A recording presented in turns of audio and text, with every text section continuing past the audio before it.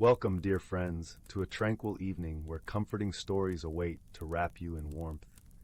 I hope your day has been wonderful, and as we sit by the cozy fireplace, let your imagination drift into whimsical worlds. This is the perfect time of year to nestle into calming tales. Let the gentle glow of the fire guide you into a peaceful slumber. Story 1. In the heart of a village that time seemed to have forgotten, nestled within the embrace of an ancient forest, lived a young girl named Willow. The village was a picturesque scene of cobblestone paths winding like a gentle river between timber-framed cottages, whose chimneys exhaled tendrils of smoke into the crisp morning air. The aroma of freshly baked bread mingled with the earthy scent of dew-kissed earth, creating a comforting fragrance that heralded the dawn of each new day. From her earliest memories, Willow felt an inexplicable connection to the forest that enveloped her home. Her heart leaped with joy as she wandered the meandering paths, the symphony of rustling leaves and chirping birds forming a melody that resonated with her soul. She conversed with the birds and squirrels as if they were her closest confidants, her voice a gentle song that harmonized with the whispering breeze. Willow was not just a child of the village. She was a child of the wild, with hair the color of chestnut bark and eyes that mirrored the clear blue sky. Her mother often marveled at her daughter's affinity for the forest, recalling tales of her own grandmother, who, it was said, possessed a similar bond with nature. Willow's father, a blacksmith whose hands were rough from years of forging iron, would sometimes watch her from the edge of the woods. His eyes, usually hardened by the heat of the forge, softened as he observed his daughter, a silent acknowledgement of the mysteries that lay between the trees. One crisp autumn day, as the forest donned its cloak of amber and gold, Willow found herself drawn to a secluded glade where the sunlight danced through the canopy above, casting dappled shadows on the forest floor. The air was alive with the scent of pine and the gentle hum of life unseen.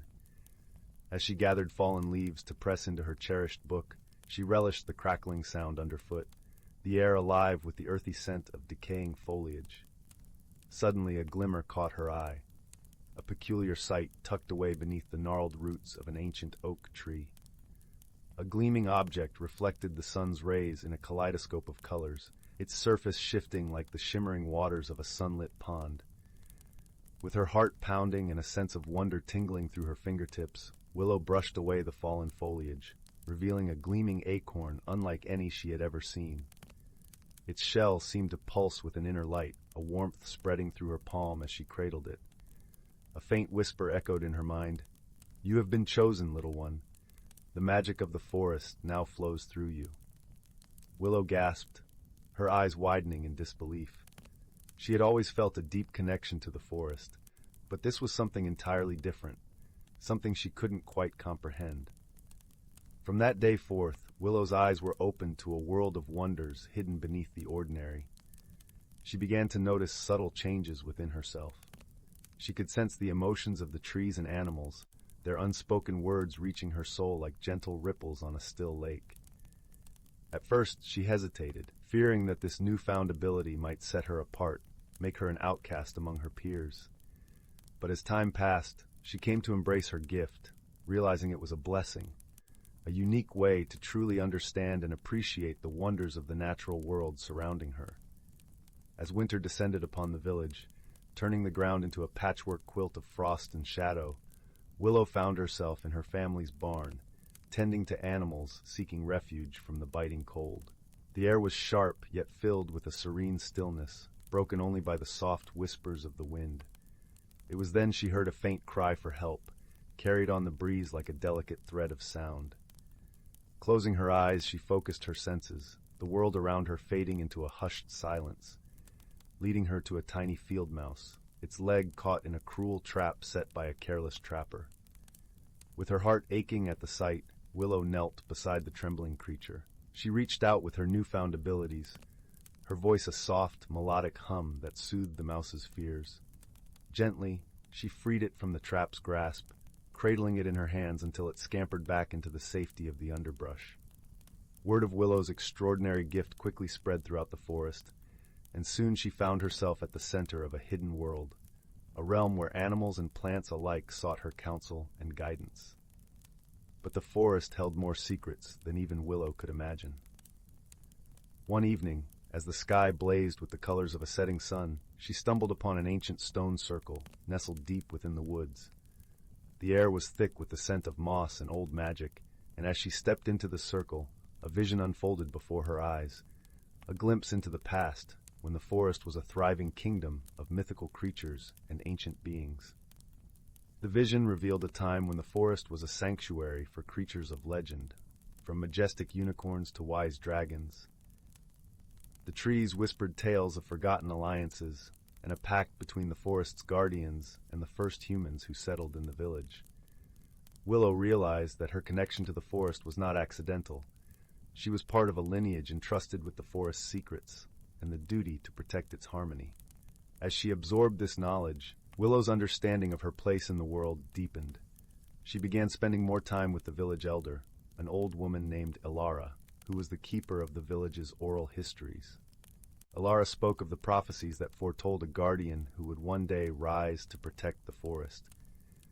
Willow listened intently, the words resonating within her as if awakening dormant memories. With this revelation, Willow's resolve grew stronger. She became a bridge between the human world and the natural one, using her abilities to resolve conflicts and maintain the delicate balance that had existed for centuries. As the seasons changed and the years passed, her bond with the forest deepened, and she learned to harness the magic within her, weaving it into a tapestry of protection and harmony. But even with her newfound knowledge, a shadow loomed on the horizon. One fateful day, a dark cloud descended upon the forest. A greedy lumber company had set its sights on the ancient trees, seeking to exploit their precious wood for profit. Their machines rumbled like distant storms, a threat that could not be ignored. Willow knew she had to act swiftly to protect her beloved home and the countless lives that depended on it. Calling upon the magic that flowed through her veins, Willow embarked on a treacherous journey, venturing deep into the heart of the forest to seek counsel from the oldest and wisest of the trees. Along the way, she encountered a myriad of challenges, treacherous ravines yawning beneath her feet, cunning predators lurking in the shadows. Yet her unwavering determination and the help of her animal friends, deer with eyes like liquid pools, owls with wings silent as the night, saw her through. Finally, after days of arduous travel, Willow stood before the great oak, a towering behemoth whose branches stretched toward the heavens, its roots delving deep into the earth's core. The great oak imparted ancient knowledge upon Willow, its voice a deep rumble that resonated through her very bones, teaching her the secrets of the forest's magic and how to harness its power to protect the land she held so dear. As Willow absorbed this wisdom, another figure emerged from the shadows of the ancient grove, an ethereal presence that seemed to step out of the very fabric of the forest. It was the spirit of her great-grandmother, the guardian before her, whose stories Willow's mother had whispered during quiet evenings by the hearth. The spirit's eyes glowed with the light of countless stars, and her voice was like a gentle breeze, filled with both warmth and authority. "My dear Willow," she spoke, her voice carrying the weight of generations.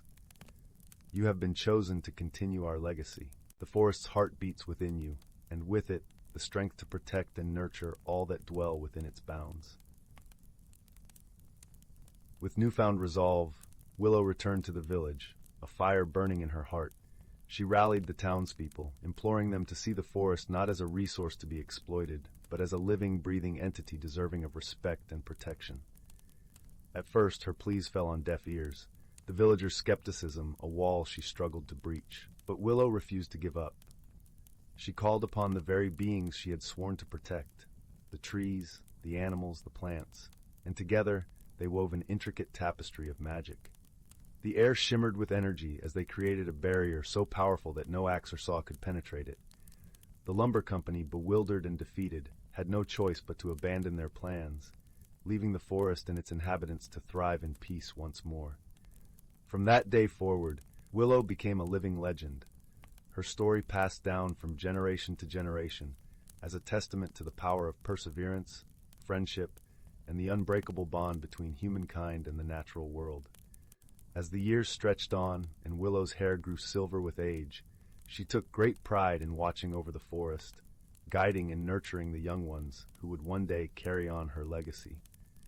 And when her time on this earth finally came to an end, it was said that her spirit merged with the very trees she had loved and protected, her essence becoming one with the forest she had called home. To this day, those who venture into the ancient woods can feel Willow's presence, a gentle whisper carried on the breeze, a reminder of the magic that lies within us all, if we only open our hearts and minds to the wonders of the natural world.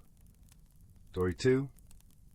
In the serene village of Eldergrove, where the whispering pines sang lullabies to the moon and the river flowed with the melody of ancient songs, lived a young woman named Liora. Eldergrove was a place where time seemed to move at its own gentle pace, and the villagers cherished their traditions like well-worn, comforting quilts.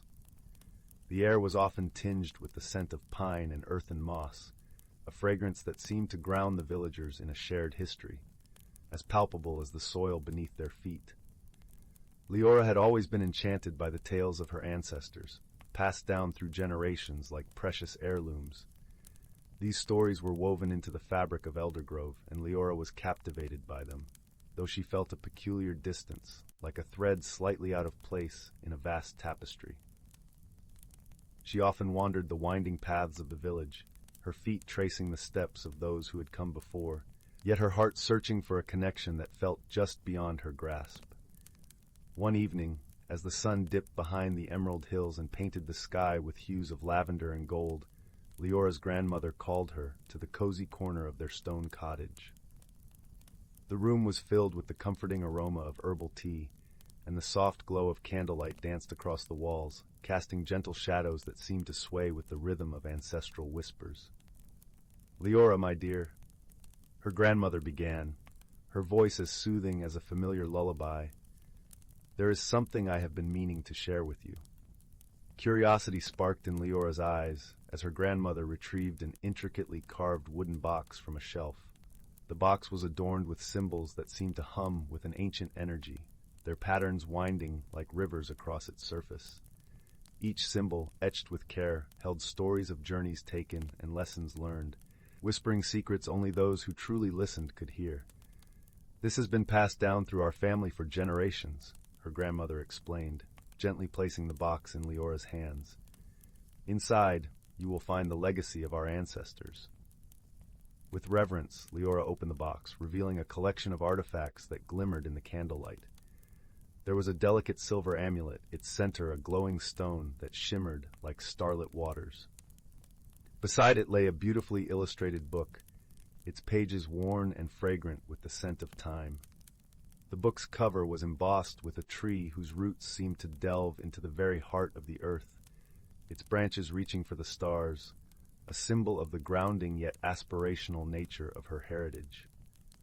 As Liora carefully lifted the amulet, a warmth spread through her fingers, and she felt a connection to the past, as if 1,000 voices whispered their stories to her heart.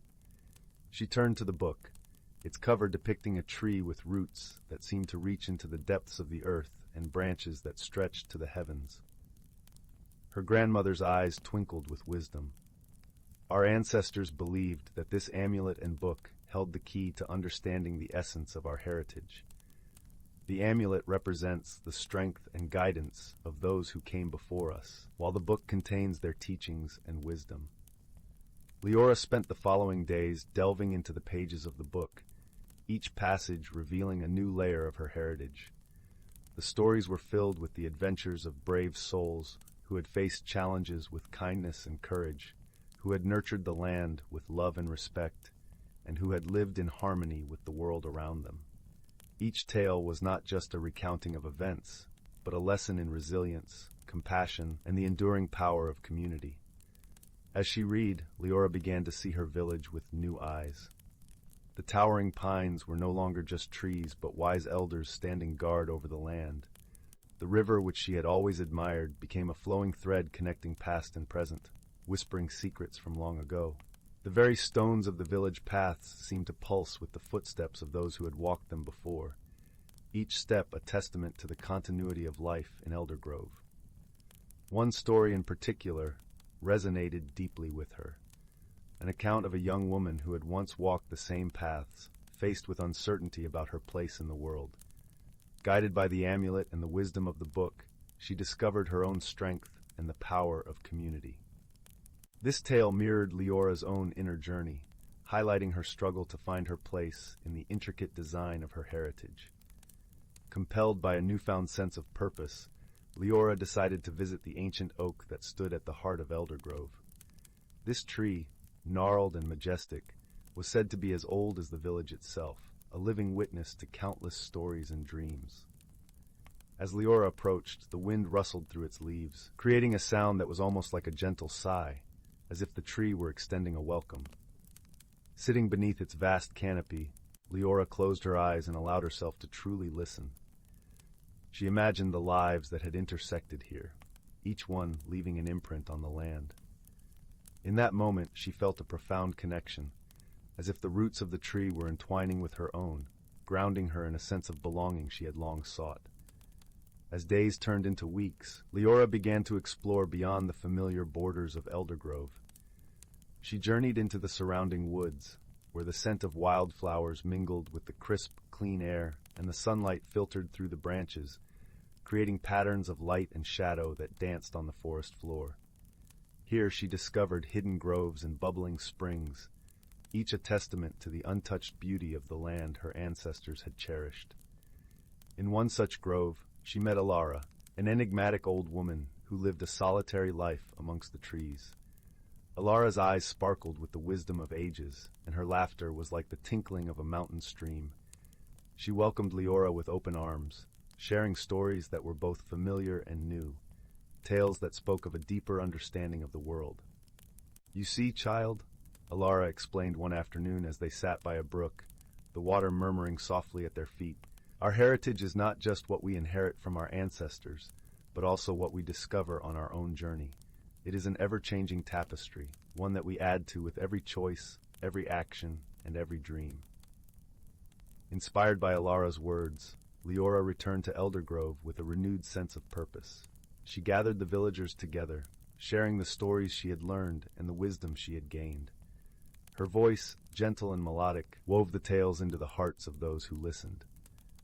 As she spoke, she saw the same spark of connection igniting in their eyes, a shared understanding that transcended time. The villagers, too, began to share their own stories, creating a tapestry of experiences that embraced the past, celebrated the present, and inspired the future. Through this journey into her past, Liora found a profound sense of belonging. The legacy of her ancestors was not just a collection of artifacts, but a living tradition, a guiding light for her own path and for the village of Eldergrove. She realized that the tales of old were not distant echoes, but vibrant threads woven into the present, shaping the community and nurturing the land they cherished. One particular day, as the village gathered for the annual harvest festival, a young boy approached Liora, his eyes wide with curiosity. "Is it true, Liora, that the stories can change the future?" he asked, his voice barely above a whisper.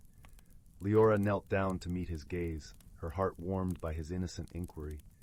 "Yes," she replied, "the stories guide us and remind us of who we are and who we can become. They are like seeds planted in the soil of our hearts, waiting to grow into something beautiful." The boy nodded thoughtfully, his expression one of wonder and understanding.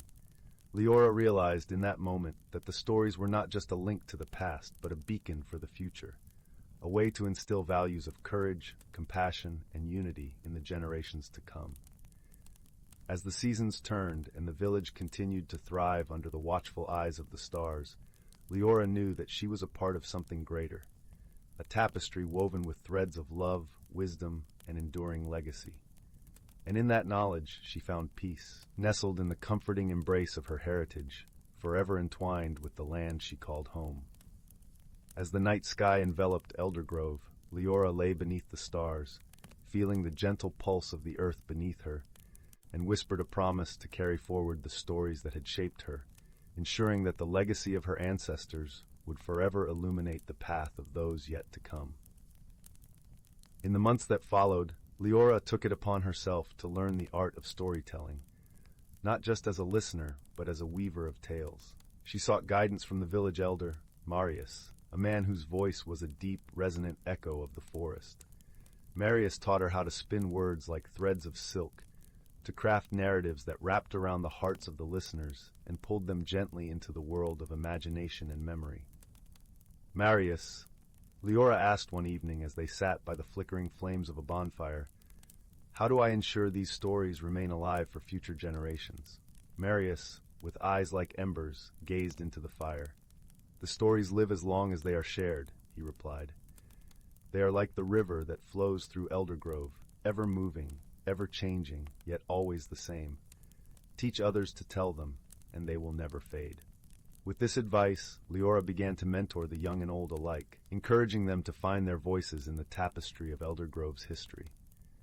She organized gatherings where villagers could come together to share their own experiences, transforming individual memories into collective wisdom. In doing so, she not only preserved the past, but also created a vibrant living history that pulsed with life and connection. One day, while exploring a forgotten path that wound its way through a dense thicket, Liora stumbled upon an ancient stone circle, hidden and untouched by time. The stones were covered in moss, their surfaces etched with symbols similar to those on the wooden box her grandmother had entrusted to her. In the center of the circle lay a small pool of water, clear as crystal, reflecting the sky above. As Liora knelt by the pool, she saw her own reflection mingling with the shapes of the clouds. In that moment, she realized that she was an integral part of the story, a bridge between the past and the future. The realization was like a key turning in a lock, opening her heart to the endless possibilities of her journey. Returning to the village, Liora shared her discovery with the villagers, and together they reclaimed the stone circle as a place of gathering and reflection. It became a sacred space where they could connect with their roots and with each other, a testament to the enduring spirit of Eldergrove. As the years passed, Liora watched the village grow and thrive, its traditions flourishing under the canopy of shared stories and collective dreams. The young boy who had once asked about the future grew into a storyteller himself, his voice carrying the legacy forward. And Liora, now a wise elder, watched with pride as the next generation took up the mantle, ensuring that the stories of Eldergrove would continue to illuminate the path for those yet to come. In her twilight years, Liora often sat by the ancient oak, her presence as a familiar and comforting part of the landscape as the tree itself. On one such evening, as the moon cast a silver glow over the village, she felt a gentle rustling beside her. It was her granddaughter, Erin, whose eyes mirrored the same curiosity that had once driven Liora's own journey. "Grandmother," Erin asked softly, "do you think we will always remember these stories?" Liora smiled, reaching out to brush a lock of hair from Erin's face. "As long as there are hearts willing to listen and voices ready to share, our stories will never be forgotten. They are the roots that anchor us, the branches that reach for the future." Together, they watched as the stars appeared one by one, a celestial tapestry above the village of Eldergrove. And in the quiet embrace of the night, Liora knew that the legacy of her ancestors would continue to thrive, ever vibrant and alive in the hearts of those who called this place home. Story 3. In the heart of this quaint village, nestled between the gentle embrace of towering hills and sprawling meadows, the ancient forest was more than just a backdrop. It was a living entity, breathing with the energy of countless tales untold.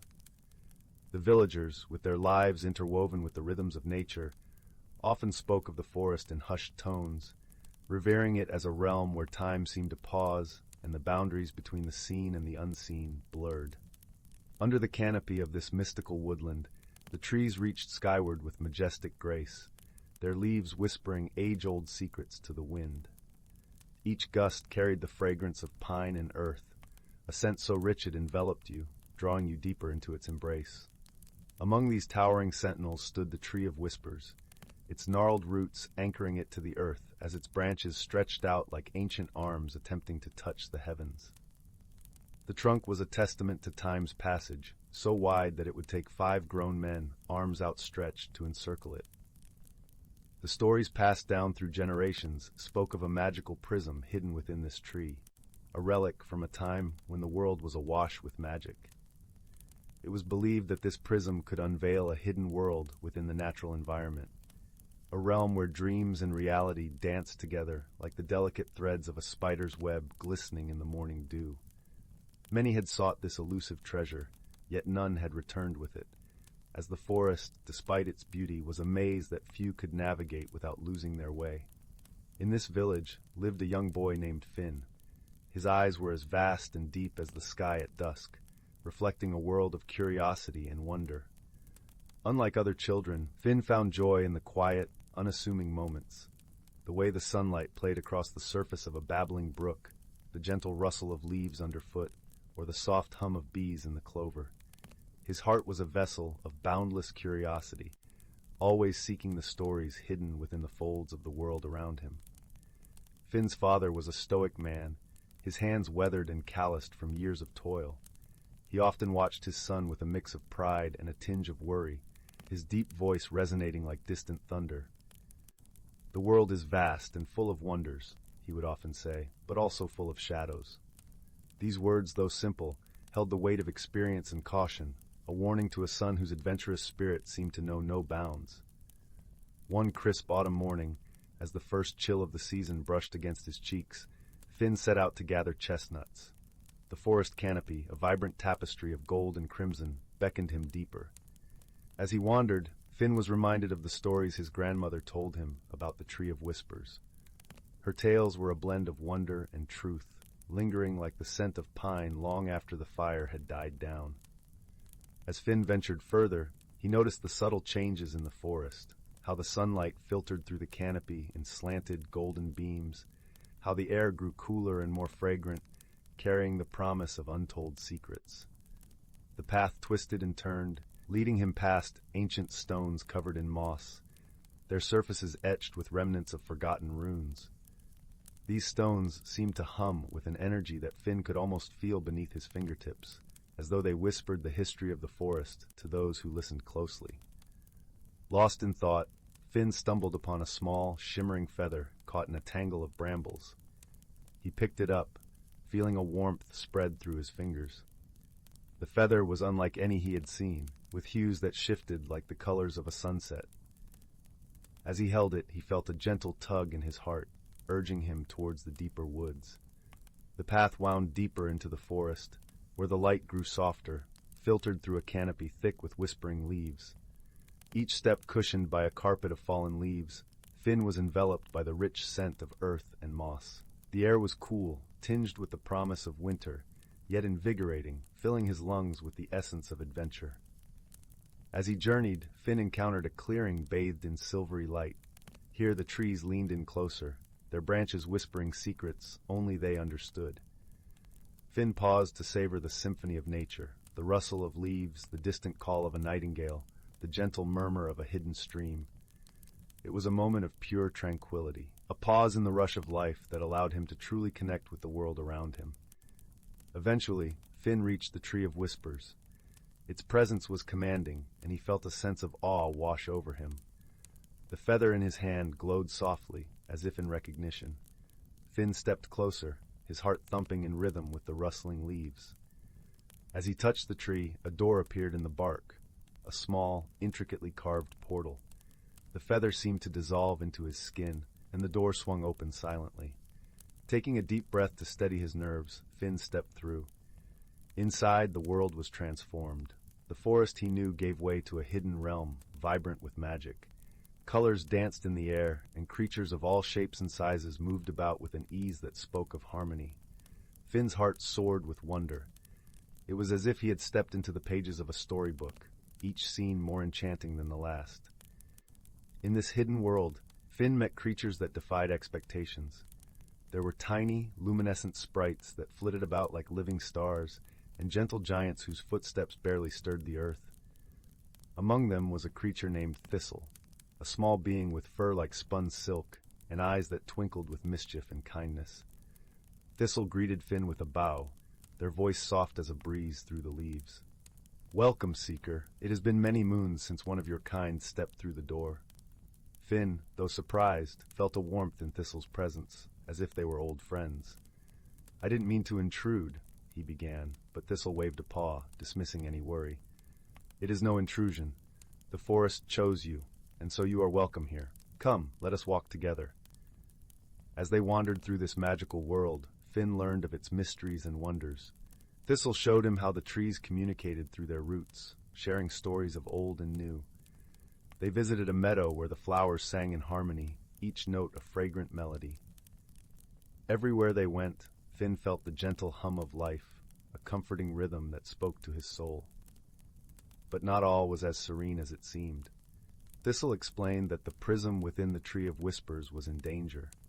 A shadow had fallen over the hidden realm, a creeping darkness that threatened to unravel the delicate balance. The prism, a beacon of hope and light, was the key to restoring harmony. Finn, with his unyielding curiosity and kind heart, offered to help. "What must I do?" he asked, determination shining in his eyes. Thistle led him to a glade where the light of the setting sun painted the trees in hues of fire and gold. In the center stood a pedestal of stone, and atop it rested the prism. It was a marvel to behold, its facets refracting light in a dazzling display. "To awaken the prism, one must face the darkness within," Thistle said, their voice solemn yet encouraging. "It is not a battle of might, but of understanding and acceptance." Finn nodded, his heart steady. He approached the prism, feeling its warmth flood his senses. As he touched it, the world around him faded, and he found himself standing in a vast, open space, surrounded by swirling shadows. These shadows were not menacing, but rather reflections of fears and doubts that lingered in his heart.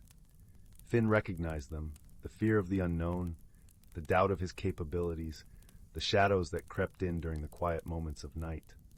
But Finn was not alone. The forest's magic, the friendship of Thistle, and the love of his village filled him with courage. He understood that these shadows were a part of him, not to be banished, but embraced. With this realization, the shadows began to dissolve, replaced by a warm, golden light. The prism glowed brightly, its magic resonating with Finn's newfound understanding. He stepped forward, feeling the light fill him with a sense of peace and purpose. When he returned to the hidden realm, Thistle was waiting, their eyes filled with pride. "You have done it, Seeker. The balance is restored, thanks to your courage and heart." The forest echoed with joy, the creatures celebrating the return of harmony. Finn felt a deep sense of fulfillment, knowing he had played a part in this magical world. As the sun dipped below the horizon, Finn knew it was time to return to his own world. Thistle walked with him to the tree's portal, their friendship a bond that transcended worlds. "Remember, Finn," Thistle said softly, "the magic you carry within will always guide you, even in the darkest times." With a final farewell, Finn stepped back through the door, emerging into the familiar embrace of the forest. The evening air was cool and filled with the scent of pine and earth. The prism's light lingered in his heart, a gentle reminder of the adventure and the friends he had found. As he made his way home, the stars began to twinkle in the velvet sky, each one a promise of dreams yet to come. Finn knew that the magic of the hidden realm would always be a part of him, a secret world that whispered to those who dared to listen. And so, with a heart full of wonder and eyes reflecting the starry night, Finn returned to his village, forever changed by the journey and the timeless bond of friendship he had forged. Back in his village, Finn's newfound understanding shone through in subtle ways. He saw the world differently, recognizing the beauty and magic in everyday life. He shared his story with the villagers, who listened with rapt attention, their eyes wide with wonder and a touch of disbelief. His father, initially skeptical, saw the change in his son's demeanor, the quiet confidence, the twinkle of wisdom in his eyes. One evening, as they sat together under the starlit sky, his father placed a hand on Finn's shoulder. "I see now, Finn," he said, his voice warm with pride. "You've found something extraordinary, and it has made you a better man." Finn smiled, feeling the prism's light warm within him, a beacon guiding him through the tapestry of life. The village, once a simple place, now pulsed with unseen enchantment, each day a new chapter in the endless story of dreams and reality intertwined. In the months that followed, Finn became a bridge between the villagers and the mystical world beyond. He initiated gatherings where tales of old were exchanged and new stories were born. These stories were told not just in words, but in shared experiences. As Finn led expeditions into the forest, teaching others to listen to its whispers and find their own hidden doors. The village began to change, with children and adults alike seeking the enchantment that lay just beyond their doorstep. They learned to see with eyes unclouded by doubt, to feel the magic in the rustling leaves and the songs of the streams. Each venture into the forest was a journey of discovery, where they found not just the wonders of nature, but also fragments of themselves long forgotten. Finn's father, once a man of caution, found himself drawn into these explorations. He discovered a sense of wonder he had buried beneath years of hard work and responsibility. Together, father and son would sit by the fire, their conversations now filled with dreams and possibilities, as they recounted the day's adventures and planned for those yet to come. The bond between Finn and his father deepened, forged in the shared magic of their experiences. The elder, who had once seen the world through the lens of necessity, now embraced the mysteries it held, guided by his son's unwavering belief in the extraordinary. The village thrived with this newfound connection to the forest, its pulse synchronized with the heartbeat of the world around it. The stories Finn shared became part of the village's living memory, passed down to future generations. The Tree of Whispers stood as a testament to the bond between the seen and unseen, a guardian of the magic that flowed through their lives. And so the village, cradled in the embrace of the ancient forest, became a place where the ordinary and the magical coexisted, each day a tapestry woven with threads of wonder and reality. It was a place where dreams were not just imagined but lived, and where the whispers of the forest could be heard by those who dared to listen. As the years passed, Finn grew into a wise and gentle leader within his community. He nurtured the relationship between the villagers and the enchanted world, ensuring that the magic continued to thrive and inspire. The villagers, now attuned to the whispers of the forest, found a deeper connection to each other and the world around them. One day, as Finn walked the familiar paths of the forest, he came upon a new generation of seekers, children with eyes wide with curiosity and hearts open to the wonders that lay beyond. He watched them with a knowing smile, their joyful laughter echoing through the trees, a testament to the legacy he had helped create. The forest, with its timeless grace, continued to guard its secrets, whispering them to those who dared to listen and believe. And Finn, now a part of the forest's endless story, knew that the magic he had discovered would live on in the hearts of those who followed, guiding them through the tapestry of life and dreams intertwined. Story 4.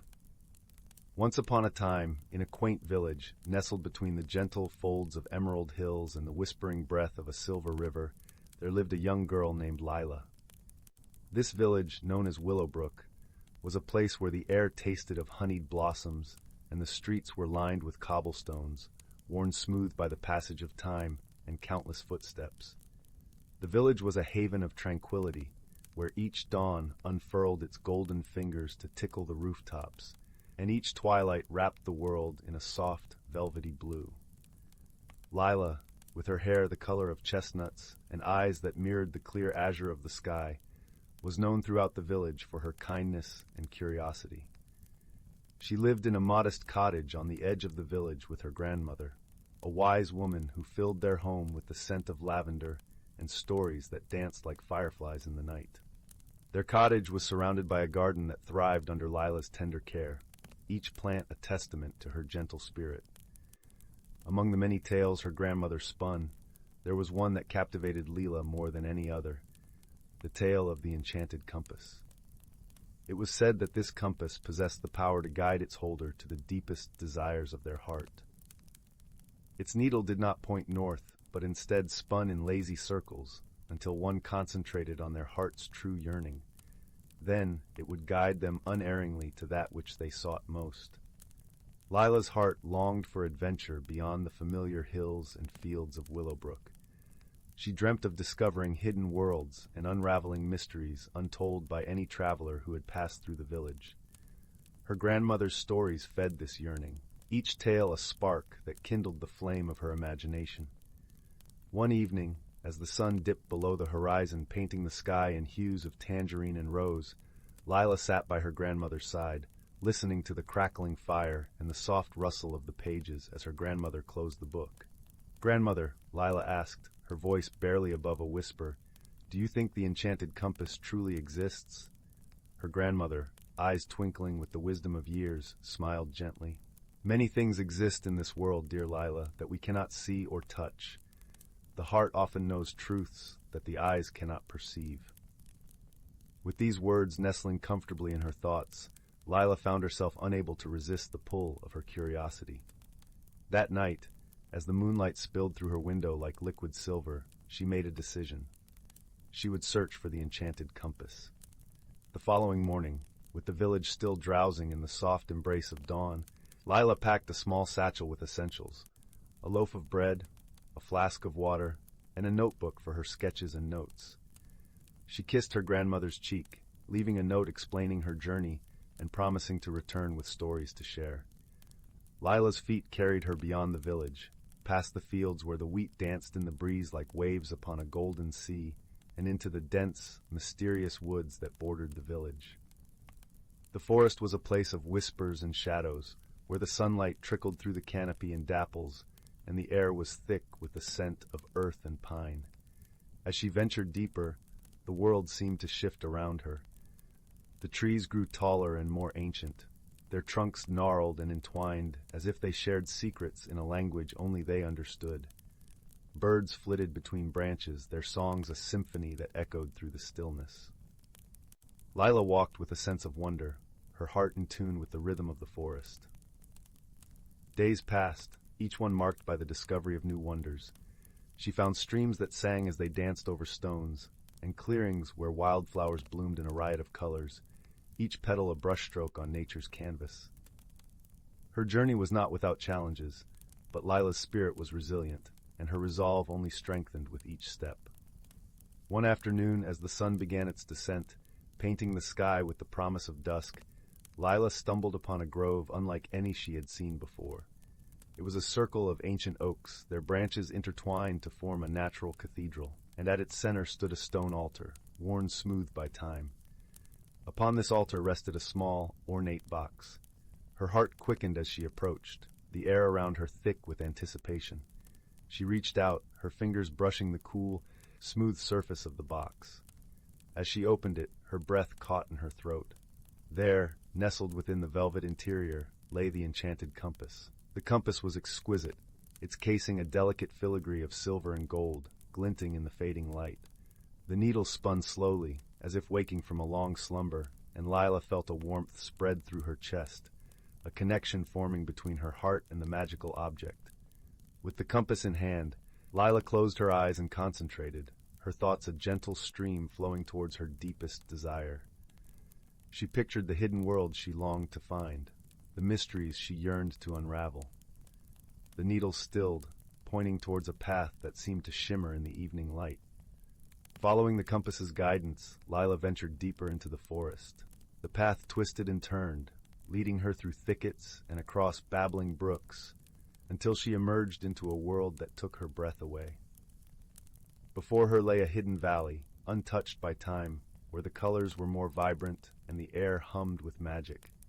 Trees towered like ancient sentinels, their leaves a canopy of emeralds shimmering in the breeze. Flowers bloomed in hues that defied description, and creatures darted through the underbrush with a grace that seemed otherworldly. As Lila explored this enchanted realm, she felt a profound sense of peace. Her heart swelled with joy and gratitude, each step a dance of discovery. She met creatures who spoke in musical tones, their eyes reflecting the wisdom of ages. They welcomed her with open arms, recognizing in her the same spirit of wonder and kindness that bound their world together. In this hidden paradise, Lila learned the true power of the enchanted compass. It was not merely a tool for finding lost treasures or hidden worlds, but a guide to the desires of the heart, a reminder that the journey itself was as important as the destination. She realized that her adventures had changed her, deepening her understanding of the world and her place within it. One day, as Lila sat by a crystalline lake that mirrored the sky's cerulean hue, she met a mysterious figure, a woman with hair like silver moonbeams and eyes that sparkled with the wisdom of ages. The woman introduced herself as Lyra, a guardian of the enchanted realm. Lyra spoke of the balance that existed between their world and the outside one, a balance that was maintained through the stories and experiences of those who ventured into their realm. Lyra shared that the enchanted compass was a gift to those pure of heart, a way to bridge the worlds and exchange the knowledge and kindness that sustained both. Lyra listened intently, absorbing the gravity of her journey and the responsibility it entailed. She realized that her adventures were not solely for her own fulfillment, but were part of a greater tapestry of connections and shared stories. As the days turned into weeks, Lila's heart grew full with the friendships she forged and the lessons she learned. She knew that she could not stay forever, for the world outside awaited her stories, and her grandmother would be eager to hear of her journey. With a heart both heavy and light, Lila bid farewell to her newfound friends, promising to return when the winds of adventure called her once more. As she retraced her steps, the compass guiding her back to Willowbrook, she carried with her a sense of fulfillment and a newfound wisdom that would remain with her always. Upon her return, the village welcomed Lila with open arms, her tales enchanting all who heard them. Her grandmother listened with tears of joy and pride, her heart swelling with love for the brave and kind-hearted girl who had ventured into the unknown and returned changed. Lila's journey had taught her that the world was vast and filled with wonders beyond imagining, but it was the connections she made and the kindness she shared that truly defined her adventure. She knew that she would continue to explore, guided by the compass of her heart, seeking new stories and new friends in every corner of the world. On one starry night, as Lila lay in her bed, the gentle lullaby of the river singing her to sleep, she dreamt of enchanted valleys and hidden worlds, her heart at peace with the knowledge that her journey was just beginning, and that the compass of her heart would always lead her true. Yet, in the depths of her slumber, another vision came to her. A glimpse of a distant mountain, its peak crowned with snow and its slopes shrouded in mist. It was a place she had never seen, but in her dream, she felt a pull as strong as the river's current. Her heart whispered promises of new adventures and untold stories waiting to be discovered. When she awoke, she couldn't shake the feeling that her journey was far from over. The compass lay on her bedside table, its needle gently spinning, as if echoing her heart's renewed longing. She knew she would one day set out again, following the compass into the unknown, ready to embrace whatever wonders and challenges lay ahead. As she pondered this new vision, Lila remembered an old map her grandmother had shown her, depicting lands and seas far beyond Willowbrook. A particular mark on the map, a small ink blot in the shape of a crescent, seemed to align with the mountain from her dreams. Her grandmother had once mentioned that it was a place of legends, a land where the sky met the earth in a dance of eternal twilight. Determined to uncover its secrets, Lila began preparing for her next adventure. She visited the village's elder, a man named Eamon, who had once been a traveler himself. Eamon's stories were rich with encounters from distant lands, and he spoke of challenges and triumphs that tested the heart and spirit. Eamon shared with her the knowledge of the stars, teaching her to navigate by their light. He encouraged Lila to listen to the winds and understand the language of nature, for they would guide her in ways the compass could not. His wisdom was a treasure, each word a precious gem, adding to the tapestry of Lila's knowledge. With her preparations complete and her heart light with anticipation, Lila bid farewell to her beloved grandmother and the villagers once more. As she stepped onto the path that led away from Willowbrook, the compass tucked safely in her satchel, she felt a renewed sense of purpose. The journey ahead was uncertain, but Lila knew that each step, each discovery, would be a story waiting to unfold. With the compass of her heart leading her, she ventured towards the distant mountain, ready to embrace the wonders and wisdom it promised to reveal. Meanwhile, back in Willowbrook, her grandmother sat by the fireside, a faint smile upon her lips as she penned a letter. It was a message to an old friend, a fellow storyteller who lived beyond the hills. She spoke of Lila's adventurous spirit and the wondrous tales she would bring back. This friend, known for his own collection of magical artifacts, had once mentioned the mountain and its mystical allure. As Lila journeyed, the letter found its way to this friend, who read it with a knowing smile. He began to prepare for a meeting with the young adventurer, feeling the threads of fate weaving their paths together. Unbeknownst to Lyra, this meeting would bring new insights and challenges, adding layers to her quest and deepening her understanding of the world she sought to explore. And so, with the stars as her guide and her spirit as her compass, Lyra set forth on a new adventure, her heart singing with the promise of untold stories and uncharted worlds. The journey was her own, but the tales she would gather would belong to all, weaving together the threads of connection and wonder that bound all hearts to the magic of the world. Story 5. On the edge of a tranquil village nestled between rolling hills and a whispering forest, there stood an old stone cottage. Its moss-covered walls and weathered shingles spoke of stories long past, resonating with the echoes of laughter and tears that had filled its rooms over centuries. The garden thrived with wildflowers, lavender, daisies, and poppies, that danced rhythmically in the breeze, their colors a vibrant tapestry against the earth's muted tones. The air was scented with a blend of earth, flora, and a hint of wood smoke from the hearth, creating an embrace that was both familiar and comforting. In this cottage lived a young woman named Anwen, whose spirit was as vibrant and restless as the garden she tended. Her emerald eyes, alive with curiosity, often seemed to see beyond the horizon, seeking mysteries yet to be discovered. Anwen's hands, though calloused from gardening, were gentle as they turned the pages of books filled with tales of distant lands and ancient secrets. Each evening, she would curl up by the warm glow of lamplight, her heart yearning for adventures that stretched beyond the village's borders and into the unknown. One crisp autumn morning, the village was cloaked in a golden hue as the sun rose, painting the sky with shades of gold and rose, a prelude to the day's unfolding mysteries. Anwen, wrapped in a woolen shawl against the chill, stepped into her garden and noticed something peculiar. Amidst the familiar blooms, a solitary sprout caught her attention. Unlike the others, its leaves shimmered with a silvery sheen, catching the light in such a way that they seemed almost alive, whispering secrets with each flutter. Intrigued, Anwen knelt down to touch the plant, feeling the dew-soaked earth beneath her fingers. As her hand brushed the leaves, a gentle warmth spread through her palm, as if the plant were sharing a fragment of its essence. She gasped softly, a thrill of excitement tingling down her spine. This was no ordinary plant. It was a mystery waiting to be unraveled. That evening, she carefully transplanted it into a pot, placing it on the windowsill to be bathed in the moon's gentle glow, its silvery leaves reflecting the night's quiet luminescence. Days turned into weeks, and the plant grew with a vigor that defied the season's chill. Its leaves unfurled in exquisite spirals, each one more luminous than the last, casting delicate shadows on the walls. One evening, as Anwen sat curled up by the crackling fire, she was startled by a soft, melodic hum emanating from the plant.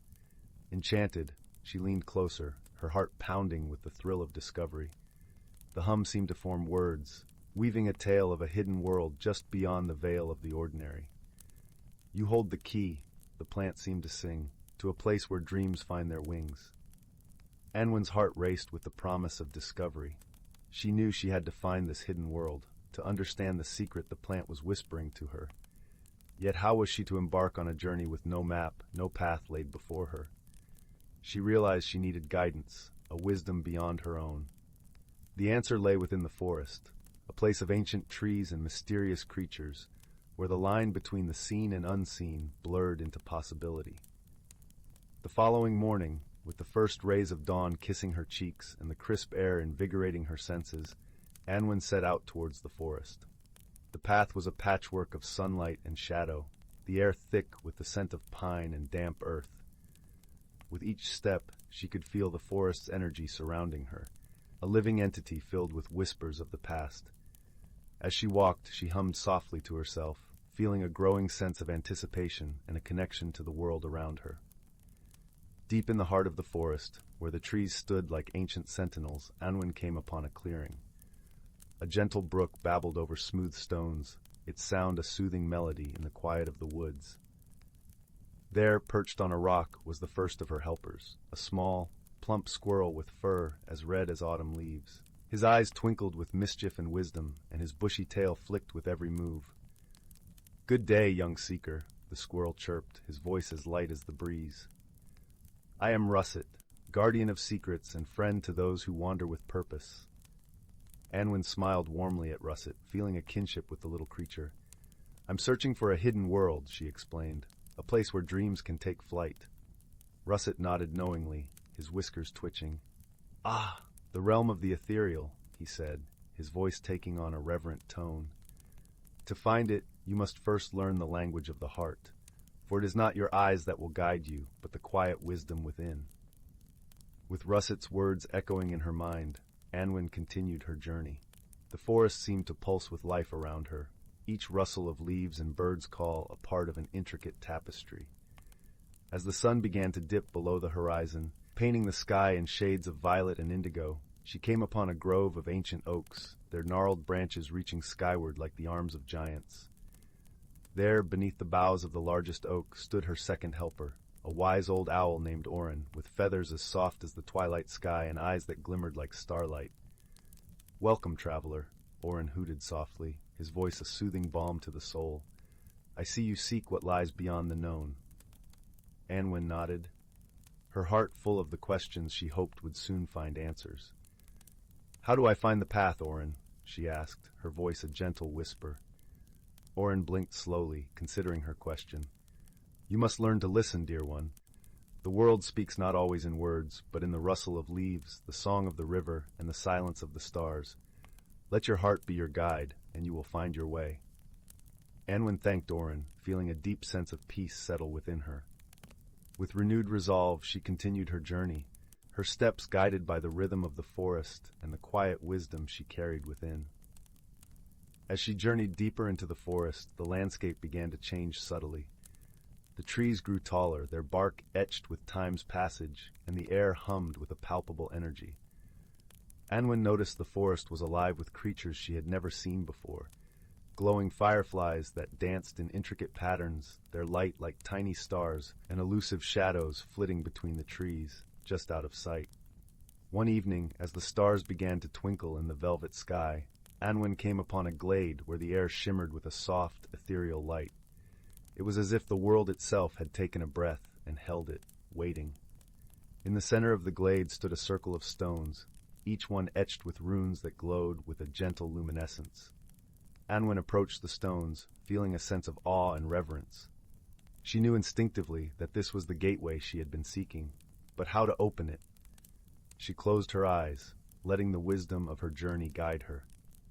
In the stillness, she heard the voices of Russet and Orin, their words a gentle reminder of the lessons she had learned. With a heart full of gratitude and wonder, she placed a hand on the nearest stone and whispered her wish, not with words, but with the language of her heart. In that moment, the air around her seemed to vibrate with energy, and the glade was filled with a warm, golden light. The stones pulsed with life, and the runes glowed brighter, forming a path that led into the heart of the ethereal realm. Anwin stepped forward, her heart light and her spirit free. As she crossed the threshold, she felt a sense of joy and belonging unlike anything she had ever known. The hidden world unfolded before her, a place where dreams soared on wings of light and the impossible was made real. In this magical realm, Anwin found herself surrounded by wonders beyond imagination. Fields of flowers that sang in harmony with the wind, streams that shimmered with the colors of the rainbow, and creatures of every kind, each more fantastical than the last. But more than the sights and sounds, it was the feeling of connection that filled her heart. She knew that she was part of something greater, a tapestry of life and love that spanned the universe. Yet within this wonder, Anwin also felt a deep, underlying whisper of responsibility. The ethereal realm had its own balance, a harmony that needed to be understood and respected. She realized that her journey was not just about discovery, but also about learning to be a guardian of the secrets she unearthed, to nurture the connection between her world and this one. Her return to the cottage was marked by a newfound sense of purpose. Anwin was greeted by the familiar scent of earth and wood smoke, a reminder of her roots and the life she cherished. The silvery plant on her windowsill now bloomed with radiant flowers, each one a testament to the wonders she had seen and the dreams she had realized. As she settled into her cozy armchair by the fire, Anwen knew that while the world was full of mysteries and magic, the greatest treasure of all was the wisdom of the heart and the friendships that had guided her on her path. Moved by a newfound sense of purpose, Anwen decided to document her journey, writing down every detail in a leather-bound journal. She hoped that one day, another seeker might find inspiration in her words and embark on their own journey of discovery.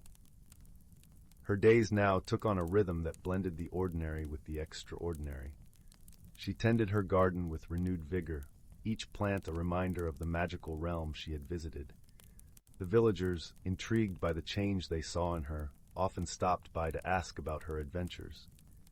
Anwen, with a knowing smile, shared only what she felt was needed, keeping the realm's secrets safe in her heart. As the seasons turned, Anwen became a beacon of quiet wisdom in the village. Her cottage, once a solitary haven, became a place where stories were exchanged over cups of herbal tea and laughter echoed in the evenings. She taught children about the language of the heart and the wonders of the world, nurturing a new generation of dreamers and seekers. And so, under the watchful gaze of the stars, Anwen drifted into a gentle, comforting sleep, her dreams filled with the promise of new adventures and the endless possibilities of a world where ordinary objects held extraordinary secrets. In the quiet of the night, the silvery plant continued to hum softly, a lullaby of the ethereal realm, promising that the magic of the heart and the wonders of the world were never truly out of reach.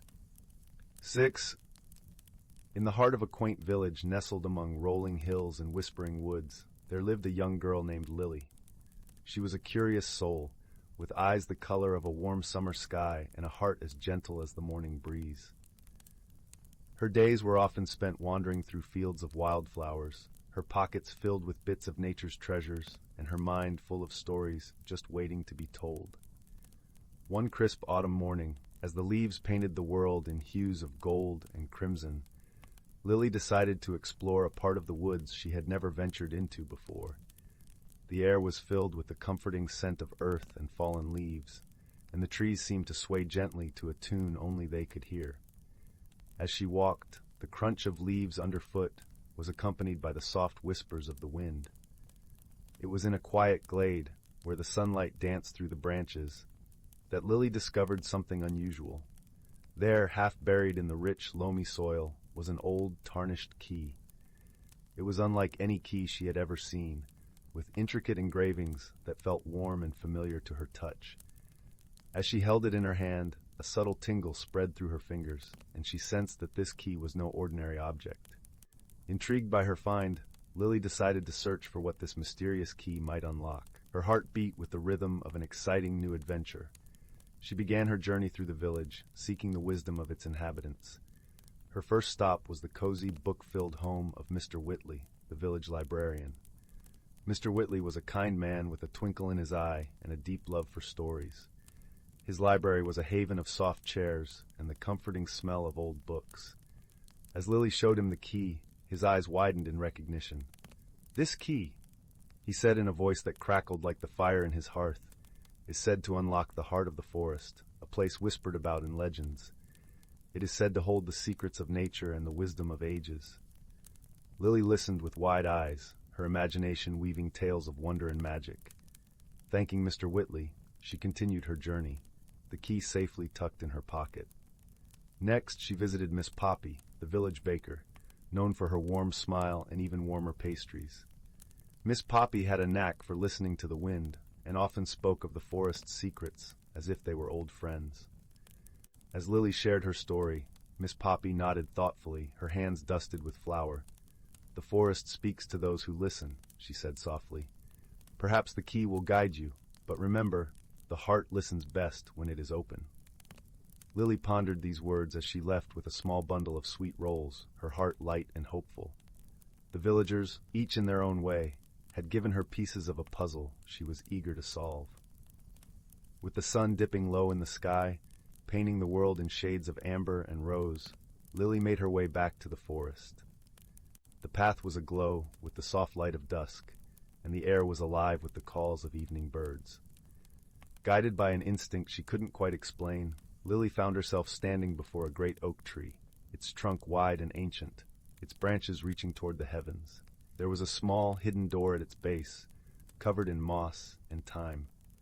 Her heart fluttered as she fit the key into the lock, her hands steady with anticipation. With a gentle click, the door swung open, revealing a spiral staircase leading down into the earth. Taking a deep breath, Lily stepped inside, her footsteps echoing softly in the cool air.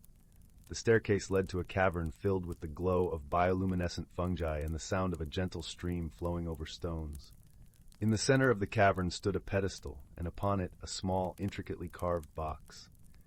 As Lily approached, she felt the warmth of the key in her pocket, guiding her. With careful hands, she placed the key in the lock of the box and turned it. The box opened with a soft sigh, revealing a single, perfect feather that shimmered with all the colors of the forest. It was a feather of the mythical phoenix, a bird said to embody the essence of renewal and eternal hope.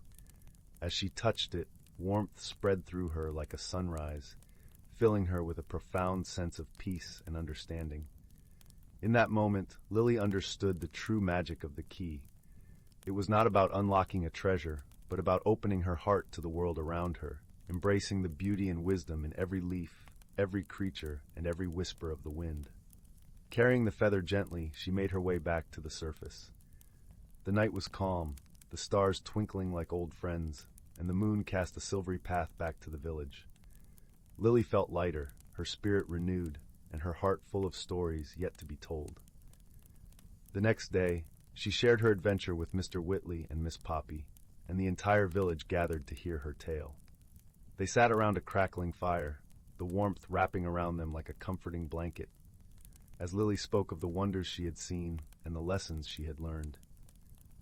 From that day on, Lily kept the phoenix feather in a small glass case by her bedside, a reminder of the magic that exists in the world and the power of an open heart. And though the key had fulfilled its purpose, it remained tucked away in her pocket, a silent promise of adventures yet to come. As the village settled into the quiet of the evening, the stars watched over them, and the gentle song of the forest filled the air, bringing with it the promise of dreams and the warmth of friendship. And in the heart of the woods, the great oak tree stood, a guardian of secrets and stories untold, waiting patiently for the next curious soul to find its door and listen to the wisdom of the forest. Story 7. Once upon a time, in a quaint little village nestled between rolling hills, there lived a young girl named Lily. Though her surroundings seemed ordinary, Lily possessed an extraordinary gift, the ability to hear the whispers of everyday objects.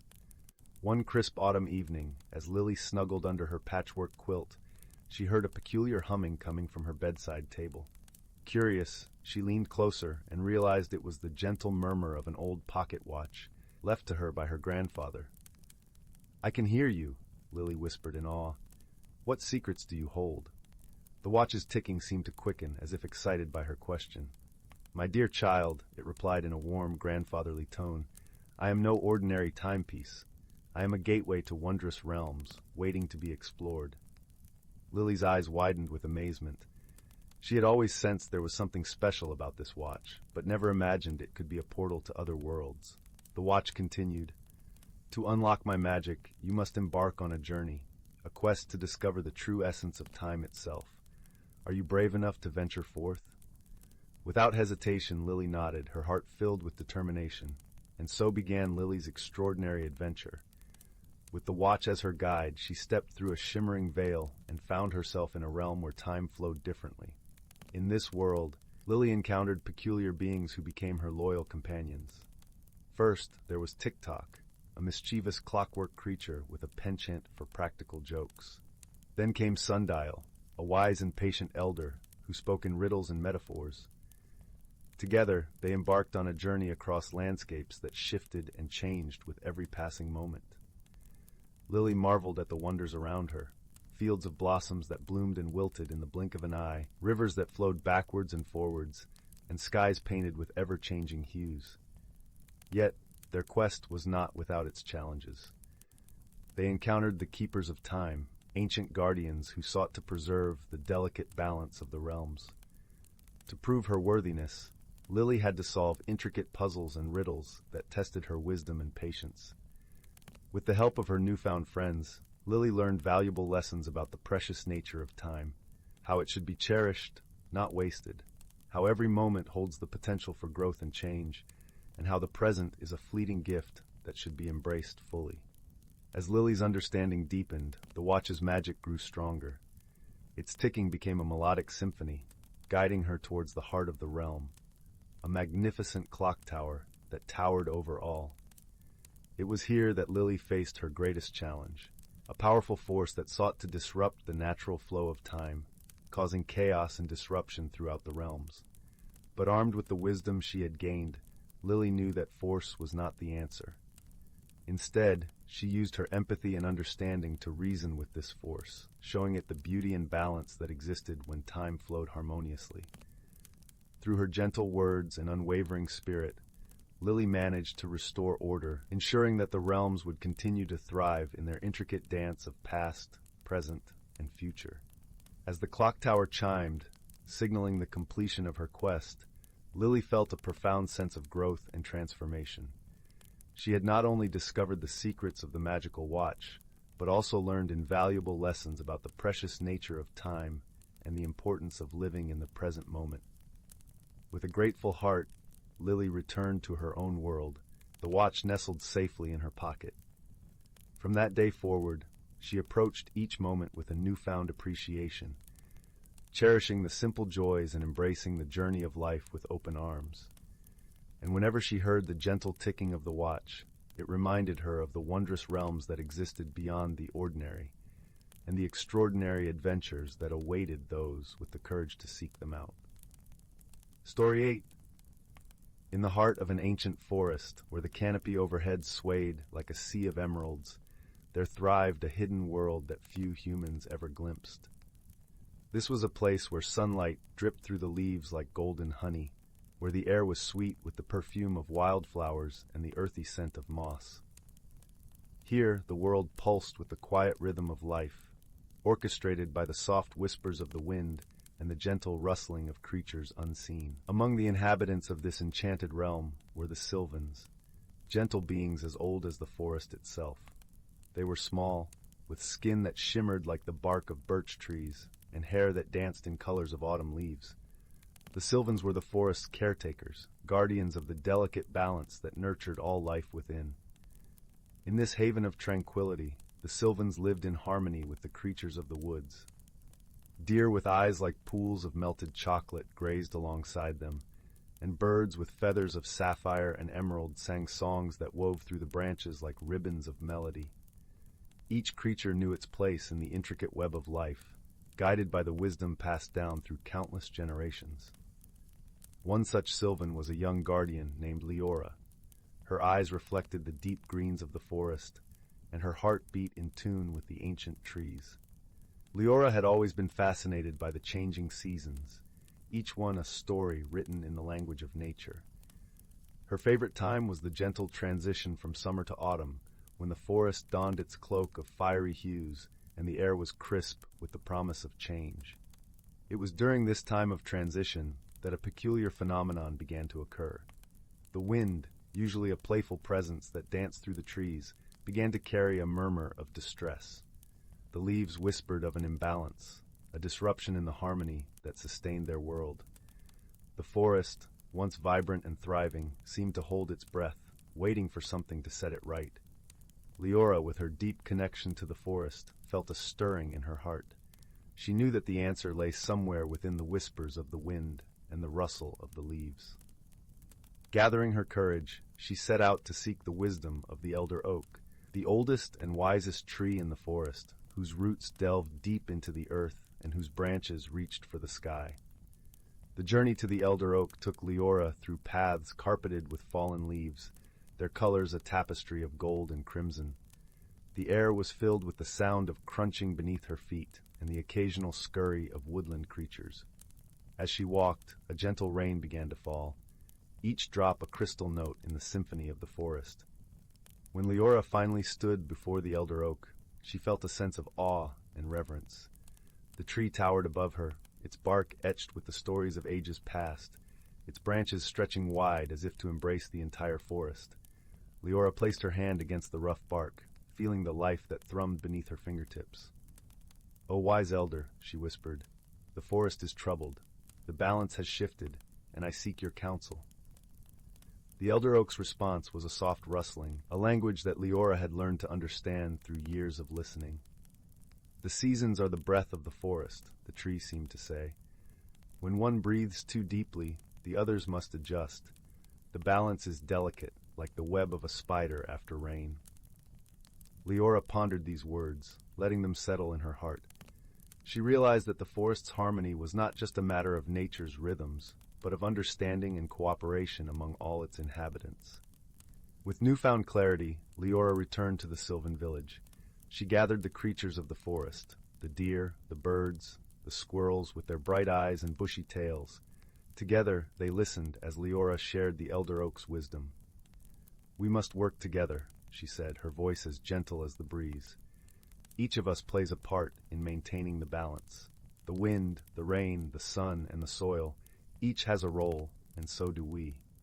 The creatures nodded, understanding that they were part of a greater whole.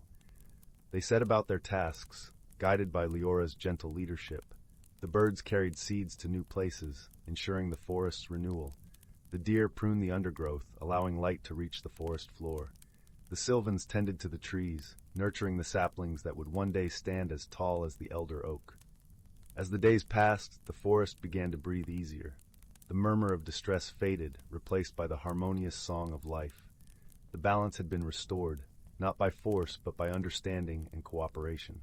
And so the seasons continued their dance, each one a chapter in the forest's story.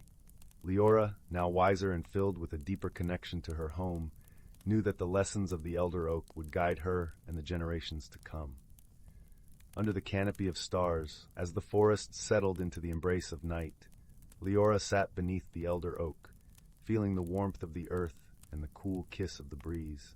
She closed her eyes, letting the peace of the forest fill her soul, knowing that she was part of something beautiful and eternal. In this ancient forest, where magic and reality intertwined, the hidden lives of natural creatures thrived in harmony, their stories woven into the fabric of the world. And as the gentle night wrapped its arms around the forest, all was as it should be, balanced, peaceful, and whole. Story 9.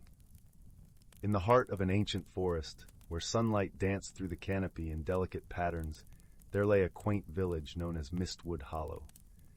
This village was unlike any other, nestled snugly between towering oaks and whispering pines.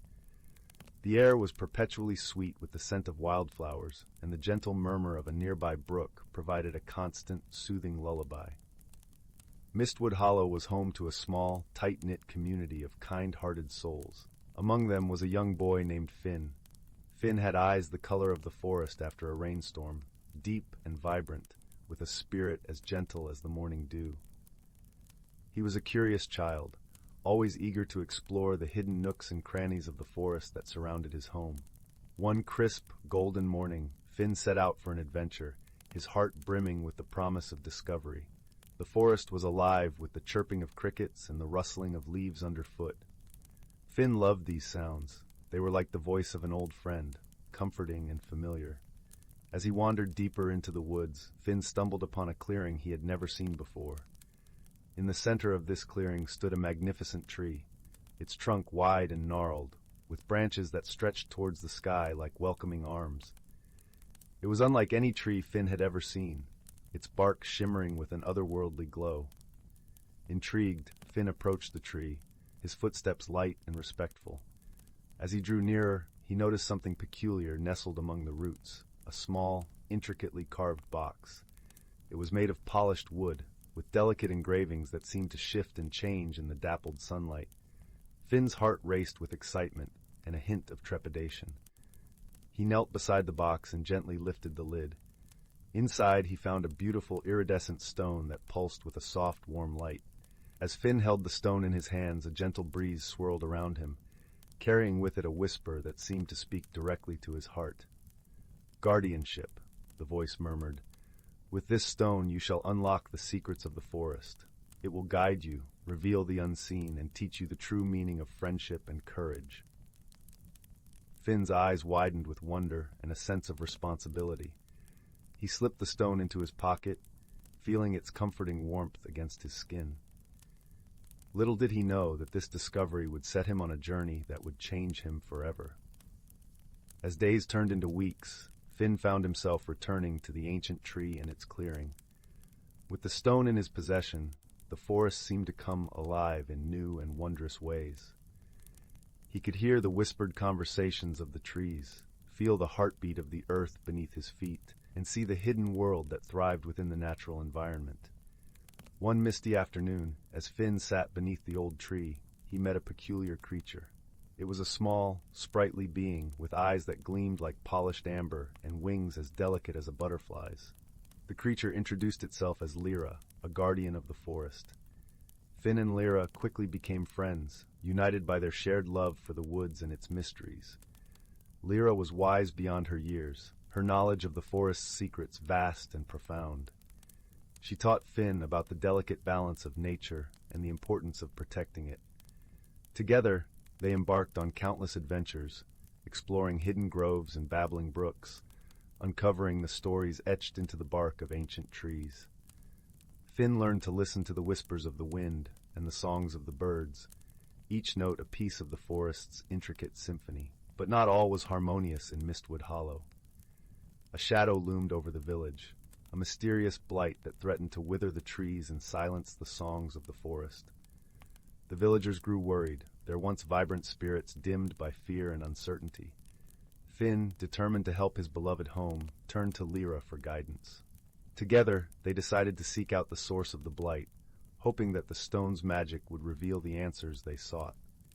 Their journey led them deep into the heart of the forest, to a place where the air was thick with magic and mystery. It was there that they discovered an ancient grove, its trees twisted and darkened by a malevolent force.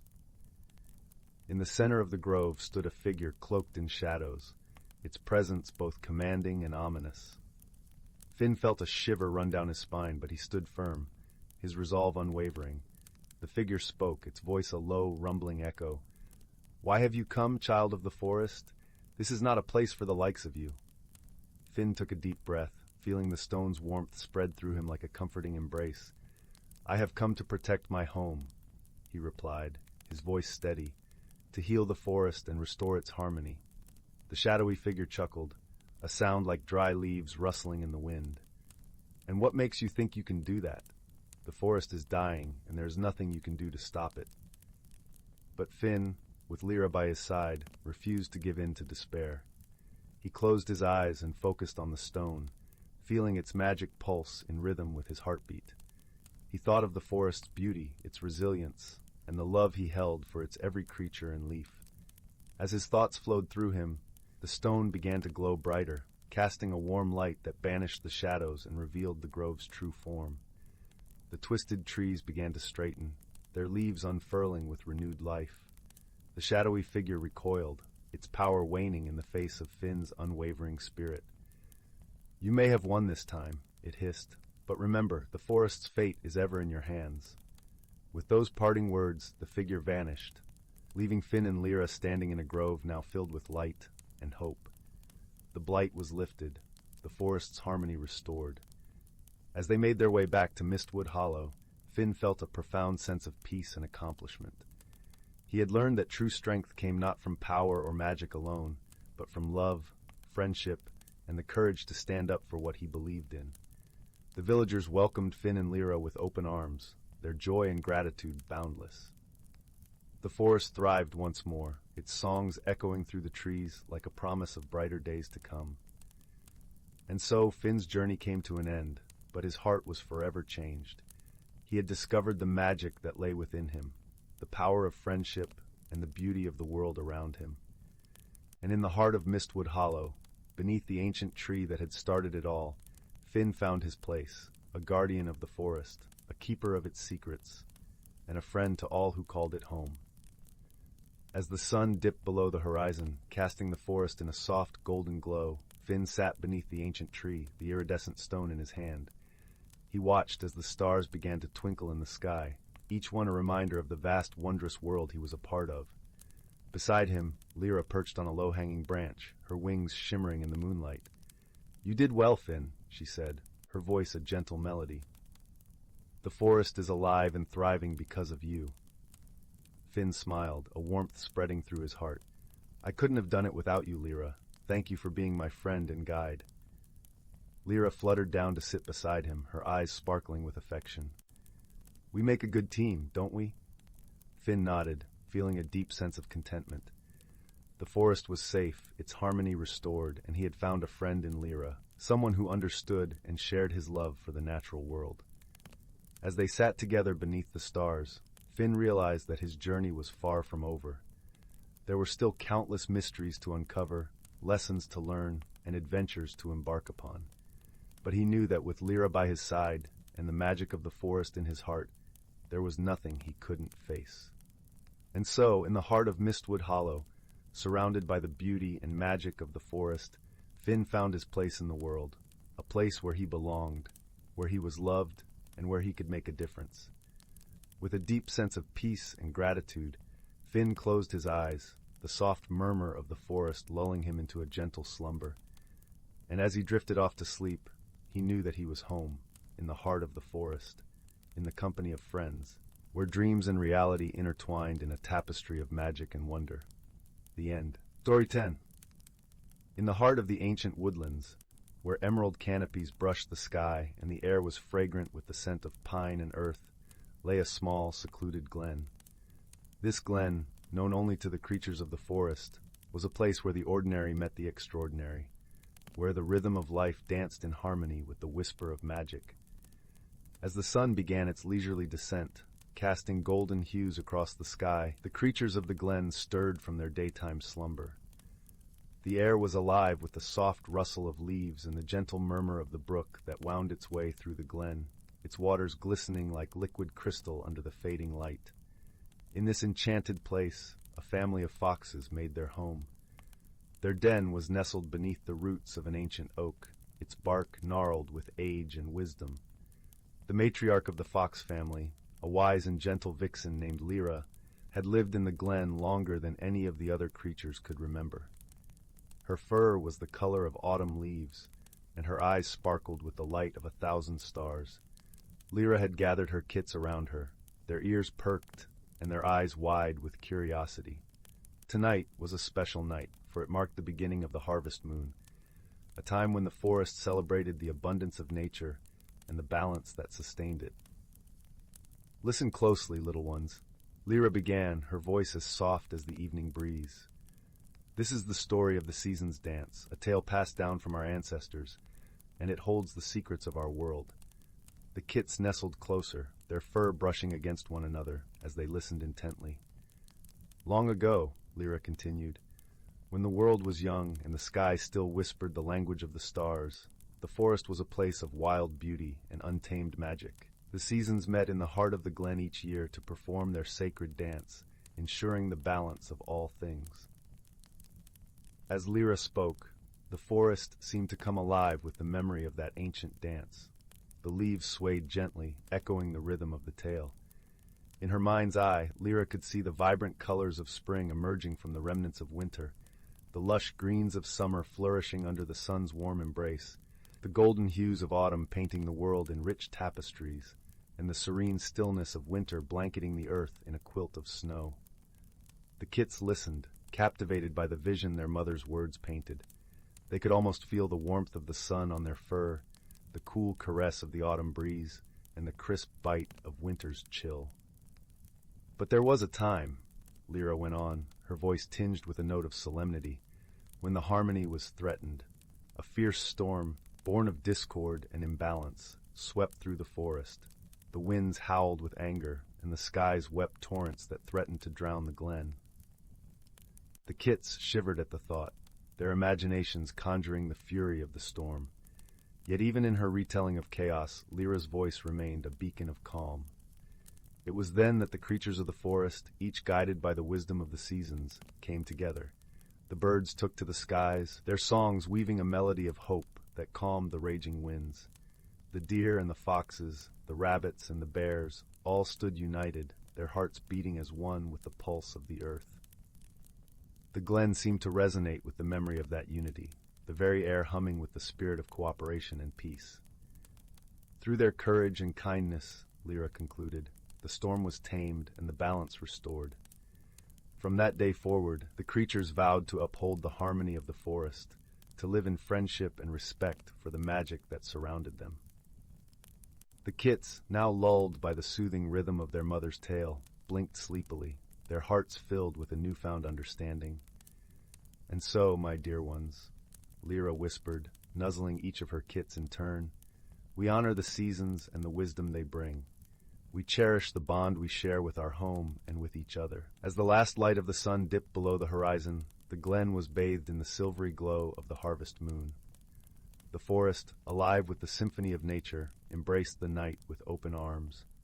The creatures nestled into their homes, the gentle lull of the brook lulling them into dreams of unity and peace.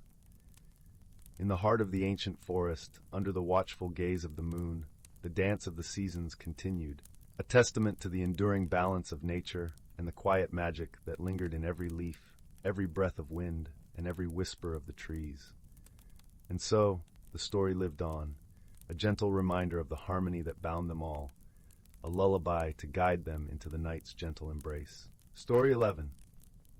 In the vast tapestry of the cosmos, where stars twinkle like distant lanterns and the shadows of nebulas paint the backdrop of infinity, there existed a small blue planet named Viridia. Viridia was a world of gentle rolling hills and serene crystal lakes, where the air was sweet with the scent of blooming flora, and the nights were kissed by the soft glow of twin moons. On this tranquil world lived a Viridian named Lyra, whose heart was as warm as the sun that gilded the planet's horizon each dawn. Lyra, with her emerald skin that shimmered like dew-kissed leaves, spent her days tending to the gardens of her village, where every bloom was a symphony of colors and fragrances. Her life was simple, yet filled with the rich joy of watching life flourish under her care. One day, as she was gathering blossoms for the village festival, something unusual happened. A shadow passed over the sun, and with a gentle thud, something landed in the meadow. Lyra's curiosity, as endless as the universe itself, led her to the source of the disturbance. There, nestled among the wildflowers, was a peculiar craft, unlike anything she had seen before.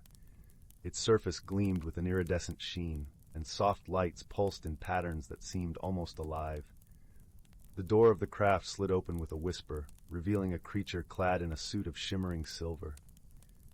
This was Zephyr, a traveler from the distant planet of Aerith, where the skies were a perpetual tapestry of swirling winds and floating islands. Zephyr's kind were beings of air and mist, their forms shifting like the clouds that danced in their skies.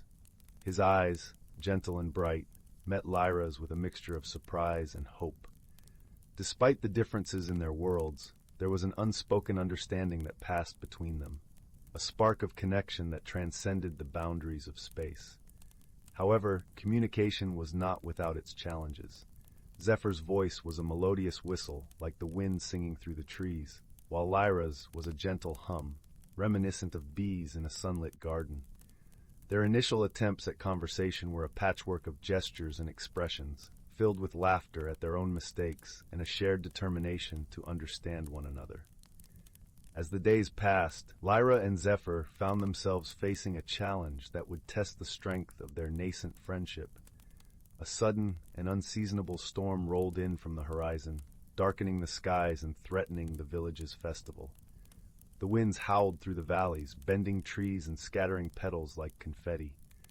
It was a force that neither Viridian nor Earthian had encountered before, and it required their combined ingenuity to protect the village. Lyra, with her deep knowledge of the land, set about fortifying the gardens, using her skills to weave the plants into barriers that would shield them from the storm's fury.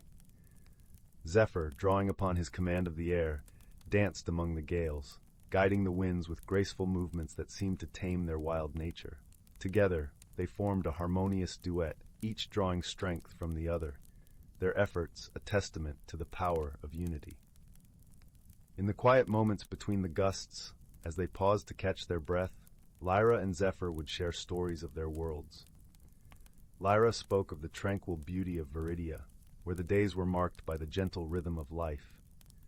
Zephyr, in turn, described the ever-changing skies of Aerith, where each moment was a new canvas painted by the winds.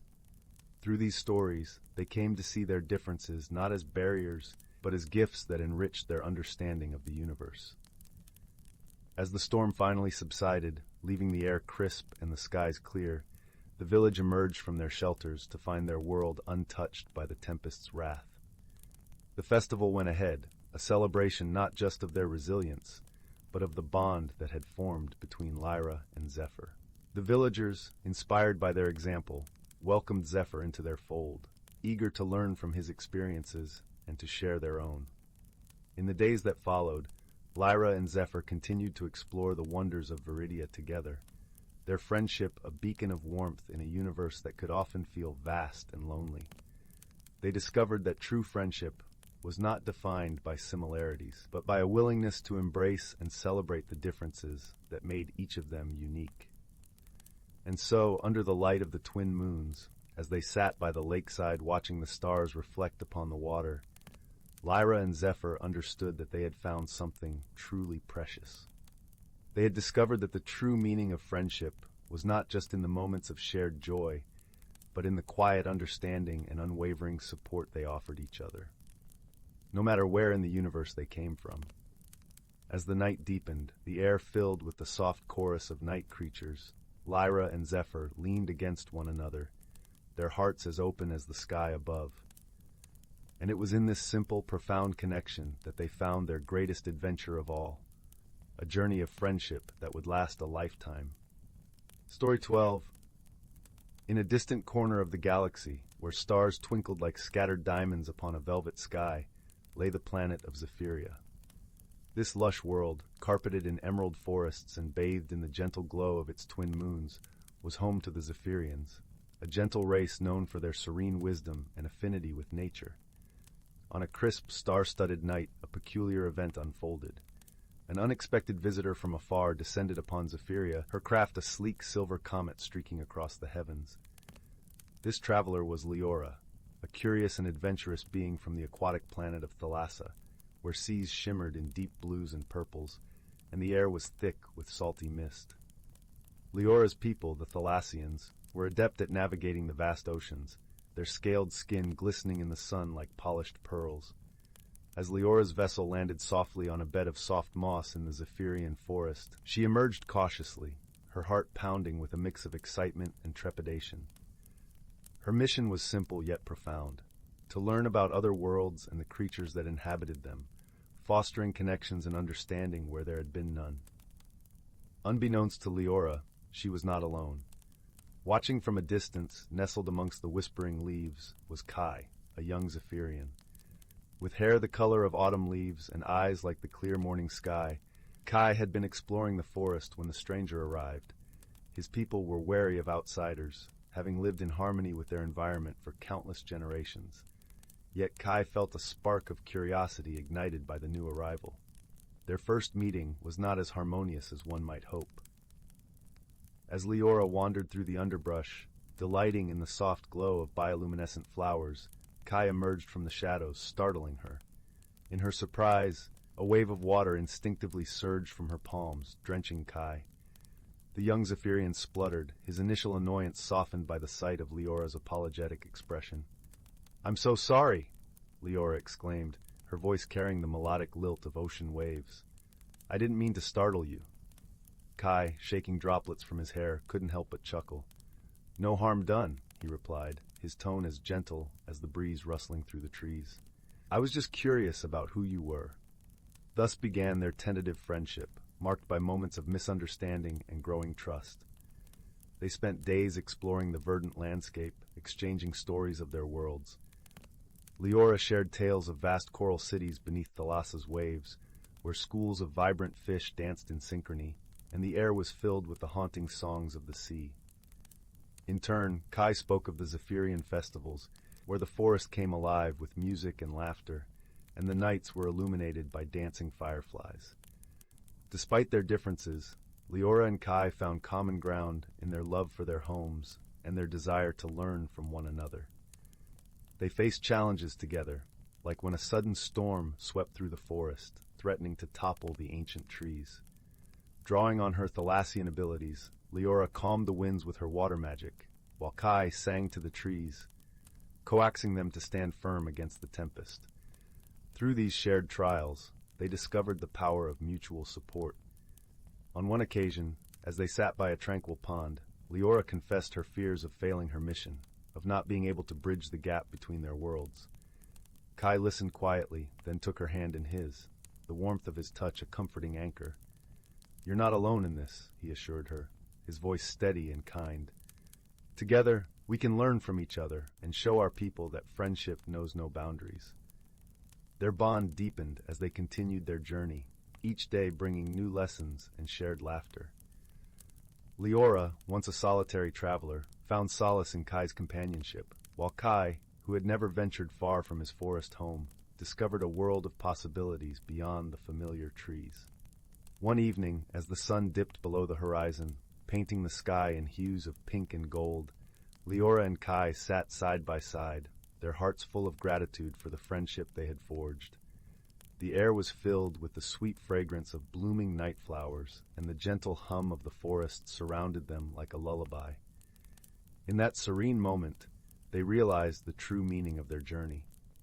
It was not just about exploring new worlds or learning new skills, but about opening their hearts to the unexpected, embracing differences, and finding strength in unity. As the stars began to twinkle overhead, Liora and Kai knew that their friendship was a beacon of hope, a testament to the power of understanding and compassion. And with that knowledge, they drifted into a peaceful slumber, wrapped in the warmth of their newfound connection and the comforting promise of a brighter tomorrow. Story 13. The Whispering Grove. In the heart of a quaint village, nestled between rolling emerald hills and the soft murmur of a gentle stream, there was a grove where the trees seemed to hum with secrets. The villagers called it the Whispering Grove, a place revered and respected, where it was said the trees held wisdom from ages past. It was here that young Marin, a girl with auburn curls and eyes the color of moss, often found solace.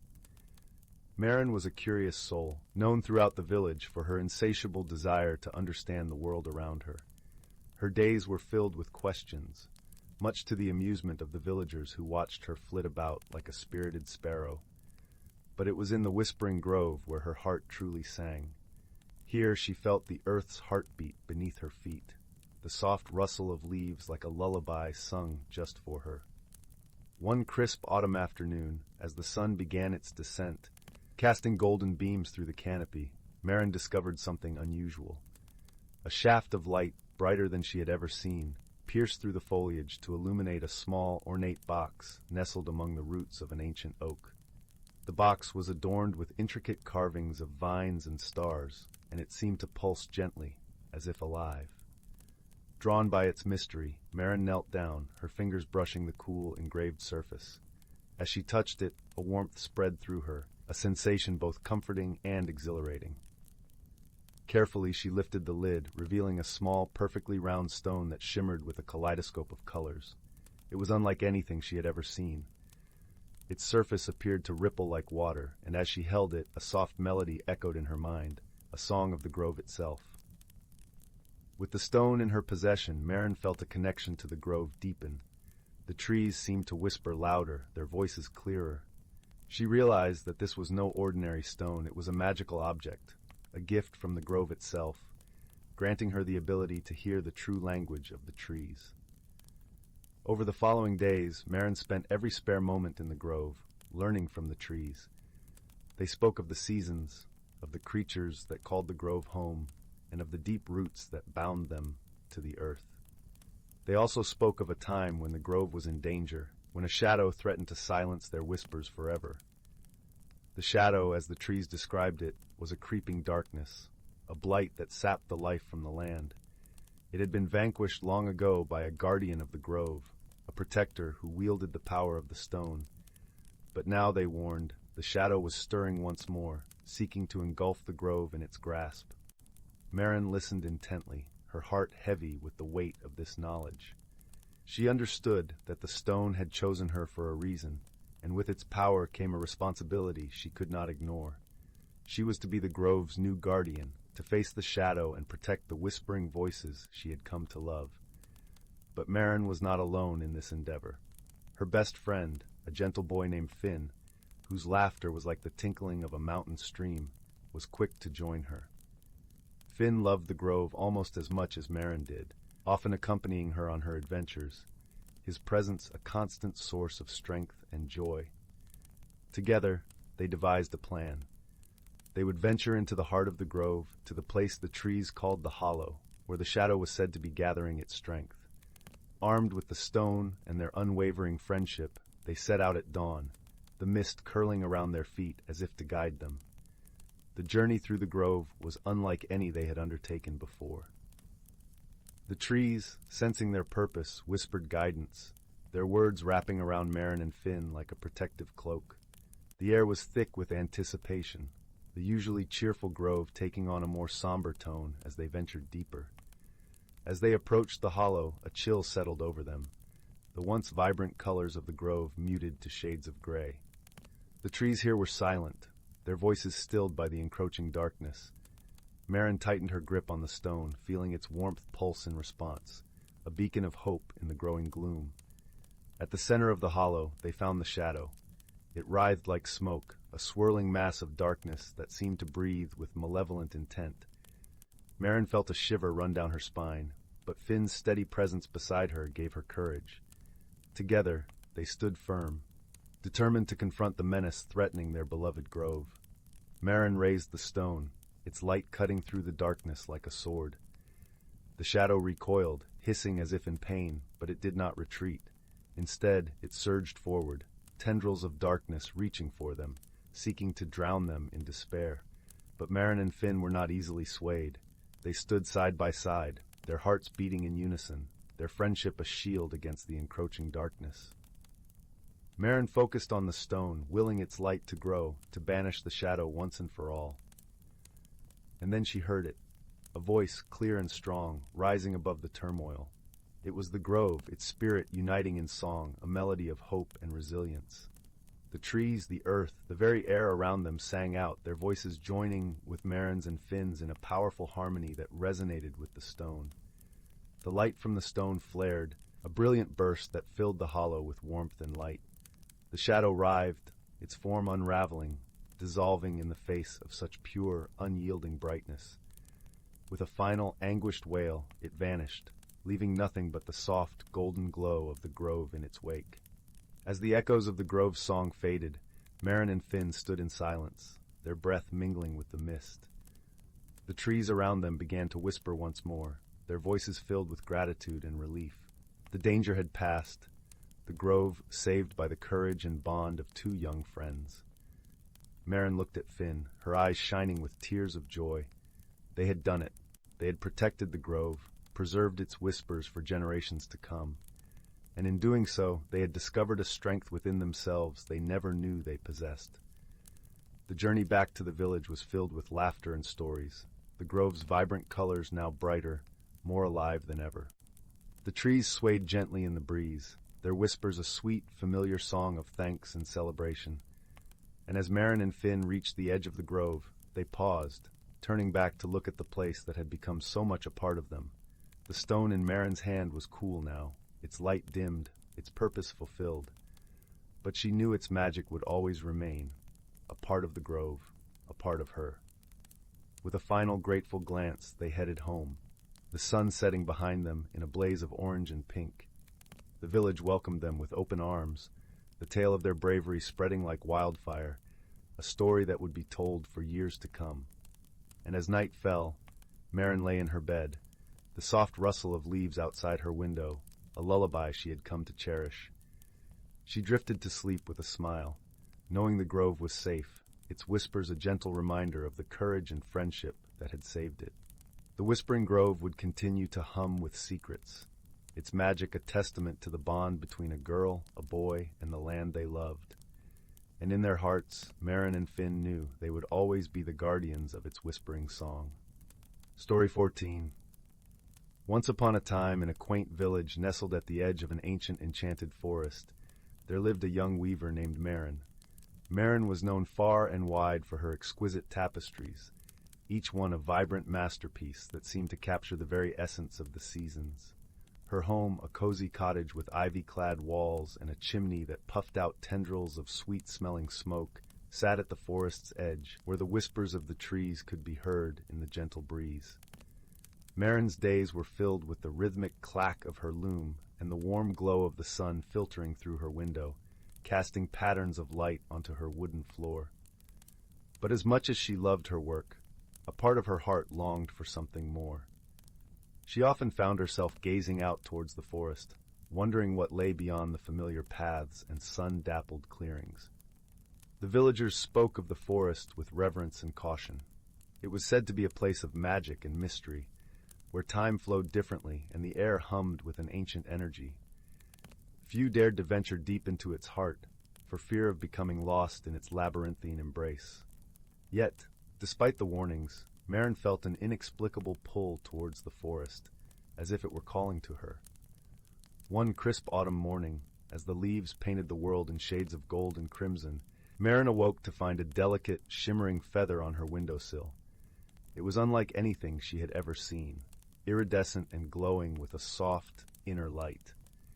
As she held it in her hand, a warmth spread through her fingers, and she knew it was no ordinary feather. This was a gift from the forest, an invitation to discover its hidden secrets. With her heart fluttering like a bird's wings, Marin decided to follow the call of the feather. She packed a small satchel with essentials, a loaf of bread, a flask of tea, and her favorite woolen shawl, before setting out on her journey. As she stepped beyond the familiar boundary of her village, the air seemed to shimmer with anticipation.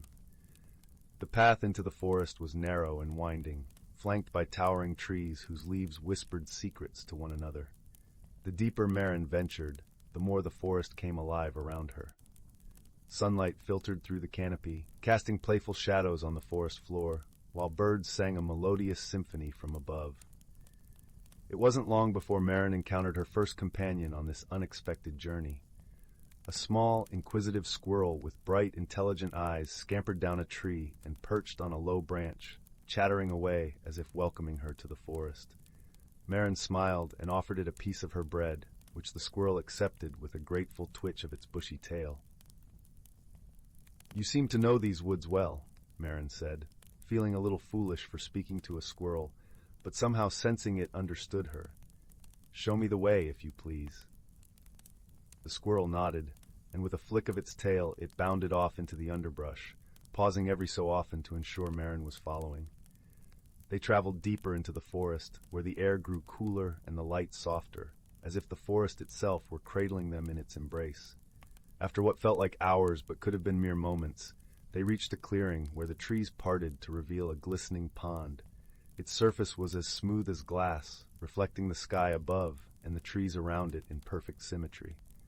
At the water's edge stood a magnificent stag, its antlers crowned with flowers and vines, as though it were the guardian of this tranquil realm. Marin approached slowly, her heart pounding with a mixture of awe and reverence. The stag regarded her with deep, wise eyes, and she felt as if it could see into her very soul. The feather in her hand glowed brighter, resonating with the magic of this sacred place. As if understanding her unspoken questions, the stag dipped its head, allowing Marin to come closer. She reached out and gently rested the feather on its antlers. In that moment, a wave of warmth and light enveloped her, and she felt a connection to the forest that transcended words. The stag turned and began to walk along the edge of the pond, and Marin followed, the squirrel scampering along at her side. The path they took led them to a hidden glen where the forest's magic was palpable, woven into every leaf and stone.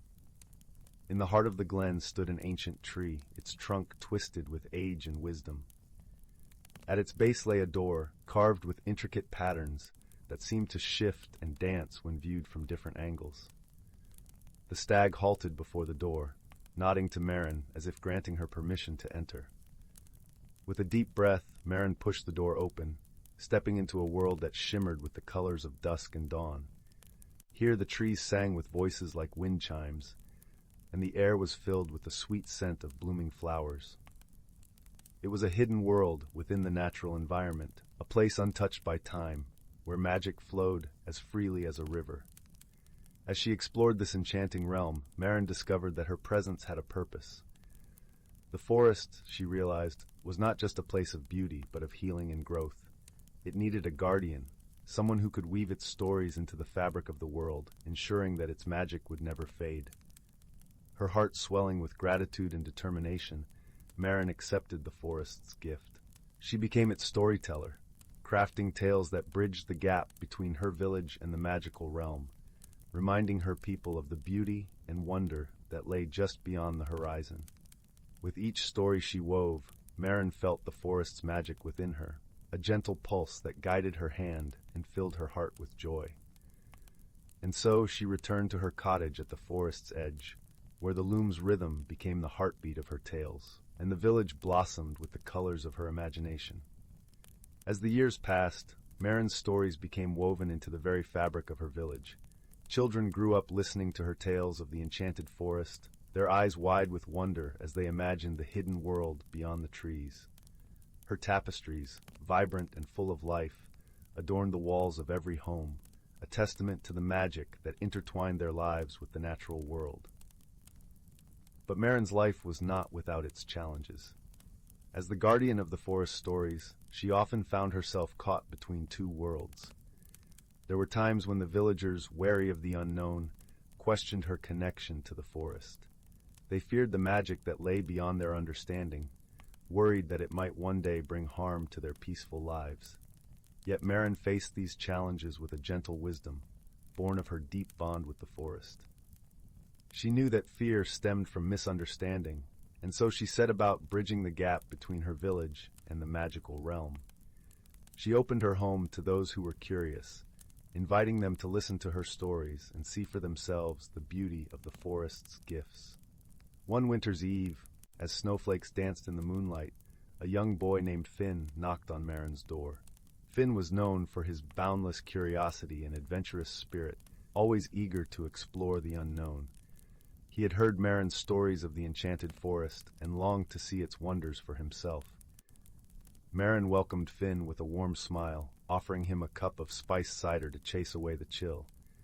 As they sat by the fire, she shared with him tales of her journey into the forest, of the stag and the shimmering feather that had changed her life. She spoke of the hidden world where magic and nature were one, and the lessons she had learned from the gentle creatures that called it home. Finn listened, enraptured by Maren's words. His eyes sparkled with excitement, and he felt a longing to see the forest's wonders with his own eyes. Sensing his yearning, Maren offered to take him to the edge of the forest, where he could glimpse the magic that lay within. The next morning, they set out together, the crisp winter air filled with the promise of adventure. As they walked, Maren shared more of the forest's secrets, teaching Finn to listen to the whispers of the trees and the songs of the birds. She showed him how to see the world not just with his eyes, but with his heart, to feel the magic that pulsed beneath the surface of the everyday. When they reached the forest's edge, Finn gazed in awe at the towering trees and the snow-dusted landscape. It was as if a veil had been lifted, revealing a world he had only glimpsed in dreams. He felt a deep connection to the forest, a sense of belonging that filled him with wonder. Maren watched as Finn explored, her heart swelling with pride. She knew that he, too, had been touched by the magic of the forest, and that his life would be forever changed. In that moment, she realized that her role as the forest's storyteller was not just to share its tales, but to guide others in discovering its wonders for themselves. As the sun set, casting a warm glow over the snow-covered earth, Finn and Maren returned to the village. Finn's eyes shone with excitement, and he eagerly shared his adventure with his friends and family. He spoke of the beauty and magic he had seen, and the lessons he had learned from Maren and the forest. From that day forward, Finn became a champion of the forest's magic, sharing its stories and encouraging others to see the world with new eyes. He and Maren often journeyed together into the enchanted realm, each time discovering new wonders and weaving them into tales that would inspire generations to come. As the years passed, Maren's stories became a cherished tradition, passed down from one storyteller to the next. Her legacy lived on in the hearts of those who listened, in the vibrant tapestries that adorned their homes, and in the village that had blossomed into a place of wonder and magic. And so, the enchanted forest remained a source of inspiration and joy, a hidden world within the natural environment that continued to touch the lives of all who dared to believe in its magic. Through the gentle wisdom and friendship that Marin had shared, the village and the forest were forever intertwined, a testament to the power of stories to bridge the gap between worlds and bring people together. In the twilight of her years, Marin often sat by her window, gazing out at the forest that had captured her heart so many years before. The stories she had woven had taken on a life of their own, spreading far beyond the village and touching the hearts of people in distant lands. Travelers came from far and wide to listen to her tales, to see the vibrant tapestries that adorned her walls, and to catch a glimpse of the magic that lay beyond the trees. Marin's cottage had become a haven for storytellers and dreamers, a place where the lines between the ordinary and the extraordinary blurred, and where the magic of the forest was celebrated in all its forms. The fire in her hearth crackled warmly, casting shadows that danced across the room, as if echoing the tales that had been spun within its walls. One day, as spring blossomed in a riot of color and the air was filled with the scent of wildflowers, a young woman named Lyra arrived at Marin's door. Lyra carried a small, worn book filled with her own stories and sketches, inspired by the tales she had heard of the enchanted forest. She had come to learn from Marin, to sit at the feet of the master storyteller and discover the secrets of weaving magic into words. Marin welcomed Lyra with open arms, recognizing in her the same spark of curiosity and wonder that had led her into the forest so many years ago. Together, they spent their days exploring the forest's hidden corners, listening to its whispers and capturing its beauty in words and images. Under Marin's guidance, Lyra's stories blossomed like the flowers of spring, each one a vibrant tapestry of imagination and magic. She learned to listen to the world around her, to find inspiration in the gentle rustle of leaves and the call of a distant bird. Through Marin's stories, Lyra discovered the power of friendship and wisdom, of overcoming challenges with a kind heart and an open mind. As the seasons turned and the years passed, Lyra became a beloved storyteller in her own right, her tales spreading far and wide, just as Marin's had before her. The village thrived, its people connected to the magic of the forest and the stories that celebrated its wonders. Marin watched with pride as Lyra carried on her legacy, knowing that the forest's magic would continue to inspire and enchant for generations to come. She had fulfilled her role as the forest storyteller, and now it was time for a new voice to carry the tales forward. In the quiet moments, Marin would often return to the clearing by the glistening pond, where the stag and the shimmering feather had first guided her to the hidden world. She would sit beneath the ancient tree, listening to the songs of the forest and feeling the magic that pulsed through the earth. One evening, as the sun dipped below the horizon, casting the world in a soft, golden light, Marin felt a familiar warmth envelop her. The stag appeared, its antlers crowned with flowers and vines, just as it had been on that first day. It regarded her with the same deep, wise eyes, and she knew that her journey had come full circle. With a heart full of gratitude and peace, Marin rose and walked to the water's edge.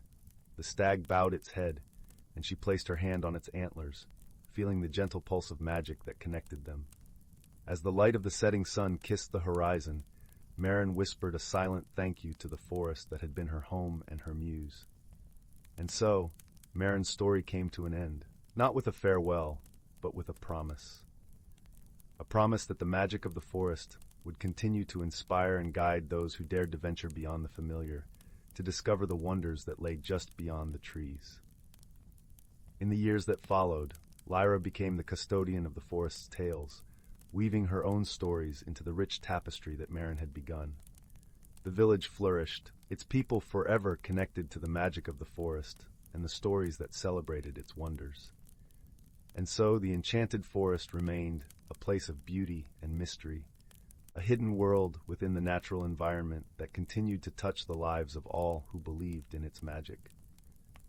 Through the gentle wisdom and friendship that Marin had shared, the village and the forest were forever intertwined, a testament to the power of stories to bridge the gap between worlds and bring people together. As the sun set on the village, casting a warm glow over the forest and the fields beyond, Lyra stood at the edge of the forest, a shimmering feather in her hand, ready to continue the journey that Marin had begun. And in that moment, she knew that the magic of the forest would live on, in every story told and every heart touched by its wonder. And so, the tale of the enchanted forest and its storytellers came to a gentle, comforting close, a reminder that magic is all around us, waiting to be discovered by those with the courage to see it. As the night descended, a peaceful hush settled over the village, and the stories of Marin, Lyra, and the enchanted forest whispered on the wind, a lullaby of dreams and wonder for all who listened. Story 15. Once upon a whispering breeze and under the twinkling cloak of a velvety night sky, nestled in a charming village called Willow, there lived a young girl named Clara. Her home was a quaint stone cottage, adorned with ivy and surrounded by a garden that hummed with the chatter of crickets and the perfume of night-blooming jasmine. Clara had a heart as open and curious as the wide meadows beyond the village, and she loved to explore every nook and cranny of her world. One afternoon, while the sun poured golden warmth onto the earth, and the air was filled with the gentle rustle of leaves, Clara stumbled upon something unusual in her grandmother's attic. It was an old, dusty teapot, nestled among forgotten trinkets and memories. This teapot, however, was not ordinary. As Clara brushed away the dust, she noticed it shimmered with a soft, pearlescent glow. Intrigued, she lifted it, feeling a tingle of warmth spread through her fingers. She decided to take it downstairs to her grandmother, a wise woman whose stories were woven with the threads of both truth and magic. That old teapot, her grandmother mused, her eyes twinkling with a hint of nostalgia. Ah, it's been ages since I've seen it. They say it holds a secret, a special kind of magic that reveals itself only to those with pure intentions and kind hearts. Clara's eyes widened with wonder. What kind of magic, Grandma? Her grandmother chuckled softly, the sound like a gentle lullaby. That, my dear, is for you to discover. And so, with a heart brimming with curiosity, Clara embarked on a journey not of distance, but of understanding.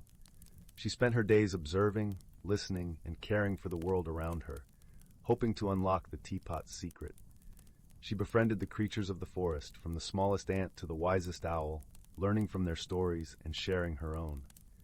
One evening, under a sky painted with the blush of sunset, Clara sat in her garden, the teapot resting in her lap.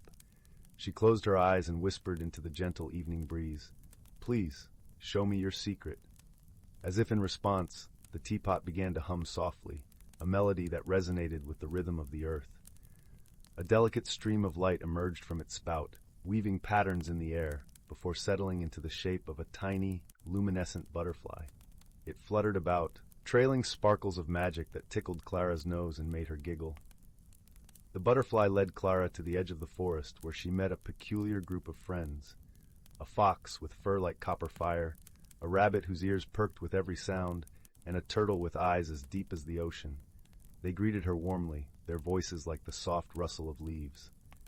"We've been waiting for you, Clara," said the fox. "The forest holds a secret, and only you can help us uncover it." Clara felt a comforting warmth in their presence and nodded, eager to help her new friends. The creatures explained that the heart of the forest was slowly losing its light, and with it, the magic that sustained their home was fading. "We need to find the source," said the rabbit, his voice a gentle whisper on the wind. "But it's hidden beneath layers of misunderstanding and fear." The wise turtle spoke next, his voice steady and calm. "Only someone with a pure heart and a willingness to see beyond the surface can uncover it." With her newfound companions, Clara set off deeper into the forest. As they journeyed, they faced challenges that tested their patience and understanding. They encountered a stream that refused to flow, blocked by stubborn stones. Clara, with her gentle touch and soothing words, convinced the stones to shift, allowing the water to sing its way once more through the forest. Further on, they met a grove of trees that had grown tangled, their branches twisted with envy and sorrow. Clara, with the help of the rabbit and fox, untangled the branches, whispering words of encouragement and love until the grove stood proud and free once more. Finally, they reached a clearing where the heart of the forest lay, a great ancient tree whose leaves shimmered like the stars. But now the light was dim, its glow flickering like a candle in the wind. Clara approached the tree with reverence, her heart swelling with compassion. As she gently placed her hand on the trunk, she felt a pulse of life, a connection that transcended words. She closed her eyes, listening to the silent plea for understanding and harmony. Drawing on all she had learned from her journey, Clara spoke softly, her words filled with kindness and hope. She spoke of unity, of the beauty found in diversity, and the strength that lies in togetherness. Her voice carried the wisdom of the creatures she had met and the lessons she had learned. As her words faded into the hushed whispers of the forest, the great tree began to glow once more. Its light spread through the clearing, a warm embrace that filled every corner with life and magic. The forest, rejuvenated by Clara's wisdom and love, thrummed with a vibrant energy, a symphony of life in perfect harmony. The fox, rabbit, and turtle gathered around Clara, their eyes shining with gratitude. "You've done it," the fox said, his voice as warm as the sun. "You've restored the heart of the forest." Clara smiled, her heart full of joy and peace. She realized that the true magic lay not within the teapot or the forest, but within herself, the magic of understanding, kindness, and the courage to see beyond the surface. As the moon rose high above the trees, casting a silvery glow over the world, Clara and her friends returned to the village. The teapot's secret had been revealed, not through force or power, but through the gentle strength of a kind heart. And so Clara's journey came to an end, but the magic she discovered stayed with her, a gentle reminder of the power of love and friendship. The village of Willowbrook continued to thrive, its nights filled with stories of a girl who, with the help of her enchanted friends, uncovered the true magic of the world. And if you listen closely, on a quiet night when the stars twinkle with secrets of their own, you might hear the soft humming of a teapot and the gentle laughter of a girl who learned the greatest lesson of all: a heart open to the world is a heart full of magic. With the night drawing its gentle curtain over the world, Clara nestled into her bed, the teapot glowing softly on her windowsill. She drifted into dreams filled with shimmering forests and whispering winds, her heart at peace and her spirit light. And so, dear listener, as you close your eyes and let the warmth of the story wrap around you like a comforting quilt, remember that the world is full of magic, waiting to be discovered by those who choose to see it with open hearts and gentle souls.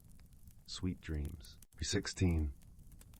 Once, in the gentle embrace of a valley surrounded by whispering woods and rolling hills, there lay a quaint village named Windermere.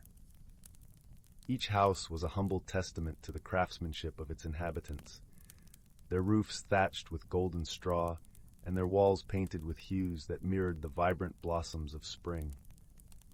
At the heart of this village, where the cobblestone paths converged, there stood an ancient oak tree, its branches sprawling like a guardian's arms. Beneath its comforting shade, villagers gathered, sharing stories woven with laughter and wisdom.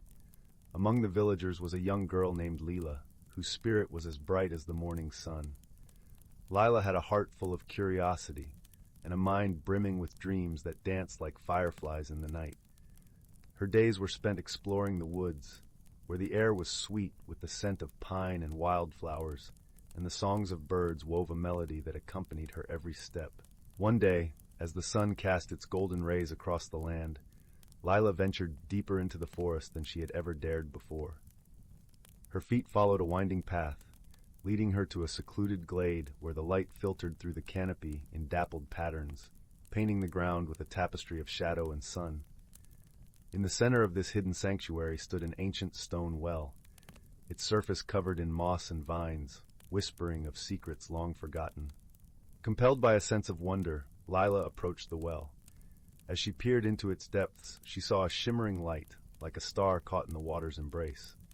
Intrigued, she leaned closer, her reflection mingling with the glow, and she felt a gentle warmth flow through her, as if the well itself was alive with magic. "Do not fear," came a soft voice, as gentle as a breeze rustling through leaves. Lila looked around, her eyes wide with surprise, but saw no one. The voice continued, "I am the spirit of this well, a keeper of forgotten tales and hidden wonders." Lila's heart fluttered with excitement. "What tales do you keep?" she asked, her voice a whisper carried by the wind. "Tales of friendship and courage, of magic and growth," the spirit replied, "and I sense in you a heart open to such wonders." As the spirit spoke, a small iridescent stone appeared at the edge of the well, glowing softly with hues that shifted like the colors of a rainbow. "Take this stone," the spirit said. "It holds the power to reveal the unseen, to guide you on a journey of discovery and understanding." With reverence, Lila picked up the stone. It was warm to the touch, its surface smooth and comforting. She tucked it safely into her pocket, feeling a sense of purpose unfurl within her. "Remember," the spirit continued, "the true magic lies not in the stone, but in the heart that wields it. Use it wisely, and it will lead you to places where dreams and reality intertwine." With a grateful heart, Lila thanked the spirit and made her way back to the village, her mind alive with possibilities. As she walked, the stone pulsed gently, as if in rhythm with her heartbeat, and she knew her journey was just beginning. In the days that followed, Lila found herself drawn to the fields that bordered Windermere, where the grasses swayed like an ocean of green and gold.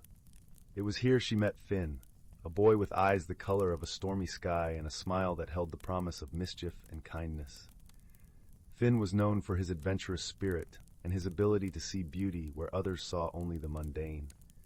The two became fast friends, their laughter echoing across the fields as they shared stories and dreams beneath the wide, open sky. Lila told Finn about the stone and the spirit of the well, and together they marveled at the magic that seemed to surround them, unseen by most, but felt by those who dared to believe. One afternoon, as they lay on the soft grass watching clouds drift lazily above, Lila took out the stone. It glimmered in the sunlight, casting a kaleidoscope of colors across their faces. "Let's see where it leads us," Finn suggested, his voice laced with excitement. Lila nodded, holding the stone in her palm. As she closed her eyes, she felt a gentle tug, a whisper of guidance that seemed to come from within. Opening her eyes, she pointed towards the distant hills, where the land rose to meet the sky in a gentle embrace. With hearts full of anticipation, Lila and Finn set off towards the hills. The journey was filled with laughter and song, the world around them alive with the scent of earth and sky. As they climbed higher, the view expanded, revealing a patchwork of fields and forests, rivers that sparkled like silver ribbons, and the village of Windermere nestled like a jewel in the valley below. As they reached the crest of the hill, they paused, breathless and exhilarated. Before them lay a hidden valley, lush and vibrant, untouched by time. It was a world apart, a secret garden where nature thrived in harmonious balance. In the heart of this valley stood a majestic tree, its branches stretching towards the heavens, adorned with blossoms that shimmered like stardust. Beneath its shade, a gentle stream babbled, weaving its way through a meadow carpeted with wildflowers. "This place is magical," Finn breathed, his eyes wide with wonder. Lila nodded, her heart swelling with joy. "It's as if we've stepped into another world." As they explored this hidden paradise, they discovered a community of creatures living in harmony. There were rabbits with coats as soft as clouds, deer with eyes that held the wisdom of the forest, and birds whose songs wove a tapestry of enchantment. Among these creatures was a wise old owl named Sage. With feathers as soft as moonlight and eyes that gleamed with ancient knowledge, Sage welcomed Lila and Finn with a nod of his regal head. "Welcome, travelers," Sage hooted, his voice a melody of wisdom. "You have found the Valley of Whispers, a place where the magic of the earth sings in harmony with the dreams of those who listen." Lila and Finn listened, entranced by Sage's words.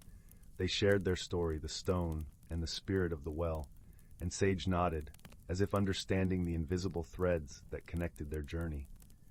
"The stone has chosen you," Sage observed, "for you possess the courage to see beyond the ordinary and the heart to cherish the extraordinary."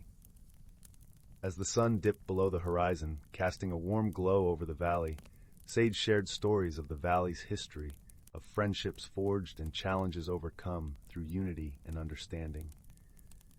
The days turned into weeks, and Lila and Finn returned to the valley whenever they could, their hearts drawn to its serene beauty and the wisdom it offered. They learned from the creatures in the land, understanding that true magic lay in the connections they forged and the knowledge they gained. One evening, as the stars began to twinkle in the velvety sky, Lyra and Finn sat beneath the great tree, listening to the symphony of the night. The stone in Lila's pocket pulsed gently, a reminder of the journey that had brought them here. "Do you think we'll ever see this place again?" Finn asked, a trace of wistfulness in his voice. Lyra smiled, her heart full of gratitude. "Even if we can't see it with our eyes, we'll always carry it with us. The magic, the lessons, the friendships, they're a part of us now." Finn nodded, understanding the truth in her words. "And maybe one day we'll share this magic with others, just as the spirit of the well shared it with us." As they sat together, beneath a sky painted with starlight, they felt a profound sense of peace. The valley had changed them, not through grand gestures or impossible feats, but through simple moments of connection and wonder. With the dawn of a new day, Lyra and Finn bid farewell to the valley, promising to return when the time was right. As they made their way back to Windermere, the world seemed a little brighter, the air a little sweeter, and their hearts a little fuller. In the days that followed, they shared their story with the villagers, weaving tales of the hidden valley and the magic that lay within reach of those who dared to dream. And while not everyone believed, those who did found their own paths to wonder and discovery, guided by the spirit of friendship and the unseen magic of the world. As the years passed, Lyra and Finn grew, their lives enriched by the wisdom and beauty of the valley.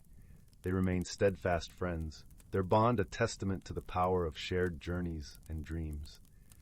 And though the stone eventually faded, its magic woven into the fabric of their souls, the valley remained a place of refuge and inspiration, a reminder that the world held more wonders than they could ever imagine. In the end, it was the journey that had mattered most, the friendships that had formed, and the lessons that had shaped them. For in the heart of every adventure lay the true magic, the magic of love, understanding, and the courage to see beyond the ordinary. And so, as the sun set on another day in Windermere, the village nestled in the embrace of the valley, the ancient oak tree stood watch, a silent guardian of dreams and stories yet to be told. And in the hearts of those who listened, the whispers of the valley echoed, a melody of magic that would linger for generations to come. As the seasons changed, bringing with them the vibrant colors of autumn and the crisp chill of winter, Lyra and Finn continued to visit the Valley of Whispers. They marveled at the way the valley transformed with each passing season, the landscape painted anew with the brushstrokes of nature's hand. In the autumn, the trees donned cloaks of amber and gold, their leaves rustling like whispered secrets in the breeze.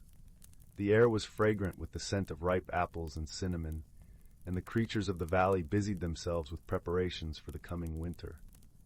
Lyra and Finn delighted in the gathering of acorns with the squirrels, their laughter mingling with the chatter of the woodland creatures. They watched as the wise old owl, Sage, guided the younger owls in the art of flying, their wings cutting graceful arcs against the clear blue sky. Winter arrived with a gentle hush, draping the valley in a blanket of snow that sparkled like 1,000 tiny diamonds.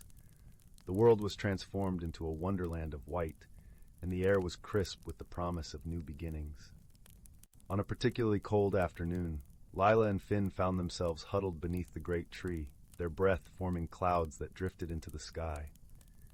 The valley was silent, save for the occasional creak of branches burdened with snow. As they sat together, Finn reached into his pocket and pulled out a small notebook, its pages filled with sketches and notes from their adventures.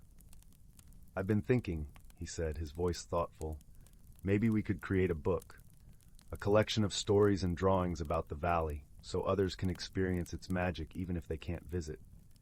Lila's eyes lit up at the idea. "That's a wonderful idea. We can share everything we've learned and all the beauty we've seen." With renewed purpose, they began to work on their book, pouring their hearts into each page.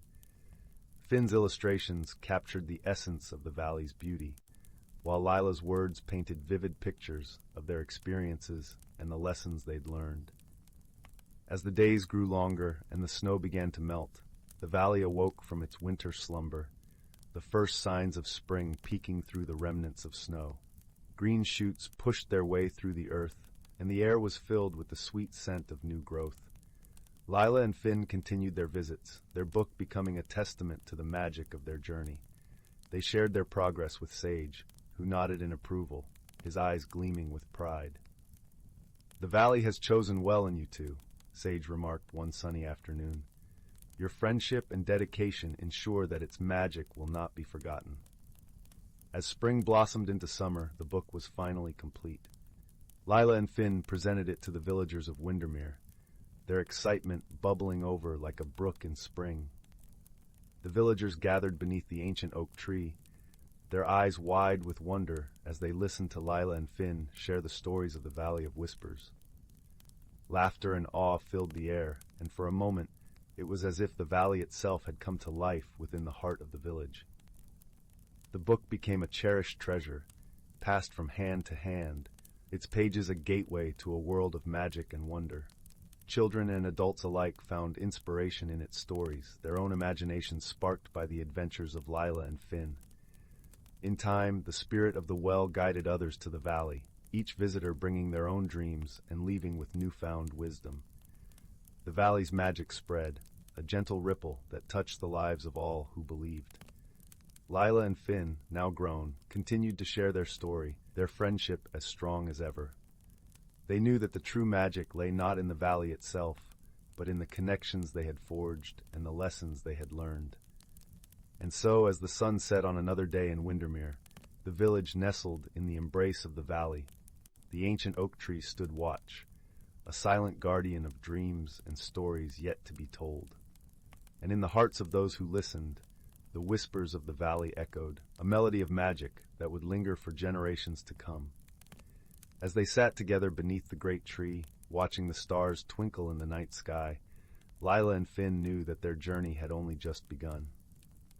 For in a world filled with magic and wonder, there were always new adventures waiting to be discovered, new friendships to be forged, and new stories to be told. And so they embraced the journey, their hearts open to the endless possibilities that lay ahead, knowing that the true magic of life was found not in the destination, but in the journey itself. Story 17. In the heart of an ancient whispering forest, where the trees wore cloaks of emerald and the air was sweet with the scent of pine and blooming wildflowers, there lived a gentle soul named Liora. She was a young woman of quiet disposition, her days often spent tending to her beloved garden nestled at the edge of the woodland. Her garden was a tapestry of vibrant colors, with blossoms that seemed to nod and dance in the gentle breezes that swept through. Liora loved her garden dearly, for it was her sanctuary, a place where time seemed to pause and the outside world could not intrude. Yet, despite the beauty she cultivated, Liora's heart was heavy with a yearning she could not quite name. There was a part of her that felt adrift, as if she were a leaf caught in an autumn wind, uncertain of her place in the world. One afternoon, as the sun dipped low and painted the sky with hues of amber and rose, Liora sat amidst her flowers, her fingers trailing through the soft petals of a lavender bush. A tiny, glimmering creature alighted on her knee, its wings a blur of iridescent color. It was a sprite, one of the magical beings said to inhabit the forest. The sprite's eyes sparkled like dew-kissed morning grass, and it spoke with a voice that was both the rustle of leaves and the tinkling of distant chimes. "Why do you carry such a weight in your heart, dear Liora?" the sprite asked, tilting its head with curiosity. Liora sighed, her breath mingling with the evening air. "I love my garden, yet I feel there is something more I must do, something beyond these blossoms and this soil. But the thought of change fills me with a sense of loss and fear." The sprite nodded wisely, its wings fluttering gently. Change often feels like stepping into the unknown, but it is also the path to discovering who we truly are. Perhaps what you seek is not beyond your garden, but within yourself. With that, the sprite vanished, leaving behind a sprinkle of shimmering dust that settled softly over Liora's hands. As the stars began to wink into existence overhead, Liora pondered the sprite's words, feeling a spark of curiosity ignite within her. The following morning, Liora awoke to find her garden transformed. The flowers, once familiar and well-tended, had burst into an array of new shapes and colors overnight, each one more wondrous than the last. Among them, she found a path that had not been there before, winding its way deeper into the forest. With a mixture of trepidation and excitement, Liora followed the path, the scent of honeysuckle and fresh earth guiding her steps. The forest was alive with whispers, the trees bending low as if to listen to her thoughts. Birds flitted from branch to branch, their songs weaving a melody that was both ancient and new. As Liora ventured further, she encountered a wise old tortoise named Felix, who was slowly making his way across the path. His shell was adorned with intricate patterns that gleamed like polished stones. "Good day, young one," Felix greeted, his eyes warm and knowing. "What brings you on this path of discovery?" Liora paused, her heart lightened by the tortoise's gentle presence.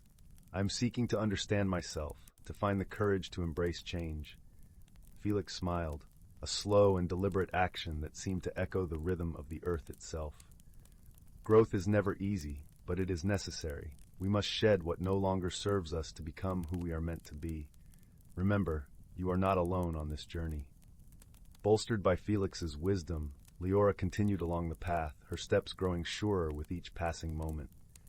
The path led her to a clearing bathed in sunlight, where a crystal-clear pond lay cradled among ancient oaks.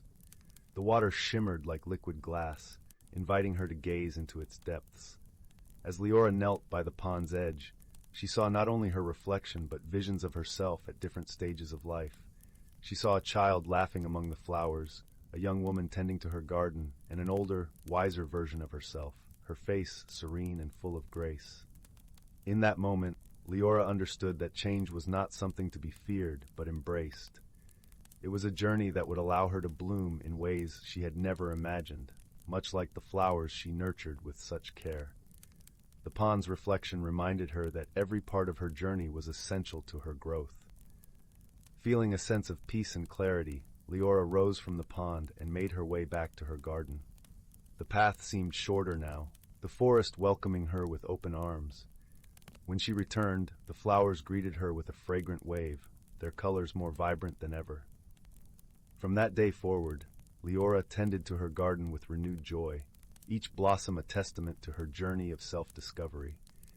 She found that by embracing change, she had unlocked a part of herself that was filled with strength and purpose. The sprite, Felix, and the magical forest had taught her that growth was a beautiful, ongoing process, and that the courage to change was always within her grasp. And so, under the gentle watch of the moon and stars, Liora's garden flourished, a living tapestry of color and life. She had found her place in the world, rooted in the understanding that she could always grow, always transform, and always find beauty in the journey itself. Story 18. In a distant galaxy, where stars twinkled like scattered diamonds on a velvet canvas, there lay a cluster of planets untouched by conflict, but rich in diversity. Among these planets were Seraphilia, renowned for its lush emerald forests and gentle beings known as the Seraphs, and Grintok, a place of rugged terrain and vibrant, fiery skies, home to the sturdy Grintoks. One crisp, starlit evening on Seraphilia, a young seraph named Liora wandered through the whispering woods, her soft wings fluttering with each step. Her people were known for their wisdom and empathy, often communicating through melodic songs that resonated with the soul. Liora, however, had a curious spirit that longed for adventures beyond the familiar rustle of leaves and the sweet scent of blooming lumina flowers. Across the galaxy, on the rocky plains of Grintok, a young Grintok named Kale clambered over boulders, his scales shimmering in the fiery light of his planet's multiple suns. The Grintoks were a robust species, known for their strength and resilience. Yet, Kale found a place among his kin, for he cherished the quiet moments of reflection and the gentle hum of the winds that swept through the desert canyons. Fate, with its mysterious threads, wove their paths together during the Great Galactic Gathering, an event held once in a millennium where beings from across the stars convened to share knowledge and foster peace. Liora, with her heart aflame with excitement, soared on her wings of silver, while Kale, with cautious anticipation, embarked on a journey through the galaxy's winding routes. Their meeting was serendipitous, occurring in the bustling hub of the gathering, a vibrant tapestry of colors, sounds, and scents. Liora, mesmerized by the myriad of beings, accidentally brushed against Kale in the crowded marketplace. Startled, Kale turned to face her, his eyes wide in surprise. "I'm sorry, I didn't see you there," Liora sang, her voice a gentle breeze. Kale, whose people were not accustomed to such melodic communication, misunderstood her tone. "Are you mocking me?" he asked, his voice a low rumble, mistaking her melody for condescension. No, Liora hurriedly replied, her wings drooping. "I meant no offense. Well, this is all so new to me." Kale paused, sensing the sincerity in her eyes. "It's new to me too," he admitted, his posture softening. Thus began their unlikely companionship, born of a misunderstanding, but nurtured by a deeper curiosity about each other's worlds. As the gathering progressed, they found solace in each other's company, sharing stories of their homes, Liora of the serene beauty of Seraphilia, and Kale of the rugged yet stunning landscapes of Grintok. One evening, as the twin moons of the gathering planet cast a silver glow over the festivities, a sudden commotion interrupted their conversation. A rare cosmic storm, known for its unpredictable energy surges, was brewing, threatening to disrupt the delicate balance of the event's technology.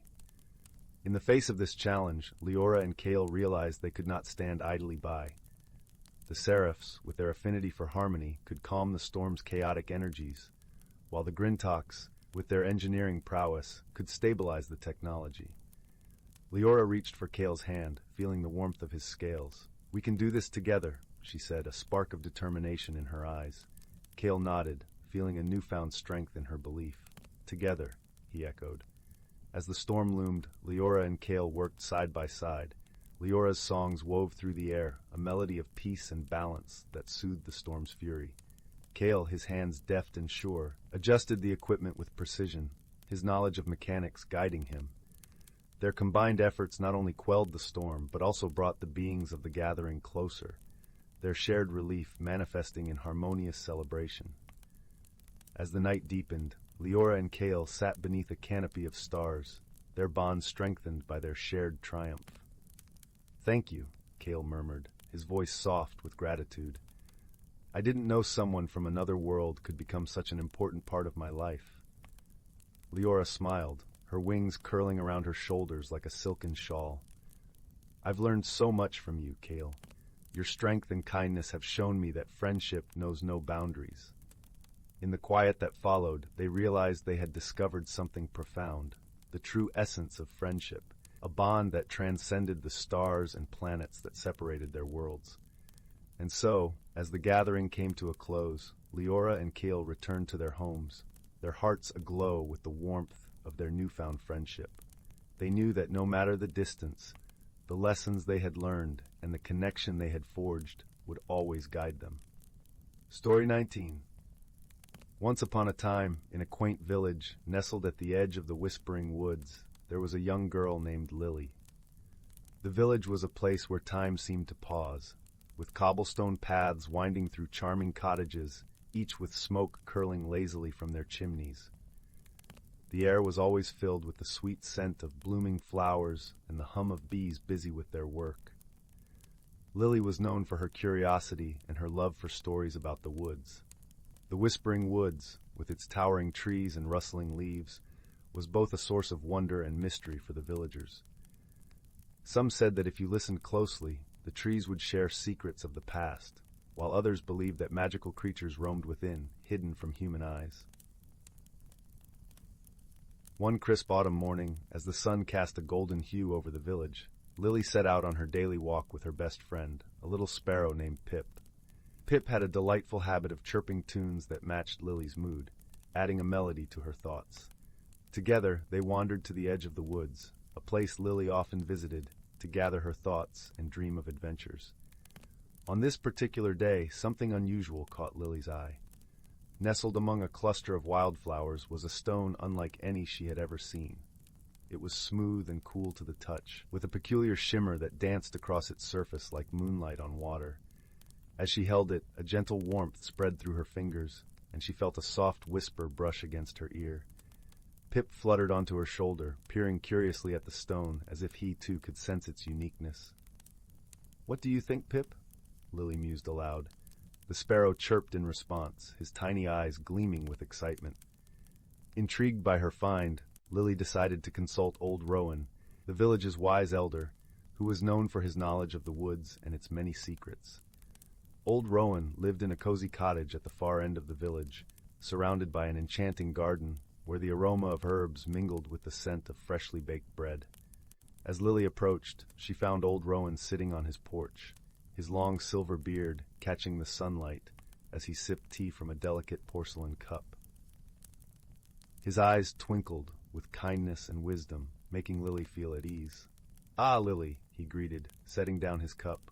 "What brings you here on such a fine day?" Lily held out the stone, its shimmer catching the light. "I found this by the woods. It feels special." Old Rowan took the stone in his hands, his expression thoughtful. "Ah, this is no ordinary stone, my dear. It is a moonstone, a rare and magical gem said to hold the power to reveal hidden truths and guide those pure of heart." Lily's eyes widened with wonder. "What should I do with it?" Old Rowan chuckled softly. "The moonstone chooses its own path, Lily. Listen to its whispers, and it will lead you on a journey of discovery. But remember, the true magic lies not in the stone itself, but in the heart of the one who wields it." With old Rowan's words echoing in her mind, Lily tucked the moonstone safely in her satchel and thanked him. As she made her way back through the village, she couldn't shake the feeling that her life was about to change in ways she couldn't yet comprehend. That night, as the moon cast a silvery glow over the village, Lily sat by her window, the moonstone resting in her palm. Its warmth was comforting, and she found herself drifting into a peaceful sleep, her dreams filled with images of lush forests and sparkling streams. When morning came, Lily awoke with a sense of purpose.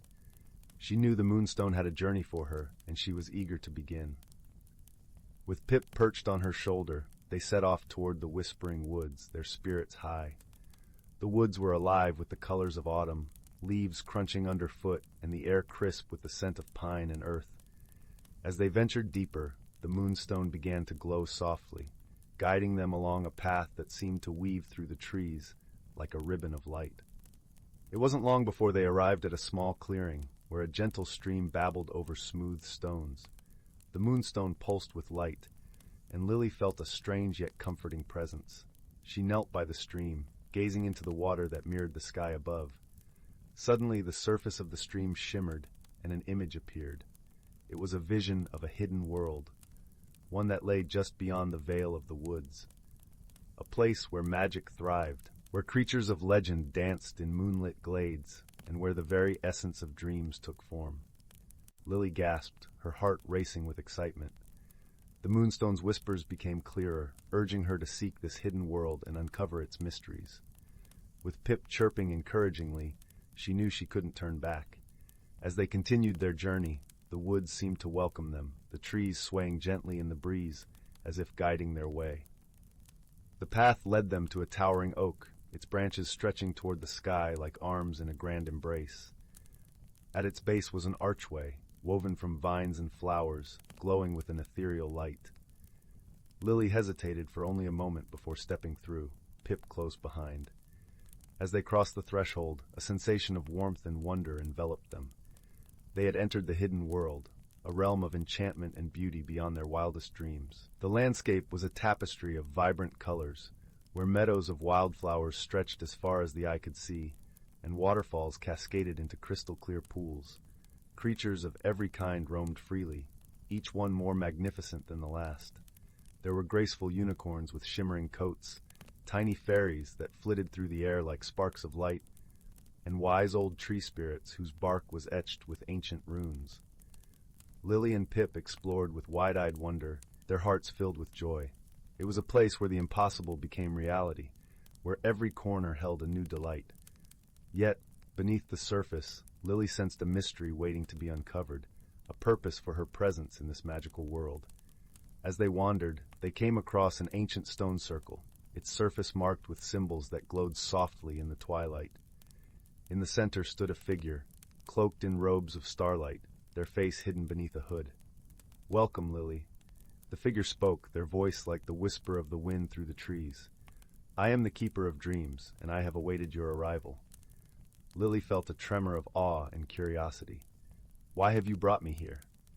The keeper gestured to the circle, where images began to dance like reflections in a pool.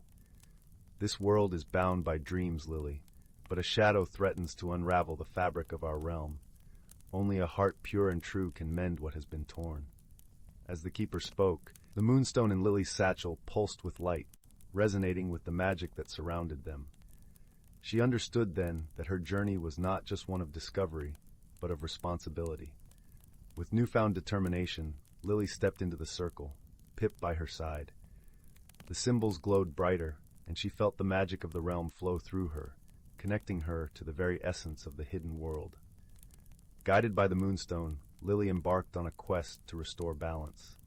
She met creatures who shared their wisdom, each one teaching her lessons of courage, kindness, and understanding. With every step, she grew stronger, her heart filled with the light of friendship and love. Through trials and triumphs, Lily's journey led her to the heart of the shadow, a place where fear and doubt had taken root. But with the moonstone's guidance and the support of her newfound friends, she faced the darkness with unwavering resolve. In a moment of clarity, Lily understood that the shadow was born from the forgotten dreams of others, those who had lost sight of their own magic. She reached out, her heart open and accepting, and the shadow began to dissolve, replaced by a gentle glow of hope and renewal. The hidden world shimmered with new life, the colors more vibrant and the creatures more joyful than before. The Keeper of Dreams appeared once more, their face now visible, revealing kind eyes and a warm smile. "You have done well, Lily," the Keeper praised. "You have restored the balance and renewed the dreams that sustain us." As a token of gratitude, the Keeper gifted Lily with a pendant fashioned from the moonstone, a reminder of her journey and the magic that lay within her heart. With a sense of fulfillment and joy, Lily and Pip returned to the village, their hearts forever changed by the wonders they had witnessed. The Whispering Woods held no more secrets, only the gentle promise of dreams to come. And so, Lily's story became a cherished tale, passed down through generations, a reminder that the true magic of the world lies not in hidden realms or enchanted stones, but in the love, courage, and kindness we carry within us. As the years passed, Lily remained a beloved figure in the village, her adventures inspiring young and old alike. The moonstone pendant hung around her neck, a symbol of her journey and the hidden world that had touched her heart. One day, as the golden leaves of autumn once again danced in the breeze, Lily found herself at the edge of the Whispering Woods. The trees rustled softly, their whispers now familiar and comforting. With Pip fluttering beside her, she felt a sense of peace that only the woods could provide. As she walked along the path, she noticed a young girl sitting by the stream, much like she had done so long ago. The girl's eyes were filled with wonder as she gazed at the water, and Lily felt a spark of recognition. She saw herself in the girl, a reflection of her own curiosity and longing for adventure. Approaching gently, Lily sat beside the girl, sharing the warmth of her presence.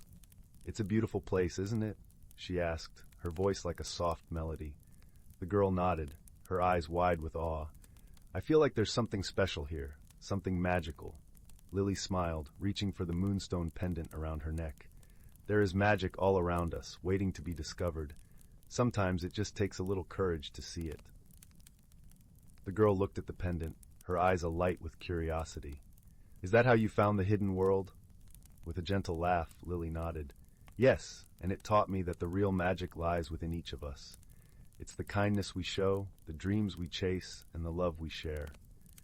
The girl listened intently, her heart swelling with inspiration. "I want to see the hidden world too. Do you think I can?" Lily placed a reassuring hand on the girl's shoulder, her eyes filled with warmth. "I believe you can, and when you do, remember to listen to your heart. It will guide you where you need to go." As the sun began to set, casting a golden glow over the woods, Lily and the girl sat in companionable silence, their hearts connected by the magic of shared dreams and stories.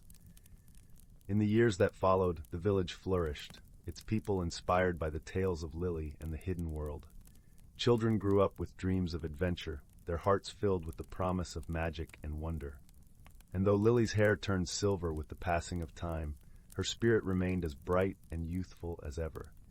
She became a storyteller, weaving tales of the hidden world and the adventures that awaited those who dared to dream. Pip, ever her faithful companion, would sit on her shoulder as she spoke, adding his cheerful chirps to her stories. Together, they filled the village with laughter and joy, a testament to the enduring power of friendship and dreams. As the years rolled on, Lily's legacy lived on, a beacon of hope and inspiration for all who heard her tales. Her story became a part of the village's fabric, a reminder that magic exists not only in hidden worlds, but in the hearts of those who believe. And so, the Whispering Woods continued to hum with secrets and stories, its trees standing as silent witnesses to the adventures of those who dared to seek the magic within. And though the world changed, the spirit of the woods remained, a timeless testament to the power of dreams and the enduring light of hope. As the final rays of sunlight faded from the sky, Lily's story came to a gentle close, leaving behind a legacy of warmth and wonder that would echo through the ages. And in the hearts of all who heard her tale, the magic of the hidden world lived on, a shining star to guide their dreams. And so, with a heart full of gratitude and love, Lily returned to her cottage, the moonstone pendant glowing softly against her chest. The village was bathed in the soft glow of twilight, a peaceful haven of dreams and stories waiting to be told. As she climbed into bed, Pip nestled beside her. Lily closed her eyes, her heart at peace. The whisper of the woods, the laughter of friends, and the warmth of love surrounded her, a comforting embrace that promised sweet dreams and new adventures yet to come. And in the quiet of the night, beneath a sky filled with twinkling stars, the magic of the hidden world continued to weave its gentle spell. A reminder that the true magic of life lies in the beauty of our dreams and the love we share with one another. And so, dear dreamer, as you close your eyes and drift into slumber, remember the story of Lily and the hidden world. Let it inspire you to seek the magic within, to follow your heart, and to cherish the love and friendship that light your path. For in the end, it is not the destination that matters, but the journey itself and the magic we find along the way. So sleep well, and may your dreams be filled with wonder, adventure, and the gentle promise of a new day. Good night, and sweet dreams. Story 20. In a realm where the whispers of the wind carried secrets of old, there lay an ancient forest known as the Verdant Vale. This enchanting woodland was a place where the threads of reality and magic intertwined like the roots of its towering trees. Amidst its emerald depths, the creatures of the forest lived in a tapestry of harmony, each playing a part in the delicate balance that governed their lives. The forest was a haven of tranquility, where the sunlight filtered through the canopy in golden shafts, dappling the forest floor with a mosaic of light and shadow. The air was rich with the scent of pine and damp earth, mingling with the sweet perfume of wildflowers that dotted the grassy glades. In this sanctuary, the song of the wind wove through the branches, carrying tales of times long past to the ears of those who listened. Here, the creatures of the forest lived in quiet communion with one another, guided by the wisdom passed down through generations. Among them was a wise old hare named Briar, whose fur was as soft and silver as the moonlit mist that often shrouded the forest at dawn. Briar was known for his gentle heart and keen understanding of the forest's rhythms, which he shared with those who sought his counsel. One crisp morning, as the first hints of autumn painted the leaves with strokes of amber and crimson, Briar was joined by his young friend, Thistle, a spirited squirrel with eyes as bright as acorns.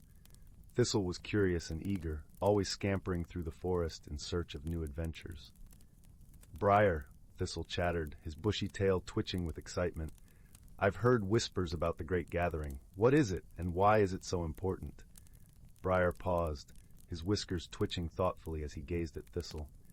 "Ah, the great gathering," he began, his voice as soothing as the murmur of a gentle stream. "It is a time when all creatures of the forest come together to celebrate the harmony of our world and to prepare for the changes that come with the turning of the seasons." As Briar spoke, the forest seemed to listen, the leaves quivering in agreement. "You see, Thistle, each season brings its own magic and challenges. As autumn deepens, the forest prepares to rest under winter's embrace. The Great Gathering is our way of honoring this transition and ensuring that the balance of the forest is maintained. Thistle's eyes widened with wonder. How do we do that, Briar? Briar smiled gently, his eyes crinkling at the corners. We share stories, wisdom, and gifts from the heart. Each creature contributes in their own way, whether it's the songs of the birds, the sketches of the wind, or the stories of our elders. It's a time of unity and reflection, a reminder that we are all part of something greater than ourselves. As the days grew shorter and the air took on a crispness, the creatures of the forest prepared for the Great Gathering. The canopy above transformed into a kaleidoscope of colors, each leaf a brushstroke in nature's grand masterpiece. The forest floor was a carpet of rustling leaves, crunching softly underfoot. On the eve of the gathering, the forest was alive with anticipation.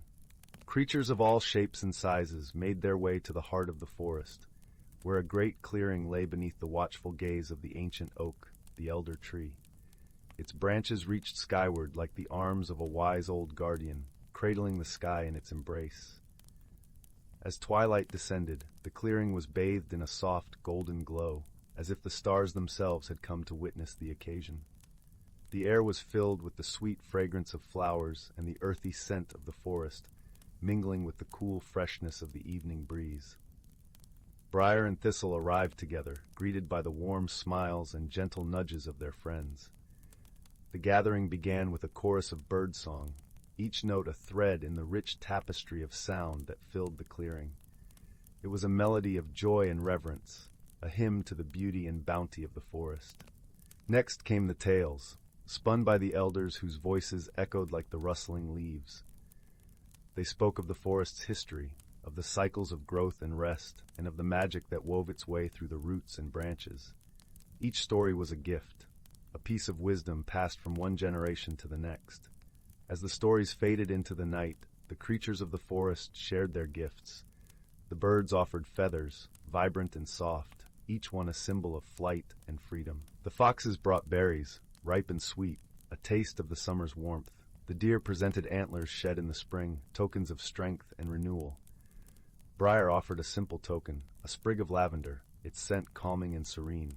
"This is for peace," he said softly, placing it at the foot of the elder tree. "May it remind us of the tranquility that binds us all." Thistle, inspired by the gathering, scampered forward with a handful of acorns, their shells smooth and glossy. "And these," he declared with a shy grin, "are for growth and new beginnings." As the night deepened, the creatures of the forest joined in a dance, their movements as fluid and natural as the wind through the trees. The dance was a celebration of life, a testament to the unity and balance that sustained their world. When the first light of dawn touched the horizon, the great gathering came to a gentle close. The creatures returned to their homes, hearts full and spirits uplifted, knowing that they were part of a harmony that transcended the individual. In the days that followed, the forest settled into the embrace of autumn, each creature carrying the warmth of the gathering with them. The leaves continued to fall, a gentle reminder of the cyclical nature of life and the beauty of change. Briar and Thistle often wandered the forest together, their friendship a testament to the connections that wove their world together. As they explored, they shared stories and dreams, always mindful of the wisdom they carried within. And so, in the heart of the verdant vale, the magic of the forest endured, a tapestry of life and love, woven together by the creatures who called it home. It was a place where harmony reigned and the whispers of the wind carried on, singing the eternal song of balance and peace. Story 21. Once upon a time, in a quaint little village, nestled between rolling hills and whispering woods, there lived a young girl named Lila. She had a curious heart and a mind filled with dreams of adventure. Lila loved nothing more than exploring the woods behind her cozy stone cottage, where the trees seemed to lean in close, as if sharing secrets only they knew. One crisp autumn morning, as the sun painted the leaves gold and orange, Lila set off into the woods, her boots crunching over a carpet of fallen leaves. The air was cool and filled with the earthy scent of the forest, mingled with the sweet aroma of nearby apple orchards. As she wandered, Lila's eyes caught a glimpse of something unusual, nestled among the roots of an ancient oak tree. It was a small, intricately carved wooden box, its surface polished to a warm sheen. The box seemed to glow with a gentle light, inviting her to open it. With a mix of excitement and trepidation, Lyra gently lifted the lid. Inside, nestled in soft velvet, lay a simple silver key. But this was no ordinary key, for as Lyra touched it, she felt a soft hum of energy, a tingling warmth that spread through her fingertips. Curious, Lyra slipped the key into her pocket and continued her journey, wondering what secrets it might unlock. As she walked deeper into the woods, she met a wise old tortoise named Oliver, sunning himself on a smooth, flat rock. "Good day, young Lyra," Oliver greeted her with a slow, knowing smile. "What brings you to this part of the woods?" Lyra showed him the silver key.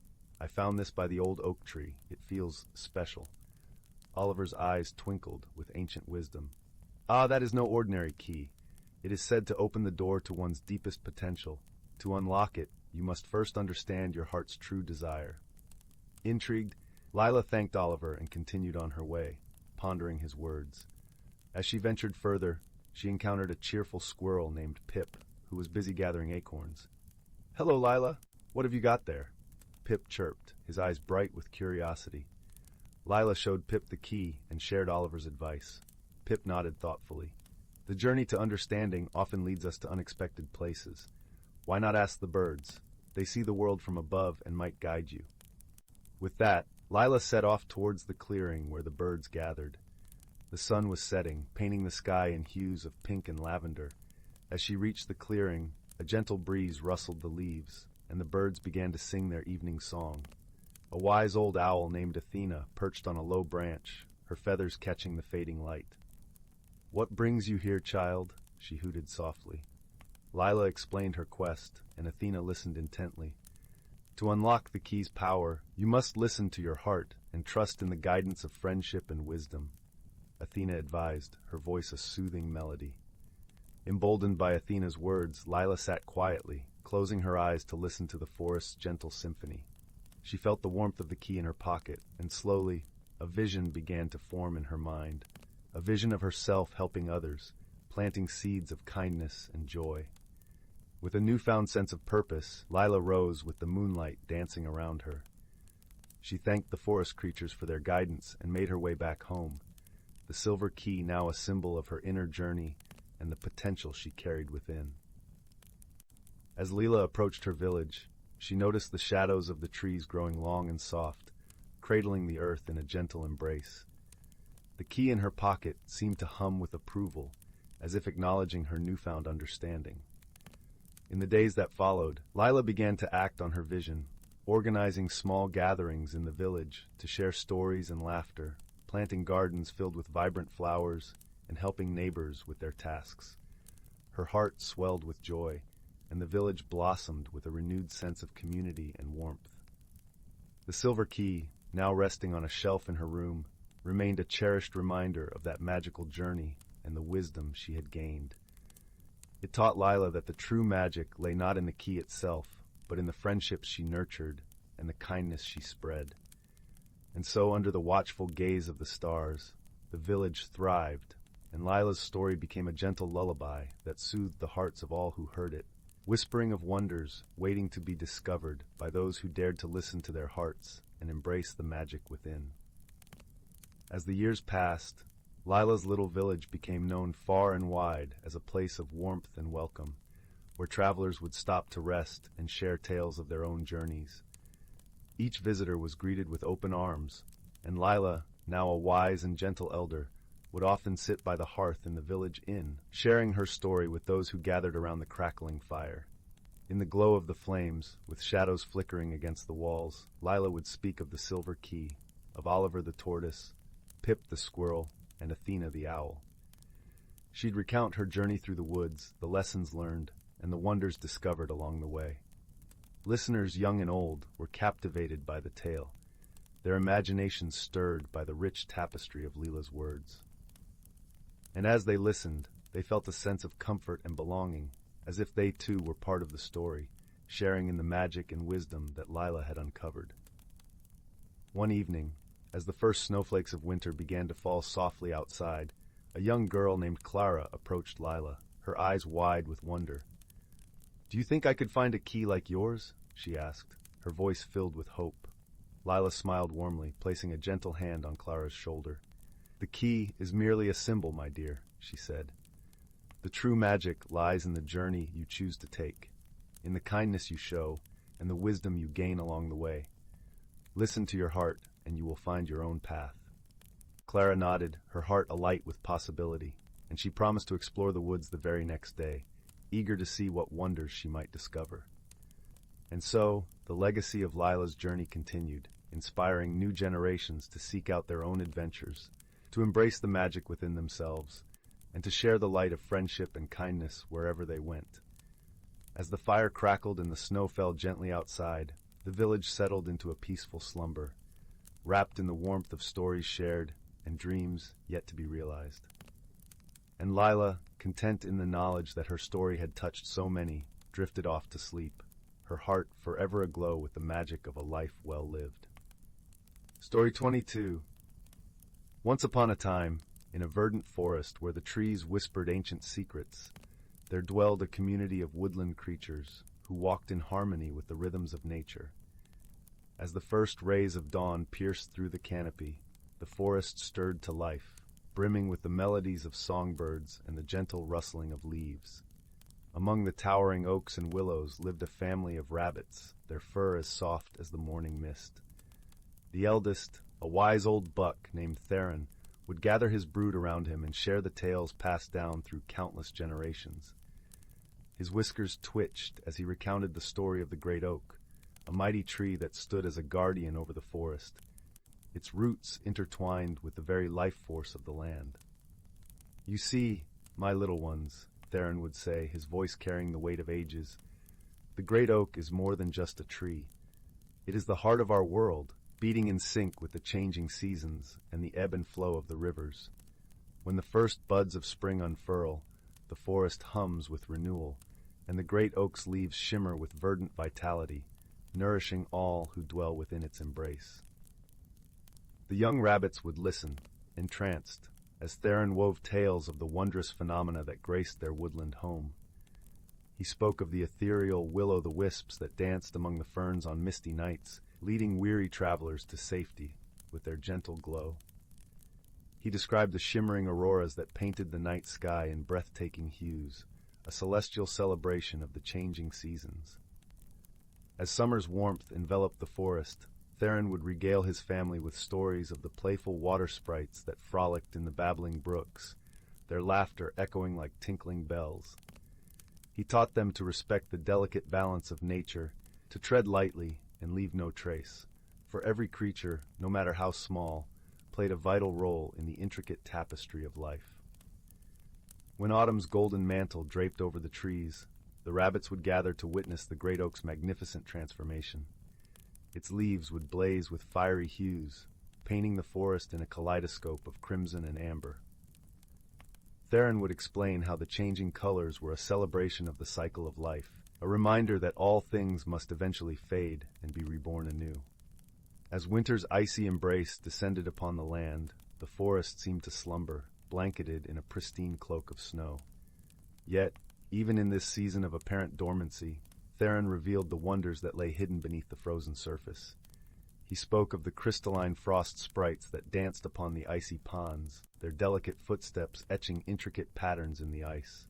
He told of the ancient spirits that dwelled within the hollows of the great oak, their whispers carried on the frigid winds, guiding the forest through its long winter's rest.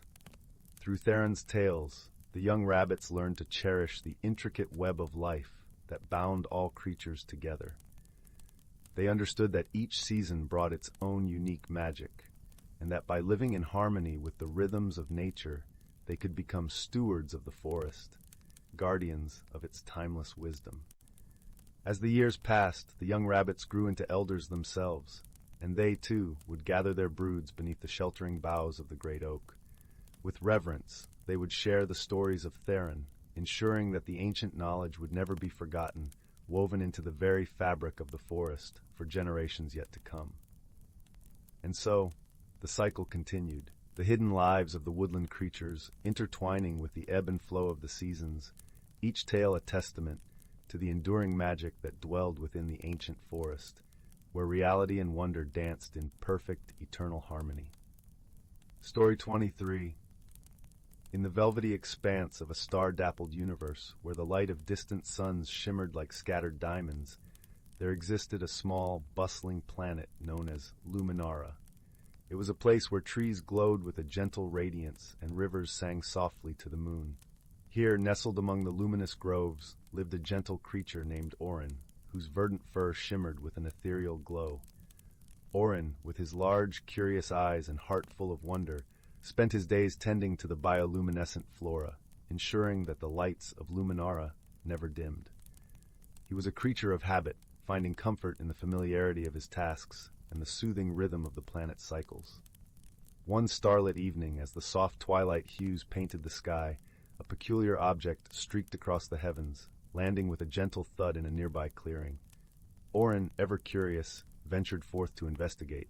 What he found was a sleek, silvery space vessel, its surface gleaming under the moon's soft gaze. From its hatch emerged a creature unlike any Orin had ever seen, a tall, slender being cloaked in shimmering azure scales that caught the light in a dazzling array of colors.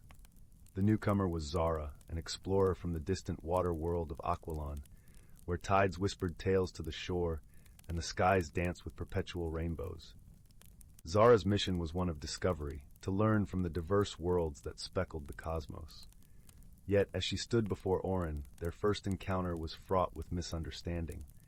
Orin, in his eagerness to welcome the newcomer, offered a luminescent bloom, a gesture of friendship on Luminara. But Zara, unfamiliar with the customs, hesitated, misinterpreting the gesture as a threat rather than a greeting. She recoiled slightly, her eyes wide with caution and confusion. Witnessing Zara's reaction, Orin felt a pang of uncertainty. He had never meant to cause alarm, but instead of retreating, Orin decided to learn. With a gentle, soothing tone, he explained the significance of the bloom, illustrating its role as a symbol of peace and welcome. Zara, touched by Orin's patience, relaxed, realizing her mistake. She accepted the bloom with a grateful smile, and thus began an unlikely companionship. As days turned to weeks, Zara and Orin found themselves entwined in the shared challenges of their worlds. Zara, with her adept understanding of aquatic ecosystems, helped Orin during the Great Rain, when the rivers surged and threatened to overflow. She guided the waters with grace, her knowledge turning potential disaster into a symphony of cascading streams that nourished the land. In return, Orin introduced Zara to the wonders of Luminara. Together they wandered through the glowing groves, Zara learning the language of the trees and the songs of the rivers. Orin shared stories of the stars, and Zara, in turn, spoke of Aquilon's deep oceans and the creatures that dwelled within its depths. Through their interactions, misunderstandings were inevitable. There were moments when Zara's directness clashed with Orin's gentle ways, and times when Orin's methodical nature puzzled Zara. Yet each misunderstanding was a stepping stone to deeper understanding, a chance to learn from one another and grow. One evening, as the two friends rested by the river's edge, Zara shared a tale from her home. She spoke of the luminescent creatures of Aquilon that guided sailors through the darkest nights. As she spoke, her eyes shone with a longing for the familiar beauty of her world. Seeing this, Orin devised a plan. He gathered the bioluminescent blooms and with gentle hands wove them into a delicate tapestry that mimicked the constellations Zara had described. As the night enveloped them, Orin presented his creation, a sky of blooms that twinkled with the same brilliance as Aquilon's stars. Zara was moved beyond words. In that moment, she understood the true essence of friendship, a bond that transcends differences, built upon mutual care and understanding. She realized that despite the distance between their worlds, the connection they shared was as vast and enduring as the cosmos itself. As the seasons turned, Zara's journey of exploration beckoned her to continue, but she departed with a heart full of warmth and memories. Orin, waving goodbye, felt a sense of fulfillment, knowing their paths would always be intertwined. And so, beneath the eternal glow of Luminara's trees, the seeds of friendship had been sown, blossoming into a tale as timeless as the stars. The universe was vast, yet within its boundless reach, two souls from different worlds had found a shared home in each other's hearts, a testament to the enduring power of compassion and understanding. Story 24. Once upon a time, in a quaint village nestled between rolling green hills and a shimmering silver river, lived a gentle soul named Lila. Lila's heart was as open as the vast blue sky above, and her spirit as curious as the flickering stars that adorned it. She often wondered about the world beyond her village, dreaming of places where the trees whispered secrets and the streams sang lullabies. One crisp autumn morning, as the golden sun rose, painting the sky with hues of peach and lavender, Lila decided it was time to venture beyond the familiar paths of her village. With a small satchel slung over her shoulder, filled with a crusty loaf of bread, a flask of warm herbal tea, and her favorite book of tales, Lila set off toward the horizon, where the sun kissed the earth. As she walked, the air was filled with the sweet scent of fallen leaves, and the gentle rustling underfoot was like a melody guiding her steps. The path led her to a thick, ancient forest that stood majestically, its towering trees draped in cloaks of emerald and amber. Sunlight trickled through the canopy, creating patterns of light and shadow that danced upon the forest floor. Venturing deeper into the forest, Lila felt a sense of wonder and anticipation. Each step seemed to carry her into a realm untouched by time. Suddenly, she noticed a peculiar sight, a narrow, winding trail made of glistening pebbles that shimmered like tiny jewels. Intrigued, Lila followed the path, her heart beating with the rhythm of adventure. The trail led her to a glen filled with the soft, mystical glow of fireflies. They flitted around her, their light weaving a tapestry of warmth in the cool forest air. In the center of the glen stood an enormous ancient oak tree, its roots sprawling like the arms of a wise guardian. As Lila approached, she saw a tiny door carved into the trunk. It was adorned with intricate carvings of flowers and stars, and above it hung a delicate bell that chimed gently in the breeze. Curious, Lila knelt and knocked softly on the door. To her delight, the door creaked open, and out stepped a creature unlike any she had ever imagined. It was a small, rotund figure with a face like a wise old owl and a coat of feathers that shimmered with every color of the rainbow. The creature blinked up at her with kind, twinkling eyes and introduced itself as Pippin, the forest's guardian. "Welcome, dear traveler," Pippin said in a voice as soft as the whispering winds. "What brings you to our enchanted haven?" Lila, feeling a sense of kinship with this whimsical creature, explained her longing for discovery and the courage it took to follow her heart.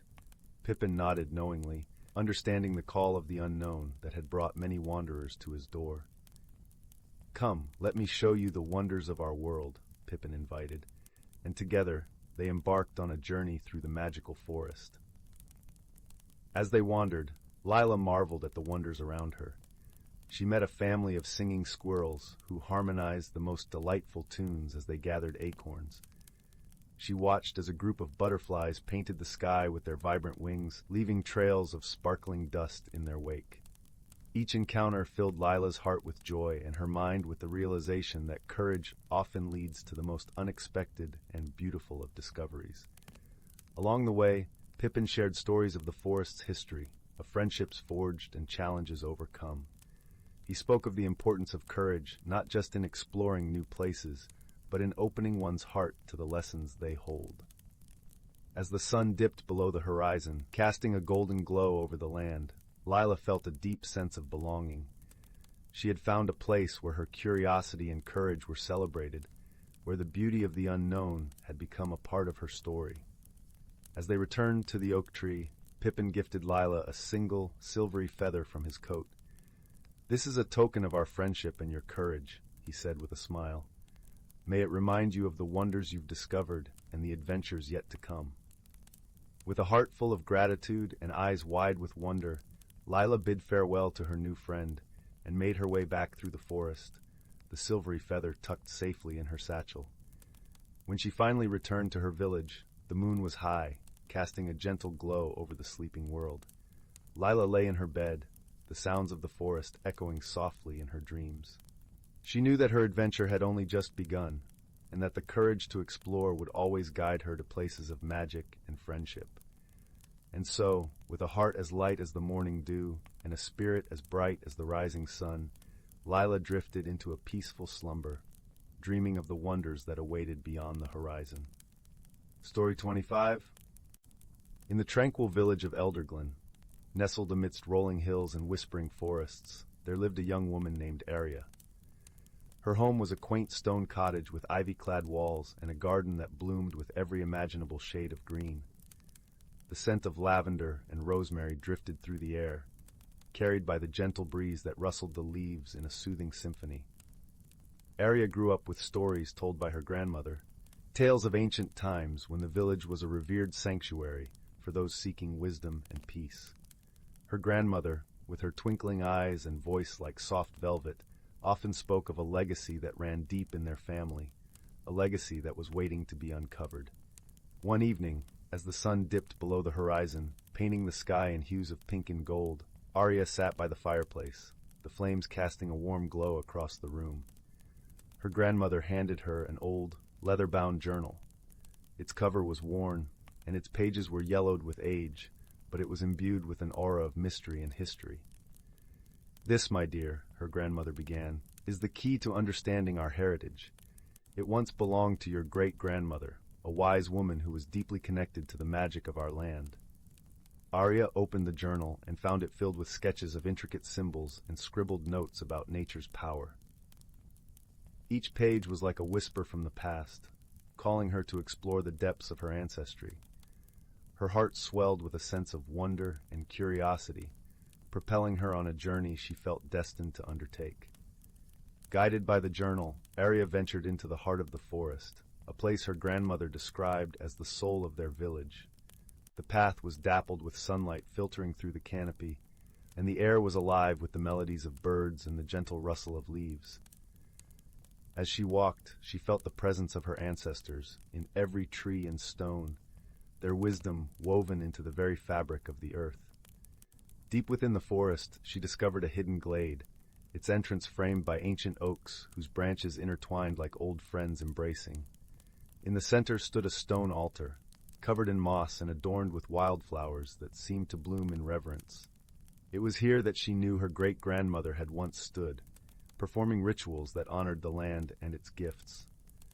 On the altar lay a small silver amulet, its surface etched with the same symbols found in the journal. Arya felt an inexplicable pull towards it, as though it were a part of her very being. As she held it in her hand, a warmth spread through her, filling her with a profound sense of belonging and connection. In that quiet moment, surrounded by the whispers of the forest, Arya understood the legacy she was meant to carry forward. It was one of harmony with nature, of listening to the wisdom of the earth and sharing its lessons with those around her. The amulet was not just an artifact of the past, but a symbol of the enduring bond between her family and the land they cherished. Returning to the village, Arya felt a renewed sense of purpose. She began to share the stories and knowledge passed down through generations, teaching others to appreciate the beauty and wisdom of the world around them. Her heart was filled with gratitude for the journey she had undertaken, and she knew her great-grandmother's spirit was with her, guiding her every step of the way. As the days turned into months and the seasons changed, Glen thrived under Arya's gentle care. The village became a sanctuary once more, a place where people gathered to learn, to heal, and to find peace. And every evening, as the stars twinkled in the night sky, Arya would sit by her fireplace, the amulet resting close to her heart, and reflect on the legacy that had forever changed her life. And so, in the quiet of the night, with the warmth of the fire and the comfort of her newfound understanding, Arya drifted off to sleep, dreaming of the endless possibilities that lay ahead, secure in the knowledge that she was never truly alone. Story 26.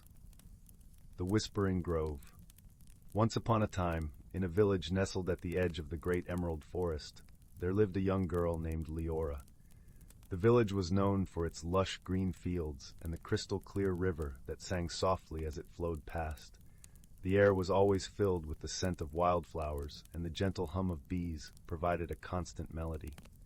Liora, with her bright eyes and unyielding curiosity, spent her days exploring the fringes of the forest, where the trees whispered secrets in the breeze. Liora was not like the other village children. She had a gift. She could hear the language of the forest. While others heard only rustling leaves and chirping birds, Liora discerned the words hidden within the sounds.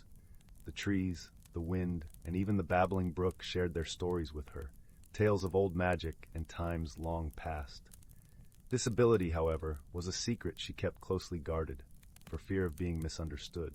One golden autumn afternoon, while the sun cast long shadows across the forest floor, Liora heard a new voice, one she had never heard before. It was soft like the flutter of a butterfly's wings, yet it carried a sense of urgency. Intrigued, Liora followed the sound deeper into the forest, her heart pounding with anticipation.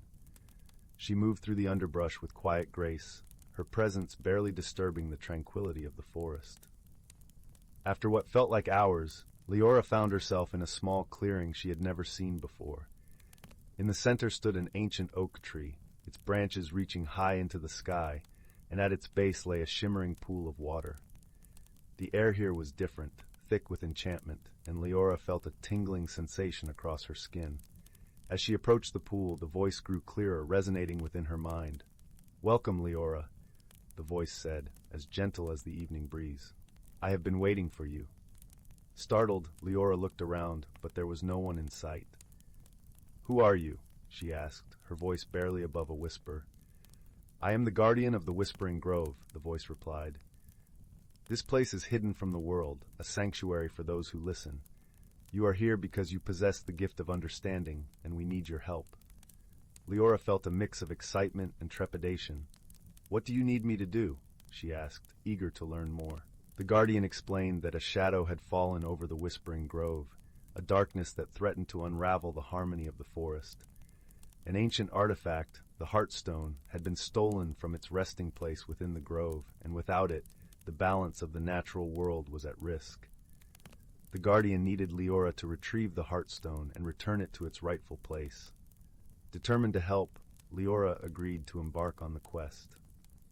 The guardian gifted her a small pendant, a piece of the Heartstone itself, which glowed with a soft, comforting light. "This will guide you," the guardian said. "Trust in yourself, and remember, you are never alone." With the pendant in hand, Liora set off on her journey, the whispers of the grove urging her onward. She traversed the dense forest, her senses attuned to the subtle signs that would lead her to the Heartstone. The path was not easy, filled with twists and turns, but Liora's heart remained steadfast. As she ventured further, Liora encountered a fox with fur as white as snow, its eyes gleaming with intelligence. The fox approached her without fear, as if it had been expecting her. "I am Finn," the fox said, inclining its head gracefully. "I have been sent to guide you." Liora smiled, grateful for the companionship. "Thank you, Finn. I could use a friend on this journey." Together they navigated the forest, Finn's keen senses and Liora's intuition making them a formidable team. Along the way, they faced challenges that tested their resolve. They crossed a river where the stones were slippery with moss, and the current threatened to sweep them away. They climbed steep hills where loose rocks tumbled underfoot, and the wind howled like a banshee. Yet through it all, they persevered, drawing strength from each other's presence. One evening, as they camped beneath a canopy of stars, Finn shared stories of his own. He spoke of his life in the forest, the friends he had made, and the lessons he had learned. Liora listened intently, finding wisdom in the fox's tales. She realized that true strength lay not in doing everything alone, but in embracing the bonds of friendship and trust. Finally, after days of travel, Liora and Finn reached the edge of the forest, where the trees gave way to a rocky cliff. Below, nestled in a shadowy valley, lay the lair of the thief who had stolen the Heartstone. The air was heavy with tension, and Liora's heart quickened with apprehension.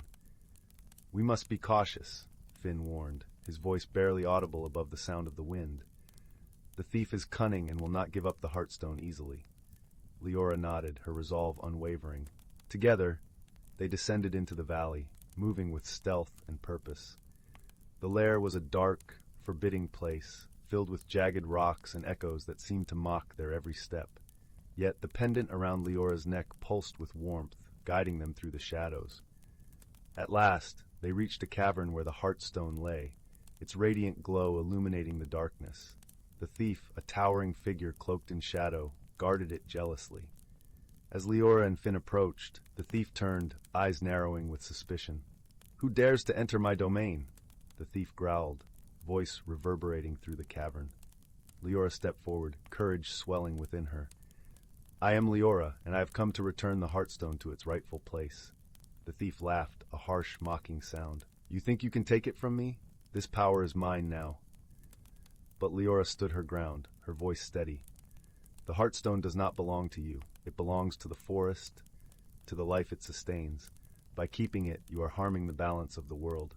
As she spoke, the pendant around her neck began to glow brighter, its light filling the cavern with a warm golden hue. The thief hesitated, eyes flickering with uncertainty. It was then that Finn spoke, his voice calm and wise. "Power taken by force is never true power. It is fleeting, like a shadow in the sun. True strength comes from harmony and understanding." The thief faltered, the shadows around him wavering. Liora took a step closer, her heart filled with compassion. "It is not too late to make things right. Return the Heartstone, and you can be a part of the balance, not its destroyer." For a moment, silence reigned in the cavern, the air thick with anticipation. Then, slowly, the thief's form began to change, the shadows dissipating to reveal a young man, his eyes filled with regret. I never meant to cause harm," he said, voice trembling with emotion. "I only wanted to feel its power, to be more than I am." Liora extended her hand, her expression kind and understanding. "We all seek to be more, but true growth comes from within, not from what we take." The young man nodded, tears glistening in his eyes. He stepped aside, allowing Liora to approach the Heartstone. Gently, she lifted it, feeling its warmth seep into her bones. Together, with Finn and the young man by her side, they began the journey back to the Whispering Grove. As they walked, the young man, whose name was Aaron, shared his story. He spoke of loneliness and a desire to prove himself, feelings that had driven him to steal the Heartstone. Liora listened with empathy, recognizing in his words the same longing that dwelled within her own heart. When they finally returned to the grove, the guardian awaited them, its presence a comforting balm to their weary souls. "You have done well, Liora," the guardian said, its voice filled with warmth. "You have restored the balance and shown that even the darkest hearts can find light." Liora placed the Heartstone back in its rightful place, its glow once again filling the grove with a sense of peace and harmony. As the magic of the grove reawakened, the air shimmered with life and the forest sang with joy. Aaron, now a part of the grove's community, found a new purpose. Under the guardian's guidance, he learned to use his abilities to nurture the forest, becoming a protector of the very world he had once threatened. As for Liora, she returned to her village, her heart forever changed by the journey. She carried with her the lessons of the forest, sharing her gift of understanding with those around her. Her bond with Finn remained strong, the fox often visiting her in the village, where they would recount their adventure under the light of the moon. And so, the Whispering Grove remained a sanctuary, hidden from the world, a place where the wise and the kind could find solace. Liora's tale became a part of its lore, a story of friendship, redemption, and the enduring power of harmony. In the years that followed, Liora grew into a wise woman, her legend woven into the very fabric of the village. She taught the children to listen to the world around them, to seek understanding and compassion, and to always believe in the magic of friendship. And whenever the winds whispered through the trees, the villagers would pause, listening for the voice of the guardian, knowing that the heart of the forest beat strong and true, thanks to a young girl who dared to listen, and a fox who taught her the true meaning of companionship. Thus, the Whispering Grove continued to thrive, a testament to the strength of unity and the enduring light of hope, a place where stories lived on, whispered by the winds and carried in the hearts of those who believed. And in the quiet moments, when the stars twinkled above and the world seemed at peace, the grove would sigh contentedly, its secrets safe in the hands of those who held them dear. Story 27. Title: The Whispering Woods. In a quaint village nestled at the edge of a vast and mysterious forest, there lived a girl named Anwen. Her cottage, with its thatched roof and ivy-clad walls, stood just near the entrance to the Whispering Woods, a place both feared and revered by the villagers. It was said that the woods held secrets untold, where the trees could speak and the rivers sang songs of ancient times. Anwen had always been a child of curiosity. Her days were spent exploring the meadows and her nights under the starlit sky, listening to the stories her grandmother wove by the warmth of the fire. These stories often featured the Whispering Woods, a realm of enchantment and mystery, but always with a cautionary note: never stray from the path. One crisp autumn morning, as the leaves fell like golden rain, Anwen set out towards the woods with a basket in hand, intending to gather the last of the season's blackberries. The air was filled with the scent of earth and pine, and the soft crunch of fallen leaves underfoot was like a gentle lullaby. Her heart, usually light with wonder, felt a peculiar tug, as if the woods themselves were calling her name. As she approached the edge of the forest, she noticed something glinting in the underbrush. With cautious curiosity, Anwen knelt down and brushed aside the leaves to reveal a small, ornate mirror. Its frame was wrought of silver vines entwined with tiny blossoms, and its surface, though dusty, shimmered as if touched by moonlight. Anwen's reflection seemed more vibrant, her eyes more alive, as though the mirror held a piece of her soul. Feeling an inexplicable connection to the mirror, she carefully wrapped it in her shawl and placed it in her basket, promising herself she would ask her grandmother about it. As she stood, a soft breeze rustled through the branches, carrying with it a faint whisper that seemed to say, "Follow your heart, and you will find what you seek." With a sense of wonder and trepidation, Anwen followed the familiar path into the woods, the trees arching overhead like guardians of old. The sun filtered through the leaves, casting dappled patterns on the forest floor, and the air was filled with the melodious chirping of birds. It was as if the world had slowed to a gentle rhythm, each step she took resonating with the heartbeat of the earth. As she wandered deeper into the woods, she lost track of time, entranced by the symphony of nature. Suddenly, the path forked, an unfamiliar trail veering off to the right, its entrance partially hidden by a tangle of wild roses. Anwen hesitated, her grandmother's warning echoing in her mind, but the mirror in her basket seemed to hum softly, urging her onward. With a deep breath, Anwen stepped onto the new path. The air grew cooler, and the forest seemed to hold its breath, as if anticipating her arrival. She soon found herself in a glade unlike any she had ever seen. The trees here were ancient, their trunks gnarled like the hands of time, and the ground was carpeted with moss that glowed with an ethereal light. In the center of the glade stood a pool of crystal-clear water, its surface smooth as glass. Anwen approached it cautiously, her reflection looking back at her with eyes wide with wonder. As she gazed into the depths, she noticed something unusual, shapes shifting beneath the surface, as if the water held another world within it. Suddenly, the mirror in her basket began to glow with a soft, silvery light, and Anwen felt a warmth spread through her fingers as she held it. As if guided by an unseen force, she raised the mirror to her face. The world around her seemed to blur and shift, the colors of the forest blending into a kaleidoscope of light. When the light faded, Anwen found herself standing in a place both familiar and strange. The forest was still there, but everything seemed more vibrant, more alive. The leaves glimmered with a golden sheen, and the air was filled with the fragrance of blossoms that did not exist in her world. "Welcome, traveler," came a voice as soft as the breeze. Anwen turned to see a figure emerging from the trees. It was a fox, but unlike any fox she had ever seen. Its fur was a shimmering silver, and its eyes held the wisdom of centuries. "Who are you?" Anwen asked, her voice barely above a whisper. "I am Phelan," replied the fox, bowing its head in greeting. "Guardian of these woods, it has been many years since a human has crossed into our realm." Anwen glanced around, realizing that she had indeed stepped into a hidden world, one that lay just beyond the veil of her own.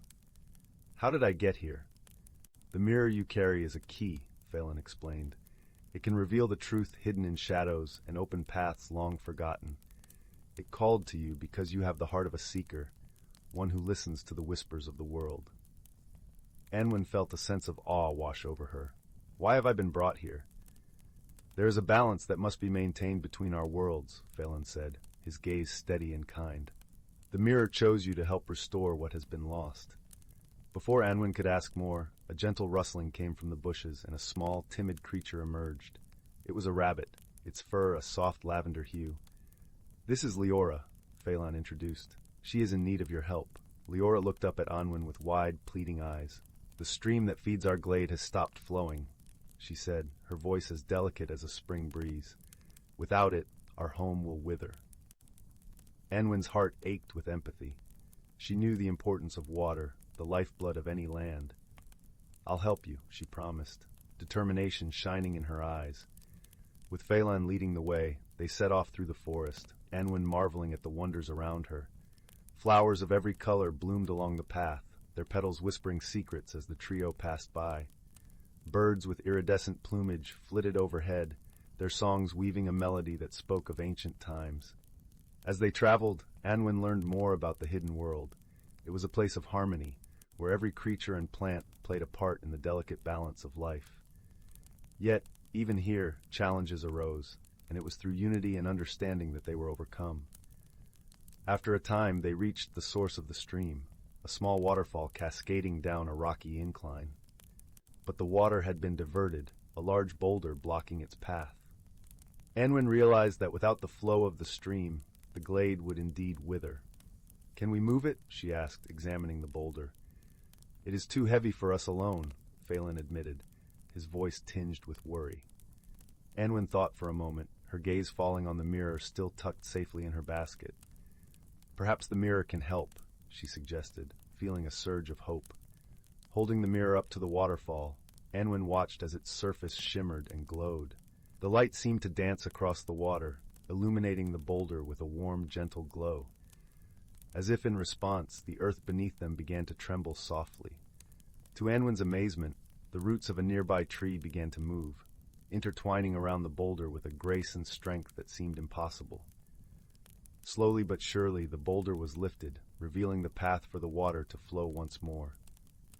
With a joyful rush, the stream cascaded down the rocks, its song filling the air with a melody of life and renewal.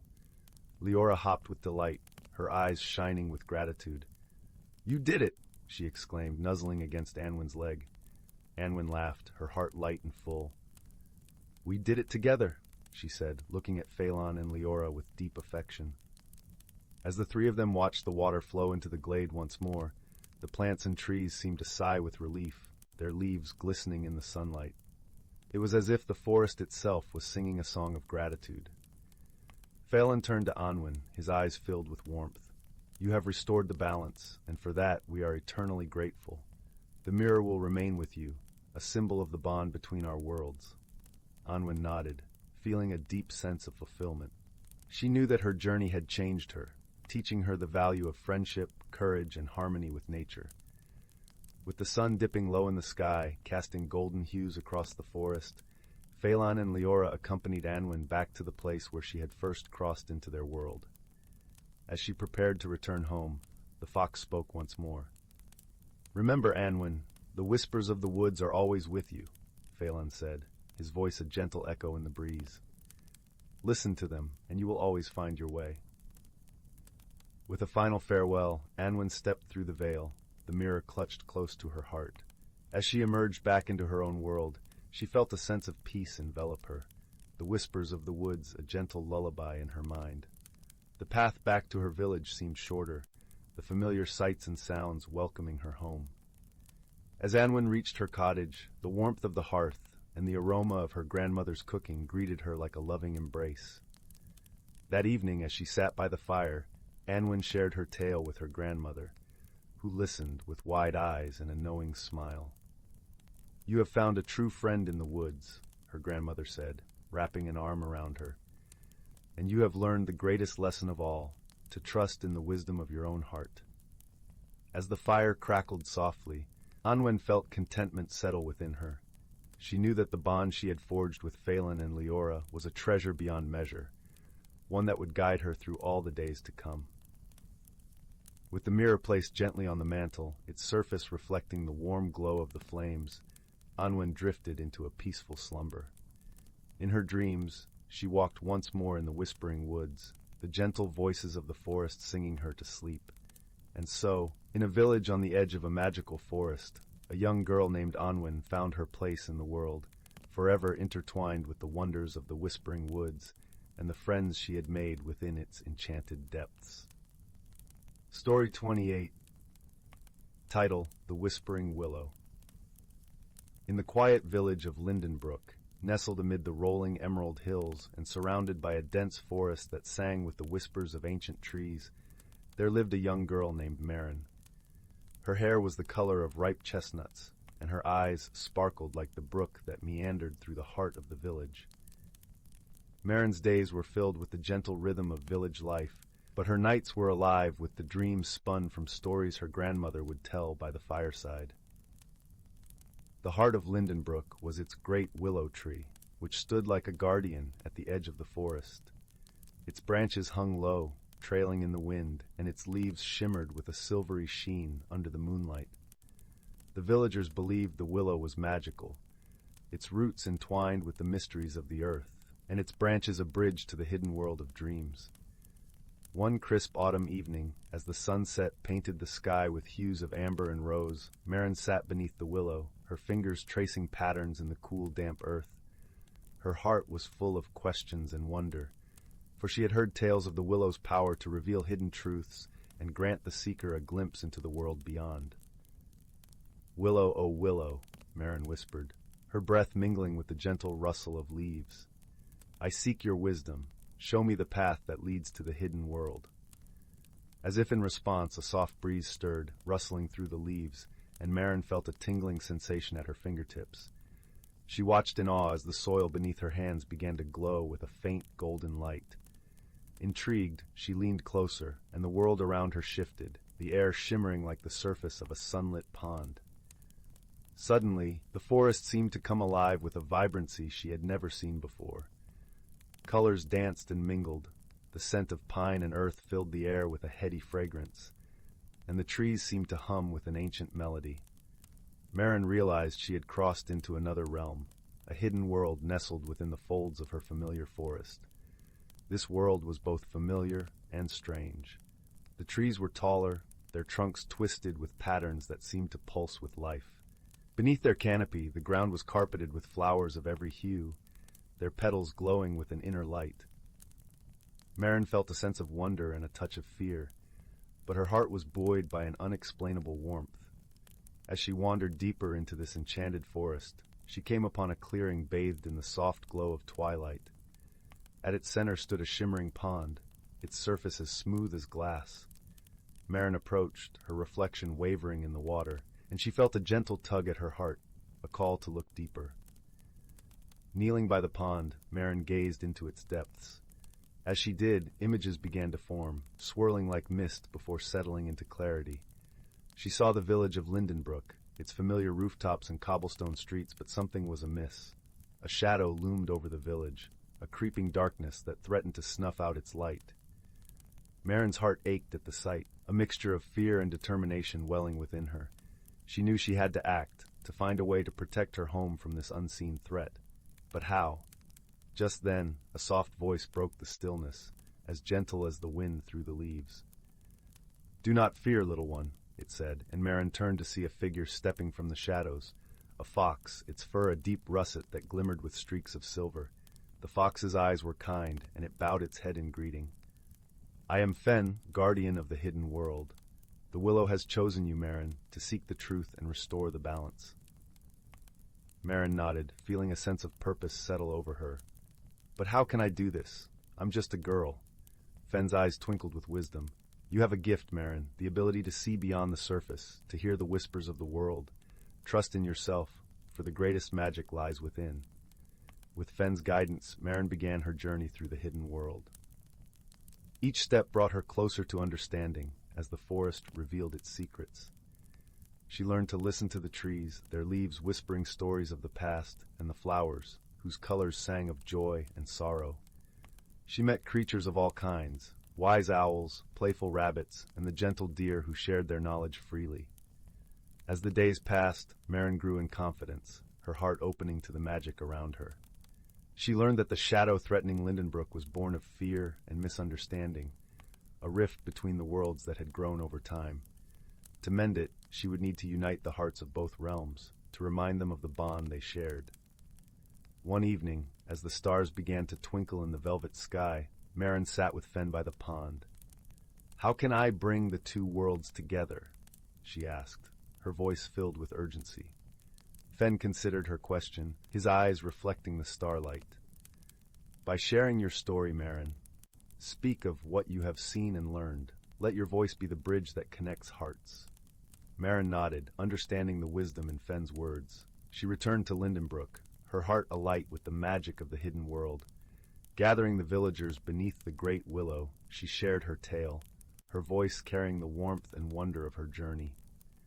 As she spoke, the villagers listened, their hearts opening to the truth of her words. They began to see the world anew, recognizing the magic in the everyday and the bonds that united them with the forest and its hidden realm. Together, they planted seeds of understanding, nurturing the connection between their world and the one beyond. In time, the shadow lifted, and the village flourished under the watchful gaze of the great willow. The bond between the realms grew strong, and the whispers of the hidden world mingled with the songs of the village, creating a harmony that echoed through the hills. Maren's journey had transformed her, and in turn, she had transformed her world. She learned that true magic lay not in grand gestures, but in the simple power of love, understanding, and a shared story. And so, beneath the whispering willow, Maren found her place, her heart forever entwined with the magic of the hidden world and the warmth of her village. The fire in the hearth crackled softly, casting a gentle glow as her grandmother finished the story, and Maren, now older and wise, tucked her own children into bed, her voice a soothing lullaby that carried the promise of dreams and the magic of the world beyond. As the children drifted into slumber, Maren sat by the window, the stars twinkling like old friends. Her heart was full, a testament to the journey she had taken and the bonds she had forged. She knew that as long as stories were told and hearts remained open, the magic of the hidden world would endure, whispering through the leaves and guiding those who dared to listen. And in the quiet embrace of the night, the great willow stood sentinel, its branches swaying gently in the breeze, a timeless bridge between worlds, a keeper of stories untold. Under its watchful gaze, the village and the hidden world thrived in harmony, bound by the timeless dance of nature and the enduring power of friendship. Thus, the whispering willow continued its silent vigil, a symbol of hope and unity, its roots deep in the earth and its branches reaching for the stars, a reminder that magic is real and it lives in the stories we share and the hearts we touch. And so, dear reader, may you find your own journey, your own hidden world, and your own whispering willow to guide you. For in the end, it is the stories we live and the love we give that make life truly magical. The end. Story 29. Title: The Whispering Woods. Once upon a time, in a quaint village nestled between the foot of misty mountains and a sprawling forest, lived a young boy named Finn. The village was a place where the sun painted the sky in shades of gold and pink each morning, and the air was sweet with the scent of blooming wildflowers. Finn's home was a snug little cottage with a thatched roof, surrounded by a garden where butterflies danced playfully over the honey-scented blossoms. Finn was an inquisitive boy, his eyes bright with the curiosity of 100 questions. He had a knack for exploring, often venturing off into the surrounding woods, where he imagined all sorts of fantastical adventures. However, there was one particular part of the forest that intrigued him the most: the Whispering Woods. The Whispering Woods was a place that many villagers spoke about in hushed tones.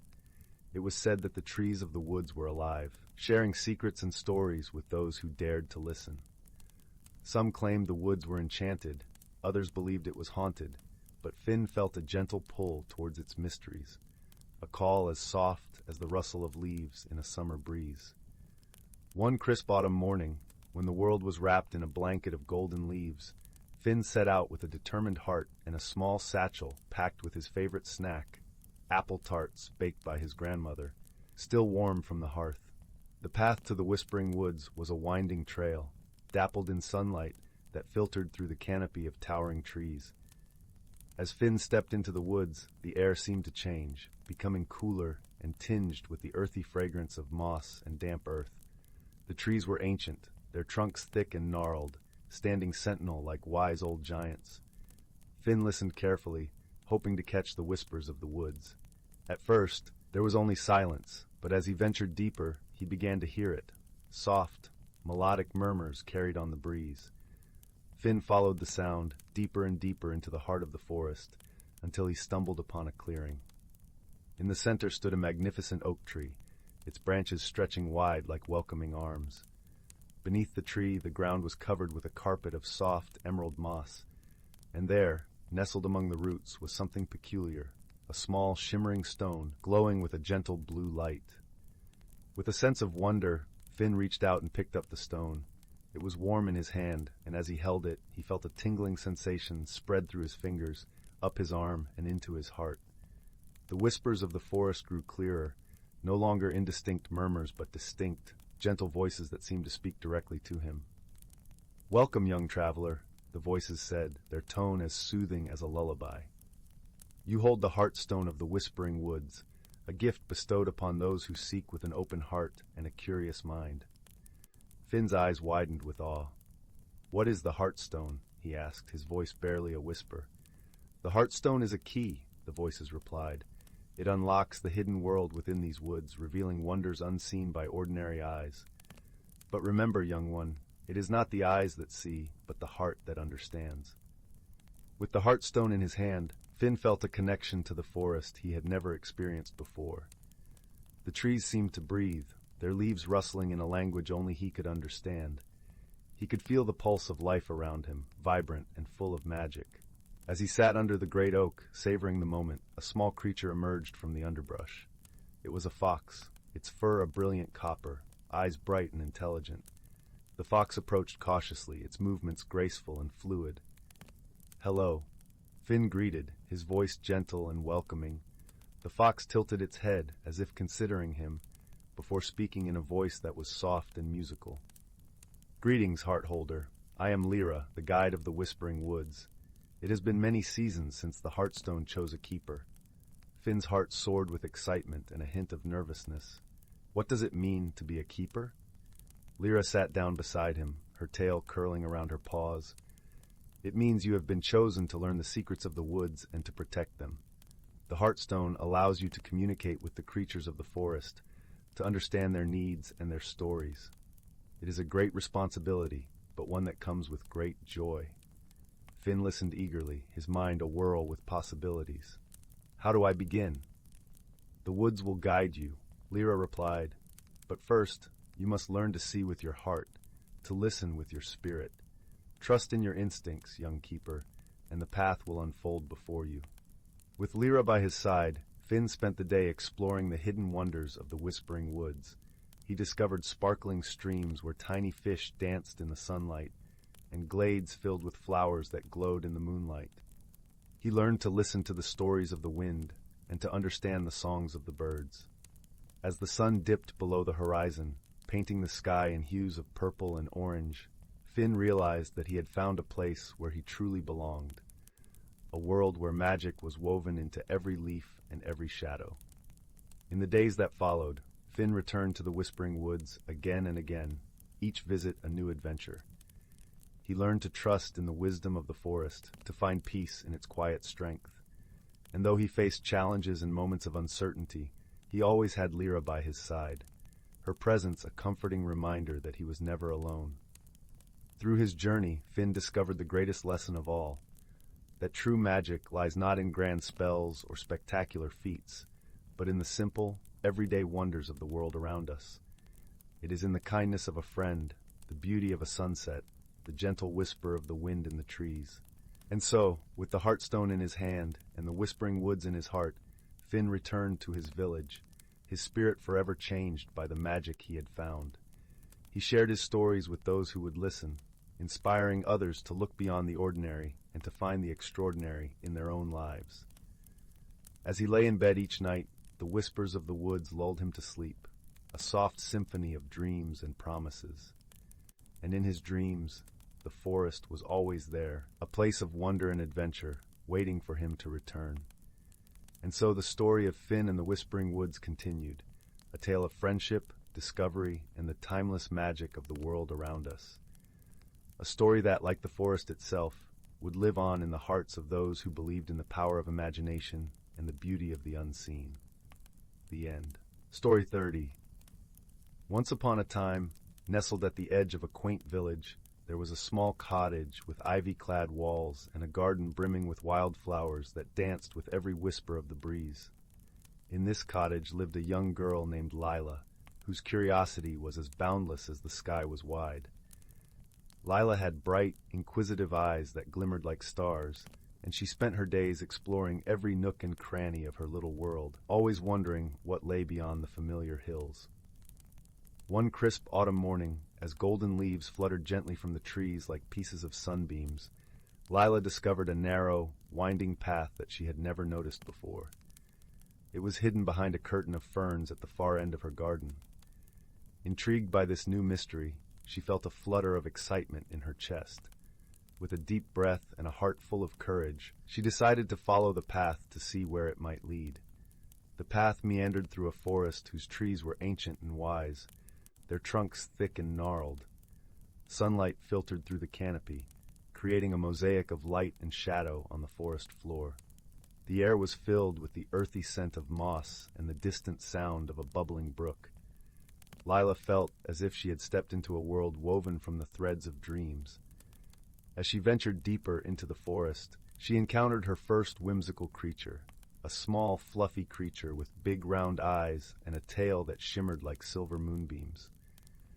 The creature introduced itself as Twinkle, a guardian of the forest. Twinkle was as curious about Lyra as she was about it. With a gentle nod, the little guardian agreed to accompany her on her journey, chattering cheerfully about the wondrous sights they might see. Together, they came upon a meadow where flowers bloomed in colors Lyra had never imagined, blues as deep as the ocean, purples as rich as twilight, and pinks as soft as a blush. In the center of the meadow stood a towering tree with leaves that sparkled like gemstones. Lyra could hear a soft, melodic hum emanating from the tree, a sound that made her heart feel light and joyful. Twinkle explained that this was the harmony tree, a magical tree that resonated with the music of nature. Lyra marveled at the beauty of it, feeling a deep sense of peace wash over her. It was as if the tree was whispering secrets of the world, secrets that spoke of harmony, courage, and the beauty of exploration. As they continued their journey, they encountered a gentle stream that giggled as it tumbled over smooth stones. Lyra and Twinkle followed the stream until they reached a glistening waterfall. The water cascaded down with a soothing roar, and rainbows danced in the mist. It was here that they met a wise old turtle named Sheldon, who had stories etched into the lines of his shell. Sheldon shared tales of the forest, speaking of the courage it takes to explore the unknown and the wonders that await those who dare to seek them. Lyra listened, her heart swelling with inspiration. She realized that courage wasn't the absence of fear, but the decision to move forward despite it. With Twinkle and Sheldon by her side, Lyra felt a newfound strength within her. They continued their journey, each step revealing another marvel of the enchanted forest. A grove where fireflies painted the air with light, a pond where frogs sang like tiny opera singers, and a hill where the wind played melodies through the grass. As the sun began to dip below the horizon, painting the sky in hues of orange and pink, Lyra knew it was time to return home. She bid farewell to her new friends, her heart filled with gratitude for the adventure and the lessons she had learned. Walking back along the path, her mind was a whirl of stories and memories. She felt a profound connection to the world around her, realizing that every new place, every new friend, and every new experience added a rich tapestry to her life. When Lyra emerged from the forest and returned to her cottage, the sky was a blanket of twinkling stars. She climbed into bed, her heart warm with the knowledge that the world was vast and full of wonders just waiting to be discovered. And as she drifted off to sleep, Lyra knew that she would always carry the magic of the forest within her, a reminder that the courage to explore would always lead her to new and enchanting places. And so, with the moon standing guard over her dreams, Lyra slept soundly, comforted by the promise of tomorrow's adventures. The end. Story 31. In the vast tapestry of the cosmos, where stars shimmer like scattered diamonds on an ebony canvas, there existed a peculiar planet named Luminara. It was a place unlike any other, where the skies were painted in hues of lavender, and the flora glowed with bioluminescent whispers under the light of 3 gentle moons. On this serene planet lived a kind-hearted creature named Orin. Orin was a Luminaran, a race known for their translucent wings that shimmered with every hue of the rainbow. His days were spent tending to the radiant gardens, humming soft melodies as the gentle breezes rustled through his iridescent hair. One day, as Orin was gathering dew from the starflowers, a strange object streaked across the sky, trailing a comet's tail of fiery oranges and reds. It crashed gently into the nearby meadow, sending a cascade of shimmering petals into the air. Curiosity piqued, Orin fluttered over to investigate. What he found was a small, metallic pod, unlike anything he had seen before. As he approached, a door hissed open, revealing a creature entirely different from himself. It was a rugged being, with skin the color of copper and eyes like polished emeralds. This was Zephyr, a wanderer from the distant planet of Terranox, known for its vast arid landscapes and towering mountains. Zephyr stumbled out, disoriented from the journey, and gazed at Orin with a mixture of awe and apprehension. "Where am I?" he asked, his voice a deep, rumbling note that resonated through the meadow. Orin, ever gentle, replied, "You are on Luminara, friend. Do not fear, you are safe here." Despite the assurance, cultural misunderstandings soon surfaced. Zephyr, used to the harsh terrains of Terranox, often misinterpreted Orin's serene gestures as aloofness, while Orin viewed Zephyr's directness as a sign of impatience. Yet, amidst their differences, a spark of curiosity ignited a tentative friendship. As days turned into weeks, the two began to learn from one another. Orin introduced Zephyr to the art of collecting starflower dew, explaining how each droplet contained a memory of the stars, while Zephyr shared tales of his journeys across the galaxy, painting vivid pictures of worlds Orin could only dream of. Their bond was truly forged when a shadow fell over Luminara, quite literally, as a solar eclipse shrouded the planet in an eerie twilight. The sudden chill brought forth creatures of darkness, known as the Umbras, who thrived in the absence of light. Orin, typically unflappable, felt a tremor of fear. The Umbras, though not malicious, could play tricks on the mind, casting illusions that bewildered and confused. But Zephyr, with his Terranoxian resilience, stood firm. "We'll face them together," he said, placing a comforting hand on Orin's shoulder. Together, they embarked on a quest to gather the enchanted luminescent stones that could drive the Umbras back. Their journey was fraught with challenges, a river cloaked in illusions, a forest that whispered memories of doubt. But through each trial, they supported one another. When Orin faltered, Zephyr's strength was there to guide him. When Zephyr's resolve wavered, Orin's gentle wisdom provided clarity. In their shared adventures, they discovered a profound truth. True friendship is not about similarity, but about embracing differences and supporting each other through the shadows. Finally, with the luminescent stones in hand, they returned to the meadow. Together, they placed the stones in a circle, their combined light weaving a tapestry of brilliance that banished the Umbras back into the void. As the eclipse passed and the soft glow of Luminara's moons returned, Orin and Zephyr sat side by side, basking in the tranquility of their world restored. The meadow, once again, was alive with the gentle hum of life and the sweet scent of starflowers. Zephyr turned to Orin, his emerald eyes reflecting the myriad colors of the Luminaran's wings. "Thank you, Orin, for showing me that even in the vastness of the universe, a true friend can be found." Orin smiled, his heart swelling with warmth. "And thank you, Zephyr, for teaching me that courage and kindness can light the way, even in the darkest of times."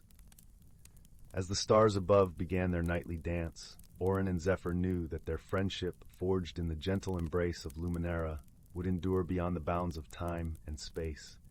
And with hearts full of gratitude and joy, they settled into the soft grass, the gentle hum of the cosmos their lullaby, knowing that their adventures together were just beginning. Story 32. In a universe where stars twinkled like scattered jewels across an endless velvet sky, there existed a small, unremarkable planet named Lyra, known for its serene landscapes and gentle inhabitants. Lyria's rolling hills were blanketed with lavender fields swaying under the soft caress of a balmy breeze, and its skies were painted with the ever-changing hues of dawn and dusk. On this tranquil planet lived a kind-hearted but solitary creature named Glen. Glen resembled a cross between a fox and a moth, with soft, russet fur and delicate, iridescent wings that shimmered in the sunlight. Despite his gentle nature, Glen often felt out of place among his own kind due to his curious mind and penchant for wandering into the unknown. One particularly dewy morning, as Glen was exploring the fringes of the lavender fields, he stumbled upon a peculiar sight. There, nestled between the blossoms, was a sleek, silver spacecraft that looked as though it had fallen from the stars themselves. Its surface glimmered with an otherworldly luminescence, and a faint hum emanated from its core. Curiosity piqued, Glen approached cautiously, his senses tingling with anticipation. As he neared the ship, a panel slid open with a soft hiss, revealing a creature unlike any he had ever seen. The creature had skin that shimmered like polished alabaster, eyes that glowed a deep cerulean, and limbs that moved with an elegance that seemed almost choreographed. The being introduced themselves as Jara, an explorer from the distant planet Saphira, a world known for its crystalline mountains and skies that danced with the light of 1,000 suns. Jara's voice was like a melody, gentle yet resonant, and as they spoke, Glen felt an inexplicable warmth spreading through him. Initially, there was a gulf of misunderstanding between them.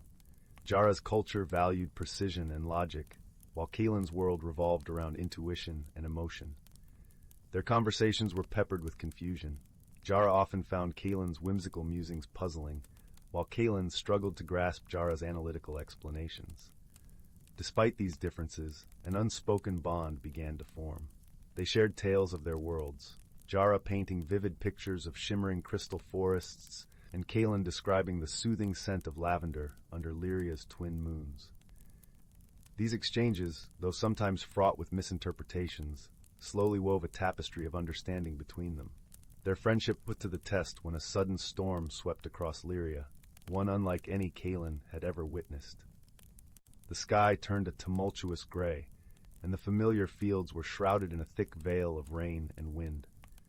Jara's spacecraft, still nestled among the lavender, was at risk, its delicate systems vulnerable to the planet's unpredictable weather.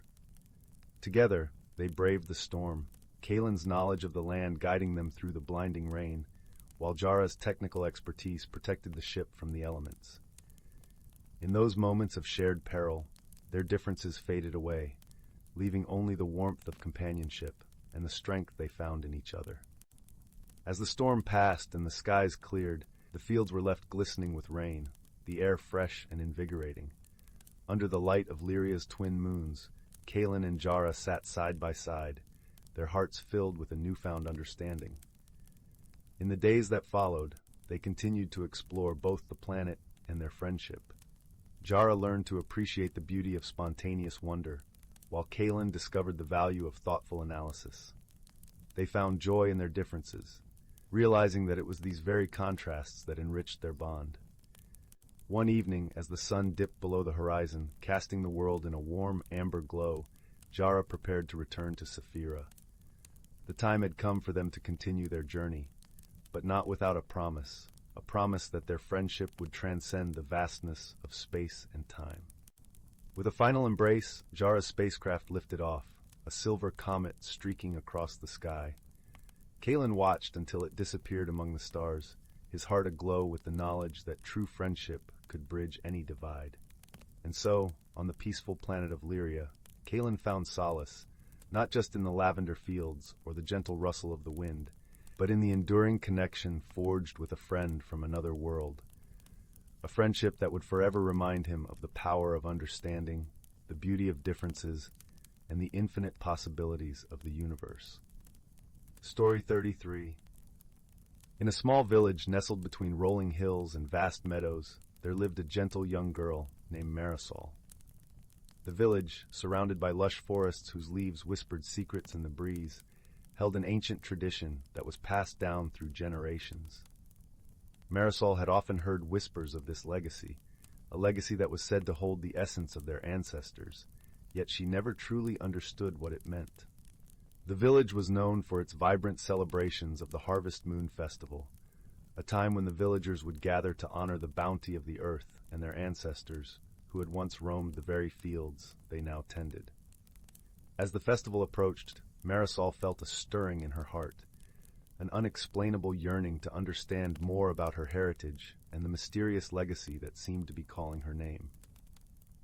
One golden afternoon, as the sun cast long shadows and the air was rich with the scent of ripe apples, Marisol decided to visit her grandmother, the village elder.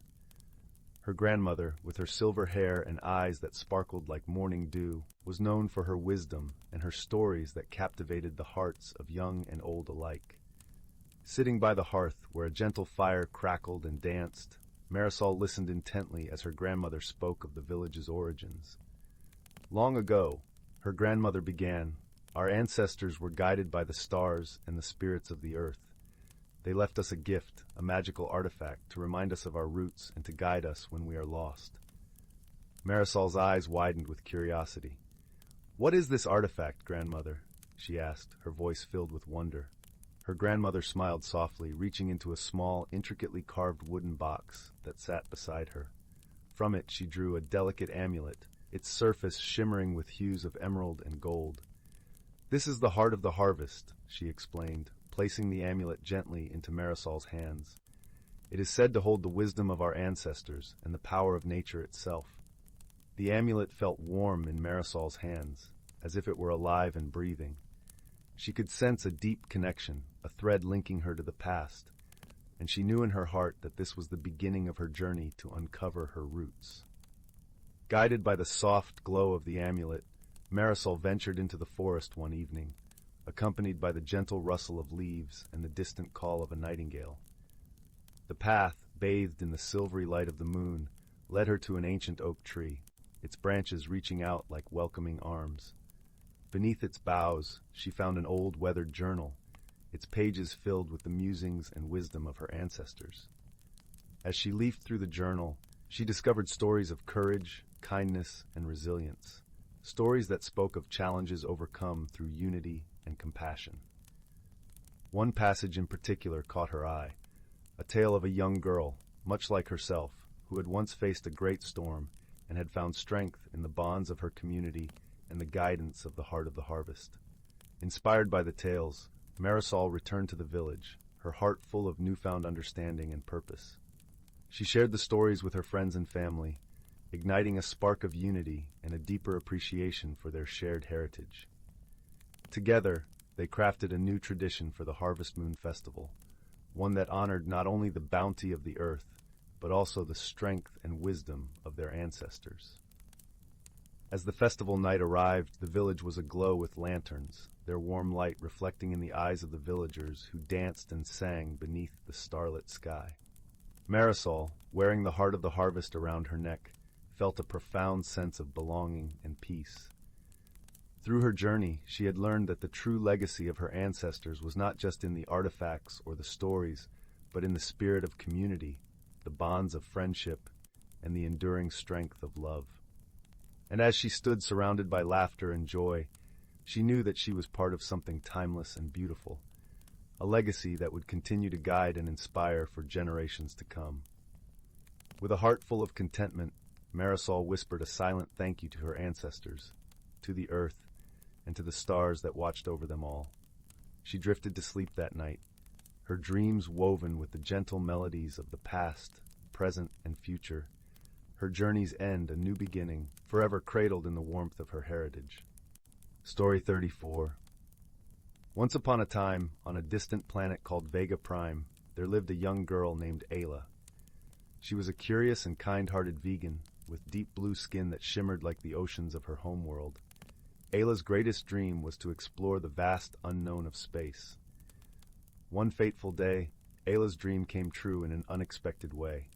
A malfunctioning spacecraft crashed on the outskirts of her village, and from the wreckage emerged a strange creature like none she had ever seen before.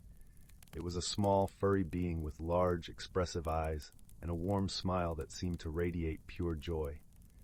This visitor was Milo, a Philarian, a species renowned for their boundless optimism and love of adventure. Lost and alone on this unfamiliar planet, Milo was overjoyed to encounter Ayla and her friendly people. At first, their interactions were hampered by misunderstandings. Milo's exuberant enthusiasm clashed with Ayla's more reserved nature, and his constant chatter often left her feeling overwhelmed. But gradually, through patience and an open-hearted curiosity, they began to bridge the divide between their cultures. Ayla marveled at Milo's childlike wonder, which allowed him to find delight in the simplest of things. Meanwhile, Milo was in awe of Ayla's deep connection to nature and her serene wisdom beyond her years. Each saw qualities in the other that they longed to nurture within themselves. Their bond was tested when Ayla's village was threatened by a raging plasma storm, a powerful celestial phenomenon that could wipe out all life in its path. With the storm rapidly approaching, the vegans prepared to abandon their homes and flee to the safety of the underground shelters. However, Milo had an idea. Drawing upon his vast knowledge of spacefaring technology, he proposed a daring plan to divert the plasma storm using the very same spacecraft that had brought him to Vega Prime. It was a risky endeavor, but Ayla trusted her newfound friend implicitly. Together, they embarked on a perilous mission, navigating the treacherous plasma currents with skill and courage. When Milo's spacecraft was struck by a rogue energy surge, crippling its systems, it was Ayla's quick thinking that saved them from certain doom. In that harrowing moment, their friendship transcended all barriers of species and culture. They had proven their unwavering loyalty to one another, forging a bond stronger than any force in the universe. With Milo's ingenuity and Ayla's unwavering determination, they succeeded in redirecting the plasma storm, sparing the village from destruction. As the storm's fury dissipated, the vegans rejoiced, hailing the two unlikely heroes who had saved them all. In the aftermath, Milo realized that his true purpose was not merely to wander aimlessly among the stars, but to share his light and spread joy wherever he went. Ayla, in turn, understood that her destiny lay not just in exploring new worlds, but in bridging the divide between all beings, fostering understanding and peace. Hand in hand, the vegan and the Philarian set out on a new journey together, ready to face whatever challenges the cosmos might bring. For they had discovered the true meaning of friendship, a bond that transcends all boundaries, a connection that illuminates even the darkest of nights with its warm, eternal glow. And as their spacecraft soared through the endless expanse of stars, carrying the promise of new adventures and discoveries, Ayla and Milo knew that they would never be alone again. For in each other, they had found the greatest treasure of all, a friendship that would shine brighter than any celestial wonder, forever and ever. Story 35. Here is a bedtime story about personal growth and magical transformation. Once upon a time, deep in an enchanted forest, there lived a young deer named Willow. Willow was a gentle and kind creature, but she struggled with fears that held her back from embracing her true self. Every spring when the flowers bloomed, Willow felt a stirring inside, a yearning for something more. But the familiar paths and shady glades felt so safe and comfortable. Even though her spirit longed to explore the mysteries beyond the forest's edge, her hooves felt rooted to the ground. Willow's best friend, a wise old oak tree named Oakley, could sense her inner turmoil. "Dear Willow," he said one sunny morning as she grazed near his sturdy trunk, "I see the questions shining in your eyes. Why do you resist the call to journey forth and discover what wonders await?" "Oh, Oakley," Willow sighed, nestling under the shelter of his broad canopy. "I know there is so much to see and experience out there, but I'm afraid of what lies beyond the safety of our forest home. What if I get lost or hurt? What if I'm not ready?" Oakley's leaves rustled with a gentle, reassuring laugh. "My sweet friend, you were born ready. The metamorphosis you seek is already unfolding within you, just as my buds unfurl into leaves each spring. All you need is courage to spread your wings." Willow blinked in surprise as she looked down at her slender legs. Where there had once been spindly fawn limbs, now emerged graceful shafts of pure light, tipped with dainty golden hooves. Her body began to emanate a soft, warm radiance, like sunbeams filtering through the trees. "What's happening to me?" she gasped with a mixture of wonder and trepidation. You're becoming your truest self, Willow, Oakley explained. A beautiful forest spirit who shines her inner light to illuminate the world. Over the next few days and weeks, Willow's transformation blossomed at an unhurried pace, much like the wildflowers carpeting the sun-dappled meadows in their vibrant colors. Her friend Oakley, ever a steady and patient presence, offered boundless wisdom and encouragement. Soon Willow felt an unmistakable sense of confidence and freedom welling up inside her luminous being. One misty dawn, she turned to Oakley with a smile. "I'm ready to explore what lies beyond our forest home," she announced. "Then you must follow your heart, my glowing friend," Oakley replied. "But remember, you can always return here to be revitalized by the strength and serenity of these timeless woods." And so Willow's magical journey of discovery began. Along the way, she encountered many new faces and fascinating lands. There were gorgeous sunlit meadows, rolling hills that brushed the bellies of billowy clouds, and craggy snow-capped peaks that took her breath away. In each new realm, Willow met allies who became treasured friends, like Zephyr, the playful wind sprite whose tickling breezes raised laughter from the deepest wellsprings of joy, or Ruby, the dragon pup, still mastering her fire breath but overflowing with fierce warmth and loyalty. There were challenges, too, from rushing rivers to cross and winding caves to navigate. Whenever Willow felt her inner light wavering, she remembered Oakley's wisdom and drew strength from the radiant truth of who she was. Though her outer journey eventually looped back to the enchanted forest of her birth, Willow remained ever changed. Her fearful roots loosened, replaced by an expansive sense of wonder. She glowed with a serene confidence born from listening to her heart's call. Most importantly, Willow shared her hard-won gifts with all she encountered, leaving a trail of illumination and uplifting hope. For she realized that, like her, every being in existence had an essential light to uncover and shine forth through embracing their personal metamorphosis. To this day, you can find Willow still journeying and exploring the vast mystical lands and skies, her path ever forward as a luminous forest spirit. She delights in using her light to reveal unseen beauty and warm the souls of any who feel lost or afraid to blossom into their fullest, most magical selves. Here is a bedtime story about personal growth and magical transformation. Once upon a time, deep in an enchanted forest, there lived a young deer named Willow. Willow was a gentle and kind creature, but she struggled with fears that held her back from embracing her true self. Every spring when the flowers bloomed, Willow felt a stirring inside, a yearning for something more. But the familiar paths and shady glades felt so safe and comfortable. Even though her spirit longed to explore the mysteries beyond the forest's edge, her hooves felt rooted to the ground. Willow's best friend, a wise old oak tree named Oakley, could sense her inner turmoil. "Dear Willow," he said one sunny morning as she grazed near his sturdy trunk, "I see the questions shining in your eyes. Why do you resist the call to journey forth and discover what wonders await?" "Oh, Oakley," Willow sighed, nestling under the shelter of his broad canopy. "I know there is so much to see and experience out there, but I'm afraid of what lies beyond the safety of our forest home. What if I get lost or hurt? What if I'm not ready?"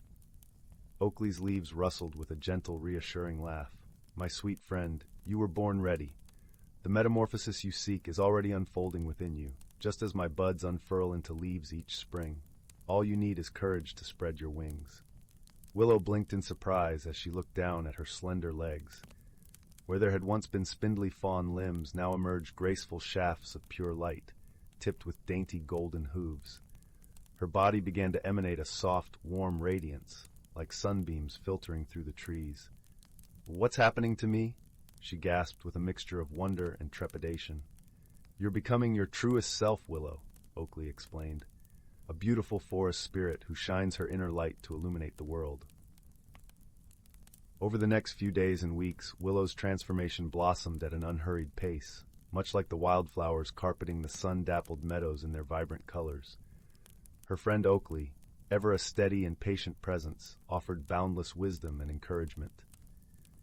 Soon Willow felt an unmistakable sense of confidence and freedom welling up inside her luminous being. One misty dawn, she turned to Oakley with a smile. "I'm ready to explore what lies beyond our forest home," she announced.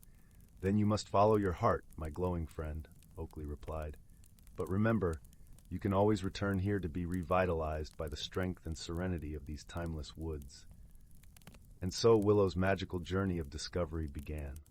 Along the way, she encountered many new faces and fascinating lands. There were gorgeous sunlit meadows, rolling hills that brushed the bellies of billowy clouds, and craggy snow-capped peaks that took her breath away. In each new realm, Willow met allies who became treasured friends, like Zephyr, the playful wind sprite whose tickling breezes raised laughter from the deepest wellsprings of joy, or Ruby, the dragon pup, still mastering her fire breath but overflowing with fierce warmth and loyalty. There were challenges, too, from rushing rivers to cross and winding caves to navigate. Whenever Willow felt her inner light wavering, she remembered Oakley's wisdom and drew strength from the radiant truth of who she was. Though her outer journey eventually looped back to the enchanted forest of her birth, Willow remained ever changed. Her fearful roots loosened, replaced by an expansive sense of wonder. She glowed with a serene confidence born from listening to her heart's call. Most importantly, Willow shared her hard-won gifts with all she encountered, leaving a trail of illumination and uplifting hope. For she realized that, like her, every being in existence had an essential light to uncover and shine forth through embracing their personal metamorphosis. To this day, you can find Willow still journeying and exploring the vast mystical lands and skies, her path ever forward as a luminous forest spirit. She delights in using her light to reveal unseen beauty and warm the souls of any who feel lost or afraid to blossom into their fullest, most magical selves. Story 36. Once upon a time, in a quaint little village nestled between rolling green hills and a placid, shimmering lake, there was a small cobblestone cottage that stood at the edge of an ancient forest. The cottage, with ivy clinging to its stone walls and a wooden door that creaked with age, belonged to a kindly old woman named Clara. Clara was known throughout the village not just for her herbal remedies and wisdom, but also for her stories about the world beyond the hills. One crisp autumn morning, as the leaves danced down from the trees in hues of gold and crimson, Clara discovered a peculiar item in her garden. It was a simple-looking, well-worn wooden spoon. But as she held it, she felt a gentle warmth spreading through her fingers, as if the spoon was alive with a soft, pulsing heartbeat. Intrigued, Clara brought the spoon inside her cozy kitchen, where the scent of fresh-baked bread mingled with the earthy aroma of drying herbs. She placed the spoon on her wooden table, and as she did, an astonishing thing happened.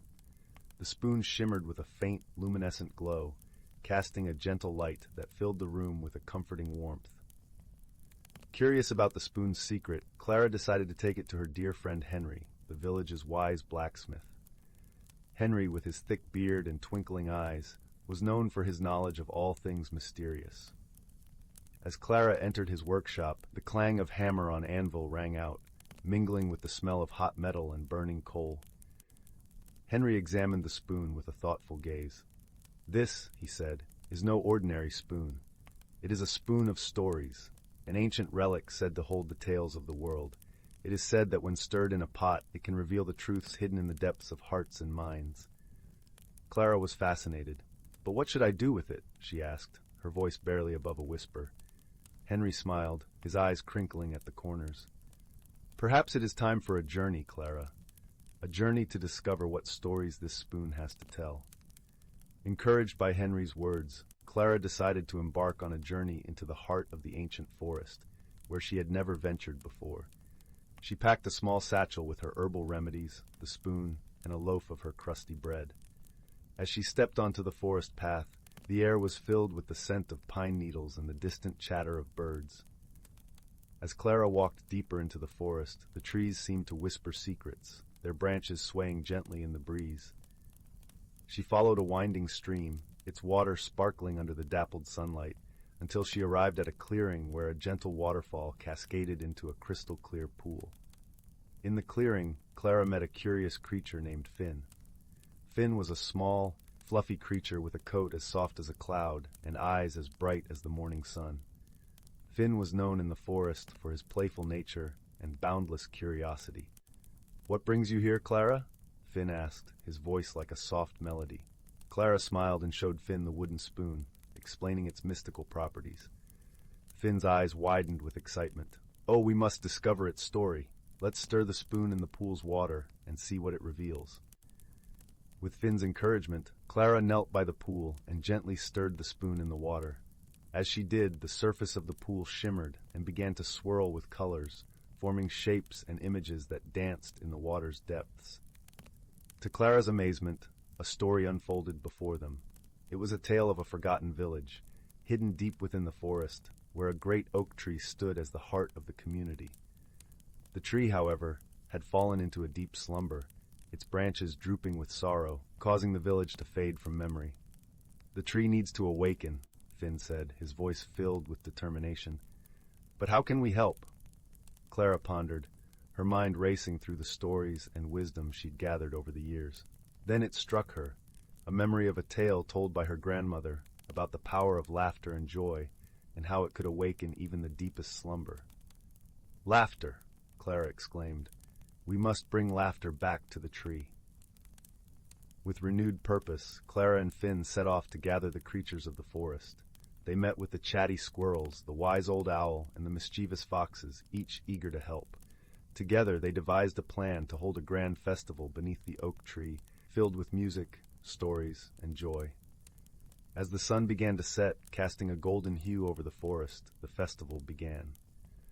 Clara, with her spoon of stories, told tales that made everyone laugh until their sides ached. Finn led games that had the squirrels and foxes dancing and the owl hooting with delight. As the laughter echoed through the forest, a magical thing happened. The great oak tree began to stir, its branches lifting towards the sky, leaves shimmering with vibrant life. The village, hidden in the tree's shadow, slowly reappeared, its people awakening with smiles and gratitude. Clara and Finn watched in awe as the tree, now filled with life and joy, stood proudly at the heart of the village once more. The grateful villagers thanked Clara, Finn, and all the forest creatures for their kindness and wisdom. As the stars twinkled overhead, Clara knew it was time to return home. The journey had changed her, filling her heart with the magic of friendship and the power of laughter. The spoon, now resting in her satchel, had shared its first story, but Clara knew there were many more tales waiting to be discovered. And so, with a warm heart and a gentle smile, Clara returned to her cottage by the lake, where the fire crackled softly in the hearth and the night embraced the village with a blanket of peace. And from that day on, Clara continued to share the stories of the spoon, spreading joy and wonder wherever she went, knowing that the simplest of objects could hold the most extraordinary secrets. Once upon a time, in a quaint little village nestled between rolling green hills and a placid, shimmering lake, there was a small cobblestone cottage that stood at the edge of an ancient forest. The cottage, with ivy clinging to its stone walls and a wooden door that creaked with age, belonged to a kindly old woman named Clara. Clara was known throughout the village not just for her herbal remedies and wisdom, but also for her stories about the world beyond the hills.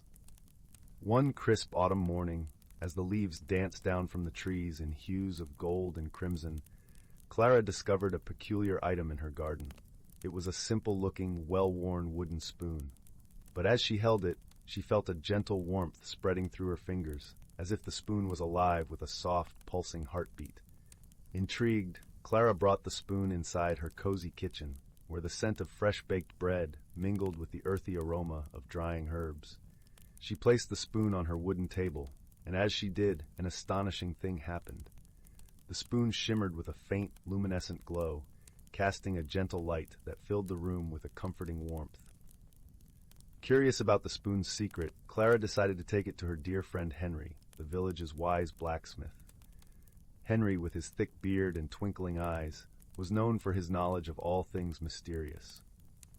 As Clara entered his workshop, the clang of hammer on anvil rang out, mingling with the smell of hot metal and burning coal.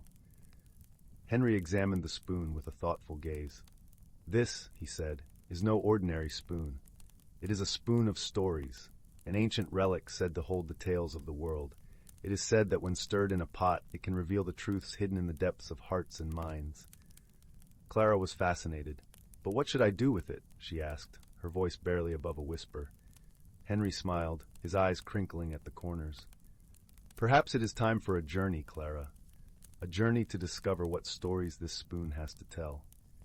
Encouraged by Henry's words, Clara decided to embark on a journey into the heart of the ancient forest, where she had never ventured before.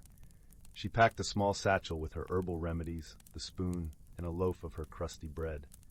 As she stepped onto the forest path, the air was filled with the scent of pine needles and the distant chatter of birds. As Clara walked deeper into the forest, the trees seemed to whisper secrets, their branches swaying gently in the breeze. She followed a winding stream, its water sparkling under the dappled sunlight, until she arrived at a clearing where a gentle waterfall cascaded into a crystal-clear pool. In the clearing, Clara met a curious creature named Finn. Finn was a small, fluffy creature with a coat as soft as a cloud and eyes as bright as the morning sun. Finn was known in the forest for his playful nature and boundless curiosity. "What brings you here, Clara?" Finn asked, his voice like a soft melody. Clara smiled and showed Finn the wooden spoon, explaining its mystical properties. Finn's eyes widened with excitement. "Oh, we must discover its story. Let's stir the spoon in the pool's water and see what it reveals." With Finn's encouragement, Clara knelt by the pool and gently stirred the spoon in the water. As she did, the surface of the pool shimmered and began to swirl with colors, forming shapes and images that danced in the water's depths. To Clara's amazement, a story unfolded before them. It was a tale of a forgotten village, hidden deep within the forest, where a great oak tree stood as the heart of the community. The tree, however, had fallen into a deep slumber, its branches drooping with sorrow, causing the village to fade from memory. "The tree needs to awaken," Finn said, his voice filled with determination. "But how can we help?" Clara pondered, her mind racing through the stories and wisdom she'd gathered over the years. Then it struck her, a memory of a tale told by her grandmother about the power of laughter and joy, and how it could awaken even the deepest slumber. "Laughter!" Clara exclaimed. "We must bring laughter back to the tree." With renewed purpose, Clara and Finn set off to gather the creatures of the forest. They met with the chatty squirrels, the wise old owl, and the mischievous foxes, each eager to help. Together they devised a plan to hold a grand festival beneath the oak tree, filled with music, stories, and joy. As the sun began to set, casting a golden hue over the forest, the festival began. Clara, with her spoon of stories, told tales that made everyone laugh until their sides ached. Finn led games that had the squirrels and foxes dancing and the owl hooting with delight. As the laughter echoed through the forest, a magical thing happened. The great oak tree began to stir, its branches lifting towards the sky, leaves shimmering with vibrant life. The village, hidden in the tree's shadow, slowly reappeared, its people awakening with smiles and gratitude. Clara and Finn watched in awe as the tree, now filled with life and joy, stood proudly at the heart of the village once more. The grateful villagers thanked Clara, Finn, and all the forest creatures for their kindness and wisdom. As the stars twinkled overhead, Clara knew it was time to return home. The journey had changed her, filling her heart with the magic of friendship and the power of laughter. The spoon, now resting in her satchel, had shared its first story, but Clara knew there were many more tales waiting to be discovered. And so, with a warm heart and a gentle smile, Clara returned to her cottage by the lake, where the fire crackled softly in the hearth, and the night embraced the village with a blanket of peace. And from that day on, Clara continued to share the stories of the spoon, spreading joy and wonder wherever she went, knowing that the simplest of objects could hold the most extraordinary secrets. Story 37. Once upon a time, in the quaint little village of Willow, nestled between gentle rolling hills and whispering woods, lived a young boy named Finn. His days were filled with the sweet simplicity of village life, gathering wildflowers with his friends, listening to the soothing lull of the babbling brook, and exploring the endless wonders of the forest that bordered his home. Willowbrook was a place where the grass was always a lush emerald, and the air carried the fragrance of honeysuckle and freshly baked bread. Each evening, the sun would cast a golden glow across the thatched rooftops, promising the village another peaceful night. One serene afternoon, as Finn wandered through the forest, his gaze fell upon something peculiar. It was a small, ornately carved box, half hidden beneath a blanket of fallen leaves. The box was crafted from a rich, dark wood and adorned with intricate patterns that seemed to shimmer in the dappled sunlight. Curiosity piqued, Finn carefully lifted the box into his hands. As he did, a gentle warmth spread through his fingers, as though the box were alive with a quiet, comforting pulse. With a soft click, the box opened to reveal a single, delicate feather inside, iridescent and gleaming with colors that danced like the northern lights. This was no ordinary feather. It whispered secrets to Finn's heart, unlocking a sense of magic he had never known. The feather granted Finn an extraordinary ability to understand the language of the forest creatures, and so began his wondrous journey of discovery and wonder. Finn's first encounter was with a wise old owl named Sage, who perched regally on a gnarled branch. Sage's eyes, deep and knowing, regarded Finn with a hint of amusement. "Ah, young one," he hooted softly, "the forest speaks to those who listen. What brings you to our sacred woods?" Finn explained his newfound gift, and Sage nodded sagely, his feathers rustling like pages of an ancient book. "There is much to learn in these woods, but remember, wisdom is the key to understanding." With Sage as his guide, Finn journeyed deeper into the heart of the forest, where sunlight wove through the canopy in threads of gold. Along the way, he met a myriad of creatures, each with a story to tell and a lesson to share. There was Willow, the gentle deer, who taught Finn the importance of patience and observation. Her eyes, soft and brown like the earth, held a serenity that calmed Finn's restless spirit. Then there was Bristle, the mischievous squirrel with a knack for finding the hidden treasures of the forest floor. Bristle's chatter was a constant reminder that joy could be found in the smallest of things, and his laughter echoed through the trees like a playful melody. As Finn's journey continued, he found himself in a secluded glade where the air was thick with the scent of pine and the ground was carpeted with soft moss. Here, he encountered a challenge, a riddle posed by the enigmatic Mist, an ethereal fox with eyes like liquid moonlight.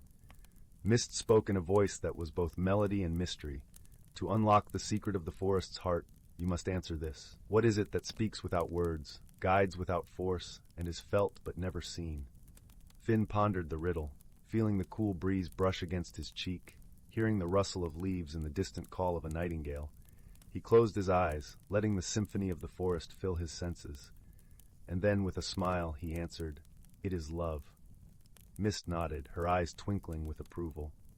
"Indeed, young Finn, love is the language that binds us all, the unseen force that guides our hearts."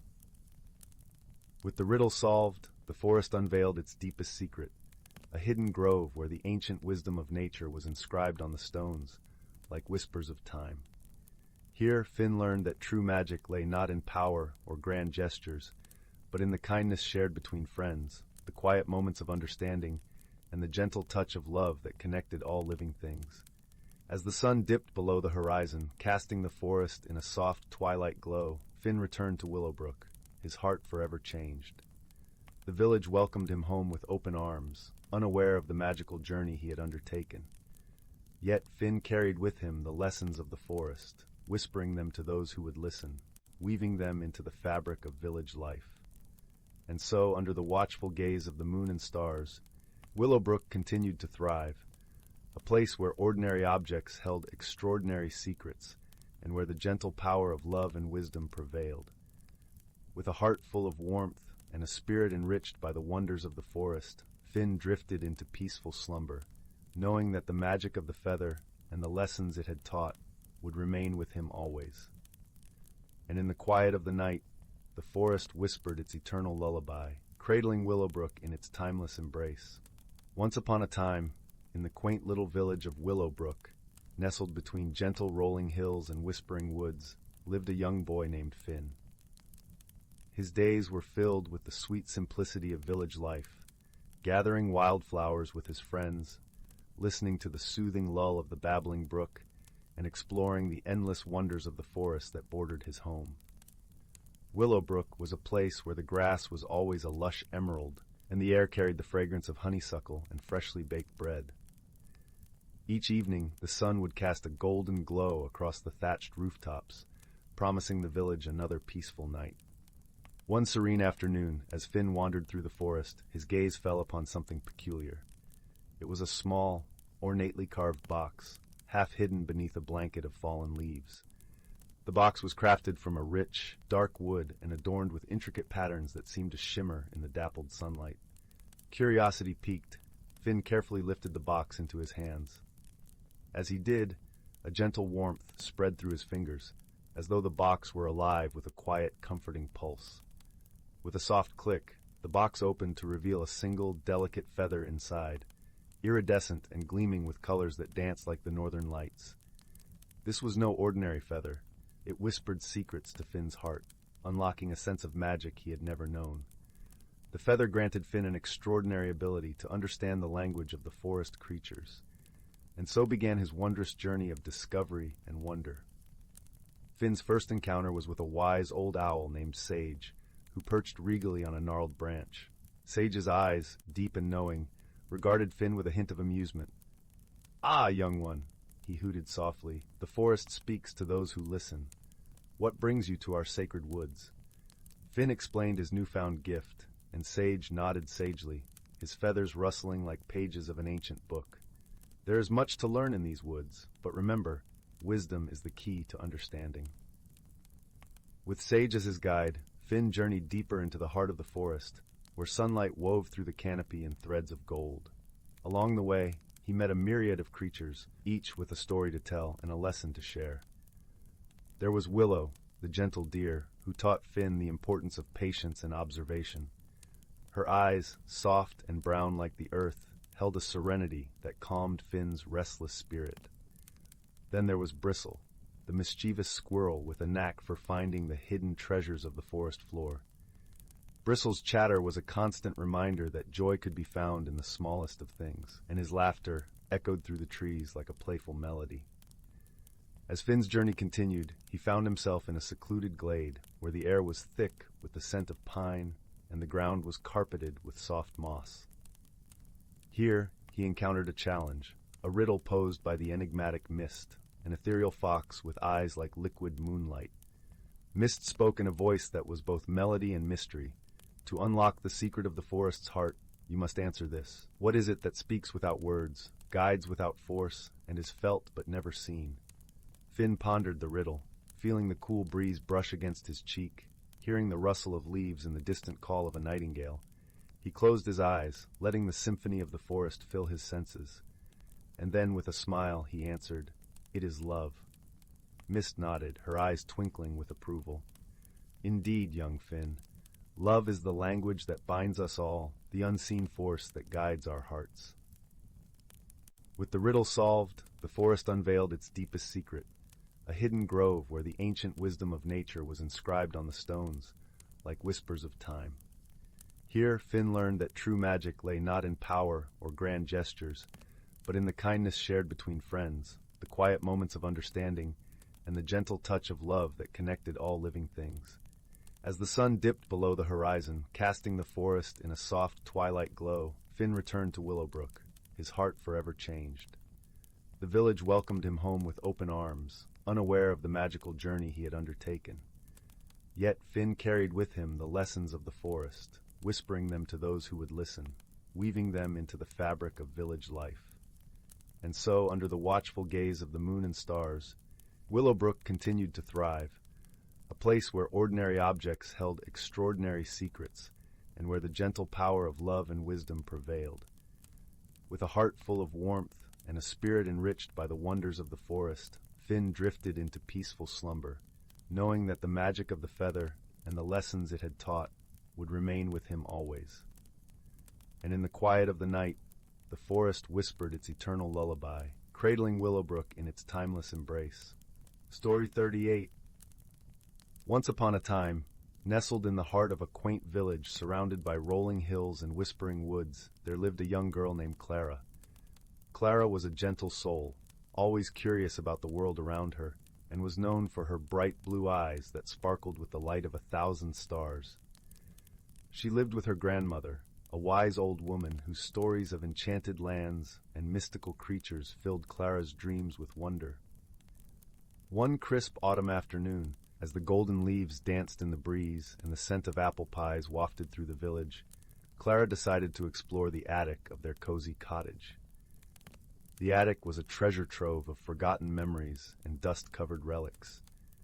It was here, as shafts of sunlight filtered through the small window, illuminating the swirls of dust like tiny galaxies, that Clara discovered something remarkable. Among a pile of old books and forgotten trinkets, she found a small, unassuming box. It was made of dark, polished wood, with intricate carvings of vines and stars. As Clara brushed her fingertips across its surface, she felt a gentle warmth emanating from it. Curious, she opened the box to find a beautiful, ornate compass nestled inside. Its needle was unlike any she had seen before. It shimmered with a soft, ethereal glow, shifting colors like the northern lights. As she held the compass in her hands, a whisper of a breeze stirred through the attic, carrying with it the faintest sound of music, delicate and enchanting. Clara realized, with growing excitement, that this was no ordinary compass. It seemed to pulse with a life of its own, the needle dancing not toward the magnetic north, but to a direction only it knew. Eager to unravel the compass's mystery, Clara decided to follow its lead. She tucked the compass safely into her pocket and set off on a journey beyond the familiar confines of her village. Her path led her through the whispering woods, where the leaves rustled like secrets shared among friends, and the air was filled with the earthy scent of moss and pine. As Clara ventured deeper into the forest, she encountered her first companion on this journey. A wise old owl perched upon a low branch, its golden eyes twinkling with wisdom. "Hoo-hoo," it hooted softly. "I see you have found the compass of the heart." "The compass of the heart?" Clara repeated, intrigued. "Indeed," replied the owl, flapping its wings gently. "It guides those who are pure of heart and true of spirit. It does not lead to places, but to understanding and truth. Trust in its guidance, and you shall find what you seek." With a nod of thanks to the owl, Clara continued on her path, the compass clutched tightly in her hand. The glow of the needle seemed to brighten with each step, leading her deeper into the forest, where the trees stood tall and proud, their leaves whispering stories of old. As dusk began to settle, casting the world in hues of purple and gold, Clara came upon a clearing. In its center stood a circle of ancient stones, worn smooth by time and draped in a blanket of soft emerald moss. The stones seemed to hum with a gentle energy, a melody of the earth itself. It was here that Clara met the second companion of her journey, a faun with gentle eyes and a warm smile, who played a lilting tune on his wooden flute. "Welcome, traveler," he greeted, his voice as soothing as a summer breeze. "The compass has brought you to the Circle of Reflection." "Circle of Reflection?" Clara asked, her heart filled with wonder. "Yes," the faun replied, lowering his flute. "Here, you shall see not with your eyes, but with your heart. Sit with the stones and listen to what they have to share." Clara settled herself among the stones, the cool moss soft beneath her fingers. Closing her eyes, she listened, allowing the melody of the earth and the whispers of the wind to wash over her. Slowly, she began to see images in her mind, memories and dreams, hopes and fears, all swirling together in a tapestry of light and shadow. In that moment of reflection, Clara understood the compass's purpose. It wasn't leading her to a place, but guiding her to a deeper understanding of herself. It was a journey of the heart, of discovering the strength within and the power of kindness and compassion. With newfound clarity, Clara opened her eyes, the world around her painted anew in vibrant colors. She thanked the faun for his guidance, his warm smile, a comforting presence as she rose to her feet. The journey back to the village felt different, as if the very earth beneath her feet hummed with the knowledge she had gained. Clara's heart was light, and her spirit soared with the realization that the greatest journey of all was the one within. As Clara returned home, the village bathed in the soft glow of twilight. She knew she had changed. The compass had shown her the way not just through the forest, but through the depths of her own heart.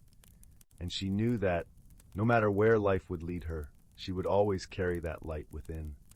And so, nestled once more in the warmth of her grandmother's cottage, Clara placed the compass upon her shelf, a reminder that the journey of self-discovery is the most magical adventure of all.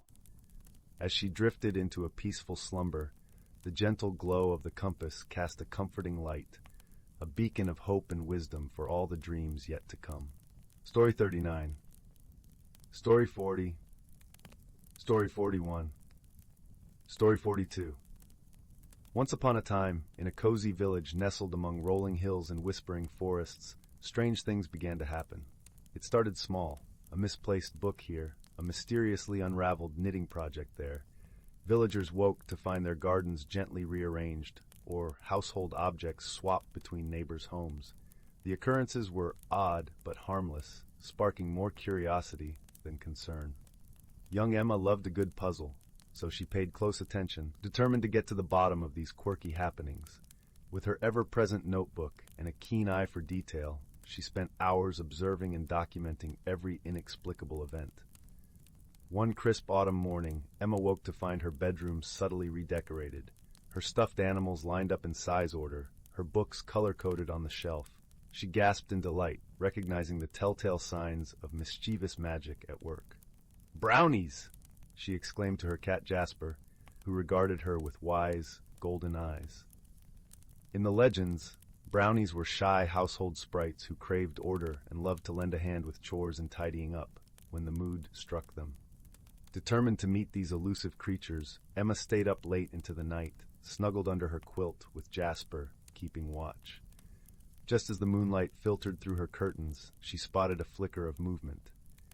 3 tiny figures emerged from the shadows, their wispy forms glowing with an inner light. "Oh, you startled us," one brownie said, wringing his hands. "We were just trying to help." Emma beamed. "Thank you, I could use a bit of extra tidying. But please, don't be frightened. I've always wanted to meet brownies. I'm Emma, and this is Jasper." The brownies visibly relaxed at her warm welcome. Over bowls of warm milk and fresh-baked cookies, they became fast friends.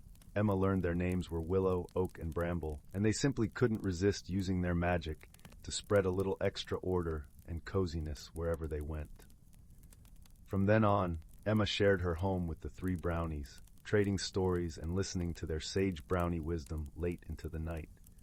Though the rest of the village never saw them, Emma's friends and family noticed her renewed zest for life, her homework completed ahead of schedule, and an ever-present glow of contentment. When asked her secret, Emma would simply smile and say, "I have some very helpful friends." The strange occurrences continued, bringing more curiosity and wonder than fright to the village. Sometimes the simplest magic is recognizing the extraordinary in the ordinary and keeping an open heart and mind to life's delightful little mysteries. Story 43. In the heart of a quaint little village, nestled at the edge of an ancient whispering forest, there lived a young woman named Liora. The village was a place where time seemed to slow, where the golden hues of autumn leaves lingered long into winter, and the scent of warm bread and pinewood fires filled the crisp air. Liora, with her hair like golden wheat fields and eyes the color of the summer sky, found herself standing at the threshold of change, yet hesitant to cross it. Liora had always been content with the rhythm of village life. She enjoyed the gentle rustling of the trees, the melody of the brook that wound its way through the forest, and the comforting routine of daily chores. But lately, a restlessness had begun to stir within her, like a whispering breeze urging her towards something she couldn't quite see or name. One evening, as the sun dipped below the horizon and the sky blushed with shades of lavender and rose, Liora took a walk into the forest. The path was familiar, lined with moss-covered stones and flanked by towering oaks whose branches intertwined like old friends, sharing secrets. Yet as she wandered deeper, she felt a subtle shift in the air, a tingling sensation that made her skin prickle with anticipation. It was then she stumbled upon a curious sight. In a small clearing bathed in moonlight stood an ancient tree unlike any she had seen before. Its trunk was wide and gnarled, with roots that twisted like the stories of old. But what caught her breath was its leaves, each one a shimmering crystal, catching the moon's light and casting a kaleidoscope of colors across the forest floor. Drawn by an invisible thread, Liora approached the tree, feeling a strange sense of familiarity, as if it had been waiting for her all along.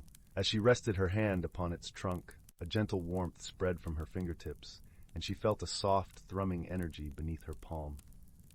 "Welcome, dear one," a voice like rustling leaves whispered. Startled, Liora looked around, but saw no one. It was as if the tree itself had spoken, its voice resonating within her very soul. "Who are you?" Liora asked, her voice barely above a whisper. "I am the guardian of change," the voice replied, a soft echo in the night. "I exist to guide those who seek transformation and to mirror the growth within their hearts." Liora felt a rush of emotions, curiosity, fear, and a deep yearning for something she could not yet understand. "But I fear change," she confessed. "I am not ready to leave behind what I know." The tree's leaves shimmered, casting a gentle glow. Change is not about leaving behind, but about embracing what is to come. It is a journey of discovery, a dance between what was and what will be. As Liora stood beneath the tree's protective canopy, she felt a sense of peace wash over her. It was as if the tree's wisdom seeped into her very being, whispering of courage and potential untapped. In the days that followed, Liora returned to the forest often, seeking the comfort of the guardian and the clarity that each visit brought. She spoke of her fears, her dreams, and her longing for understanding.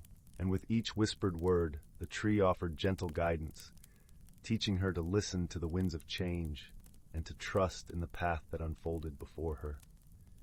Liora's transformation was subtle at first, like the first green shoots of spring pushing through winter's snow.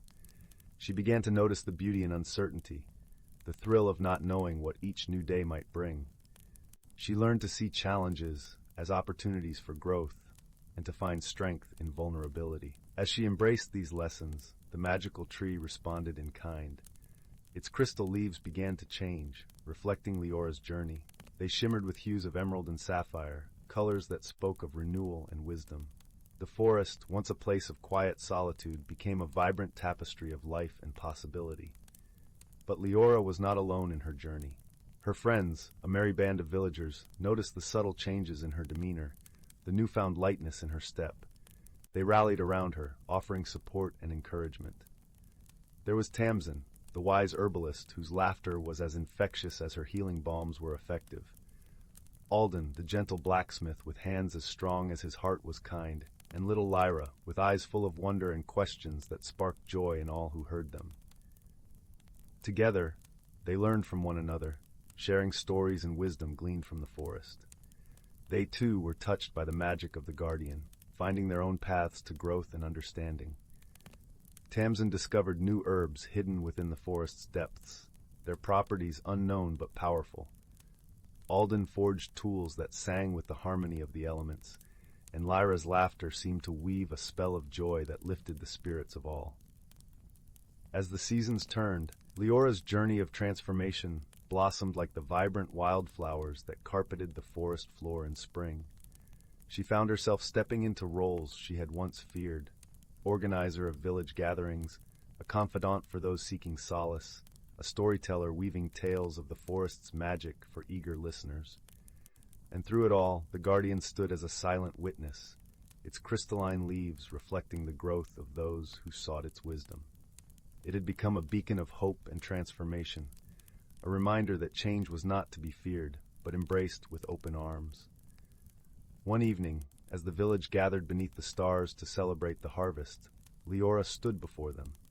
The bonfire crackled and danced, sending sparks into the velvet sky, and the villagers' faces glowed with warmth and anticipation. "My friends," Liora began, her voice steady and clear, "we are all like the leaves of the guardian tree, ever changing, ever growing.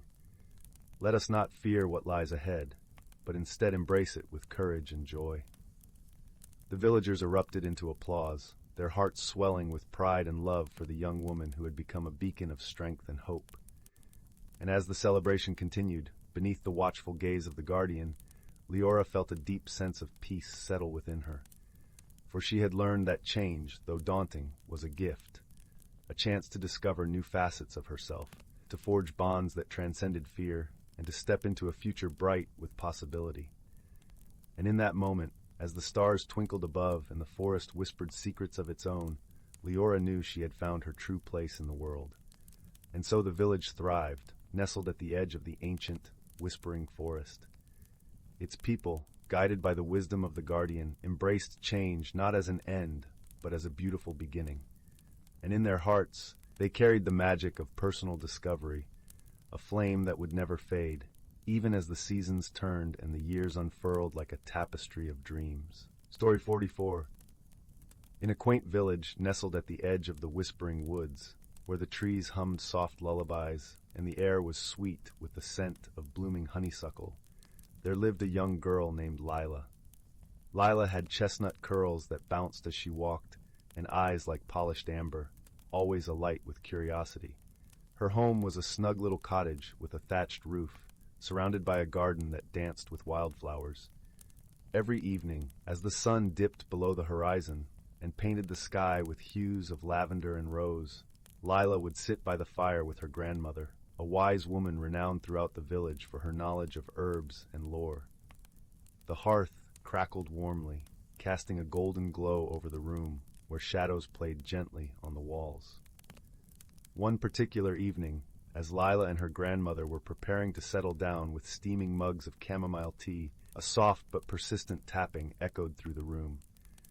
It seemed to be coming from the window, which overlooked the garden now blanketed in twilight's embrace. Curious, Lila padded over to the window and pulled back the lace curtain. To her astonishment, she found a small, peculiar creature perched on the windowsill. It was a moonbeam sprite, its delicate wings shimmering faintly in the dim light. The sprite's eyes were wide with worry, its tiny hands clasped together as if in prayer. "Oh, dear Lila," the sprite fluttered its wings, causing a gentle flutter of silvery dust to cascade around it. "Something strange is afoot in the whispering woods. The songbirds have fallen silent, and the fireflies are nowhere to be seen."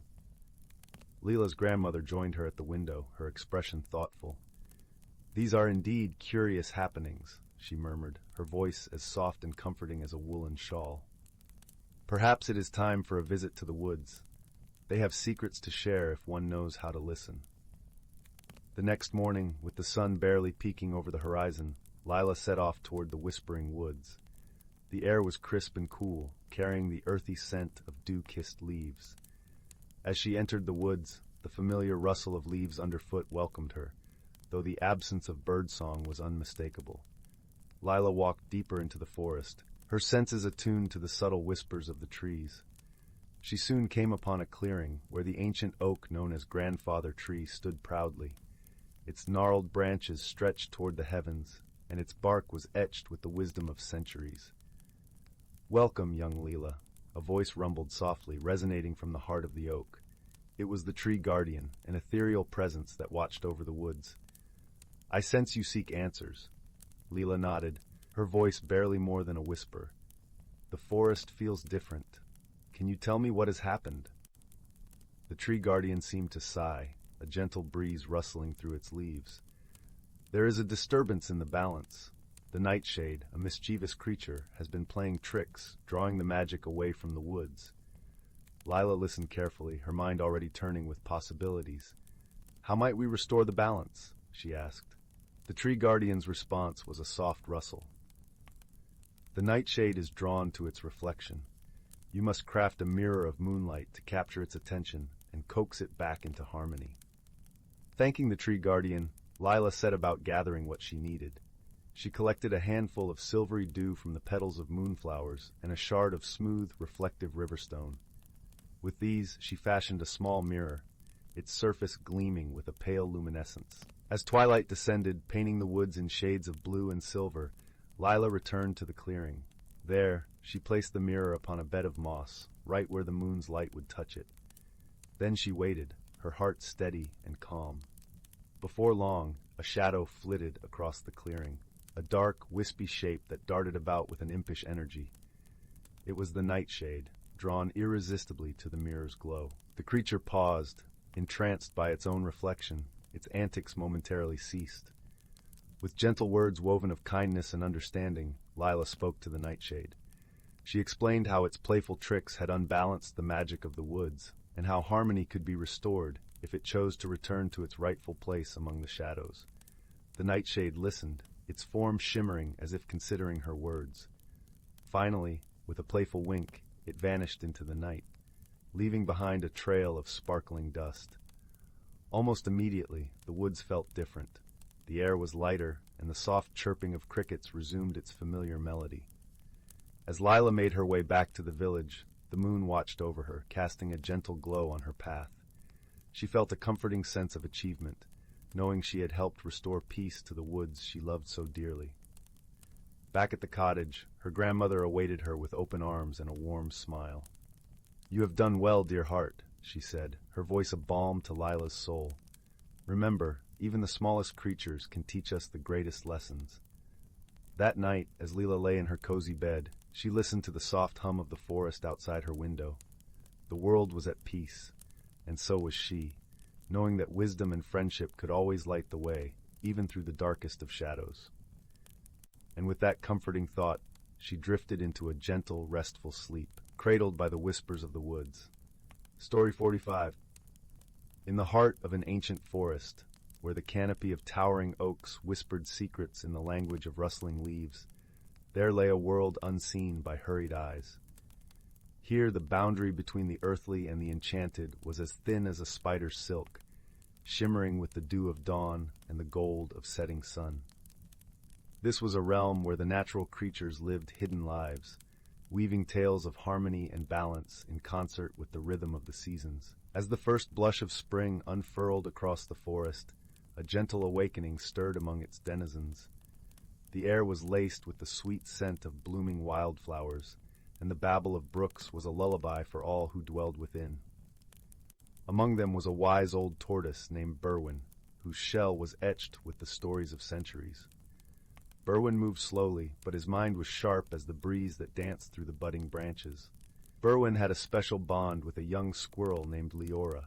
Her fur was the color of autumn leaves, and her eyes sparkled with curiosity.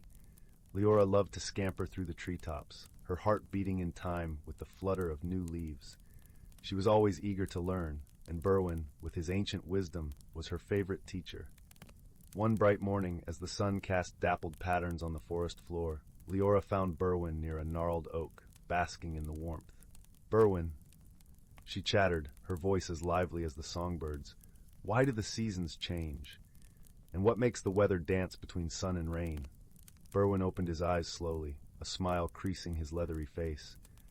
"Ah, Liora, that's a tale old as the forest itself," he began, his voice deep and soothing, like the murmur of distant thunder. "The seasons are the breath of the earth. Each one has its time and purpose, a harmony that holds the world together." He gestured with a slow movement of his head towards the sky, where clouds drifted lazily. "It is said that the winds carry whispers from the ancients, and with them the magic that changes leaf to bloom, bloom to fruit, and fruit to rest. This magic, dear Liora, is the balance we all must keep." Liora listened, her eyes wide with wonder. "But how do we keep this balance, Berwin?" "Through respect and care, my dear," Berwin replied. "Each creature, no matter how small, plays a part. The bees that dance from flower to flower, the roots that drink from the earth, and even the rain that nourishes us all. We live not just for ourselves, but for the world around us." As spring gave way to the golden hues of summer and the forest buzzed with life, Liora took Berwin's words to heart. She watched as the bees hummed their tireless song, gathering nectar with a precision that only nature could command. She marveled at the way the sun's warmth coaxed the sweet scent of pine into the air, a fragrance that mingled with the laughter of brooks and the rustle of leaves. The forest was a tapestry of life, each thread vibrant and essential. Liora learned to listen to the whispers of the wind, to feel the pulse of life beneath her paws. She understood the importance of her place within this delicate dance. As the sun began to dip lower in the sky, painting the forest in hues of amber and sienna, the whispers of change rustled through the leaves once more. The air grew crisp, and the scent of earth and wood smoke mingled, signaling the approach of autumn. One evening, as the moon hung low and round like a lantern, Liora found Berwin nestled beneath a canopy of red and gold. "Berwin, the air feels different, and the forest is changing again," she observed, her voice now tinged with the wisdom she had gathered through the seasons. Berwin nodded, his eyes reflecting the gentle glow of the moon. "Yes, Liora, the earth is preparing to rest, and soon the world will be blanketed in the quiet of winter. It is a time for reflection and renewal." Liora settled beside him, the crisp leaves crunching softly beneath her, And when will spring return, bringing its magic and life? In time, dear Liora, Berwin said softly. The world turns in its gentle rhythm, a cycle that teaches us patience and trust. We must honor the gifts of each season, for they are the heartbeats of the earth. As the stars twinkled like fireflies in the vast expanse above, Liora understood the deep truth in Berwin's words. The forest, with all its hidden lives and magical phenomena, was a testament to the power of balance and harmony. Each season brought its own gifts and lessons, a reminder that life was a wondrous journey, best traveled with kindness and wisdom.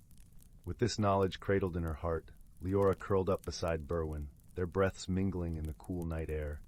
Together they listened to the lullaby of the forest, a melody as timeless as the stars above. And so, beneath the watchful gaze of the moon, the ancient forest continued its eternal dance. A sanctuary of peace and magic, where creatures great and small lived in harmony with the world and each other. Story 46. In the vast tapestry of the cosmos, where stars shimmered like scattered diamonds on velvet, there existed a small, uncharted planet known to the galaxy as Lumina. It was a place where the sky blushed in hues of lavender and gold, and the air was sweet with the fragrance of blooming star lilies. Here, amidst floating isles of verdant green and serene lakes reflecting the galaxy's glow, a peculiar meeting was about to unfold.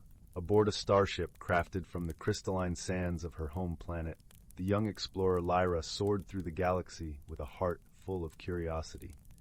Lyra was a being from the planet Celestara, where the inhabitants were known for their luminous skin and their gentle, empathetic nature. Her mission was to map the uncharted territories of the universe, but more than anything, she longed to understand the diverse forms of life that inhabited it. Meanwhile, in the opposite corner of the galaxy, a creature named Thax was on his own journey. Thax hailed from the planet Terragru, a world of rugged terrains and constant storms. His species, the Gruels, were known for their resilience and strength, with skin like roughened stone and eyes that glowed like embers. Thax was tasked with discovering new sources of energy to sustain his storm-battered home. Fate, with its gentle hands, guided these two onto Lumina's surface on the very same day. Lyra, captivated by the planet's floating gardens, descended gracefully upon a patch of shimmering moss. Not far from her, Thax's sturdy craft landed with a gentle thud, its impact echoing softly through the air. Curiosity led Lyra to venture beyond her landing site, her delicate footsteps barely disturbing the ground beneath her. Thax, too, set out, his heavy gait a rhythmic counterpoint to the silence of the landscape. It wasn't long before their paths crossed, each taking in the sight of the other with a mix of wonder and uncertainty. Lyra's heart leapt at the sight of the unfamiliar creature. She had never seen a being so rugged, so grounded to the earth. Thax, in turn, was struck by Lyra's ethereal glow, her presence a soft light in the twilight of Lumina. "Hello," Lyra said, her voice a gentle melody carried by the breeze. "I am Lyra from Celestara. What brings you to this beautiful world?" Thax hesitated, his voice a deep rumble. "I am Thax from Terragru. I seek energy for my people. And you, what is your purpose here?" Lyra smiled, her eyes sparkling like the stars above. "I am an explorer, eager to learn and share stories of the worlds I visit." Their initial conversation was tentative, as each struggled to understand the other's intentions. Misunderstandings arose, as Thax's straightforward manner sometimes clashed with Lyra's more nuanced expressions. But beneath the surface of their differences, a seed of friendship began to take root. Days turned into weeks as they explored Lumina together. They encountered many wonders: a lake whose waters sang a melody as it rippled, trees that whispered ancient secrets in the wind, and creatures that danced in beams of starlight. Through each adventure, they learned more about one another. One evening, as the sky blazed with the colors of an impending cosmic storm, they took shelter in a cavern adorned with crystals that glowed softly in the dim light. It was here, in the safety of the cavern, that they shared stories of their worlds. Lyra spoke of Celestara, of its tranquil meadows and the gentle harmony of its people. She spoke of her longing to bring understanding and peace to every corner of the galaxy. Thax listened intently, his heart warming to her vision. In turn, Thax shared tales of Terragru, of the mighty storms that shaped their lands and the strength his people drew from the earth. He spoke of their resilience and the hope that one day they would find a way to calm the tempests that ravaged their home. Lyra listened, her empathy bridging the gap between their worlds. As they shared, the storm outside raged on, its winds howling like a distant symphony, yet within the cavern, a calm warmth enveloped them. The misunderstandings that had once stood between them began to dissolve, replaced by a mutual respect and growing friendship. Their journey was not without challenges. There were moments when Lyra's gentle approach seemed ill-suited to the rugged terrain, and times when Thax's strength alone could not solve a problem. But each time, they found a way to support one another. Lyra's wisdom often provided solutions when brute force failed, and Thax's unwavering determination bolstered their spirits when they faltered. One day, they stumbled upon a mysterious grove bathed in a soft, otherworldly light. In the center was a pool that shimmered with an energy unlike anything they had seen. It was the energy Thax had been seeking, and Lyra marveled at its beauty, sensing its potential to heal and nurture. As they approached, the energy responded to their presence, swirling around them like a gentle embrace. It was then that they realized their bond, forged through trials and understanding, had unlocked something profound. The energy was a gift, born from their friendship and trust. Together, they devised a way to harness it, creating a conduit that would allow Thax to transport this precious resource back to Terragru. It was a moment of triumph, a testament to their journey and the power of unity. As their time on Lumina drew to a close, they stood side by side on a hill overlooking the planet's breathtaking expanse. The lavender sky above was a canvas painted with the first stars of evening, and the air was filled with the soft rustle of leaves. "Thank you, Lyra," Thax said, his voice filled with gratitude, "for showing me that strength is not just in the body, but in the heart." Lyra smiled, her eyes reflecting the starlight. "And thank you, Thax, for teaching me that resilience and hope can weather any storm." With hearts full and paths intertwined, they bid farewell to Lumina, knowing their friendship would span the galaxies. As they departed, the planet seemed to glow a little brighter, a beacon of the bond they had forged. And so, amidst the vastness of the cosmos, two unlikely companions discovered the true meaning of friendship. It was a bond that transcended stars and worlds, a gentle reminder that, in the end, it is our connections that light the way through the universe. Story 47. Title: The Whispering Woods. In a quaint little village nestled between rolling green hills and a vast, shimmering forest, there lived a girl named Liora. Her heart was as warm as the summer sun, and her curiosity was as boundless as the starry night sky. Liora was known throughout the village for her gentle spirit and her love for the forest, which stood like a guardian beyond the village's edge, its leaves whispering secrets that only Liora seemed to hear. Liora's days were filled with wonder as she wandered through the village with her best friend, a clever fox named Finnegan. Finnegan had soft, russet fur that gleamed in the sunlight and eyes that sparkled with intelligence and mischief. Together, they explored the hidden nooks and crannies of their world, always seeking the mysteries that lay just beyond their fingertips. One crisp autumn morning, as the scent of fallen leaves and wood smoke filled the air, Liora and Finnegan set off on one of their many adventures. The forest, with its canopy of amber and gold, beckoned them with its enchanting allure. As they wandered deeper into the woods, the familiar path gave way to a trail neither had seen before, overgrown and winding like a forgotten dream. Curiosity tugged at Liora's heart. "Shall we see where it leads, Finnegan?" she asked, her voice a soft melody in the quiet of the forest. Finnegan twitched his bushy tail in agreement, his eyes alight with excitement. Together they stepped onto the path, feeling the crunch of leaves beneath their feet and paws, the cool breeze whispering through the trees like a gentle lullaby. As they delved deeper, the forest seemed to change around them. The light grew softer, filtered through a veil of delicate branches. The air was filled with the earthy scent of moss and the distant, melodic calls of unseen birds.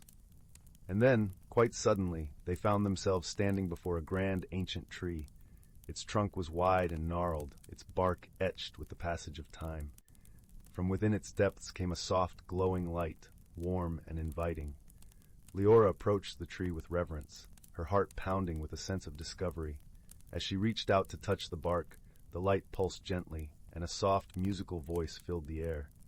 "Welcome, seekers of truth," it said, resonating like a choir of distant stars. Startled, Liora drew back, but Finnegan stood firm, his gaze fixed on the tree. "We've come to explore," Liora said, finding her voice, "to understand the secrets of the forest." The tree's light shimmered in response, casting a gentle glow that seemed to wrap around them like a warm embrace. "You have found the heart of the Whispering Woods," the voice explained. "A place where the stories of the forest come to life, where the past and the future entwine." As the words washed over them, the world around Liora and Finnegan began to change. The forest shimmered and shifted, revealing a hidden world teeming with magic and wonder. Creatures of all shapes and sizes appeared, their eyes twinkling with ancient wisdom and playful curiosity. There were tiny fairies flitting about on gossamer wings, their laughter like the tinkling of bells. Majestic stags with antlers that glowed like moonlight stood among the trees, watching with gentle eyes. Liora felt a thrill of joy and awe. This hidden realm was a tapestry of life and magic, woven together by threads of light and shadow. She and Finnegan wandered through this enchanted world, marveling at its beauty, until they came upon a small clearing. In the center of the clearing stood a stone pedestal, upon which rested a small ornate box. Its surface was intricately carved with patterns that seemed to shift and change, catching the light and drawing the eye with their mesmerizing dance. Liora approached the box, her fingers tracing the delicate carvings. "What is this?" she asked, her voice barely above a whisper. The tree's voice answered, its tone gentle and wise. "This is the Box of Echoes, a vessel of memories and dreams. It holds the stories of those who have come before and those yet to come. To open it is to embark on a journey of discovery and transformation." Liora felt a flutter of excitement in her chest. She glanced at Finnegan, who nodded encouragingly, his eyes bright with anticipation. Taking a deep breath, Liora lifted the lid of the box. A soft, golden light spilled forth, and the air was filled with the sound of distant music, like the echoes of a long-forgotten melody. Liora and Finnegan leaned closer, drawn into the light, and found themselves swept away on a journey through time and space. They drifted through scenes of wonder and mystery, witnessing the lives of those who had walked the forest paths before them. They saw a young girl, much like Liora, who had befriended a mischievous raccoon and discovered the secret of the singing stones. They watched as an elderly man, with hair as white as snow, found solace and wisdom among the trees, guided by the gentle touch of a wise owl. With each story, Liora felt a connection, a thread binding her to the tapestry of life that stretched across time. She realized that every creature, every soul that had passed through the forest, had left an imprint, a story that was woven into the very fabric of the Whispering Woods. As the final echoes of the music faded, Liora and Finnegan found themselves back in the clearing, the Box of Echoes glowing softly on its pedestal. The tree's voice spoke once more, filled with warmth and kindness. "You have seen the stories of the past, and now it is time for you to shape the future. The Whispering Woods are yours to protect, to cherish, and to share with those who seek their magic." Liora felt a deep sense of purpose, a newfound understanding of her place in the world. She knew that the forest held secrets beyond imagination, but it was also a living, breathing entity that needed love and care. With Finnegan by her side, she vowed to honor the stories of the past and to create new tales for the future. As the sun dipped below the horizon, painting the sky in hues of pink and gold, Liora and Finnegan made their way back to the village. The forest, once a place of mystery, now felt like a friend, a sanctuary filled with whispers of hope and dreams.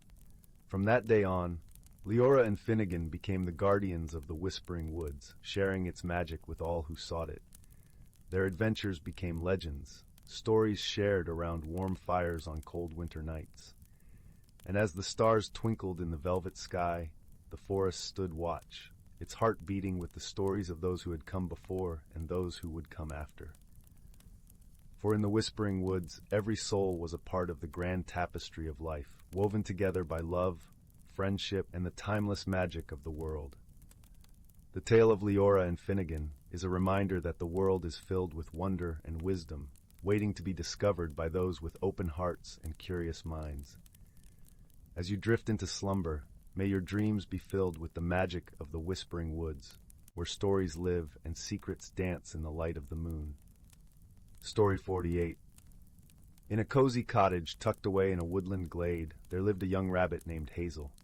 She had always been content hopping amongst the ferns and wildflowers, her soft brown fur blending seamlessly with the earthy surroundings. Yet, deep within her heart, a flicker of curiosity burned, a yearning for something more. One dewy morning, as Hazel nibbled on a crisp dandelion leaf, a glimmering light caught her eye. She followed the ethereal glow to a clearing where a magnificent butterfly floated before her. Its wings were a kaleidoscope of vibrant hues, shimmering with an otherworldly radiance. "Greetings, young Hazel," the butterfly spoke in a melodious voice. "I am Zephyr, a guardian of transformation." Hazel's eyes widened in wonder. "A talking butterfly? This must be a dream." Zephyr fluttered closer, trailing stardust in her wake. "Dreams are the seeds of change, my dear. You have a great journey ahead, one that will test your courage and reshape your very being." Uncertainty flickered across Hazel's features.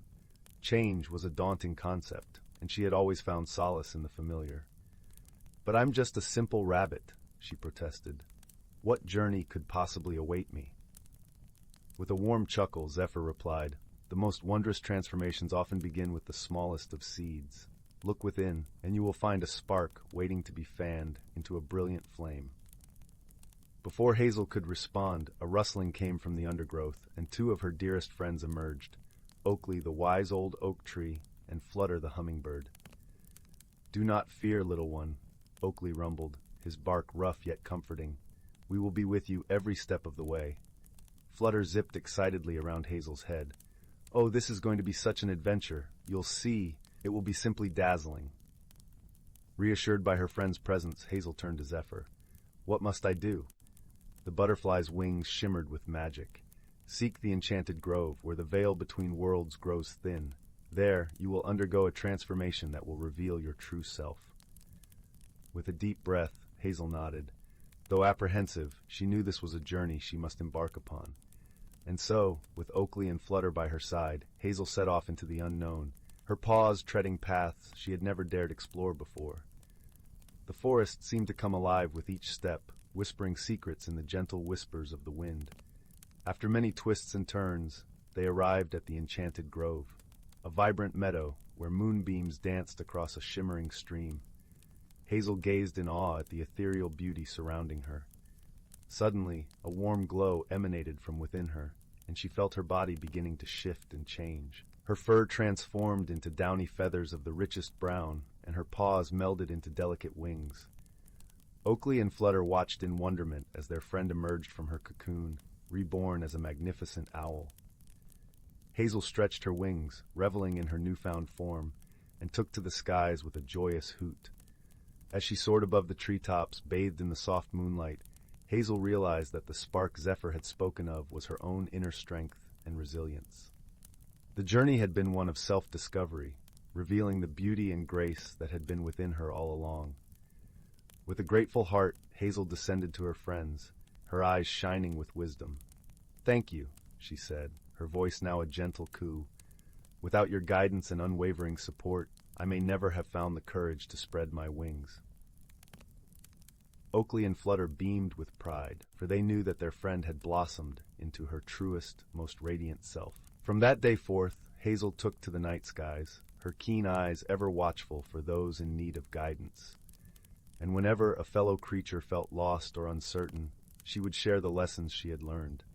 That change, though daunting, can be an opportunity for growth and transformation, and that true beauty lies not in physical form, but in the courage to embrace one's authentic self. Story 49. Once upon a time, in a forest as old as the mountains themselves, a world of wonder unfolded with each changing season. Here, the boundaries between the natural and the mystical blurred, revealing secrets known only to those who walked the ancient paths with open eyes and open hearts. As winter's icy grip loosened and the first tender buds emerged, a hush fell over the woodland. Deep within the hollow of a gnarled oak, a family of dormice stirred from their slumber, their whiskers twitching with anticipation. For it was in this sacred time of rebirth, that the forest's most cherished rite took place. On the first night of the vernal equinox, when day and night stood in perfect balance, the Dormice elders would gather the young ones close and share the ancient tales. Tales of the Great Spirit who breathed life into the forest, weaving its intricate tapestry of flora and fauna into a harmonious whole. As the elders spoke, their words carried the weight of generations past, echoing through the trees like whispers on the wind. They told of the delicate dance between all living things, each playing its part in maintaining the balance that sustained the forest's vibrant beauty. The young Dormice listened raptly, their eyes wide with wonder, as the elders described the magic that flowed through the woodland's veins. How the first spring rain carried the rejuvenating essence of renewal, nourishing the earth and coaxing forth a symphony of new life. They learned of the dryads, graceful tree spirits who tended the ancient boughs, their laughter like tinkling bells as they danced among the budding leaves, and of the sprites who rode the gentle breezes, trailing stardust in their wake, whispering secrets to those who knew how to listen. As the seasons turned, each brought its own enchantments. In summer, when the forest basked in the golden warmth of endless days, the elders told of the playful nymphs who frolicked in sun-dappled glades, their joyous laughter echoing through the canopy. They spoke of the wise old oak who stood as a guardian, its roots delving deep into the earth, drawing strength from the ancient stones below, and of the hidden groves where otherworldly creatures gathered on moonlit nights to dance and sing, their voices weaving intricate melodies that stirred the very soul. When autumn's vibrant cloak adorned the trees, the elders wove tales of the mighty stag who led his herd through the rustling leaves, his antlers a crown of majesty. They told of the crones who tended the sacred fires, their gnarled hands deftly coaxing forth the glowing embers that would nurture the forest through the long, cold nights ahead. And as winter's crystalline embrace descended once more, the elders would speak of the great bear who slumbered in his den, dreaming of the spring to come, of the silent sentinels who kept vigil over the frozen landscape, their boughs laden with pristine snow, awaiting the cycle's renewal. Through it all, the young Dormice learned that the forest's true magic lay not in any singular wonder, but in the intricate tapestry that bound all life together. They understood that each creature, cata plant, cata stone and stream played its part in maintaining the delicate equilibrium that had endured for eons. And so, as the ancient tales concluded and the first pale rays of dawn filtered through the canopy, the Dormice elders would smile knowingly. For they knew that the wisdom they had imparted would echo through the generations to come, ensuring that the forest's secrets would never be forgotten, and its magic would endure forever. Story 50. Story 51. Story 52. In the heart of the ancient forest, where the trees whispered secrets older than time itself, there lay a hidden glen cloaked in perpetual twilight. Here, the canopy of lush emerald leaves allowed only the gentlest dapples of golden sunlight to kiss the forest floor, illuminating the soft carpet of moss and the delicate ferns that danced with the slightest breeze. The air was filled with the earthy aroma of damp wood and the sweet perfume of wildflowers, creating a symphony of scents that wrapped around the senses like a comforting embrace. In this enchanted realm, the creatures of the forest lived lives intertwined with the rhythms of nature, each playing its part in the delicate balance of their world. Among them was a wise old turtle named Bramble, whose shell was etched with the patterns of 100 seasons. Bramble was revered among the forest dwellers for his deep understanding of the natural world and his gentle, patient counsel. Bramble's closest companions were a sprightly squirrel named Pippin and a graceful deer called Lyra. Pippin, with her fur the color of autumn leaves, was full of boundless energy and curiosity, always eager to explore every nook and cranny of their woodland home. Lyra, on the other hand, moved with the serene grace of a river flowing through a quiet valley, her eyes as deep and calm as a forest pool.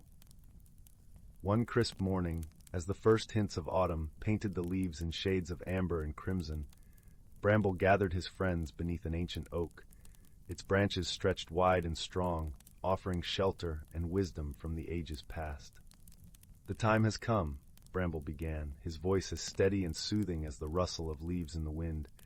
For us to prepare for the changing of the seasons, we must ensure that the balance of our forest is maintained. Pippin's eyes sparkled with anticipation. "What must we do, Bramble?" she chirped, her tail flicking with excitement. Bramble smiled, his eyes crinkling at the corners. "Each season brings its own magic and challenges. Autumn is a time of harvest and preparation. We must gather the bounty of the forest and ensure that all creatures have what they need to sustain them through the winter." Lyra nodded thoughtfully, her ears twitching as she listened to the gentle hum of the forest around them. "And how do we maintain the balance, Bramble?" The wise turtle looked out across the glen, where sunlight danced through the leaves, casting intricate patterns on the ground. "We must work together, each of us using our strengths to support one another. Pippin, your nimble paws can gather the acorns and berries that will feed many. Lyra, your keen senses will guide us to the hidden caches of food and safe havens for the colder months." With their roles clear, the friends set about their tasks, moving through the forest with a sense of purpose and unity. Pippin scampered up and down the trees, her cheeks full of acorns as she chattered happily to herself. Lyra glided silently through the underbrush, her hooves barely making a sound on the soft earth as she searched for hidden treasures among the leaves. As they worked, the forest seemed to come alive around them. Birds sang sweet melodies that echoed through the trees, and the gentle rustle of leaves created a peaceful harmony with the bubbling of a nearby brook. It was as if the forest itself was lending its magic to their endeavors, guiding them with unseen hands. Days passed in a blur of golden light and rustling leaves, each one bringing them closer to the heart of autumn. The forest glen transformed into a vibrant tapestry of color and life, a testament to the creature's dedication and the power of harmony. Yet as they toiled, a gentle reminder of the forest's wisdom came to them through the subtle signs of nature.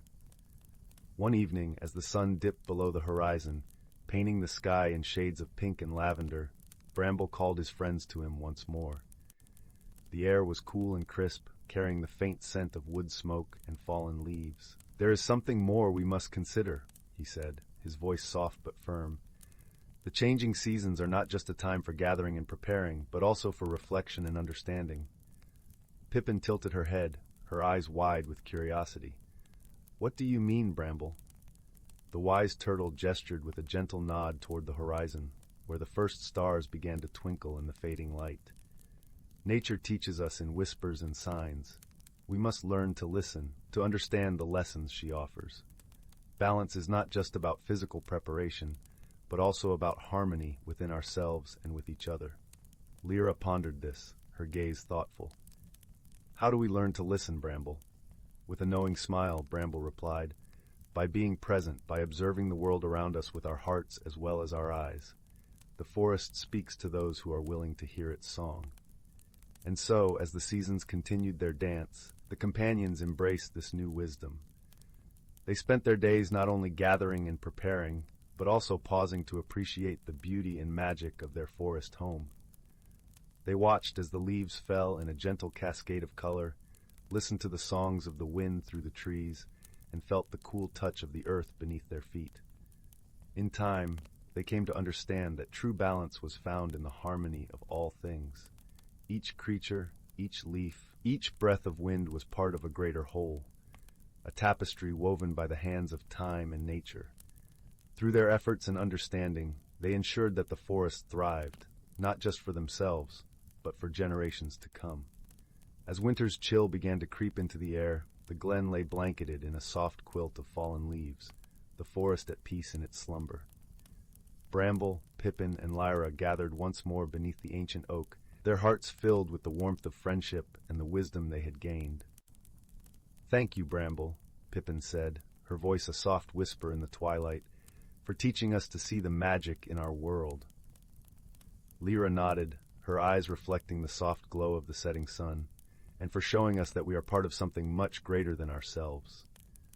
The old turtle smiled, his gaze tender as he looked upon his dear friends. "It is you who have taught me," he replied gently. "For in your companionship and kindness, I have found the truest form of harmony." And so, as the stars filled the night sky with their silvery light, the forest glen lay wrapped in a peaceful silence, a testament to the enduring power of wisdom, friendship, and the gentle balance of nature. The creatures of the forest slept soundly, their dreams filled with the promise of spring and the eternal cycle of life, knowing that within their hearts lay the magic of the seasons and the whispers of the ancient trees. Story 53. The Whispering Leaf. In the heart of a quaint little village named Willowbrook, where the houses seemed to tiptoe around a crystal-clear stream, there lay a secret that only the most observant of souls could discover. The village was nestled between rolling hills that wore mantles of wildflowers in spring and donned cloaks of snow in winter. The air was always perfumed with the scent of pine and fresh earth, a comforting aroma that enveloped the villagers like a warm embrace. It was here that young Maya, a curious girl with twinkling eyes and a heart as vast as the sky, spent her days exploring the world around her. She was the kind of child who believed that every rock, every tree, and every whisper of the wind held a story waiting to be told. Her best friend was a sprightly squirrel named Pip, whose fur was the color of toasted almonds, and who followed Maya wherever her adventures led. One chilly autumn afternoon, as the golden leaves danced lazily to the ground, Maya and Pip stumbled upon something extraordinary.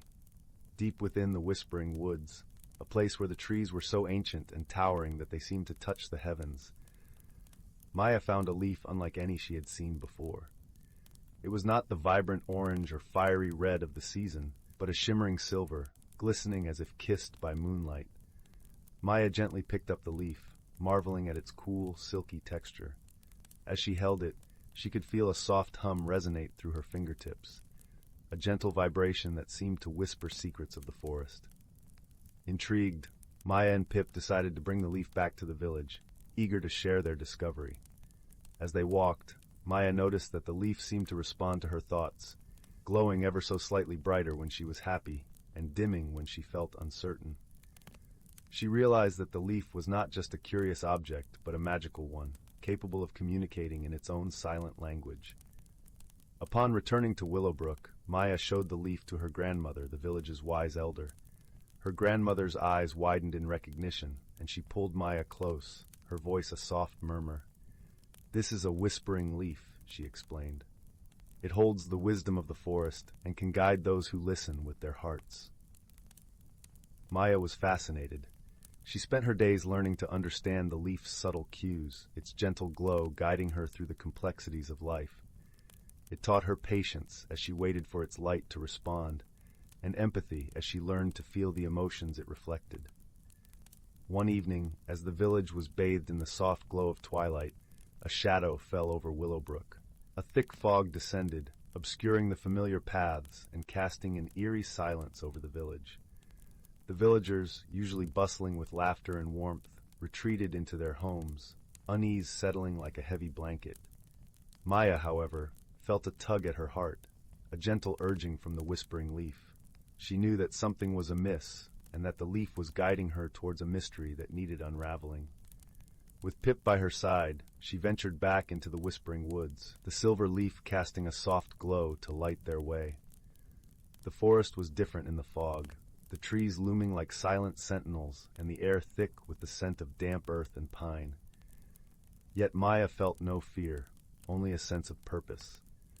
The leaf's glow brightened, leading her deeper into the woods until she arrived at a clearing she had never seen before.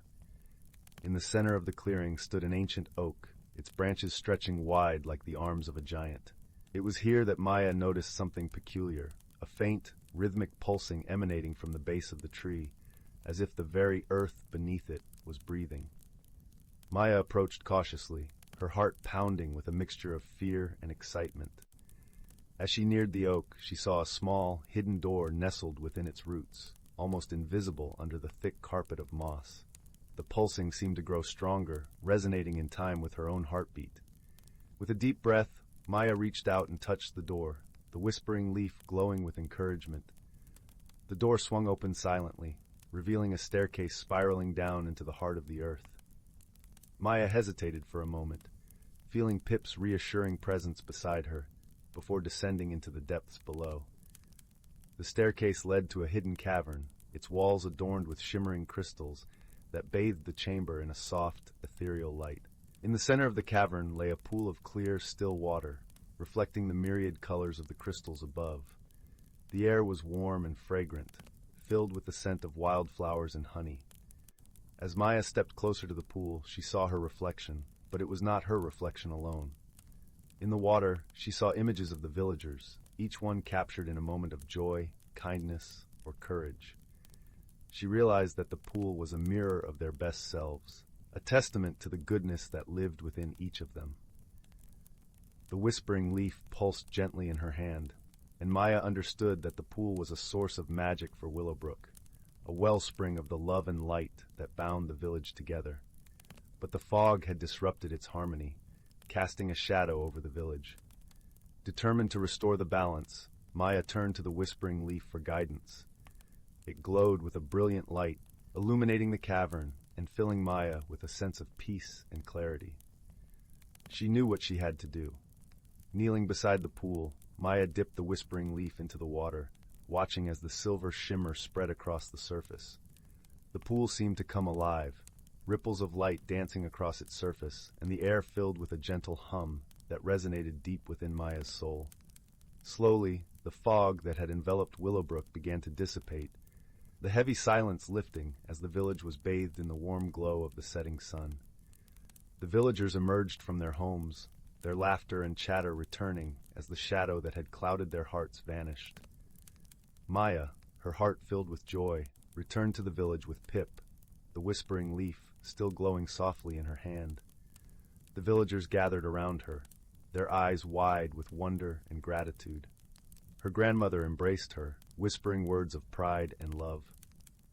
From that day on, the whispering leaf became a cherished symbol of hope and harmony in Willowbrook. Maya learned that the true magic lay not in the leaf itself, but in the love and kindness it inspired. She and Pip continued their adventures, exploring the world with open hearts and curious minds. And so, the village of Willowbrook thrived, its people united by the magic of the whispering leaf and the wisdom it imparted. Maya grew into a wise and compassionate leader, her heart forever guided by the lessons she had learned on her journey. As the years passed, the story of the whispering leaf became a cherished tale, passed down through generations as a reminder of the power of friendship, courage, and love. And though the leaf eventually faded, its legacy lived on in the hearts of the villagers, a beacon of light that would never dim. In the gentle embrace of the whispering woods, where the trees still whispered their ancient secrets, Maya and Pip found their place, forever part of the magic that made Willowbrook a haven of peace and happiness. And in the quiet moments, when the moon cast its silver glow upon the village, the whisper of a leaf could still be heard, a gentle reminder that magic was all around, waiting to be discovered by those who dared to listen with their hearts. Story 54. Story 55. Story 56. Story 50. In a distant corner of the galaxy, where the stars shimmered like scattered diamonds across the velvet sky, lay a small, verdant planet named Luminara. It was a world of gentle hills cloaked in emerald grasses, and rivers that sang softly as they wove through forests of towering, silver-barked trees. The air was perpetually tinged with the sweet fragrance of blooming flowers that carpeted the land in vibrant hues of pink and gold. On this peaceful planet lived a creature named Nara, a luminarian, with skin that glowed faintly like moonlight and eyes the color of the sky at dawn. Nara was a gentle soul, content with the simple pleasures of life, harvesting the sweet fruits that grew abundant on her family's orchard and listening to the wind whisper stories through the leaves. Meanwhile, across the vastness of space, on a planet named Aegis, a very different life existed. Aegis was a world of towering crystalline spires and bustling energy fields. Its skies were perpetually aglow with the vibrant hues of its many moons, and the constant hum of technological marvels filled the air. Here lived a being called Zeke, an Aegisan, with a body of shimmering metallic hues and eyes that flickered with the iridescent light of distant galaxies. Zeke was a curious inventor, always tinkering with gadgets and dreaming of the vastness beyond his own planet. His heart yearned for adventure, for the stories hidden among the stars. One day, while testing a new starship engine, an unexpected surge of energy hurled Zeke across the galaxy, landing him, rather unceremoniously, on the tranquil plains of Luminara. The crash was gentle, as far as landings go, cushioned by the soft grasses and the forgiving earth of Luminara. Nara, tending to her orchard, heard the distant thud and decided to investigate. As she approached the strange, gleaming vessel, she saw Zeke emerging, looking bewildered and a little charred around the edges. Nara's heart was filled with curiosity and a touch of fear. She had never seen anyone like Zeke before, but her natural kindness prevailed as she offered a hand in greeting, her soft glow a beacon of warmth and welcome. Zeke, grateful and a little embarrassed, accepted the gesture, his metallic skin cooling in the gentle breeze. Communication was their first challenge. The languages of their respective planets were as different as the worlds themselves. At first, they resorted to gestures and expressions. Nara pointed to the sky, then to Zeke's ship, raising her eyebrows in question. Zeke nodded, illustrating with his hands the trajectory of his unplanned journey. Despite the initial misunderstandings, a friendship began to blossom. Nara took Zeke to her home, where her family received him with open arms, offering food and a place to rest.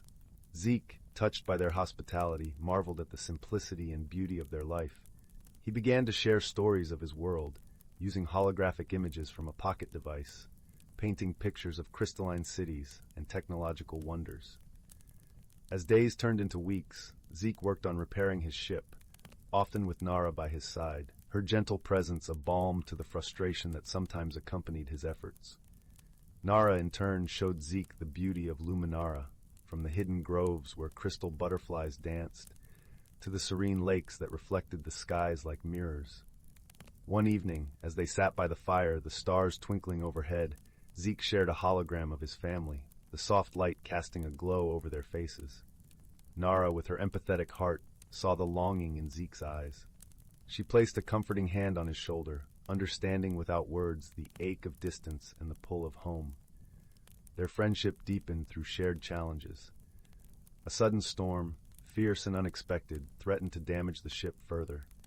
Together, they worked tirelessly, Nara using her knowledge of the land to gather materials that Zeke fashioned into makeshift repairs. In those moments of urgency, their differences melted away, leaving only the shared goal and the bond of friendship. Through these trials, they discovered the true meaning of companionship, a connection that transcended words and worlds.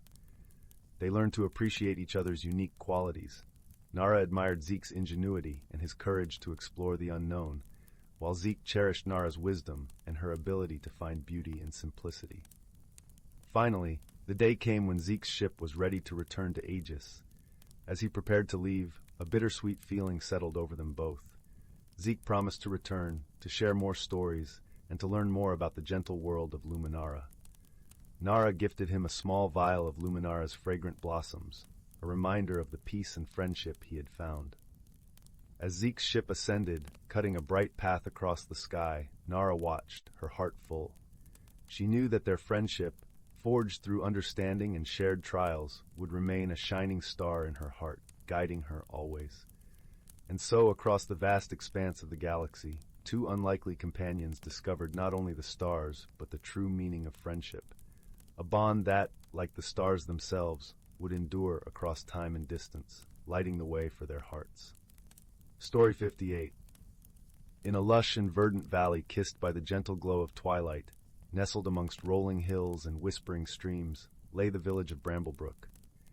It was a place untouched by the rush of the outside world, where the air was perpetually sweet with the scent of honeysuckle and lavender.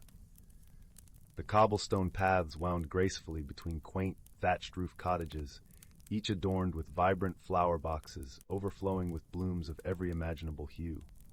The heart of Bramblebrook was its market square, a lively yet serene hub where villagers gathered to exchange goods, stories, and laughter. In the center stood a grand old oak tree, its branches stretching wide, offering shade and a sense of timelessness. Beneath this ancient tree sat an equally ancient bench, worn smooth by countless tales told and secrets shared. One evening, as the sun dipped below the horizon, painting the sky in shades of peach and gold, a peculiar event began to unfold. The villagers noticed that the twinkling lights of the fireflies, which usually danced merrily in the dusk, were nowhere to be seen. Instead, a soft, shimmering mist curled through the air, weaving its way like a silken ribbon through the village. The villagers, though curious, were not alarmed, for they were accustomed to the mysterious wonders of their magical world. However, the absence of the fireflies was indeed unusual, and so they turned to their beloved friend and guide, an elderly woman named Anwen, known for her wisdom and gentle spirit. Anwen lived in a cozy cottage at the edge of the village, surrounded by a garden brimming with herbs and wildflowers. Her presence was as calming as a lullaby, and her eyes twinkled with the knowledge of 1,000 stars. The villagers approached her with their concerns, and she listened intently, nodding as they spoke. "It seems we have a little mystery on our hands," Anwen said with a soft chuckle, her voice like the rustle of leaves. "Fear not, for mysteries are like puzzles, and every puzzle has its pieces." Intrigued, a small group of villagers offered to assist Anwen in uncovering the puzzle's solution. Among them was a young boy named Finn, whose curiosity was as boundless as the sky, and a thoughtful girl named Isla, who had a knack for noticing the smallest of details. Together, they formed a merry band, ready to explore the strange happenings. Anwen suggested they begin their exploration at the edge of the village, where the forest of Eldergrove began. Eldergrove was a magical place, home to many wondrous creatures, some known and some yet to be discovered. As the group made their way into the forest, the air filled with the soft sounds of crickets chirping and leaves whispering secrets. Finn and Isla, walking side by side, marveled at the beauty around them. The trees were wrapped in moonlight, their leaves shimmering like silver coins. They caught sight of a family of rabbits peeking curiously from their burrows, and a pair of owls hooting softly from a high branch. "Look," Elis, pointing to the ground where faint, glowing footprints appeared, leading deeper into the forest. Anwen, following their gaze, smiled knowingly. "We are on the right path," she said. "These are the tracks of the glow mice, gentle creatures who often know more than they let on." With renewed determination, they followed the luminous trail, which led them to a clearing bathed in the light of the crescent moon. There, amidst the clover and wild thyme, they found a gathering of glow mice, their small forms aglow with a soft, golden light. The glow mice chattered excitedly at the sight of the villagers, their tiny voices like the tinkling of bells. Anwen knelt down, her gentle presence calming the creatures, and asked them about the missing fireflies. The leader of the glow mice, a wise old creature with whiskers as white as snow, stepped forward. "The fireflies have taken shelter in the Whispering Cavern," he explained, drawn by a strange song that echoes through the night. "A song?" Finn echoed, his eyes wide with wonder. "What kind of song?" "It is a melody both beautiful and enchanting," the glow mouse replied. "But it is not of this world, and it unsettles the fireflies, drawing them away from their dance." The group thanked the glow mice for their help and set off towards the Whispering Cavern, a place known for its echoes and mysterious acoustics. As they approached, the air grew cooler, and the sound of the strange melody reached their ears, a haunting yet lovely tune that seemed to weave its way into their very souls. At the entrance of the cavern, they paused, listening intently.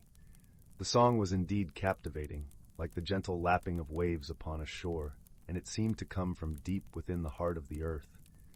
Anwen, ever wise, suggested they proceed with care. "Let us find the source of this melody," she said, "for it may hold the key to our mystery." With lanterns casting warm pools of light, they ventured into the cavern. The walls glimmered with crystals, capturing the light and reflecting it in a dazzling display. The melody grew stronger, guiding them deeper, until they reached a vast chamber where a small, luminous pool lay at its center. Hovering above the pool was a creature unlike any they had ever seen, a spirit of the water, its form shifting like liquid moonlight. It sang softly, its voice the very essence of tranquility. The spirit noticed the villagers and paused, its song fading into silence. "Welcome, kind travelers," it spoke, its voice echoing softly. "I did not mean to trouble the fireflies. I sang to remember my home, far beyond the stars." Anwen stepped forward, her heart full of compassion. "We understand," she said gently.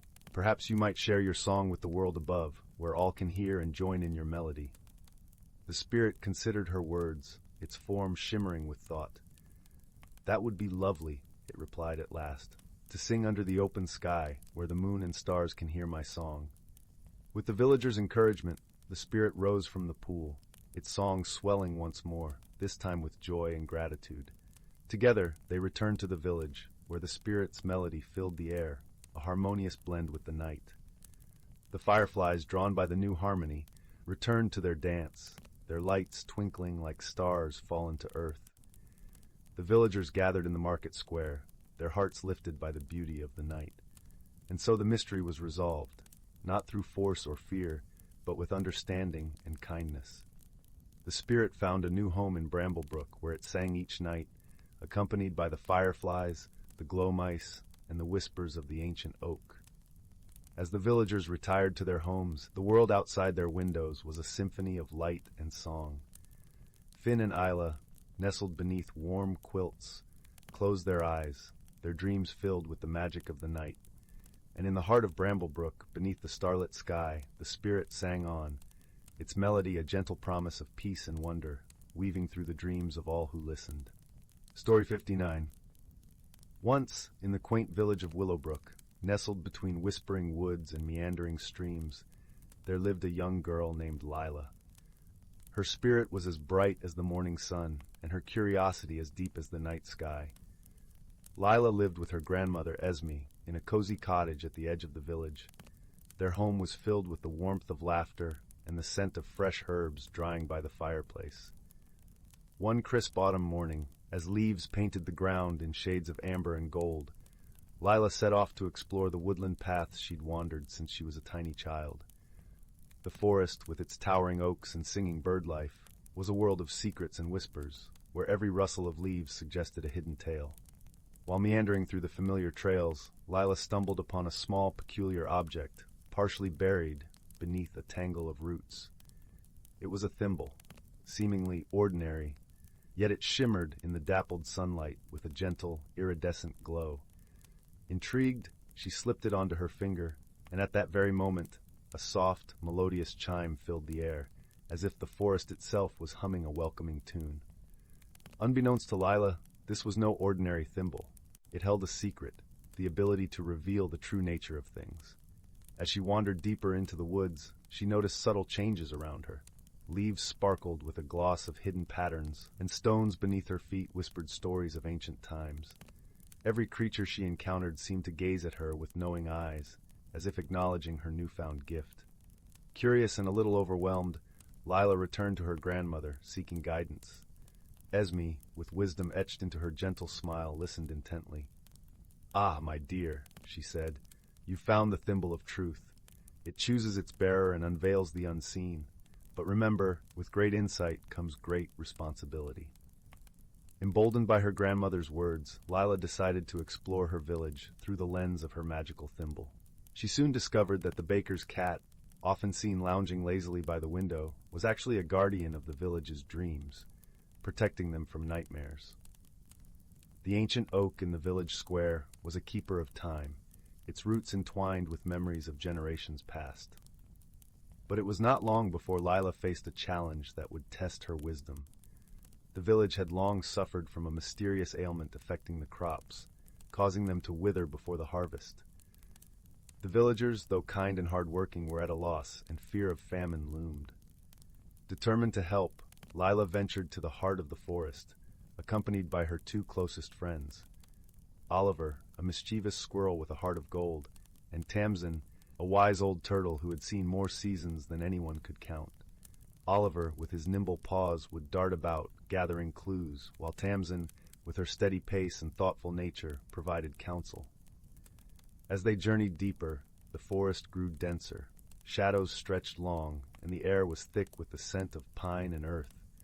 Lila felt the thimble warm upon her finger, guiding her steps to a hidden glen bathed in silvery moonlight. In the center stood an ancient willow, its branches drooping low, whispering secrets in the night breeze. Lila approached, feeling a pull in her heart. She placed her hand upon the willow's gnarled trunk, and the thimble vibrated with a gentle hum. Suddenly, images flooded her mind, of the village, of the crops struggling under a strange, unseen weight. And then, she saw it, the source of the ailment. A tangled web of forgotten promises and neglected kindnesses, woven over years, had settled like a shadow over the fields. Understanding dawned upon Lyra. The solution was not in force or confrontation, but in healing the bonds between people, in nurturing the goodwill that once flourished. She shared her vision with Oliver and Tamsin, who nodded in agreement, their eyes shining with shared purpose. Returning to the village, Lyra and her companions gathered the villagers. With gentle words, she spoke of the need to rekindle the connections between them, to share their hopes and dreams, to support one another with open hearts. The villagers, inspired by Lyra's wisdom and the sincerity in her voice, came together. They shared meals, exchanged stories, and worked the fields as one community.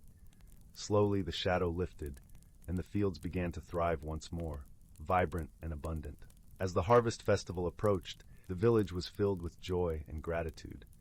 Lyra, with her magical thimble, had not only revealed the truth, but had also reminded them of the power of unity and kindness. That night, under a sky dusted with stars, Lyra sat with her grandmother by the crackling fire. The thimble, nestled in her palm, glowed softly, a testament to her journey and the wisdom she had gained. Esme, with a proud smile, whispered, "You have done well, my dear. You have seen with your heart and healed with your spirit." And so the village of Willowbrook thrived, its fields lush, its people united. Lyra, the girl with the thimble, continued to explore the wonders of her world, guided by the truth and bound by the love of her community. And as she drifted into dreams, the forest sang its lullaby, a gentle reminder of the magic that lay in every corner of life, waiting to be discovered. Story 60. Once upon a time, in the heart of a sprawling, ancient forest, where the trees whispered secrets only the wind could understand, there lived a community of creatures unlike any other. Nestled beneath the emerald canopy, the forest was a symphony of life, each creature playing its part in a delicate, harmonious tune. The forest was alive with the gentle rustle of leaves, their surfaces glistening with morning dew like tiny jewels scattered across a vibrant green carpet. Rays of sunlight filtered through the dense branches, casting dappled patterns on the forest floor where wildflowers blossomed in a riot of colors, violet, gold, and crimson. In this enchanted place, the animals lived in a world of balance, each one understanding its role in the grand tapestry of life. Among them was a wise old fox named Fendrel, whose fur was the color of autumn leaves, fiery and warm. Fendrel was known far and wide for his wisdom, passed down through countless generations. He was the keeper of the forest's stories and the guardian of its ancient magic. One crisp morning, as the scent of pine mingled with the earthy aroma of damp soil, Fendrel gathered the younger creatures of the forest for a tale. They gathered around him, eyes wide with anticipation, their breaths forming delicate clouds in the cool air. There was Bramble, the curious rabbit with ears as long as the day, and Tilly, the little hedgehog with a coat as soft as the velvet night. "Today," Fendrel began, his voice as soft as the rustling leaves, "I will tell you the story of the season's dance, a magical phenomenon that binds our forest in harmony." The creatures leaned in closer, their hearts beating in time with the gentle rhythm of the forest. "Long ago," Fendrel continued, "the forest was a place of chaos, with each season vying for power, causing the world to swing from bitter cold to scorching heat in the blink of an eye. The trees would crack under the pressure of snow one day, only to be scorched by the relentless sun the next. The creatures were confused and frightened, unable to find their place in such turmoil. The forest seemed to hold its breath, listening to Fendrel's tale. Then came a time when the elders of the forest, wise and ancient as the stars, convened to bring peace to the land. They decided that each season would have its time to reign, ensuring a balance that would allow all life to flourish. Thus the season's dance was born. Fendrel's eyes sparkled like the dew-kissed leaves as he spoke of the dance. Spring would awaken first, painting the world with fresh blooms and gentle rains. Summer followed, with its golden warmth and long, lazy days. Autumn arrived next, wrapping the forest in a tapestry of fiery colors and crisp air. Finally, winter would blanket the world in a soft white silence, allowing the earth to rest and renew. The young creatures sighed in wonder, imagining the dance of the seasons as a gentle, flowing ballet across their beloved home. But, Fendrel cautioned, this balance is delicate. Each being in the forest must respect and contribute to it, for the dance to continue. Our actions, however small, ripple through the forest like a stone tossed into a still pond. Tilly, the hedgehog, spoke up, her voice as soft as a whisper. How can we help, Fendrel? What can we do to keep the balance? Fendrel smiled, his gaze warm and reassuring. By understanding our place and helping one another, when you share the fruits of the earth, you honor the bounty of summer. When you gather leaves and twigs for the winter, you respect the gifts of autumn. Each act of kindness, each moment of sharing, keeps the dance alive. Bramble the rabbit nodded thoughtfully. So, by living in harmony with each other and the seasons, we ensure the magic continues. Exactly, Fendrel replied, his voice like a gentle caress. And remember, the forest always listens. It sees the kindness in your hearts and rewards it with its own gifts. As Fendrel's tale came to an end, the sun began its slow descent, casting a golden glow over the forest. The creatures lingered, absorbing the serenity of the moment, feeling the interconnectedness of their world more deeply than ever before. The days turned to weeks, and the lessons of the season's dance wove themselves into the fabric of their lives. Each creature took to heart the wisdom of Fendrel's story, nurturing the balance of their world through simple acts of care and camaraderie. In time, the forest flourished, a vibrant testament to the power of harmony and the enduring magic that resided within its ancient boundaries. The creatures thrived, their lives an intricate tapestry of friendship and wisdom, woven together by the timeless dance of the seasons. And under the watchful gaze of the old fox, they knew that as long as they remembered the story of the season's dance, their beloved forest would always remain a haven of peace and enchantment.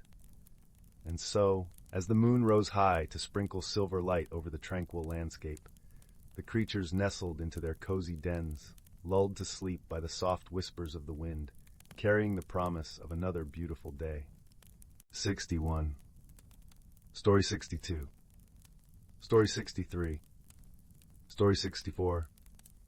Story 65. Once upon a time, in the vast expanse of the universe, where stars twinkled like a million lanterns in the velvet sky, there were two distant planets, each with its unique inhabitants. One was the lush, emerald-covered planet of Verdantia, home to the gentle Verdantians, creatures resembling elegant deer with shimmering leaf-like antlers that glowed softly in the moonlight.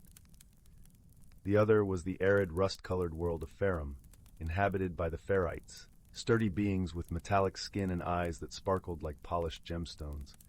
Despite the vast distance separating their worlds, a series of cosmic events had aligned to bring together two unlikely companions. From Verdantia came Lyra, a curious and kind-hearted Verdantian, whose antlers glowed with the soft light of 1,000 tiny stars. From Farum came Zeph, a resourceful and resilient Ferrite, whose metallic skin gleamed like polished copper. Their meeting was not by chance, but by the workings of an ancient interstellar tradition known as the Convergence. A rare event when the gravitational forces of their planets aligned perfectly, creating a temporary bridge of shimmering light connecting the two worlds. It was said that during the convergence, those who dared to cross the bridge would gain wisdom and insight beyond their wildest dreams. Lyra, with her adventurous spirit, and Zeph, driven by a desire to understand the universe beyond his own world, both embarked on this mystical journey.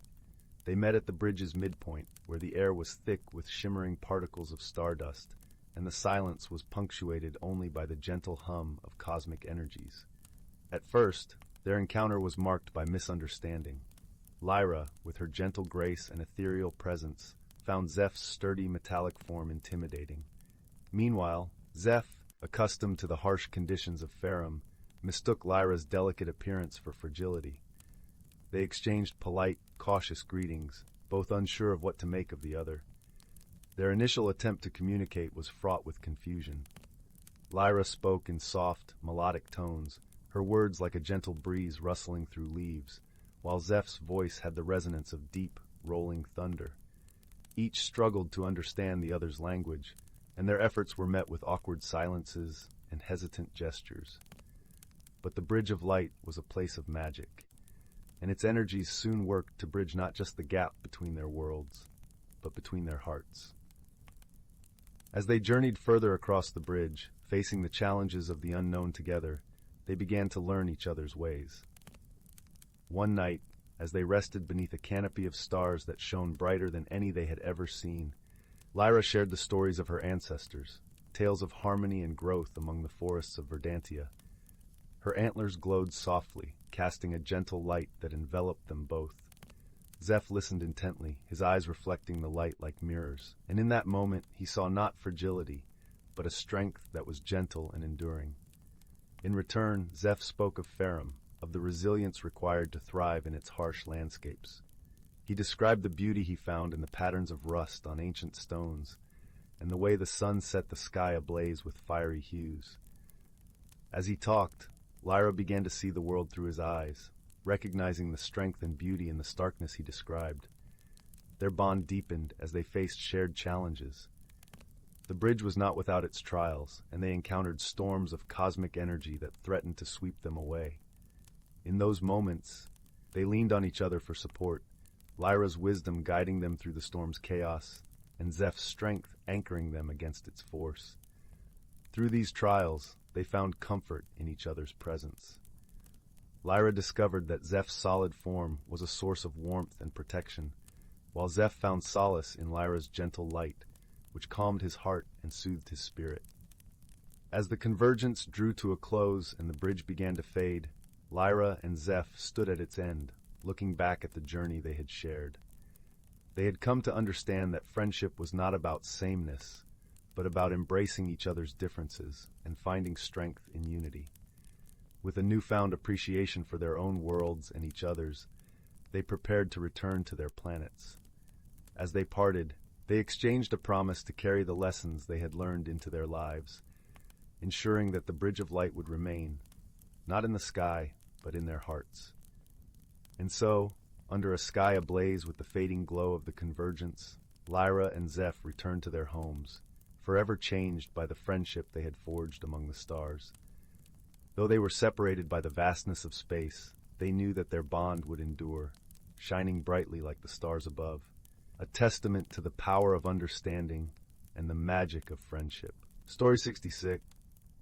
Once upon a time, in the quaint village of Larkspur Hollow, nestled between Emerald Hills and the Whispering Woods, there lived a young girl named Alina.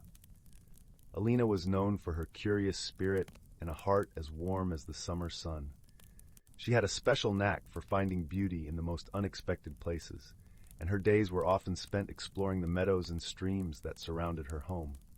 One golden afternoon, as the sun began its descent behind the hills, Alina sat by the edge of the creek, her toes dipped in the cool, bubbling water. The birds sang a gentle lullaby, and the breeze carried a hint of lavender from the nearby fields. Her eyes caught a glimmer of something unusual, a path she had never noticed before, veiled in a shimmering, misty light, leading into the depths of the forest. Her heart fluttered with a mixture of excitement and a touch of nervousness. But her curiosity, like a soft tug on her sleeve, urged her forward. What wonders might this path hold? She wondered aloud, her voice blending with the rustling leaves. With a deep breath, Alina stepped onto the path.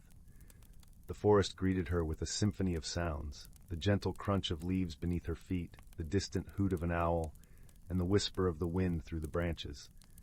The air was rich with the scent of pine and earth, comforting and familiar, yet the path itself felt like stepping into a dream. As Alina ventured deeper, the forest transformed around her. The trees, tall and majestic, were draped in vines of glowing flowers, their petals softly illuminating the path.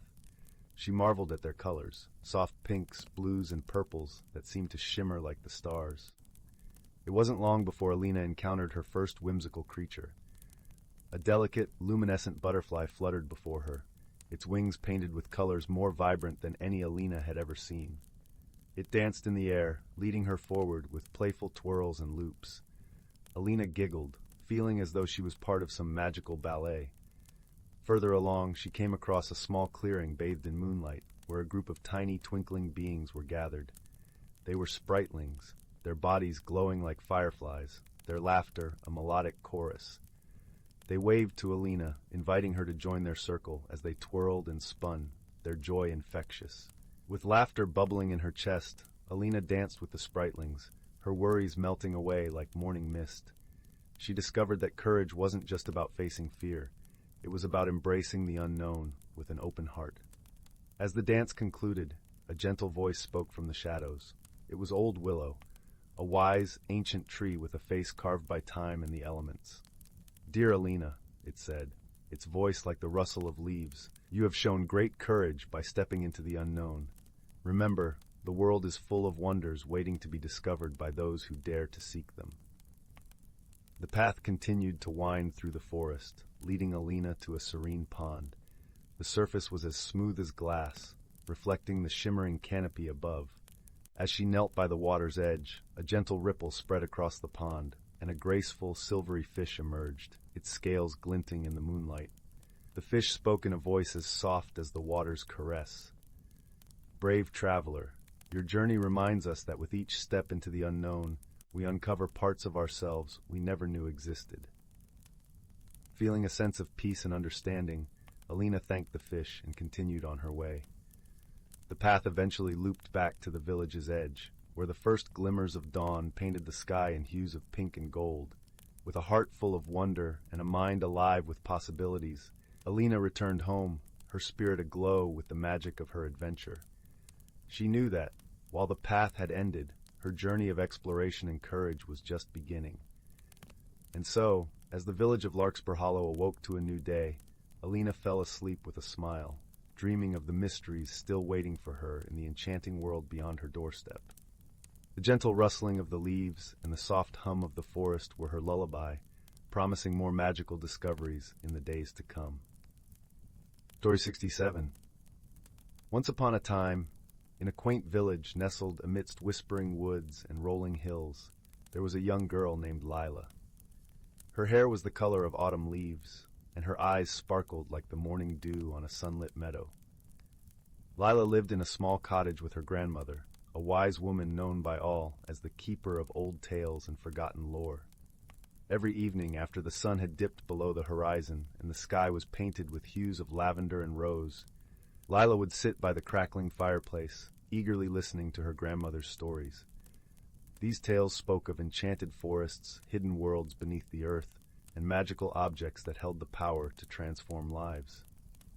One chilly autumn night, as the wind howled softly against the windows, Lyra's grandmother began a story about a peculiar object known as the Whispering Locket.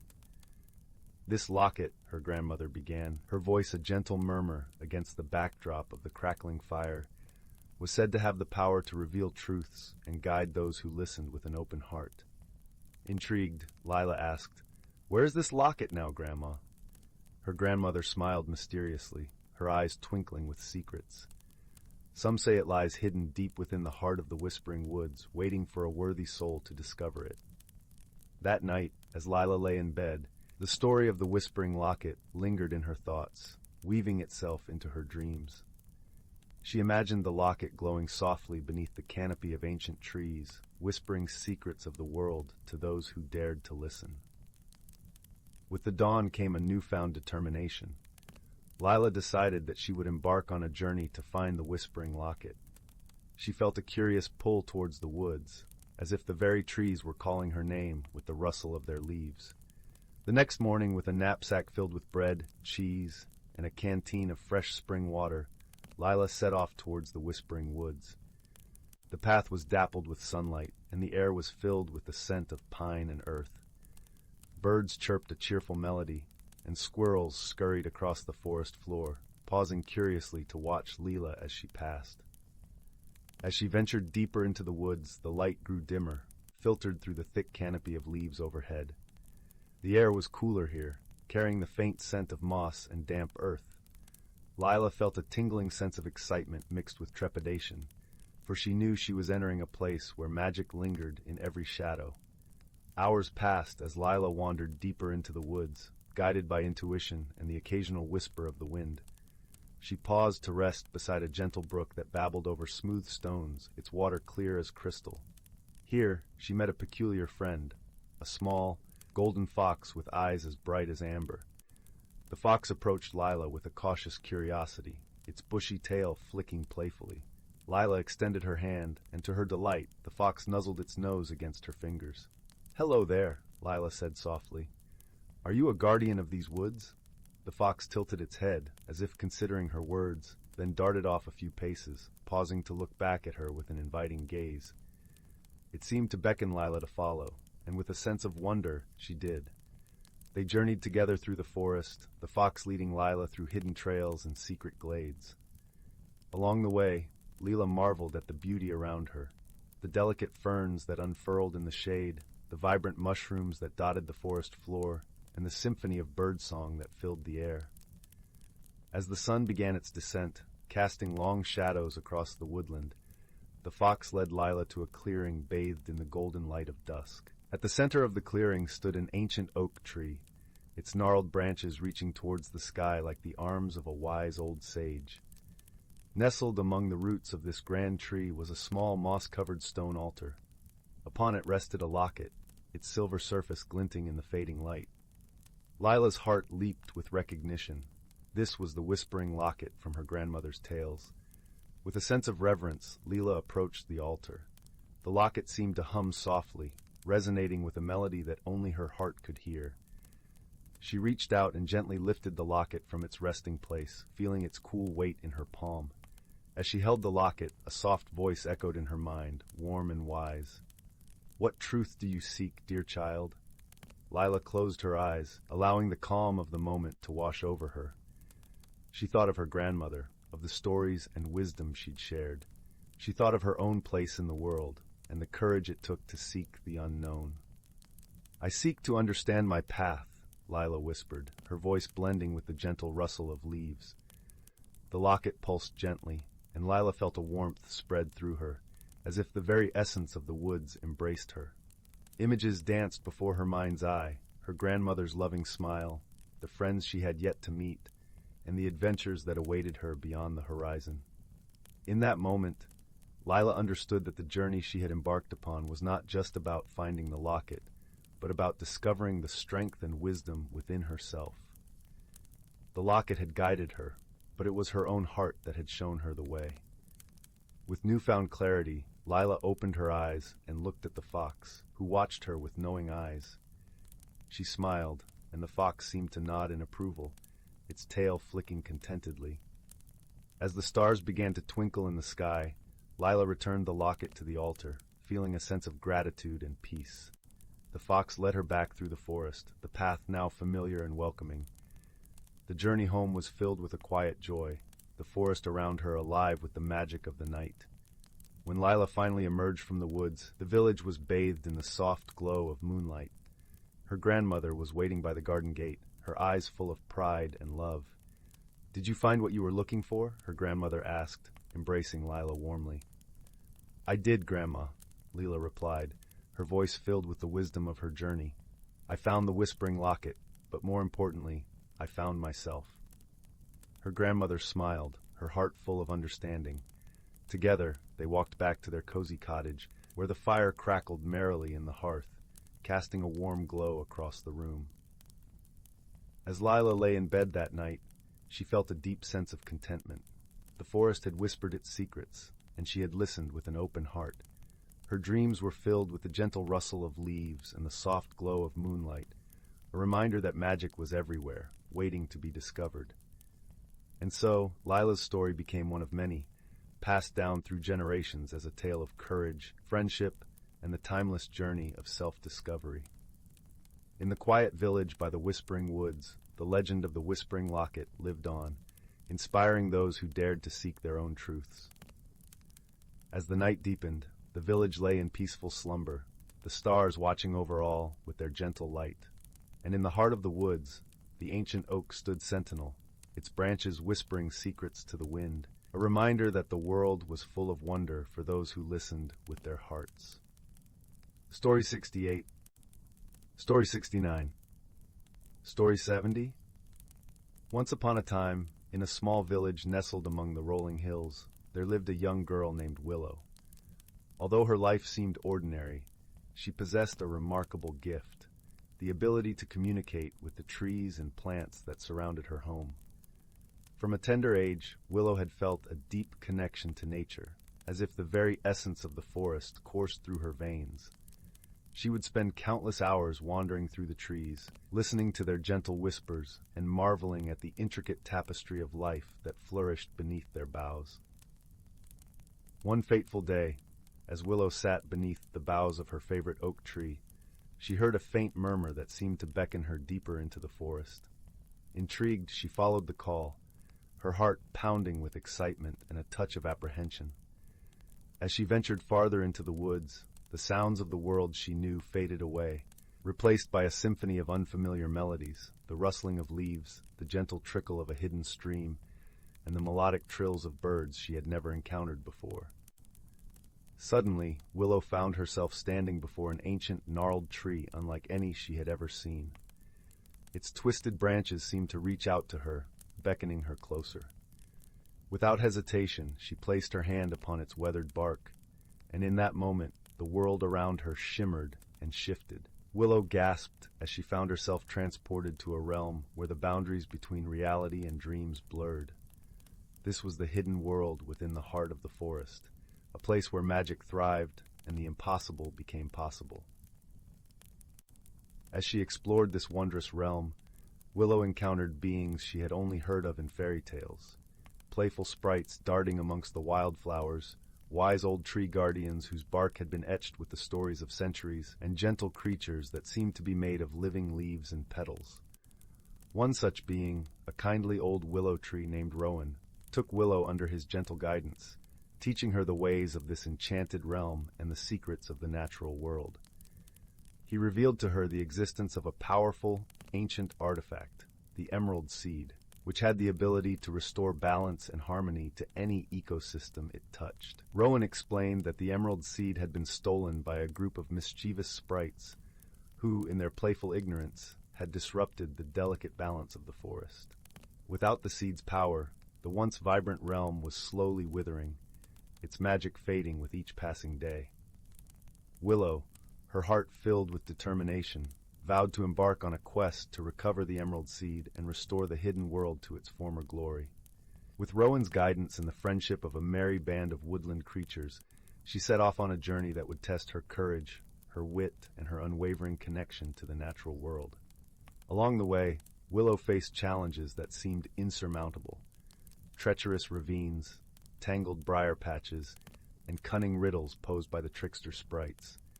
Yet, with each obstacle she overcame, her bond with the forest grew stronger, and her understanding of the intricate web of life deepened. In one particularly harrowing encounter, Willow found herself trapped in the lair of a fearsome wyvern, a beast whose very breath could wither the mightiest of trees. But it was her compassion and her ability to communicate with the natural world that saved her.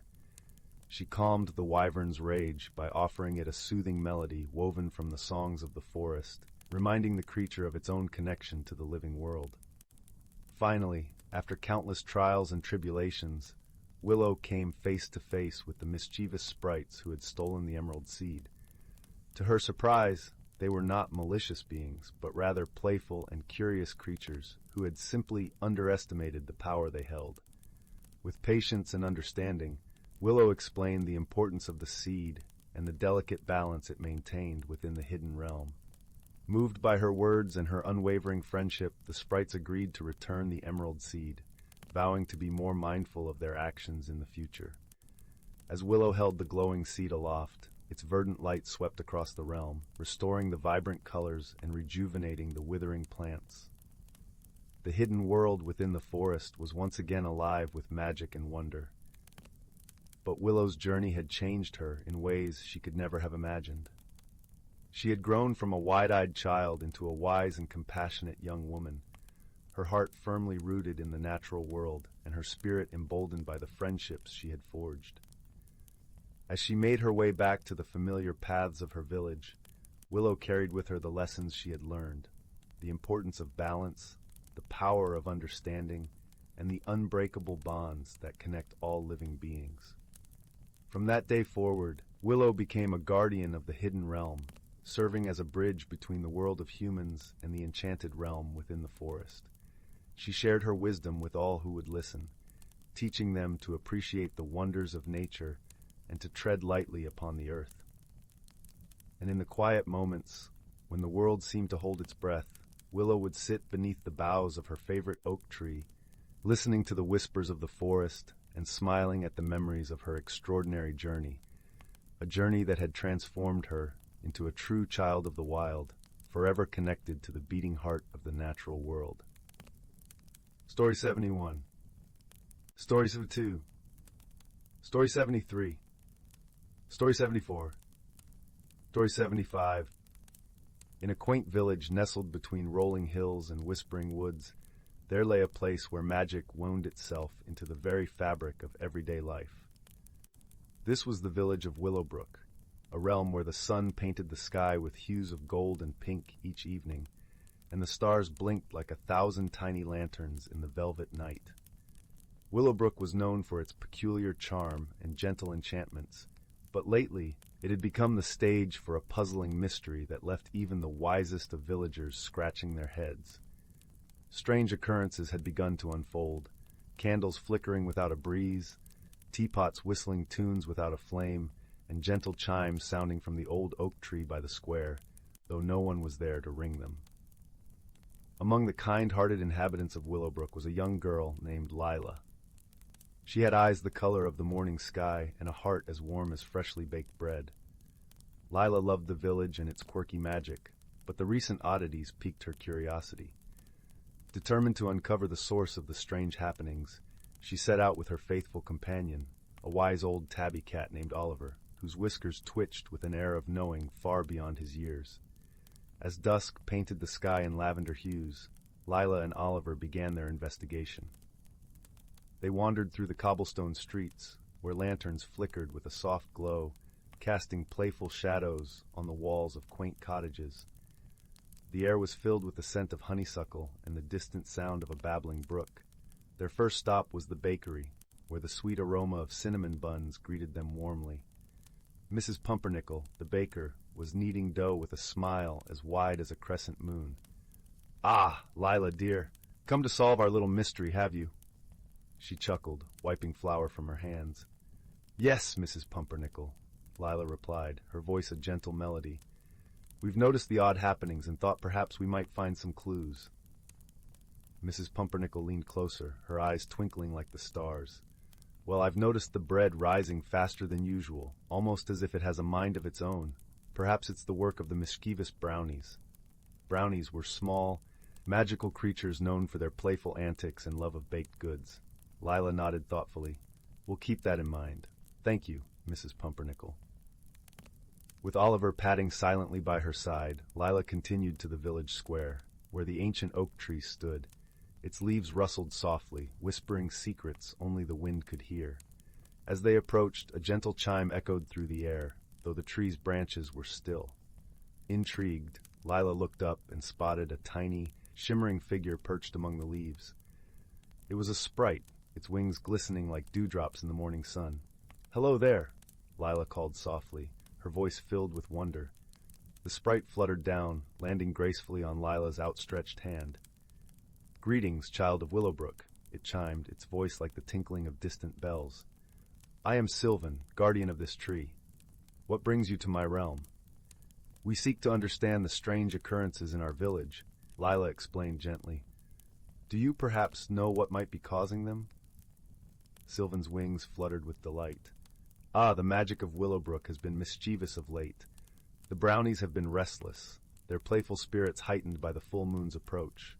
They mean no harm, only seeking to share their joy." Lyra's eyes brightened with understanding. "Perhaps we can find a way to help them channel their energy without causing confusion."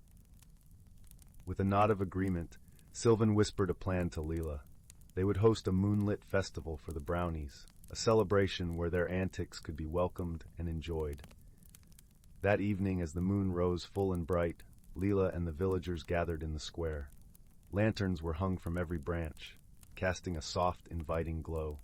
Tables were set with sweets and treats, and music filled the air, an enchanting melody that beckoned all magical creatures to join in the revelry. As the brownies appeared, their giggles like the rustle of leaves, they danced and played, their joy contagious.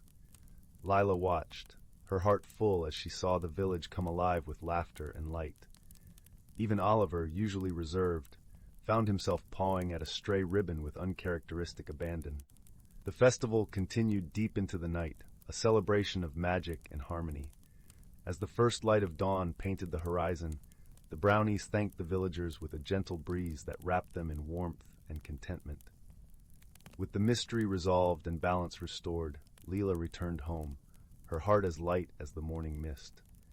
As she drifted into a peaceful slumber, she knew that in Willowbrook, where magic and kindness intertwined, there would always be a place for wonder and friendship. And so, beneath the gentle gaze of the moon and stars, the village of Willowbrook settled into a tranquil hush, wrapped in the comforting embrace of another enchanting day. Story 76. Once upon a time, in a realm where magic danced through the air like glittering motes of stardust, there was a cozy little village nestled in a verdant valley. The cottages were adorned with thatched roofs and cheerful window boxes overflowing with vibrant blooms. A winding stream, its waters sparkling like liquid diamonds, flowed through the heart of the village, serenading the residents with its gentle melody. In one of these cottages lived a young girl named Willow. Her eyes shone with curiosity, and her heart was filled with a deep love for the natural world around her. Each morning, she would skip through the village streets, waving cheerfully to the friendly villagers and greeting the enchanted creatures that called the valley home. One crisp autumn day, as Willow was wandering through the woods, she noticed something peculiar. The usually vibrant leaves seemed to be losing their color, their once brilliant hues fading to a dull, lifeless gray. Confusion knitted her brow as she hurried deeper into the forest, only to find that the strange phenomenon was spreading, leaving a trail of grayness in its wake. Willow's heart raced with concern for the well-being of the woodlands and its inhabitants. She knew she had to unravel this mystery before it was too late.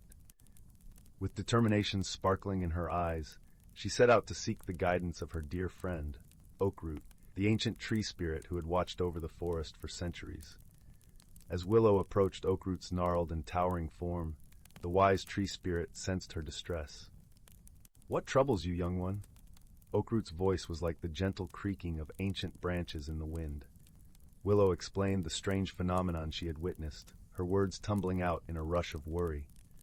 Oakroot listened patiently, his bark-covered brow furrowing in thought. "Ah, I sense the work of the grayling, a mischievous sprite with a penchant for draining the vibrancy from the natural world," Oakroot said solemnly.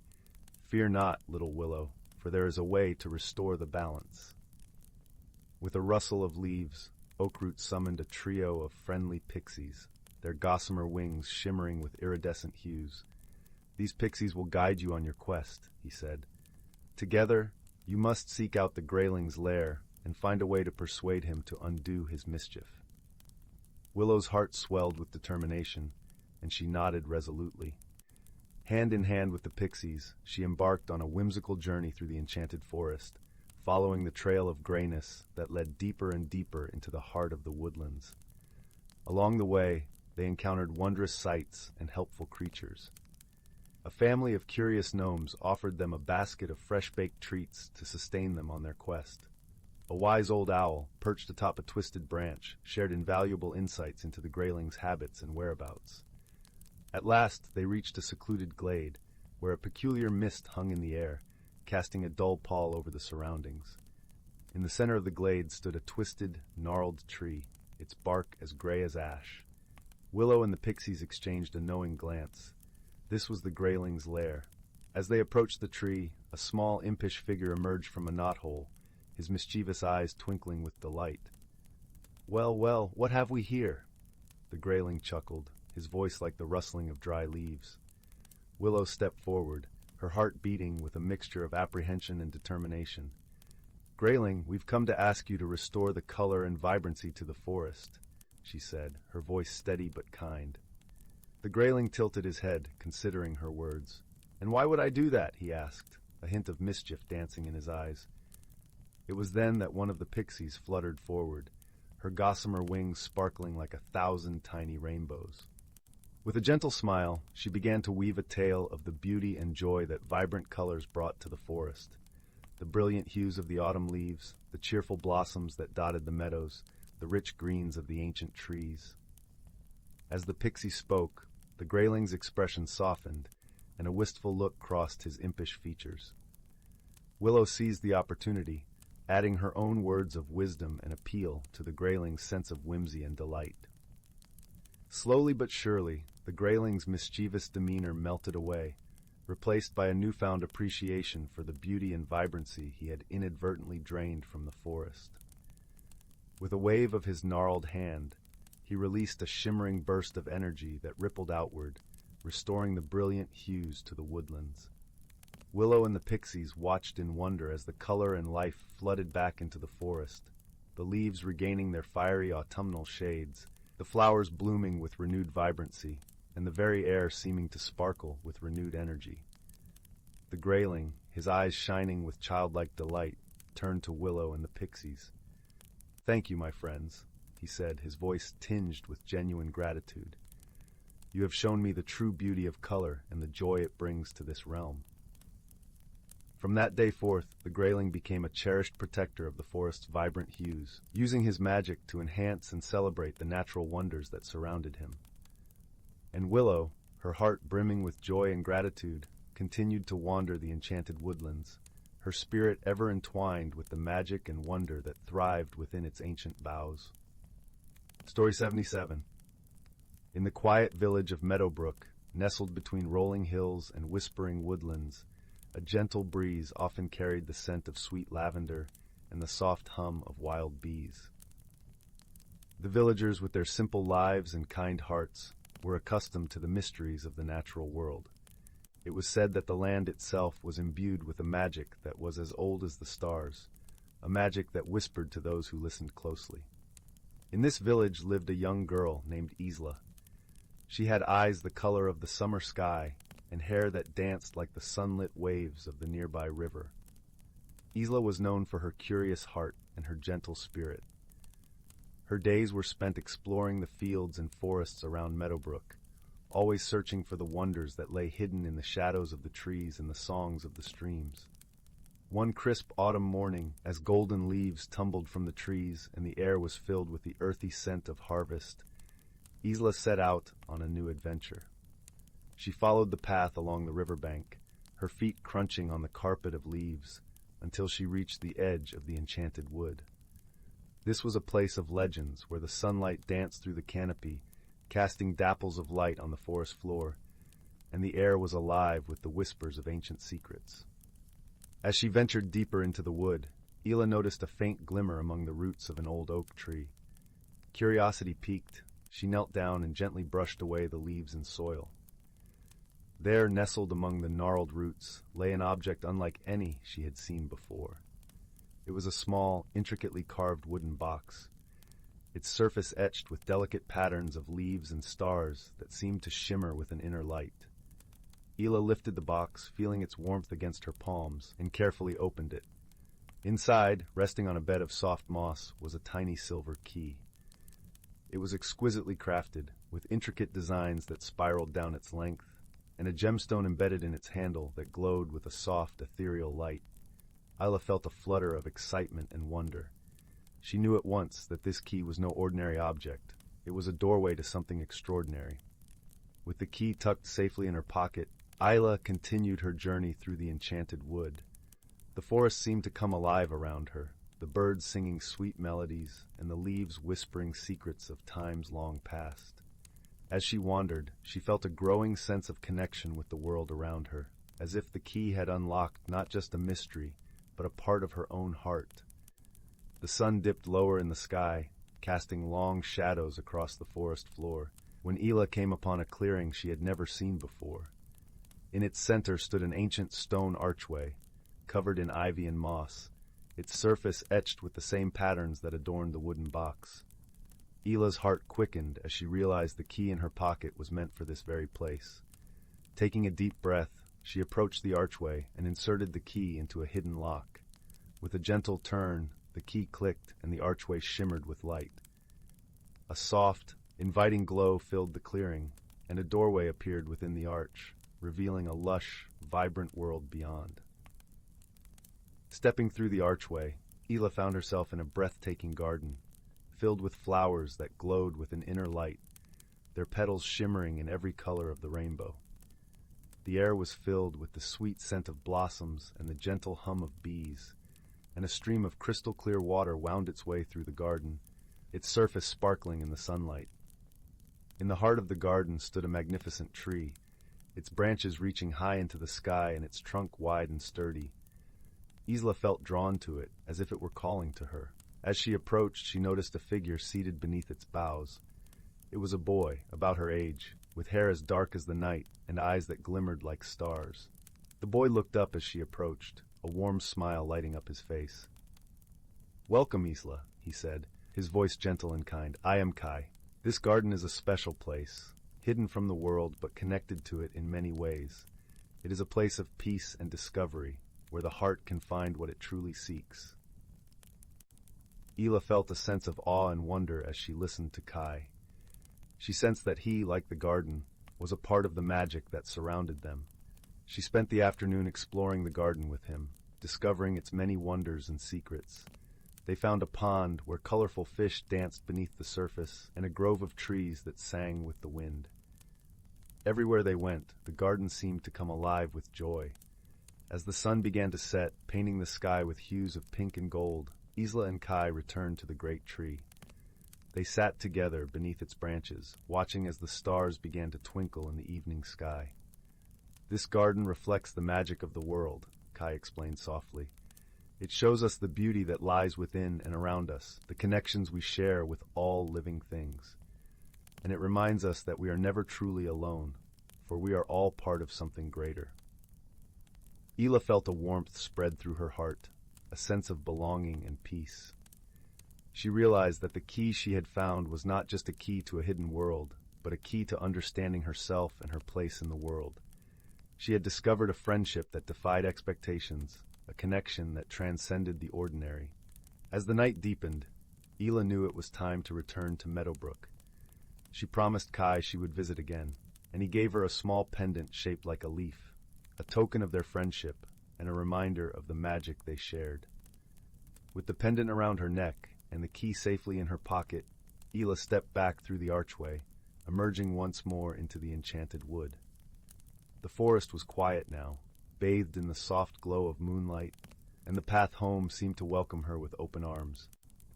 As she walked back to the village, Ela felt changed. She carried with her the lessons of the garden and the warmth of her new friendship. She knew that the magic of the world was not something to be found, but something to be embraced and shared. When Ela finally reached her home, the village was still and peaceful, the stars shining brightly overhead.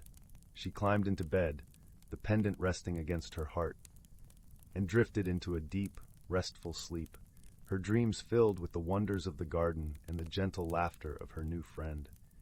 From that day forward, Isla's adventures in the Enchanted Wood became a cherished part of her life.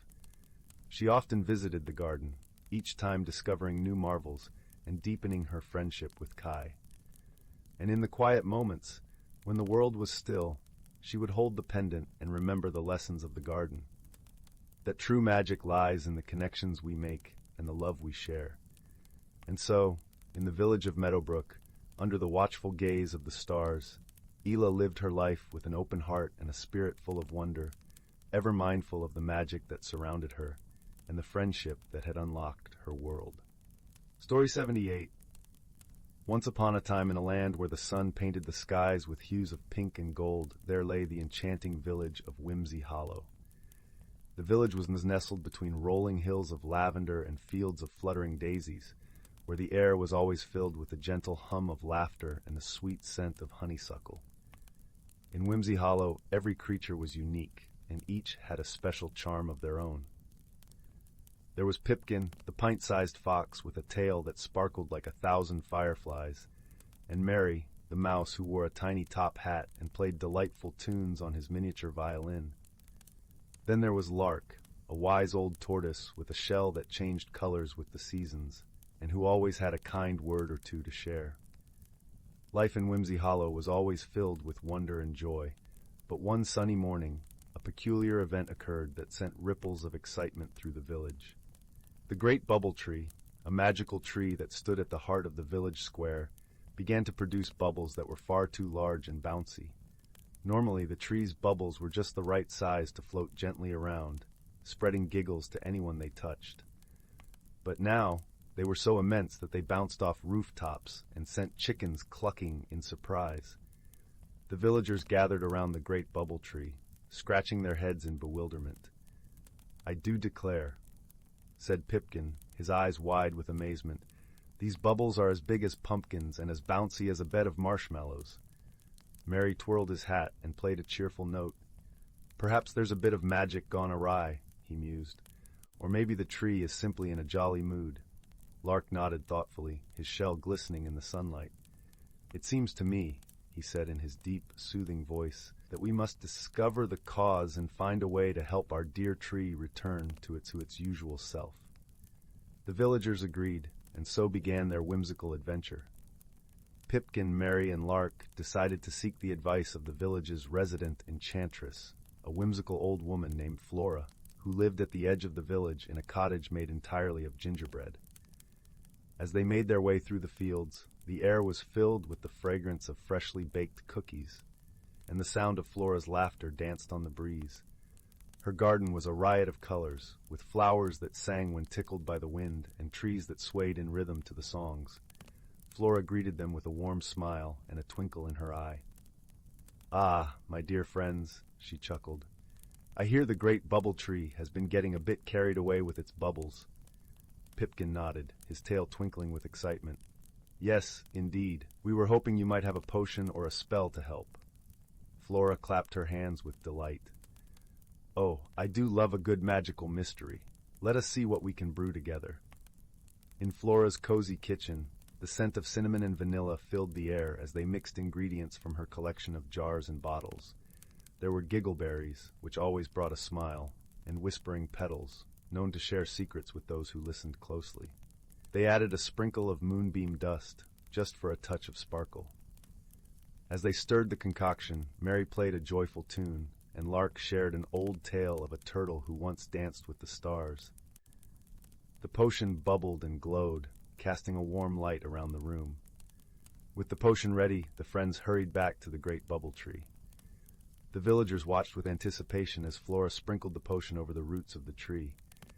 For a moment, nothing happened, and then the tree shivered with delight, and the bubbles began to shrink to their usual delightful size. The villagers cheered, and the air was filled with laughter and hugs. The great bubble tree twinkled in the sunlight, grateful to be back to its bubbly self. Pipkin, Mary, and Lark beamed with pride, knowing they had helped their village with creativity and friendship. Flora smiled, her heart warmed by the joy she saw around her. "Remember, my dear friends," she said, "that the magic of Whimsy Hollow lies not just in spells and potions, but in the kindness and laughter we share." And so life in Whimsy Hollow returned to its happy rhythm, with bubbles that danced gently on the breeze and hearts that sang with joy. The village continued to be a place of wonder and whimsy, where every day was a new adventure, and where friendship was the most magical gift of all. As the sun set, painting the sky with colors as vibrant as the village itself, the villagers gathered around the great bubble tree once more. This time, they weren't there to solve a mystery, but to celebrate the joy of their community. Pipkin, Mary, and Lark stood proudly, knowing that their teamwork had brought the village back to its delightful self. Flora joined them, bringing a basket filled with her homemade gingersnap cookies, each one shaped like a star. As they nibbled on the sweet treats, the bubbles floated gently overhead, casting rainbows in the fading light. The air was filled with the soft sounds of Mary's violin, his tunes weaving a melody of peace and happiness. "Do you suppose the tree will ever get carried away again?" Pipkin asked, a playful glint in his eyes. "Perhaps," Flora replied with a wink. "But that's the beauty of magic, isn't it? It's full of surprises and wonder, much like life itself." Lark nodded in agreement, his wise old eyes sparkling with wisdom. "And when it does, we'll be ready with our wits and laughter," he said, his shell reflecting the gentle glow of the bubbles. The villagers continued to celebrate, sharing stories and dreams as the stars began to twinkle in the night sky. They knew that whatever challenges they might face, they would always have each other, and that was the greatest magic of all. As the night deepened, the villagers slowly made their way to their cozy homes, their hearts warm with the comfort of friendship and community. The great bubble tree stood tall and proud, a symbol of the joy and unity that defined Whimsy Hollow. And so, under the watchful gaze of the moon and stars, Whimsy Hollow drifted into a peaceful slumber, dreaming of the adventures yet to come and the laughter that would always fill their days. In the quiet hush of the night, the gentle rustle of leaves and the soft murmur of bubbles filled the air, a lullaby of magic and love. And as the first light of dawn began to peek over the hills, Whimsy Hollow awoke once more, ready to embrace the new day with open hearts and cheerful spirits. For in Whimsy Hollow, every day was a celebration of life, a testament to the power of friendship, and a reminder that with kindness and creativity, any problem could be solved. And that, dear listener, is the true magic of Whimsy Hollow, a place where dreams come to life and every heart finds its song. Story 79.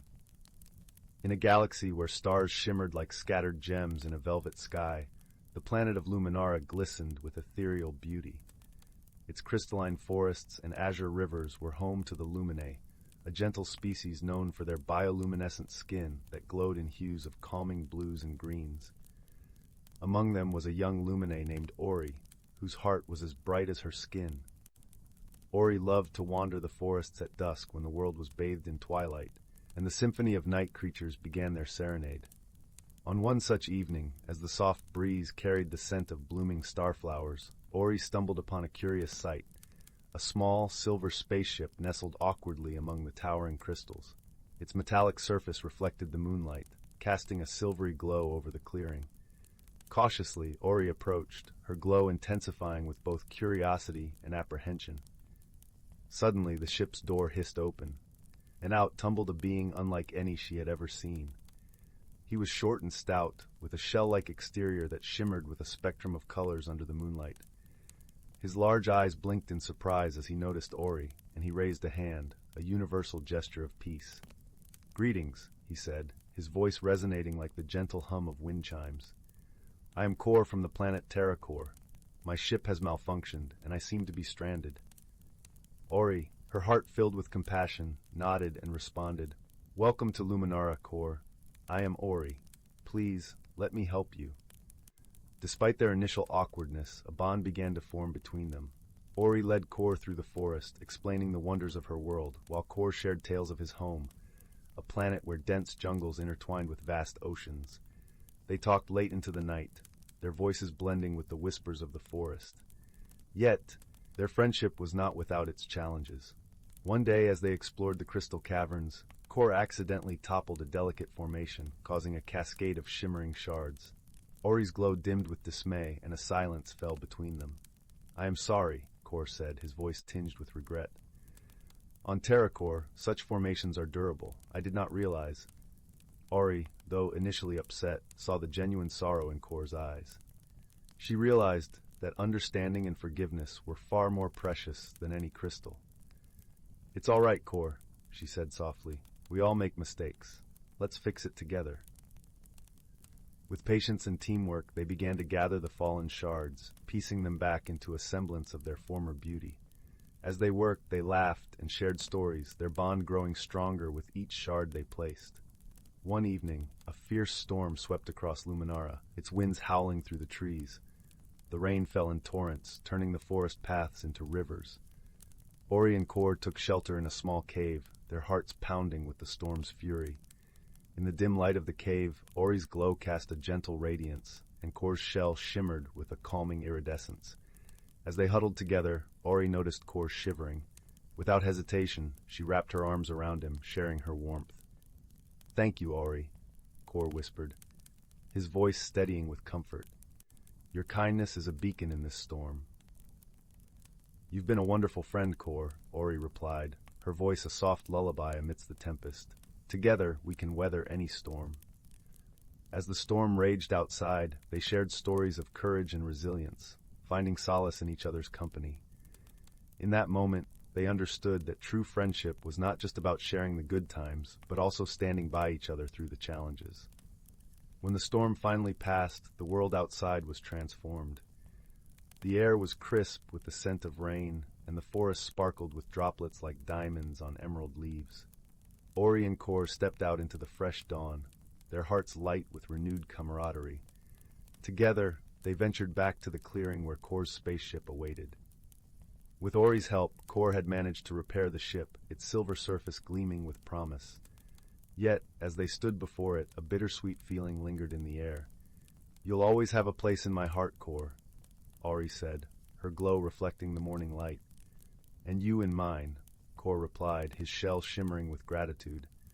"Though I must return to Terracor, our friendship will span the stars." With a final, heartfelt embrace, they parted ways, Kor boarding his ship and Ori waving from the ground as the vessel rose gracefully into the sky. The ship's thrusters ignited, leaving a trail of shimmering light that danced across the heavens. As the stars began to twinkle in the evening sky once more, Ori felt a sense of peace. She knew that the bond she shared with Kor was unbreakable, a testament to the power of understanding, forgiveness, and shared adventures. And so, under the starlit canopy of Luminara, Ori continued her twilight wanderings, her heart aglow with the warmth of newfound friendship, a light that would guide her through any darkness, just as she had been a beacon for Kor. Story 80. Once upon a time, nestled in a quaint village, where cobblestone paths wound through mossy green hills, there stood an ancient bookshop called the Rustling Pages.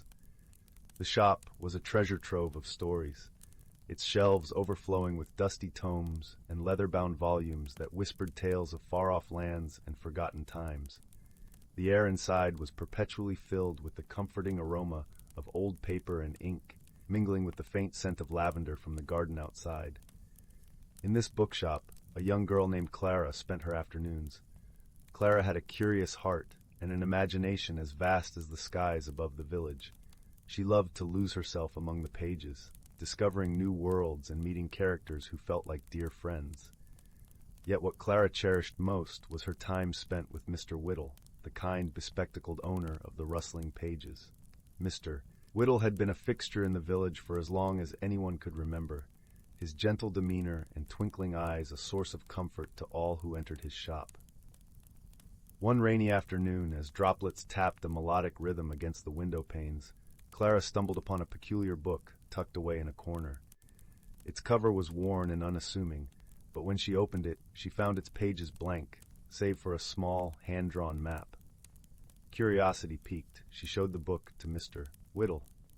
"Ah, you found the Book of Whispers," he said with a smile, his voice as warm and rich as hot chocolate on a cold day. "It's said to hold a secret, but only those with a true heart can uncover it."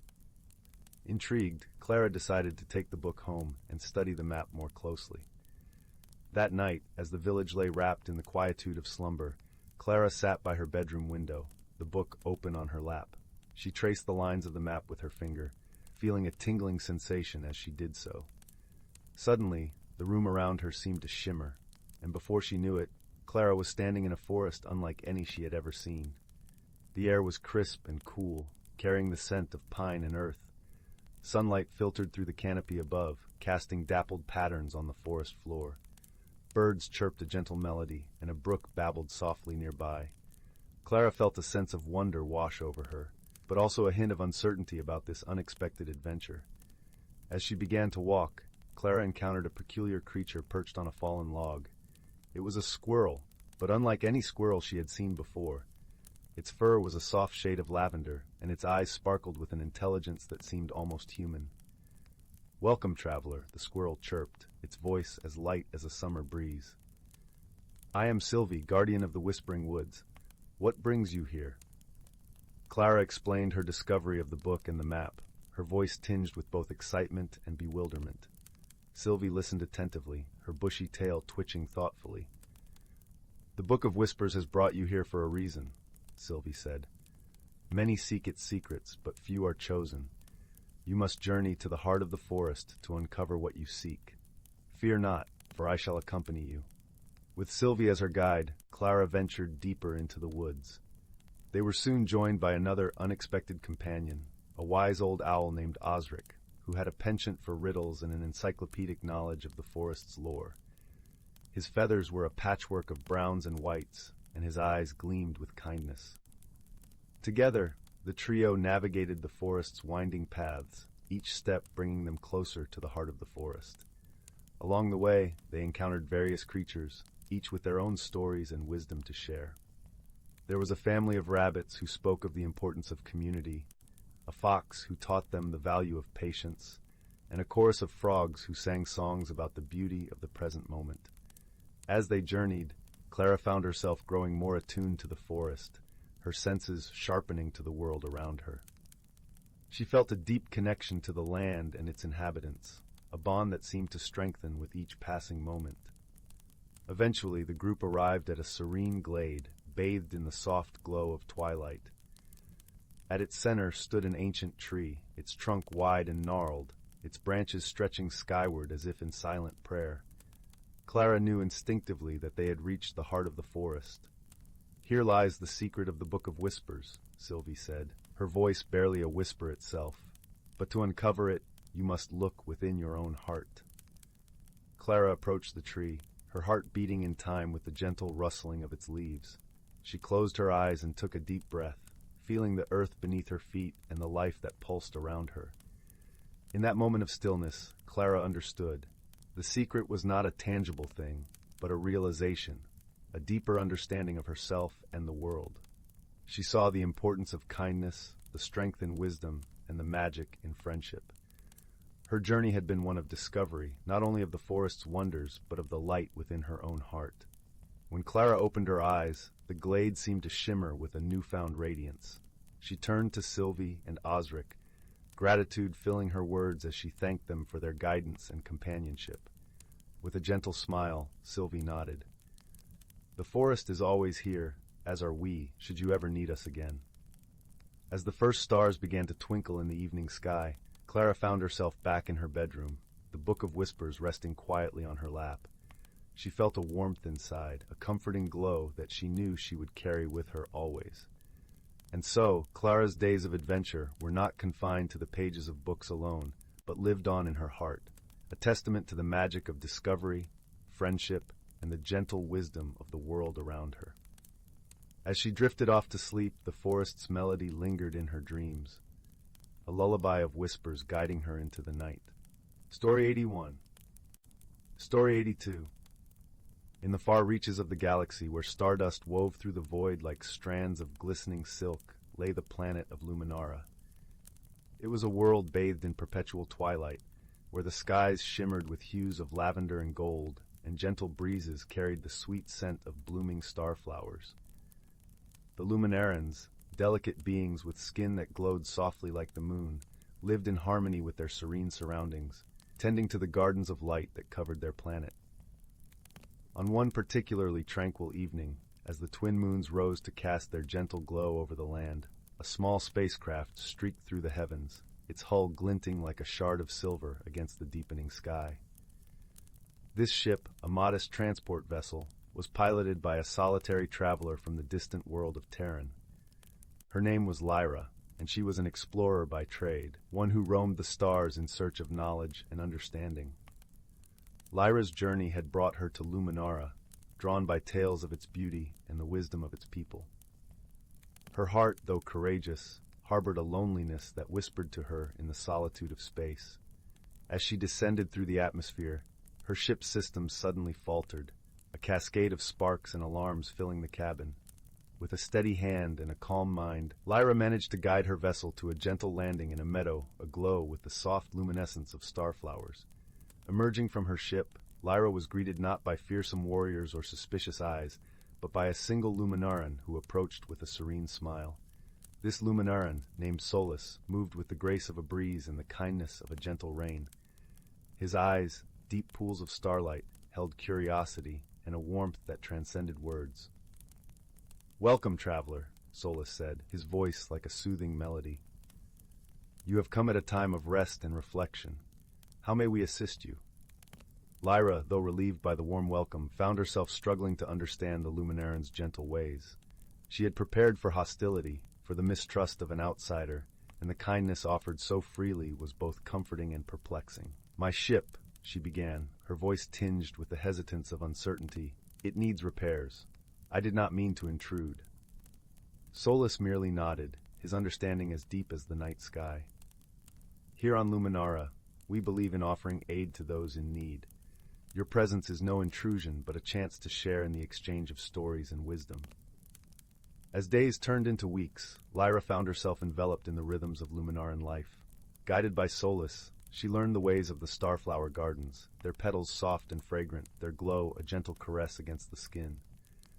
The Luminarans, in turn, listened with rapt attention to Lyra's tales of distant worlds and the marvels she had witnessed among the stars. Yet, not all was smooth in this newfound companionship. Misunderstandings arose, as they often do between those of different worlds. Lyra, eager to help, had attempted to rearrange a section of the garden, believing she was improving it. The Luminarans, who cultivated their gardens with deep reverence and tradition, were taken aback by the changes, though they remained kind in their expressions. Solus, sensing the discomfort that lingered like a shadow, approached Lyra with gentle understanding. "We cherish your enthusiasm, Lyra," he said, his voice a balm to her troubled heart. "But our ways are woven with the fabric of our being. Perhaps, together, we can learn from one another." Her cheeks flushed with embarrassment. Lyra nodded, her voice a whisper of contrition. "I meant no disrespect. I wished only to contribute, to belong." In this moment of vulnerability, a bond began to form, a bridge of understanding between two souls who had once been strangers. Solus, with patience and wisdom, showed Lyra the intricate dance of their traditions, explaining the balance of light and dark, of growth and rest. As they worked side by side, a challenge arose that would test their burgeoning friendship. A rare celestial event, the eclipse of shadows, was approaching, a time when the twin moons would align and cast the land into temporary darkness. During this period, the gardens required careful tending, as the absence of light could harm the delicate starflowers. Together, Lyra and Solus faced the eclipse, their efforts a seamless blend of Terran ingenuity and Luminaran tradition.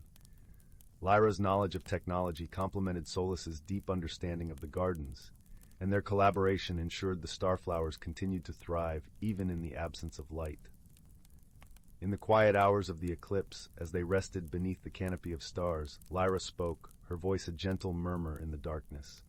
"I have traveled far, seeking knowledge and adventure, yet it is here, in your gardens, that I have found something truly precious, a friend."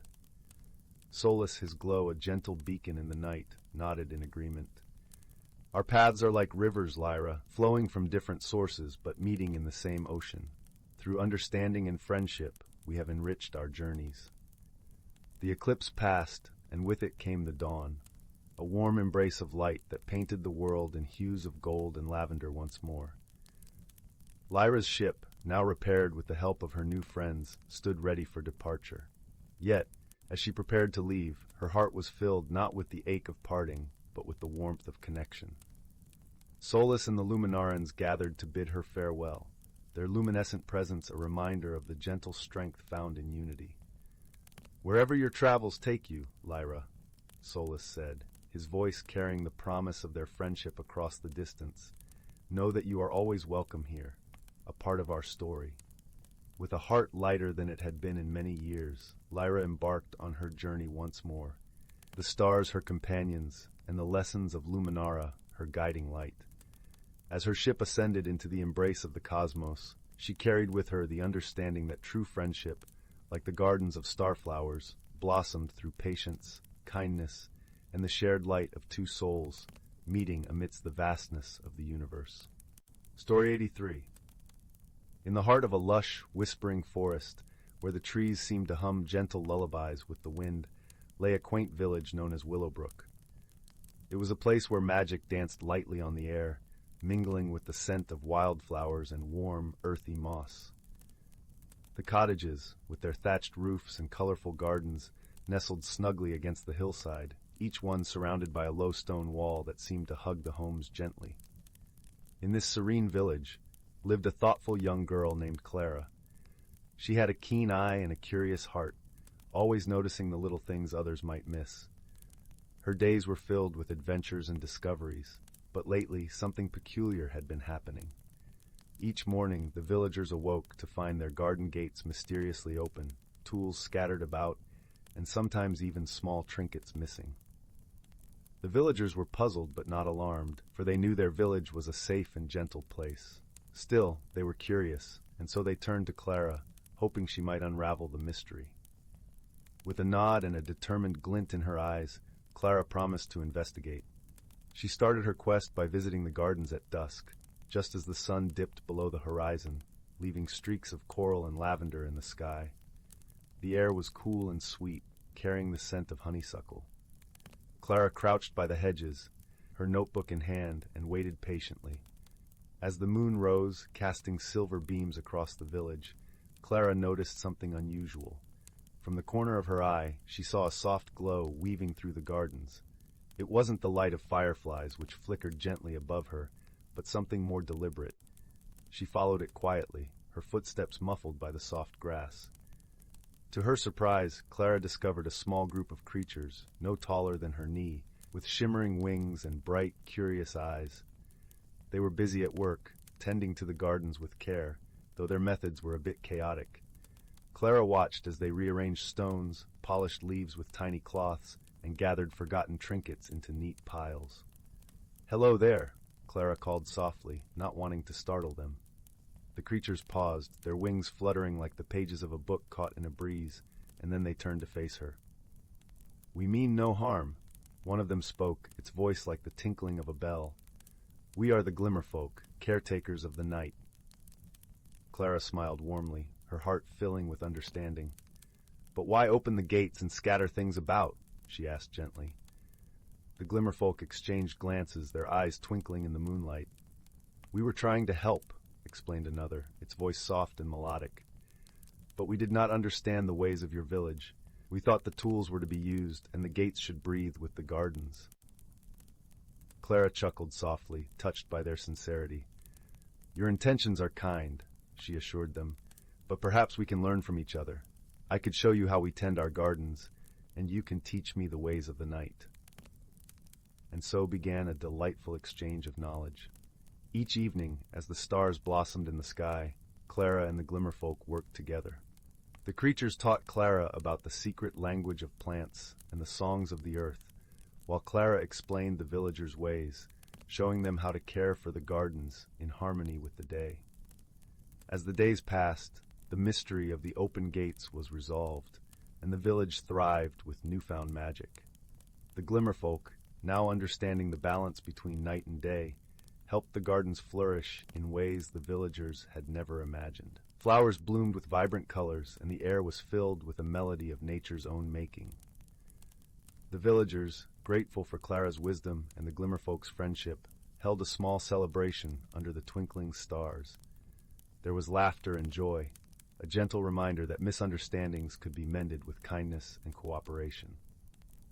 And so, under the watchful gaze of the moon, Willowbrook continued to be a place where magic and harmony danced hand in hand, a cozy haven where mysteries were welcomed as friends and solved with the warmth of understanding. As Clara lay in bed that night, her heart full of contentment, she knew that the world was a little brighter and a little more magical, thanks to the friends she had found. And as she drifted into dreams, the village slept peacefully, cradled in the gentle arms of the forest, where the trees sang their lullabies to the stars above. Story 84. Story 85. In the heart of the ancient verdant wood forest, where the trees whispered secrets older than time itself, lay a hidden world unknown to most. This forest thrived under the gentle guardianship of creatures both seen and unseen, each playing a role in the delicate balance of nature. The air was perpetually infused with the heady scent of moss and pine, and the gentle rustle of leaves in the breeze sounded like the forest's own quiet symphony. At the center of this lush wilderness was a particularly grand oak, known as the elder tree. Its vast branches stretched towards the sky, and its roots delved deep into the earth, connecting it to all the life surrounding it. This venerable tree was the heart of the forest, a living repository of wisdom and magic. It was said that the elder tree had witnessed the changing of countless seasons, each one leaving its mark in the rings of its trunk. As spring unfurled her emerald banners across the landscape, a gathering began beneath the oak's expansive canopy. This was a time of renewal and celebration, marking the beginning of another cycle of growth and abundance. Creatures of every kind convened here, the nimble-footed deer with their gentle eyes, the wise old owls with feathers as soft as the dusk, and the industrious squirrels, their fur a flash of russet among the greenery. Even the tiniest of beings, like the glittering dragonflies and the industrious ants, found their place in this circle of life. Among these creatures was a young fox named Rowan. With fur as bright as autumn leaves and eyes the color of amber, he was known for his curiosity and kindness. Rowan had grown up hearing the stories of the elder tree and the magic that pulsed throughout the forest, and he dreamed of understanding the mysteries that lay hidden within the woods. On this particular day, the air was alive with the scent of blooming wildflowers and the distant song of the river winding its way through the forest. Rowan found himself seated at the foot of the elder tree, listening intently to the stories being shared. The forest elders, wise creatures who had lived through many seasons, spoke of the importance of harmony and balance, of how every creature, no matter how small, contributed to the whole.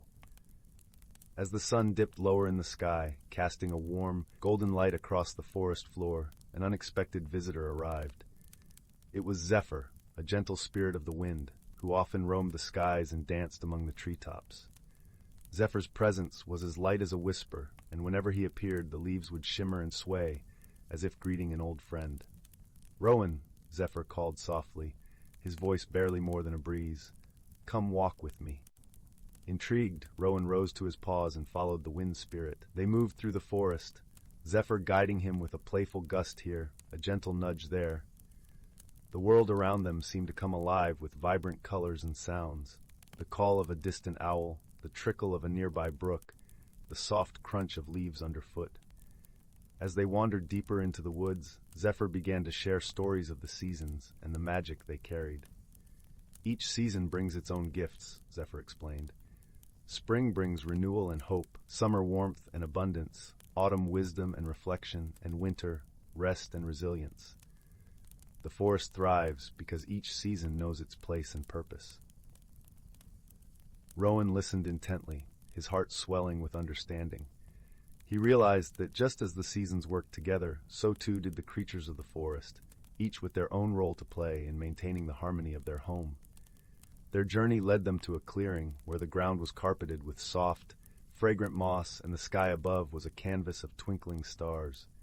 Here Zephyr paused, allowing Rowan to take in the beauty of the world around him. "Remember this, young Rowan," Zephyr continued, his voice gentle and wise. "True strength lies not in power or force, but in understanding and cooperation. The forest flourishes because its inhabitants work together, respecting the balance of nature." Rowan nodded, feeling the truth of Zephyr's words resonate deep within him. He understood now that his own small acts of kindness and curiosity could contribute to the greater good of the forest. He felt a renewed sense of purpose, ready to play his part in this intricate dance of life.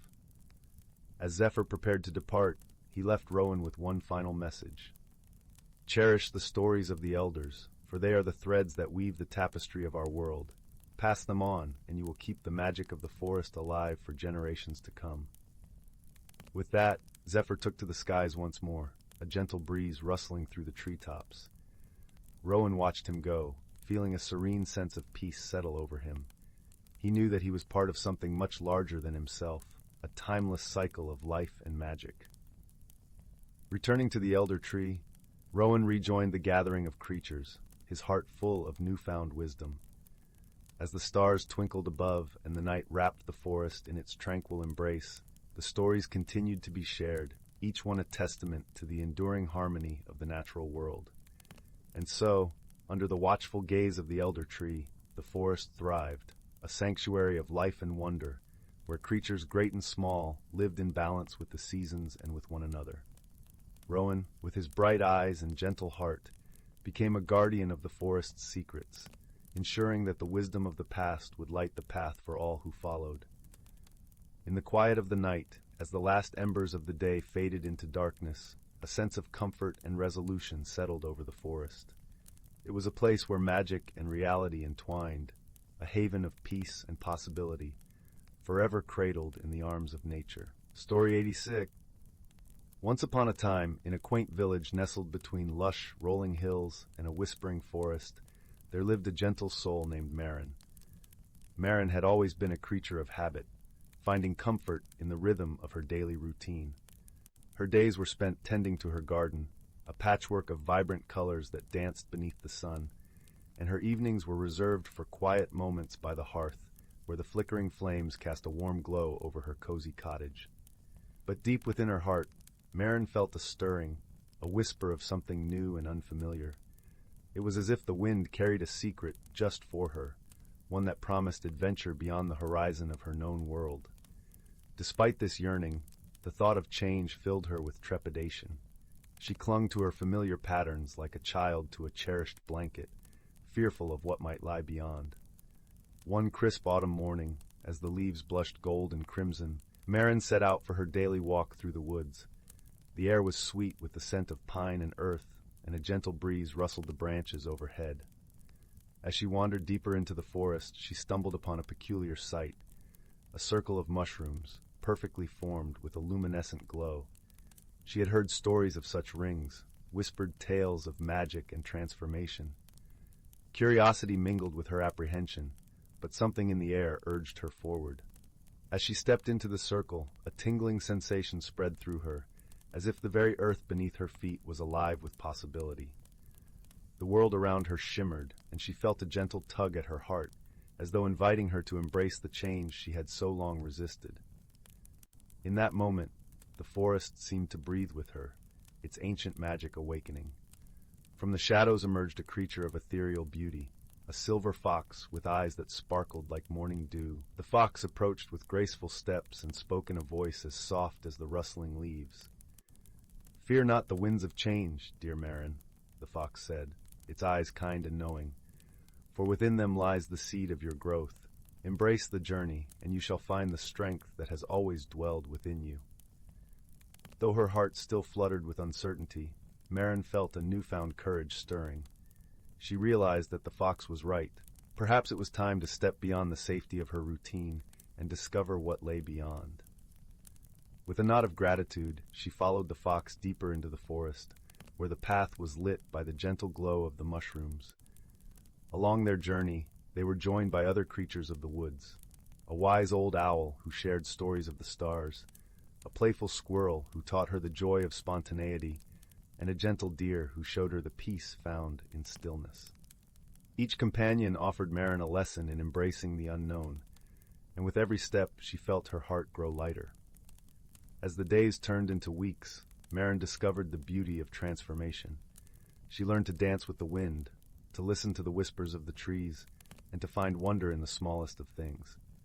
The forest became her teacher, and with each lesson she felt herself blossoming, much like her beloved garden back home.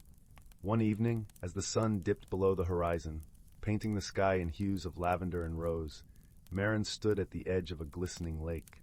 The fox, who had become a dear friend, stood beside her. The reflection on the water was that of a woman transformed, not by magic alone, but by the courage to embrace her own potential.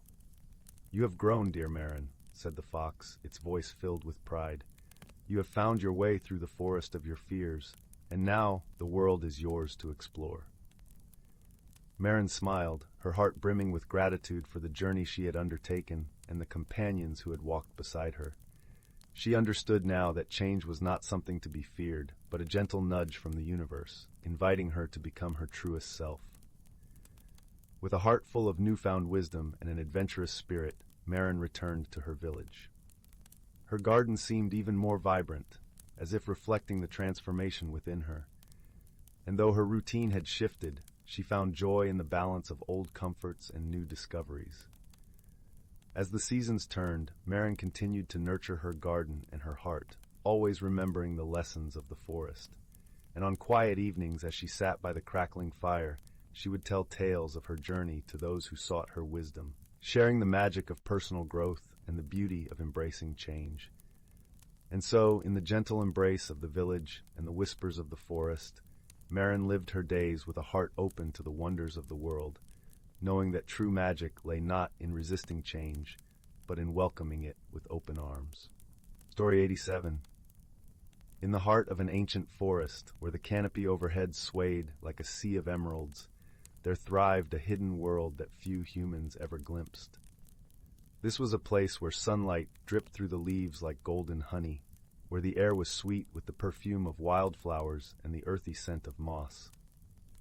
Here, the world pulsed with the quiet rhythm of life, orchestrated by the soft whispers of the wind and the gentle rustling of creatures unseen. Among the inhabitants of this enchanted realm were the Sylvans, gentle beings as old as the forest itself. They were small, with skin that shimmered like the bark of birch trees, and hair that danced in colors of autumn leaves. The Sylvans were the forest's caretakers, guardians of the delicate balance that nurtured all life within.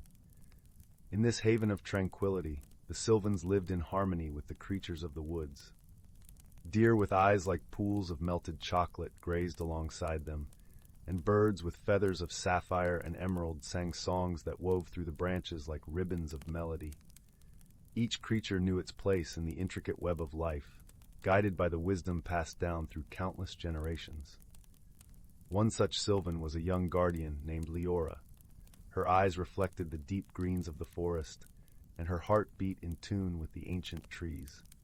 Liora had always been fascinated by the changing seasons, each one a story written in the language of nature. Her favorite time was the gentle transition from summer to autumn, when the forest donned its cloak of fiery hues and the air was crisp with the promise of change. It was during this time of transition that a peculiar phenomenon began to occur. The wind, usually a playful presence that danced through the trees, began to carry a murmur of distress. The leaves whispered of an imbalance, a disruption in the harmony that sustained their world. The forest, once vibrant and thriving, seemed to hold its breath, waiting for something to set it right. Liora, with her deep connection to the forest, felt a stirring in her heart. She knew that the answer lay somewhere within the whispers of the wind and the rustle of the leaves. Gathering her courage, she set out to seek the wisdom of the elder oak, the oldest and wisest tree in the forest, whose roots delved deep into the earth and whose branches reached for the sky. The journey to the elder oak took Liora through paths carpeted with fallen leaves, their colors a tapestry of gold and crimson. The air was filled with the sound of crunching beneath her feet and the occasional scurry of woodland creatures. As she walked, a gentle rain began to fall, each drop a crystal note in the symphony of the forest. When Liora finally stood before the elder oak, she felt a sense of awe and reverence. The tree towered above her, its bark etched with the stories of ages past, its branches stretching wide as if to embrace the entire forest. Liora placed her hand against the rough bark, feeling the life that thrummed beneath her fingertips. "O wise elder," she whispered, "the forest is troubled. The balance has shifted, and I seek your counsel." The elder oak's response was a soft rustling, a language that Liora had learned to understand through years of listening. "The seasons are the breath of the forest," the tree seemed to say. "When one breathes too deeply, the others must adjust. The balance is delicate, like the web of a spider after rain." Liora pondered these words, letting them settle in her heart. She realized that the forest's harmony was not just a matter of nature's rhythms, but of understanding and cooperation among all its inhabitants. With newfound clarity, Liora returned to the Sylvan village. She gathered the creatures of the forest, the deer, the birds, the squirrels with their bright eyes and bushy tails. Together, they listened as Liora shared the elder oak's wisdom. "We must work together," she said, her voice as gentle as the breeze. "Each of us plays a part in maintaining the balance. The wind, the rain, the sun, and the soil, each has a role, and so do we." The creatures nodded, understanding that they were part of a greater whole. They set about their tasks, guided by Liora's gentle leadership. The birds carried seeds to new places, ensuring the forest's renewal. The deer pruned the undergrowth, allowing light to reach the forest floor. The Sylvans tended to the trees, nurturing the saplings that would one day stand as tall as the elder oak. As the days passed, the forest began to breathe easier. The murmur of distress faded, replaced by the harmonious song of life. The balance had been restored, not by force, but by understanding and cooperation. And so the seasons continued their dance, each one a chapter in the forest's story. Liora, now wiser and filled with a deeper connection to her home, knew that the lessons of the elder oak would guide her and the generations to come. Under the canopy of stars, as the forest settled into the embrace of night, Liora sat beneath the elder oak, feeling the warmth of the earth and the cool kiss of the breeze. She closed her eyes, letting the peace of the forest fill her soul, knowing that she was part of something beautiful and eternal. In this ancient forest, where magic and reality intertwined, the hidden lives of natural creatures thrived in harmony, their stories woven into the fabric of the world. And as the gentle night wrapped its arms around the forest, all was as it should be, balanced, peaceful, and whole. Story 88. In the heart of the whispering woods, where the trees murmured secrets to the wind, stood the quaint village of Lumina Hollow. This village was known for its cozy cottages with thatched roofs, winding cobblestone pathways, and gardens that shimmered with dewdrops like tiny stars. Every evening, the villagers gathered around the great fire pit in the town square, sharing stories under the blanket of twilight, while the scent of blooming night jasmine filled the air. One such evening, as the sun melted into the horizon, a peculiar event stirred the peaceful rhythm of Lumina Hollow. A soft, tinkling sound, like that of distant chimes, echoed through the village. It was gentle yet persistent, and no one could quite pinpoint its source. The sound seemed to float on the breeze, sometimes coming from the old well, other times drifting from the boughs of the ancient oak that stood proudly in the center of the square. At first, the villagers thought it to be the playful wind, but as days turned into a week, their curiosity grew. The sound was soothing, almost like a lullaby, but its mystery beckoned for an explanation. Determined to uncover the source, the villagers called upon their resident wise woman, a gentle soul named Marin, known for her deep understanding of the magical and mundane alike. With her hair as silver as moonlight and eyes as bright as the morning sky, Marin was a beloved figure in Lumina Hollow. She listened to the villagers' concerns with a kind smile and promised to look into the matter. The very next morning, with the first light of dawn, Marin set out to investigate, accompanied by her faithful companion, Bramble, a sprightly squirrel with a bushy tail and a penchant for acorns. Together they wandered through the village, Marin humming softly to herself, while Bramble chattered excitedly, darting here and there. As they approached the old well, the sound grew clearer, a gentle tinkling that seemed to resonate from within its moss-covered stones. Marin leaned closer, her ear to the cool, damp surface, and closed her eyes, listening intently. "Ah, it's a melody," she murmured, recognizing the rhythmic pattern. "But what could be singing from the depths of this well?" Bramble tilted his head, his tiny eyes filled with curiosity. "Maybe it's the water sprites," he suggested, his voice a whisper on the wind. Marin chuckled softly, patting Bramble on the head. "Perhaps, my dear friend, but let's see if we can find more clues." They continued their exploration, following the sound as it danced through the village. It led them to the ancient oak, its branches stretching wide like protective arms over the square. Marin ran her fingers over the bark, feeling the pulse of life within the tree. "There's magic here," she said softly, sensing the gentle hum of energy that enveloped the oak. "But it feels different." As they pondered, a rustling above caught their attention. From the depths of the oak's leafy canopy emerged a creature no larger than Bramble himself. It was a delicate being, with wings that glimmered like stained glass in the sunlight. A gentle glow surrounded it, casting a warm light on Marin and Bramble below. "Greetings, wise Marin," the creature said, its voice as soft as the chiming sound that had puzzled the village. "I am Lyra, a guardian of this oak." Marin bowed her head in respect. "Greetings, Lyra. We've been curious about the beautiful music we hear throughout our village. Could it be your doing?" Lyra nodded, her wings fluttering gently. "Indeed it is. I sing to the trees and the wind to keep the balance of magic in these woods, but I sense that my song has traveled further than intended." Marin smiled warmly. "It has become a mystery to us, one that brought much wonder and joy, yet we were eager to understand its source." Lyra's light flickered with happiness. I am glad my song has brought joy. I shall adjust my melody so it rests more quietly upon the woods." Before Marin could respond, Bramble chirped, "But Lyra, why did the song change? It was never heard before." Lyra's glow dimmed slightly, a hint of bashfulness in her expression. "Oh, it was a new tune I've been practicing. I did not realize it would carry so far." Marin laughed, a sound as gentle as a breeze rustling through leaves. "Your song was a gift to us, even as it was a surprise. Thank you, Lyra, for sharing your magic with Lumina Hollow." With a graceful nod, Lyra promised to visit the village more often, her songs weaving joy and tranquility into the fabric of the village life. As she fluttered back into the branches, the air felt lighter, filled with a sense of camaraderie and shared understanding. Marin and Bramble returned to the village square, where the villagers awaited eagerly. Marin recounted their adventure, her words painting a vivid picture of Lyra and her enchanting melody. The villagers listened in awe, their hearts warmed by the tale of friendship and the gentle spirit of the woods. As night embraced Lumina Hollow, the villagers gathered once more around the great fire pit.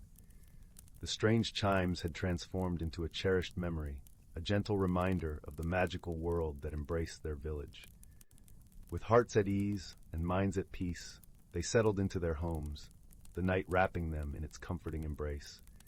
And so, under a canopy of stars, Lumina Hollow returned to its tranquil slumber, the whisper of Lyra's song a soft, soothing lullaby that cradled the village in dreams as sweet as the scent of night jasmine. Story 89. In the heart of the whispering woods, where the trees wore robes of emerald leaves and the air was sweet with the scent of wildflowers, there lay the quaint village of Moonshadow Hollow.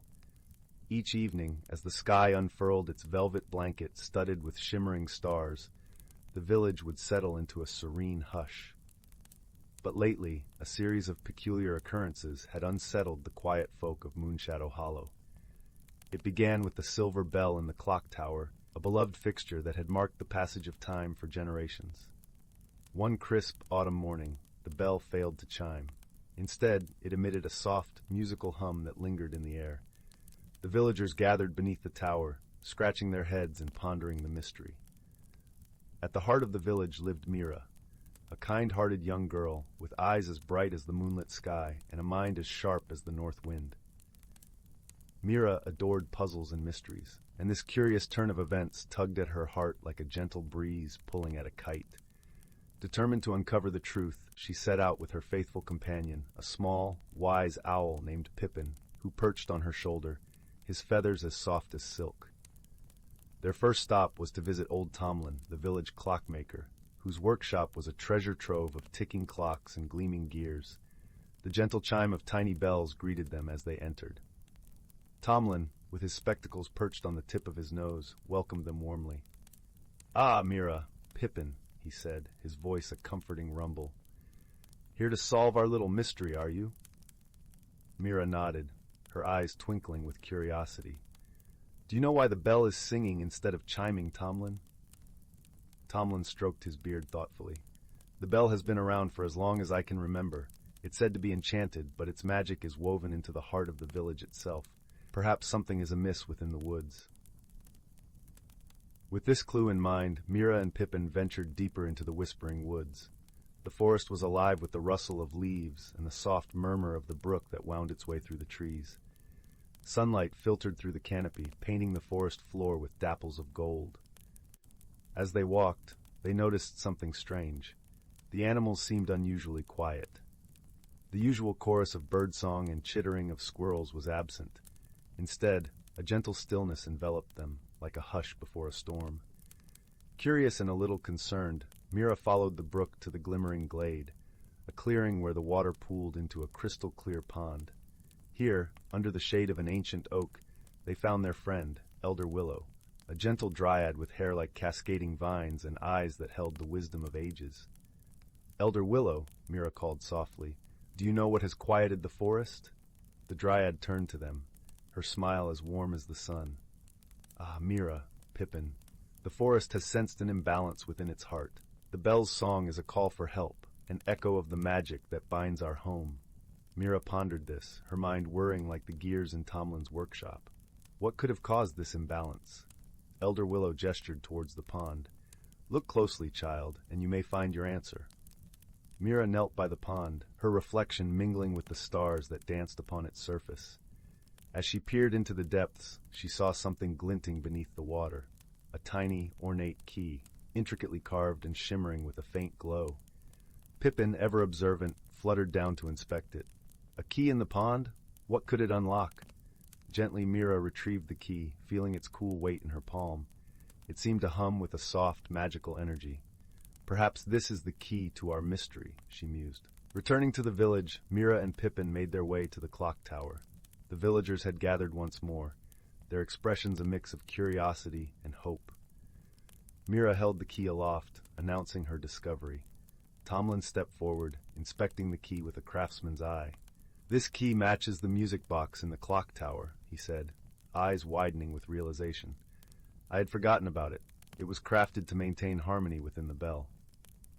With Tomlin's guidance, Mira climbed the winding stairs of the clock tower. The air was cool and filled with the scent of aged wood. At the top, nestled among the gears and cogs, was an ornate music box, its surface etched with swirling patterns of stars and moons. Carefully, Mira inserted the key into the music box. As she turned it, the box began to play a melody so sweet and pure, it seemed to fill every corner of the village.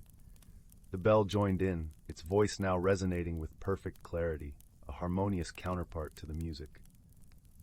As the final notes faded into the evening air, a gentle breeze swept through the village, rustling the leaves and carrying with it a sense of peace. The animals of the forest began to stir, their songs weaving once more into the fabric of the woods. Mira descended the tower, greeted by the smiling faces of her fellow villagers. Elder Willow, who had come to witness the resolution, nodded approvingly. Balance has been restored, thanks to your keen mind and kind heart, Mira. The villagers celebrated with a small feast beneath the stars, sharing stories and laughter. As the night deepened, Mira sat beside the crackling fire. Pippin nestled close, his feathers warming in the glow. Thank you, Pippin, Mira whispered, her voice soft with gratitude. We solved the mystery together. Pippin hooted softly, a sound like a lullaby. It was your heart that led the way, Mira. And so, with the mystery of the singing bell resolved, peace returned to Moonshadow Hollow. The village nestled once more into the embrace of the whispering woods, where magic and harmony danced hand in hand, and every night ended with the comforting chime of the silver bell. Story 90. In the heart of an ancient forest, where the whispers of time brushed through the leaves and the sunlight danced in dappled patterns on the forest floor, there lived a community of creatures whose lives were woven together like the roots of the towering trees. This forest, known only to those who listened to the secrets of the earth, was a sanctuary where magic and reality intertwined as naturally as the rivers flow. The creatures of this forest were gentle beings, each unique yet connected by the threads of their environment. There was Silva, the wise old owl, whose feathers shimmered like silver under the moonlight, and whose eyes held the knowledge of countless seasons. Her perch was an ancient oak, its gnarled branches stretching high above the canopy, offering a vantage point from which she could observe the world below. Beneath her, nestled in the soft moss that blanketed the forest floor, was a family of rabbits. The youngest among them, a curious little one named Thistle, was known for his playful spirit and boundless curiosity. His fur was the color of autumn leaves, and he moved with a nimbleness that spoke of his youth and his wonder for the world. Every year, as spring whispered its promise of renewal, the forest came alive with a symphony of sights and sounds. The babbling brook that wound through the trees became a ribbon of laughter, its banks adorned with clusters of wildflowers that swayed in the gentle breeze. The air was sweet with the fragrance of blooming honeysuckle, and the sunlight, warm and golden, filtered through the canopy in soft beams that kissed the earth. This particular spring, however, brought with it a peculiar phenomenon. As the first rains of the season fell, their droplets seemed to glisten with an ethereal glow, casting a rainbow of colors across the forest. It was said among the creatures that these were not ordinary rains, but the tears of joy from the spirit of the forest, celebrating the harmony and balance that had been preserved through the ages. Silva, with her keen wisdom, gathered the creatures for a meeting beneath her oak. The air was filled with anticipation as they assembled, each eager to hear the owl's insights. Her voice, when she spoke, was soft yet resonant, like the rustle of leaves in a gentle wind. "Dear friends," she began, "these magical rains are a gift, a reminder of our bond with this forest, but they are also a call to action. We must ensure that our home remains in balance, that we nurture and protect the delicate harmony that sustains us all." The creatures nodded in understanding, their hearts swelling with a shared sense of purpose. Thistle, ever curious, tilted his head and asked, "But how do we do that, Silva?" With a kind smile, Silva replied, "By listening to the wisdom of our ancestors and the whispers of the forest. We must remember that every action has an echo. The way we care for our home today will shape the world for the generations to come." As the days passed, the creatures set about their tasks, each contributing in their own way to the health of their shared home. The squirrels, with their swift movements and keen eyes, gathered seeds and nuts, ensuring that new life would sprout in the coming seasons. The deer, graceful and watchful, pruned the underbrush, allowing sunlight to reach the seedlings, struggling towards the sky. Even the brook, with its ceaseless flow, played its part, carrying nutrients across the land and quenching the thirst of all who dwelled nearby. The forest thrived under the care of its inhabitants, the magic of the rain seeping into every root and branch, every feather and paw. One evening, as the sun dipped below the horizon and the sky blushed with the colors of twilight, Thistle sat beneath Silva's oak, his eyes wide with wonder at the day's events. The forest was a symphony of chirping crickets and croaking frogs, their melodies a lullaby that wrapped around him like a warm blanket. "Silva," he said, his voice soft yet filled with awe, "I've learned so much. The forest is full of stories, isn't it?" "Indeed it is, little one," Silva replied, her eyes twinkling like stars. "And you are a part of this story. Remember, wisdom is not just knowing the past, but nurturing the future." Thistle nodded, his heart filled with a sense of belonging. As he nestled against the soft moss, his eyes grew heavy with sleep. The forest, with its ancient magic and timeless wisdom, cradled him in its embrace, whispering promises of dreams yet to come. And so the ancient forest continued to thrive, its creatures living in harmony with the land and each other. Through their gentle care and shared wisdom, the balance was preserved, and the magical rains of spring became a cherished legend, passed down through the generations. As the moon rose high above, casting its silver glow across the land, the forest sighed in contentment. For in this hidden world where magic and reality danced together, the heart of nature beat strong and true, a testament to the power of friendship, wisdom, and the enduring beauty of life. Story 91. Story 92. The Whispering Woods, a tale of friendship and magic. In the heart of the serene village of Glen, nestled amidst rolling hills and sparkling streams, there lay a secret known only to the children who dared to imagine beyond the mundane. Glen was a place where time seemed to amble along at its own gentle pace, where the air was always sweet with the scent of blooming wildflowers, and the hum of bees created a melody that lulled its inhabitants into tranquility. It was here, beneath the shade of the ancient oak trees, that a hidden world whispered its secrets to those who would listen. The village itself was a quaint tapestry of cobblestone paths, thatched roof cottages, and gardens bursting with marigolds and daisies. The people of Glen were simple folk, their lives intertwined with the rhythm of nature, celebrating harvests and moonlit nights with equal fervor. But it was the children, with their wide eyes and curious hearts, who held the key to the village's most enchanting secret, the Whispering Woods. The Whispering Woods bordered the northern edge of Glen, a dense forest that seemed to breathe with life.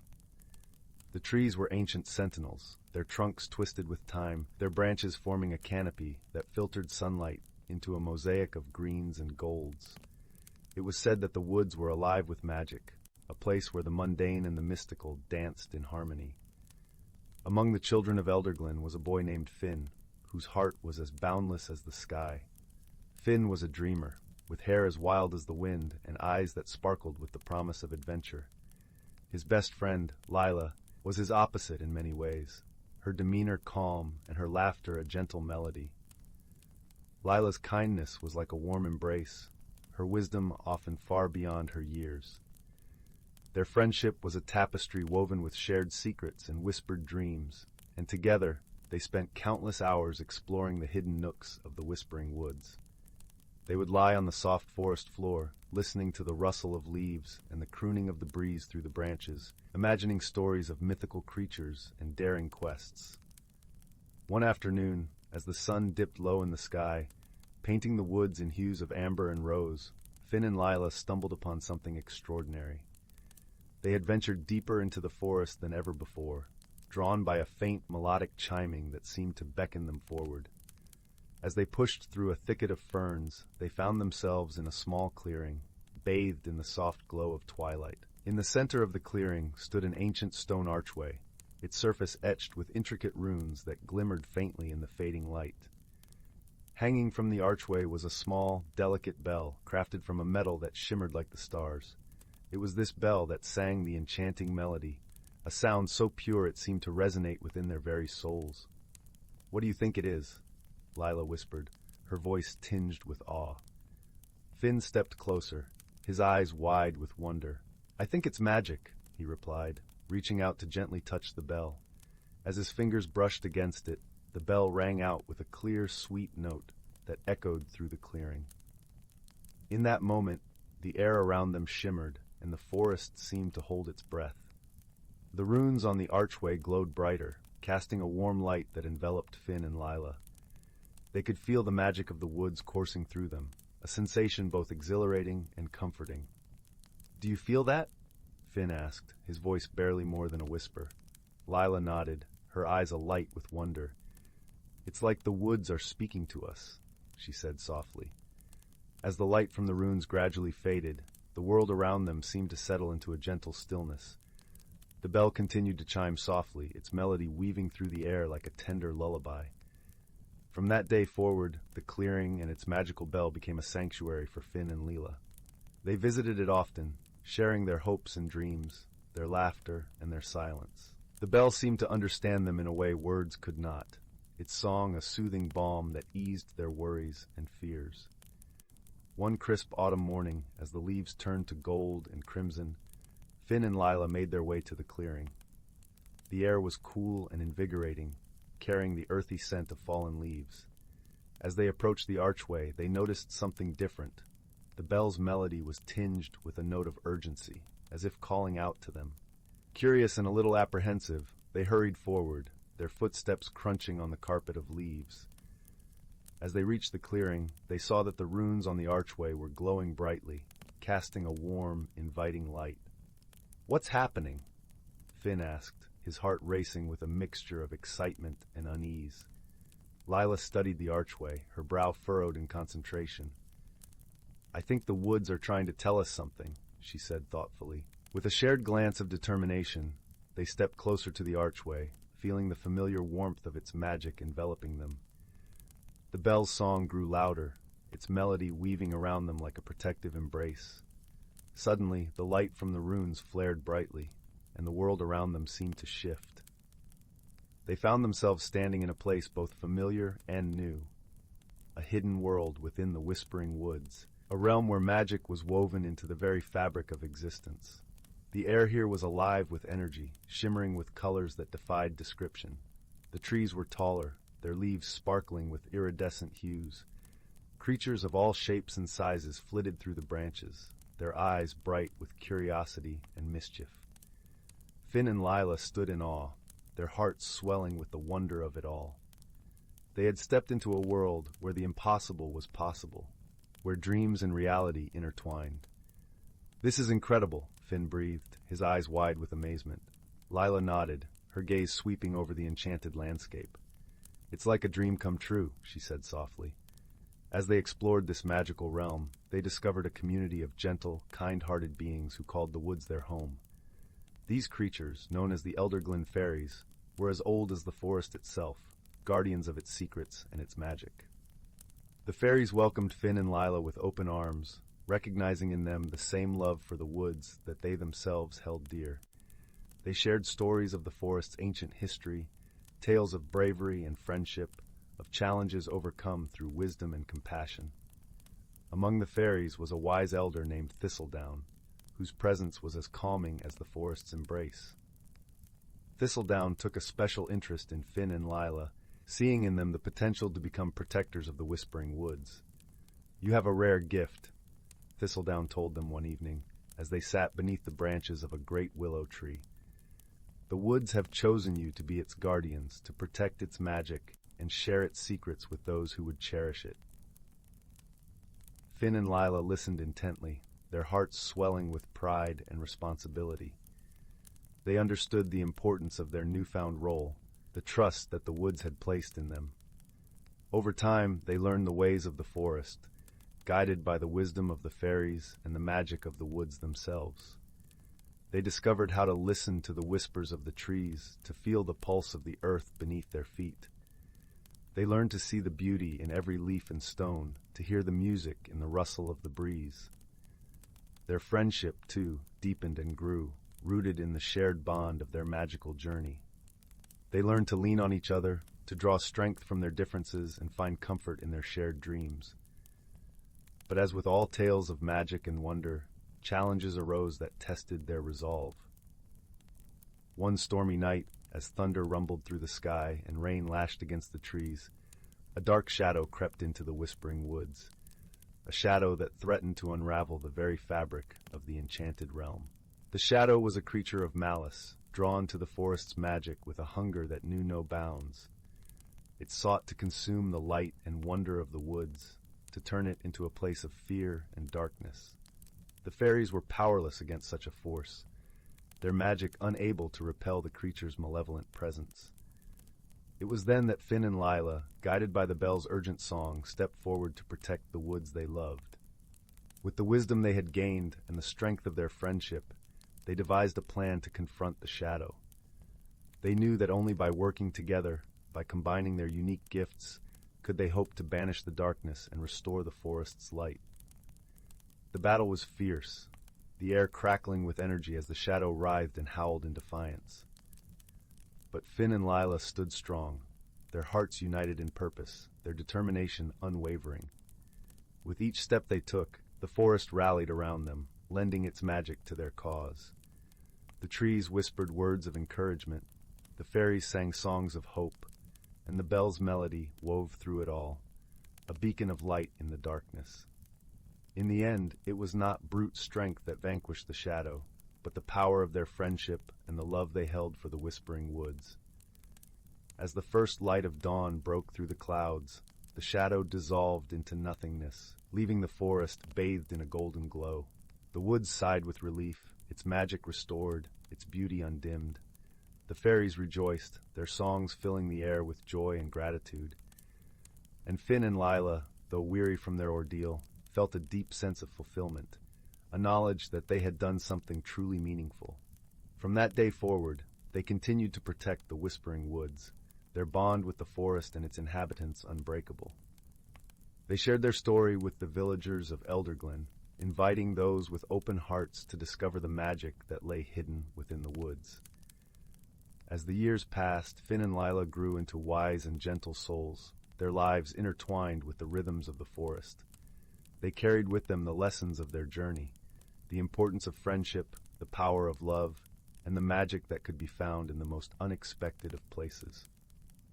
And so, the Whispering Woods remained a place of enchantment, a haven for dreamers and believers, its secrets whispered on the breeze for those who dared to listen.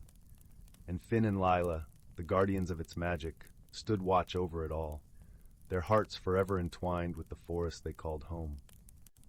In the cozy glow of the village hearths, where stories were told and dreams took flight, the tale of Finn and Lyra and the Whispering Woods lived on, a gentle reminder that in the heart of nature, true magic could always be found. Story 93.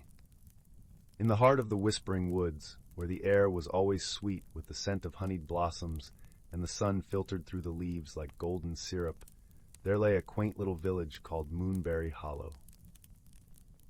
The village was known for its cozy cottages with thatched roofs, curling chimneys that puffed out gentle wisps of smoke, and gardens bursting with vibrant flowers and herbs.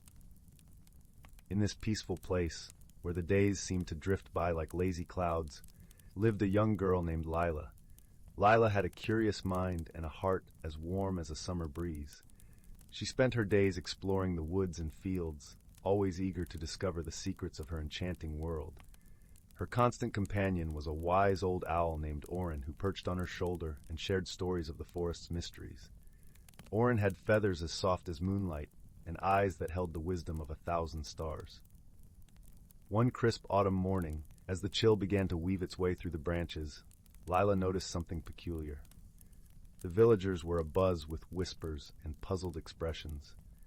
It seemed that every night, just after the moon had risen, a strange, gentle humming sound could be heard echoing through the village.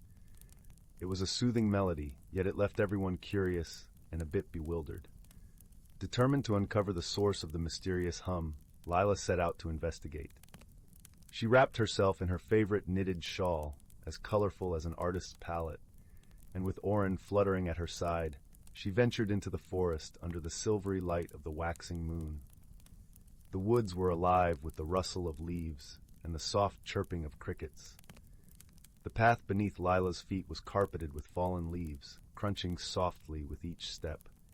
Guided by the shimmer of moonbeams, they followed the sound, which grew clearer and more distinct as they ventured deeper into the forest. As they walked, Orin shared his insights. "The melody is unlike any I've heard in my long years," he mused, his voice a gentle rumble. "It carries a warmth, a kindness. Perhaps it's a call from an old friend of these woods." Their journey led them to a small clearing bathed in silver light, where they found a circle of ancient stones. In the center stood a glowing figure, a creature of ethereal beauty with wings that shimmered like spun glass. It was a sylph, a guardian of the forest's secrets and a creature of pure magic. The sylph's song was the source of the hum, a melody woven from the threads of starlight and dreams. She looked upon Lila and Orin with eyes that sparkled like dew on morning grass. "Ah, the curious hearts have found me," she said, her voice as soft as the rustle of leaves in the wind. Lila stepped forward, her heart filled with wonder. "Why do you sing, dear sylph? Your song has enchanted our village, and we wish to understand its purpose." The sylph smiled, a gentle curve of lips that spoke of ancient wisdom. "I sing to awaken the forest, to remind it of the joy of life as the seasons change. My song is a gift, a lullaby for the earth and all who dwell upon it." "But why now?" Lila asked, her eyes wide with curiosity. "Why at this time?" The sylph's wings fluttered softly, casting a shimmering light across the clearing. "This is a time of transition, a time for the world to prepare for the quiet slumber of winter. My song helps the creatures of the forest gather their strength and find their rest." Understanding dawned on Lila like the first light of dawn. The sylph's song was a gentle reminder of the cycles of nature, a call to embrace the changes with grace and serenity. It was a lesson in harmony, in living in tune with the world around them. Moved by the sylph's wisdom, Lila thanked her for the gift of understanding. "We will share your message with the village, so they too can find peace in the melody of the seasons." As the night deepened, the sylph continued her song, her presence a beacon of light and comfort in the heart of the forest. Lila and Orin made their way back to Moonberry Hollow, their hearts light with the joy of discovery and the warmth of friendship. The next day, as the sun painted the sky in hues of pink and gold, Lila gathered the villagers and shared the sylph's story. They listened with rapt attention, their worries eased by the knowledge that the hum was a song of nature's love, a gentle reminder of the beauty in every change. And so, the village of Moonberry Hollow embraced the sylph's song, letting its soothing melody guide them through the shifting seasons with hearts full of peace and gratitude. In the whispering woods, where magic and wonder danced hand in hand, Lila's journey had brought a deeper understanding of the world, a lesson woven into the very fabric of their lives, like a timeless lullaby sung beneath a blanket of stars. Story 94. Once upon a dusky eve, in the quaint village of Willow, strange happenings began to unfold. The townsfolk, who usually spent their evenings gathered around crackling hearths swapping tales, found their firesides mysteriously extinguished one by one. Young Rowan, an inquisitive lass with sparkling eyes, was the first to notice this oddity. As she gazed out her window that night, she saw the cheery glow of firelight winking out in house after house. The next morning, Rowan set out to investigate, her worn boots crunching through the fresh snowfall. She knocked on the door of her dear friend Hazel, a kindly elder renowned for her wisdom. "Good morrow, Rowan," Hazel greeted with a warm smile, ushering the girl inside to her cozy cottage. "What brings you out on such a frosty day?" Rowan explained the bizarre occurrence, and Hazel's brow furrowed in thought. "How peculiar. Let me consult my magical companions. They may have insight we lack." With a wave of her gnarled oak staff, Hazel summoned her faithful friends, a sprightly pixie named Glow, a wise old gnome named Mosscap, and a radiant fairy called Lumina. "Our fires too have been snuffed," Glow lamented, her gossamer wings drooping, "and our lanterns sputter and fade." "A strange chill seems to have settled over the land," rumbled Mosscap, stroking his long beard, "almost as if the very light itself is being drained away." Lumina floated closer, her golden tresses shimmering. "I sense a dark presence lurking in the shadows of the bird oak grove. Perhaps the answer lies there." Hazel nodded solemnly. "Then to the grove we must venture. Stay close, my friends, and keep your wits about you." With Rowan in tow, the unlikely band made their way through the silent, snow-hushed forest. An unnatural gloom hung in the air, the shadows seeming to pool and writhe. Rowan shivered, drawing her cloak tighter. At last, they reached the twisted boughs of the ancient bird oak. A faint, sickly miasma seeped from a crevice in the trunk. Mosscap inspected it closely, his wise eyes narrowing. "Aha! I've found the source of the darkness," he proclaimed. "A penumbra sprite, a mischievous creature that feeds on light itself. It must have taken root within this oak." "But how do we banish it?" Rowan asked anxiously. "Surely such a being of shadow will not yield easily." Lumina's radiant form brightened with determination.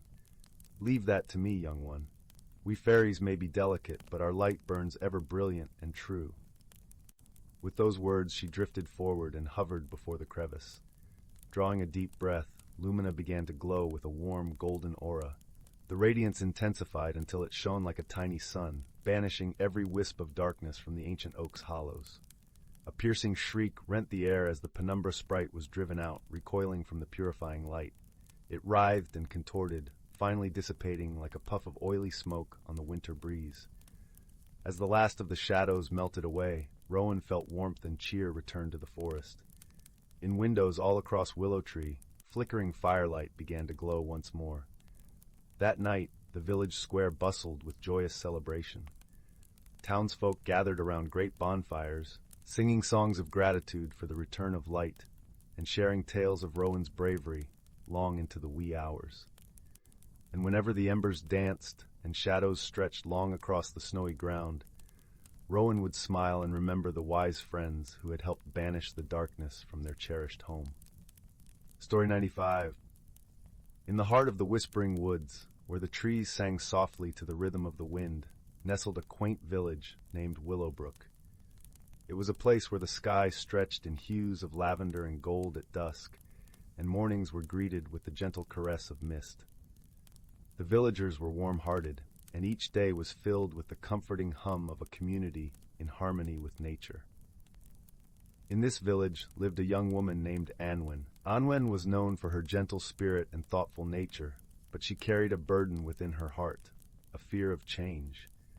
She found solace in routines, like the familiar path through the woods she walked each morning, the comforting scent of her grandmother's lavender-scented shawl, and the melodic chimes of the village clock tower marking the hours.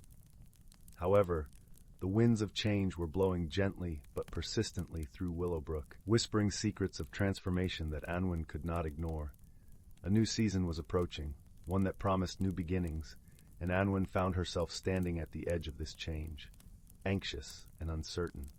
One crisp autumn morning, while Anwen was wandering through the woods, she stumbled upon a peculiar sight, a ring of mushrooms glowing with a soft, ethereal light. It was a fairy ring, a rare and magical phenomenon that was said to appear only to those with open hearts and yearning souls. Drawn to its quiet luminescence, Anwen stepped closer, feeling a strange yet comforting warmth enveloping her. The ground beneath the fairy ring shimmered like stardust, and from it rose a gentle, wise spirit named Era. With eyes like sparkling dew and a voice as soft as the rustle of leaves, Ira greeted Anwen warmly. "Fear not, dear Anwen," said Ira, her presence as soothing as a lullaby. "For every change holds a promise of growth. The path of transformation is woven with threads of magic and wisdom, and you are not alone on this journey." Anwen, though hesitant, felt a flicker of hope kindling within her. She had heard tales of spirits guiding those in need, but never did she imagine experiencing such an encounter herself. Ira extended a hand, inviting Anwen to join her on a walk through the woods, a journey that would mirror the transformations she feared. As they walked together, Ira shared stories of the trees, each one unique, bending and stretching towards the sun, their colors shifting with the seasons, a reflection of the beauty and change. "Just as the trees embrace the changing winds," Ira explained, "so too can you find strength in adapting to life's gentle turns." Along their path, they encountered an array of woodland creatures, an industrious squirrel gathering acorns, a family of deer moving gracefully through the underbrush, and a chorus of birds harmonizing with the breeze. Each creature, Ira pointed out, had its own way of adapting to the shifting seasons, finding joy and purpose in the process. Anwen began to see the world around her with new eyes, noticing the subtle transformations in the forest, and in herself, with a sense of wonder rather than apprehension. The magic of the woods mirrored the magic within her, a quiet strength lying dormant, waiting to awaken. As twilight descended, painting the sky in soft shades of indigo, Anwen and Ira returned to the fairy ring. There, Ira offered a parting gift, a pendant shaped like a leaf, its surface shimmering with the colors of the forest. "This pendant will remind you of the magic that dwells within and around you," Ira said, her voice a gentle breeze. "Remember, dear Anwen, that change is but a dance in the rhythm of life, and you are more than capable of moving to its tune." With gratitude in her heart, Anwen accepted the gift, feeling a newfound courage blooming within her. She knew that the path ahead would not always be easy, but she was ready to embrace the changes that life would bring, trusting in the wisdom she had gained. As Anwen made her way back to Willowbrook, the village lights twinkling like stars in the distance, she felt a comforting sense of peace. The change she once feared now seemed like a gentle unfolding, revealing layers of her own strength and potential. In the days that followed, Anwen shared her experience with the villagers, who were both enchanted and inspired by her tale. Her story became a beacon of hope, a reminder that within each of them lay the power to embrace change with grace and courage. And so, under the watchful eyes of the Whispering Woods and the gentle guidance of the spirit Ira, Anwen and her village flourished, their hearts open to the beauty of transformation, forever connected by the magic of personal growth and discovery. Through the seasons and years, the village of Willowbrook continued to thrive, a testament to the enduring strength found in embracing the dance of life. Story 96. In a quaint village nestled at the foot of the Mistywood Mountains, where the air was sweet with the scent of blooming lilacs, and the gentle murmur of the river lullaby could be heard on quiet evenings, there lived a young woman named Isla. Isla was known far and wide for her kindness and gentle demeanor, yet she found herself struggling with the winds of change that seemed to swirl ever more insistently around her. Isla cherished her life in the village, where each day was a familiar pattern of tending to her flourishing garden and assisting the villagers with her herbal remedies. But as the seasons turned, she felt a stirring within her, a restlessness she couldn't quite name. It was as if her heart whispered of adventures beyond the fields she knew so well, yet her mind clung to the comfort of the known. One particularly serene afternoon, as golden rays of sunlight filtered through the rustling leaves, Isla sat by the riverbank, her fingers trailing lazily through the cool water. It was here she often found solace and clarity, and today was no different, for as she watched the play of light on the ripples, a curious thing happened. The water began to shimmer with an ethereal glow, and from its depths emerged a small, luminescent creature, a water sprite, no taller than a foot, with wings that glinted like moonlit dew. The sprite, whose name was Sylvie, was a guardian of the river, entrusted with maintaining its harmony. "Dear Isla," Sylvie chimed in, a voice as melodic as a chime, "I sense your heart's yearning for something beyond. Change is a part of life's grand tapestry, and it need not be feared. Startled yet comforted by Sylvie's presence, Isla listened intently as the sprite continued. Embrace these winds of change, dear one, for they carry with them opportunities for growth and transformation.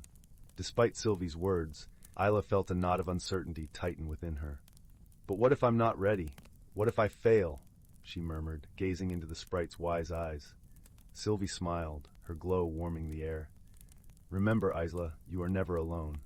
The forest itself is alive with those who care for you, ready to lend their wisdom and aid. Heartened by Sylvie's assurance, Isla thanked the sprite, who vanished with a soft splash into the river, leaving a trail of sparkling droplets in her wake. With a newfound resolve, Isla rose and made her way back to the village, determination blossoming alongside the lilacs. The following morning, Isla awoke with the sun's first light, a gentle breeze carrying the scent of pine and promises of new beginnings. She decided to seek counsel from Elder Rowan, the village's wise sage, whose wisdom was as deep as the roots of the ancient trees.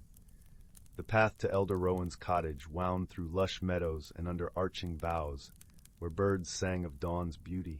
As Isla approached, she noticed the warm glow of a fire crackling within, its smoke curling up like a dragon's breath into the morning sky. Elder Rowan greeted her with a kind smile, his eyes twinkling like stars in the twilight.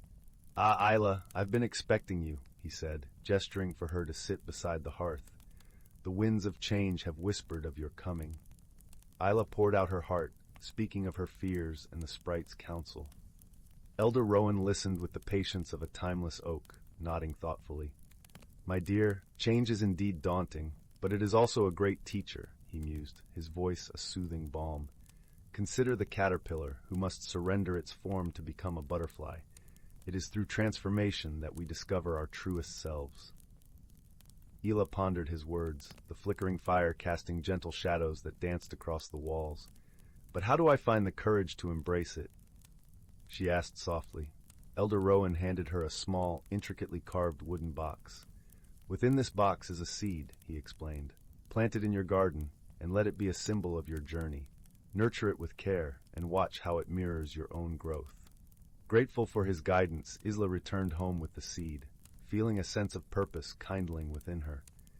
She chose a special spot in her garden, where the sun's warmth lingered longest, and gently pressed the seed into the earth.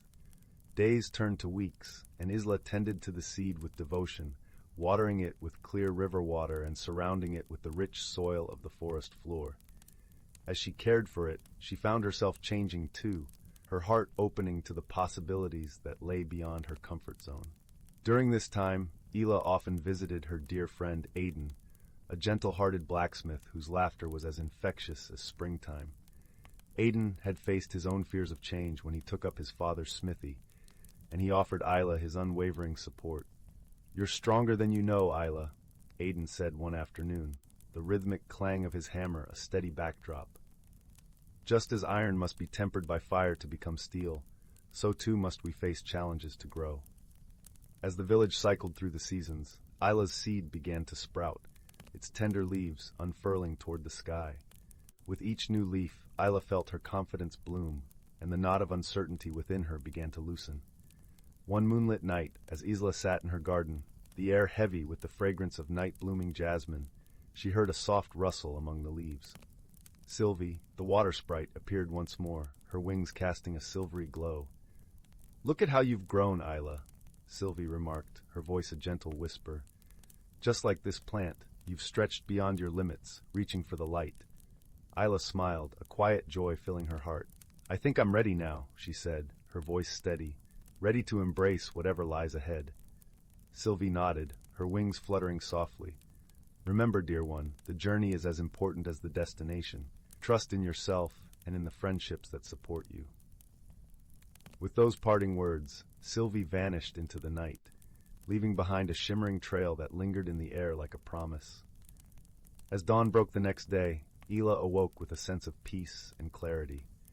She knew she could face the unknown, for she had grown stronger and wiser through her journey. With her heart open to the possibilities of the world beyond the village, Isla embraced the winds of change, ready to spread her wings and soar. And so in the gentle embrace of the Mistywood Mountains, a young woman discovered the beauty of transformation, guided by wisdom, friendship, and the magic of her own heart. As she stepped into the world, she carried with her the lesson that change, though daunting, was the very essence of life's wondrous journey. Story 97. Story 98. In a quaint village nestled between rolling hills and vibrant meadows, where the air was always infused with the sweet scent of blooming lilacs, there lived a gentle young woman named Clara. Clara was known for her kindness and her deep love for the woods that surrounded her home. Every morning she would wander through the forest, her senses alive with the whispering leaves and the song of the brook that wound its way through the ancient trees. Yet, despite her love for the world around her, Clara felt a heaviness in her heart, an uncertainty about the changes that life seemed to be whispering on the breeze. She cherished the familiar patterns of her days, the way the morning sun painted golden streaks on her kitchen floor, the comforting chatter of her neighbors, and the steady rhythm of village life. The thought of anything disrupting this brought a shiver of apprehension. One late afternoon, as Clara sat by the brook, dipping her fingers into the cool, flowing water, she noticed something unusual. A tiny, luminescent butterfly, unlike any she had seen before, fluttered down to rest on her hand. Its wings shimmered with an iridescent glow, shifting colors like the sky at dusk. Clara watched, mesmerized, as the butterfly fanned its wings, casting a soft, magical light around them. "Hello," came a gentle voice, startling Clara slightly. She looked around, but the woods were empty, save for the rustling leaves and the babbling brook. "Down here," the voice said. Clara blinked in surprise, realizing the voice was coming from the butterfly itself. "Oh my," she whispered, her heart fluttering with the unexpected magic of it all. "I am Lumi," the butterfly introduced, its voice as soft as a whispering breeze. "I've come to help you see the beauty in change." Clara hesitated, unsure. "Change frightens me," she confessed, her voice barely above a murmur. "Everything seems so uncertain and vast." Lumi nodded understandingly, its wings glinting in the fading light. "Change can be daunting, but it is also the canvas upon which new beginnings are painted. Would you allow me to guide you?" Though hesitant, something in Lumi's presence soothed Clara's fears, and she nodded. "Yes, I'd like that." With a gentle flutter, Lumi led Clara deeper into the woods than she had ever ventured before. The forest air was rich with the scent of pine and earth, and the ground beneath her feet was a tapestry of fallen leaves, soft and inviting. Clara felt a quiet strength in the ancient trees, their branches forming a cathedral of green above her. As they walked, Lumi spoke softly of the magic woven into the fabric of the world, a magic that thrived on change and growth. Clara listened, her heart opening to the possibilities she had never dared to consider. In a clearing, bathed in the soft glow of twilight, Lumi paused and gestured with its delicate wings to a cluster of wildflowers. "Look closely, Clara," it encouraged. Clara knelt down, her fingers brushing against the petals that seemed to hum with a quiet energy. "What is it?" she asked, sensing something wondrous just beyond her understanding. "These flowers," Lumi explained, "are like moments of change. They bloom with the promise of transformation, revealing colors and patterns unseen before. Each one is unique, yet all are part of the same cycle." Clara watched in awe as the flowers began to shift, their hues blending and changing before her eyes. She felt a warmth spread through her, a gentle acceptance of the changes she had feared. As the colors danced, she realized that change was not something to be fought against but embraced, for it was through change that beauty and wisdom unfolded. Feeling lighter, Clara rose to her feet, a newfound calm settling within her. "Thank you, Lumi," she said softly. "I think I'm beginning to understand." Lumi alighted on her shoulder, its presence a comforting weight. "Remember, Clara, you are never alone. Friends and loved ones are like stars in the night sky, guiding you through the darkness." With Lumi's words echoing in her heart, Clara returned to the village, her steps sure and steady. She found her friends waiting, their faces illuminated by the warm glow of lanterns as they gathered to share stories and laughter. As the evening wore on, Clara felt the gentle support of her friends, each one a beacon of kindness and understanding. She realized that her own growth was mirrored in their companionship, each moment of change a new thread in the tapestry of their shared lives. In the days that followed, Clara embraced the changes that came her way, her heart open to the magic of possibility. She discovered that within her was a strength she had never known, a resilience born of the gentle guidance of a tiny butterfly and the love of those who surrounded her. And so, in the quiet of the forest and the warmth of her village, Clara found her peace. She learned that the beauty of personal discovery was not in resisting change, but in welcoming it with an open heart, trusting in the magic of transformation and the friends who walked the journey beside her. Under the starlit sky, as the village drifted into slumber, Clara lay in her bed, the soft rustle of leaves whispering through her window. She smiled, her heart full and content, knowing that the beauty of life lay in its ever-changing dance, a dance she was now a willing part of. And as she closed her eyes, she felt the gentle flutter of Lumi's wings, a reminder that she was never truly alone. Story 99. Once upon a time, in a quaint village nestled deep within an ancient forest, there lived a young girl named Willow. Her unruly red curls and freckled cheeks gave her an air of whimsy, but it was her curiosity and bravery that truly set her apart. Willow's favorite place in the world was the old oak tree that stood tall and proud at the edge of the village. Its gnarled branches beckoned her with promises of adventure, and it was here that she would spend countless hours, lost in daydreams and stories.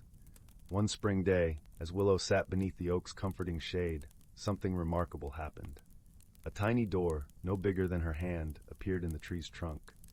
Willow gasped, her heart racing with excitement. Could it be a hidden world within the tree itself? Without a second thought, she reached out and turned the miniature doorknob. The little door creaked open, revealing a dimly lit passage that seemed to stretch on endlessly. Willow's eyes widened in disbelief, but her sense of wonder quickly overtook her apprehension. Taking a deep breath, she crouched down and stepped through the doorway, emerging into a magical realm unlike anything she had ever imagined. The world within the oak tree was alive with vibrant colors and the sweet fragrance of wildflowers.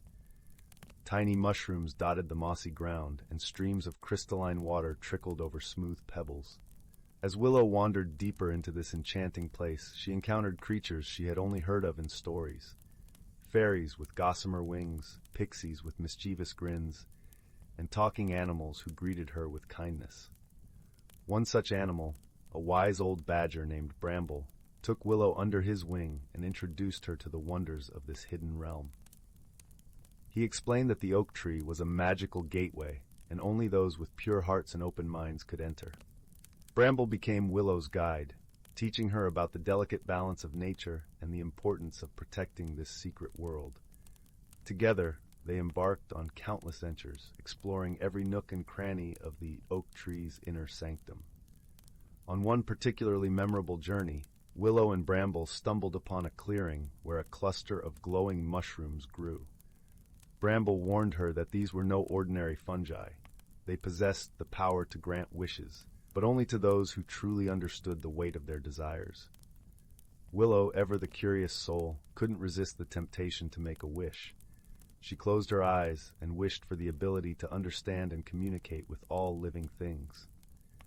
In an instant, the world around her came alive with a symphony of voices, the whispering trees, the chattering squirrels, and even the soft melodies of the wind itself.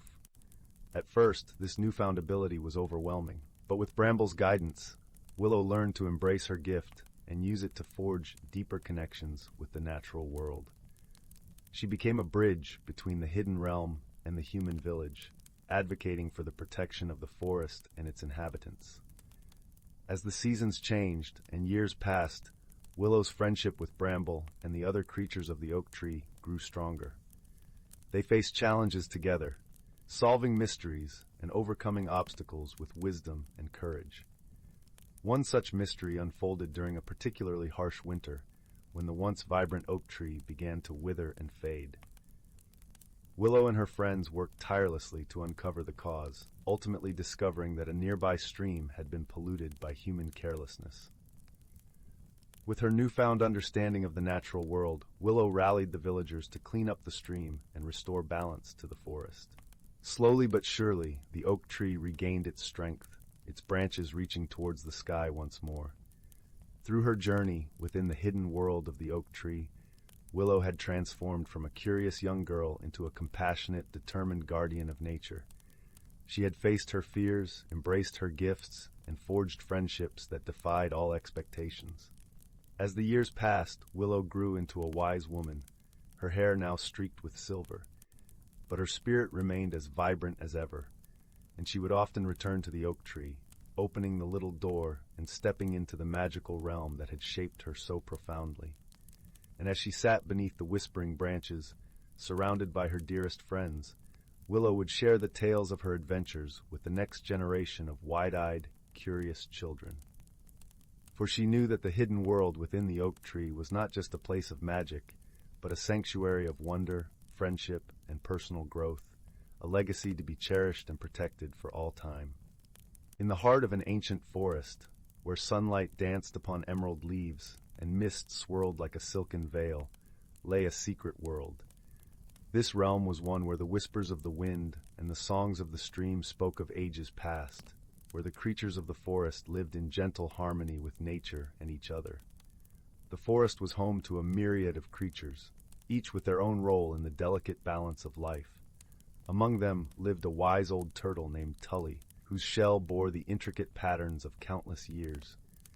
Tully was known as the keeper of stories, his wisdom passed down from generation to generation, like a river flowing through time. One crisp autumn morning, the forest awoke under a blanket of fog, the air tinged with the rich scent of damp earth and fallen leaves. It was on this morning that the young squirrel named Pippin scurried through the underbrush, his eyes wide with wonder. Pippin was a curious soul, his heart filled with questions about the world he called home. As Pippin scampered over gnarled roots and around towering trunks, he stumbled upon Tully, who was basking in a patch of sunlight that had broken through the canopy above. The old turtle's eyes twinkled with the warmth of 1,000 dawns as he watched Pippin approach. "Good morning, Pippin," Tully greeted, his voice as smooth as the river stones worn by time. "What brings you to my sunlit spot today?" Pippin hesitated for a moment, his bushy tail twitching with excitement. "Tully," he began, "I've heard whispers of a magical phenomenon that ties the changing seasons to the very heart of our forest.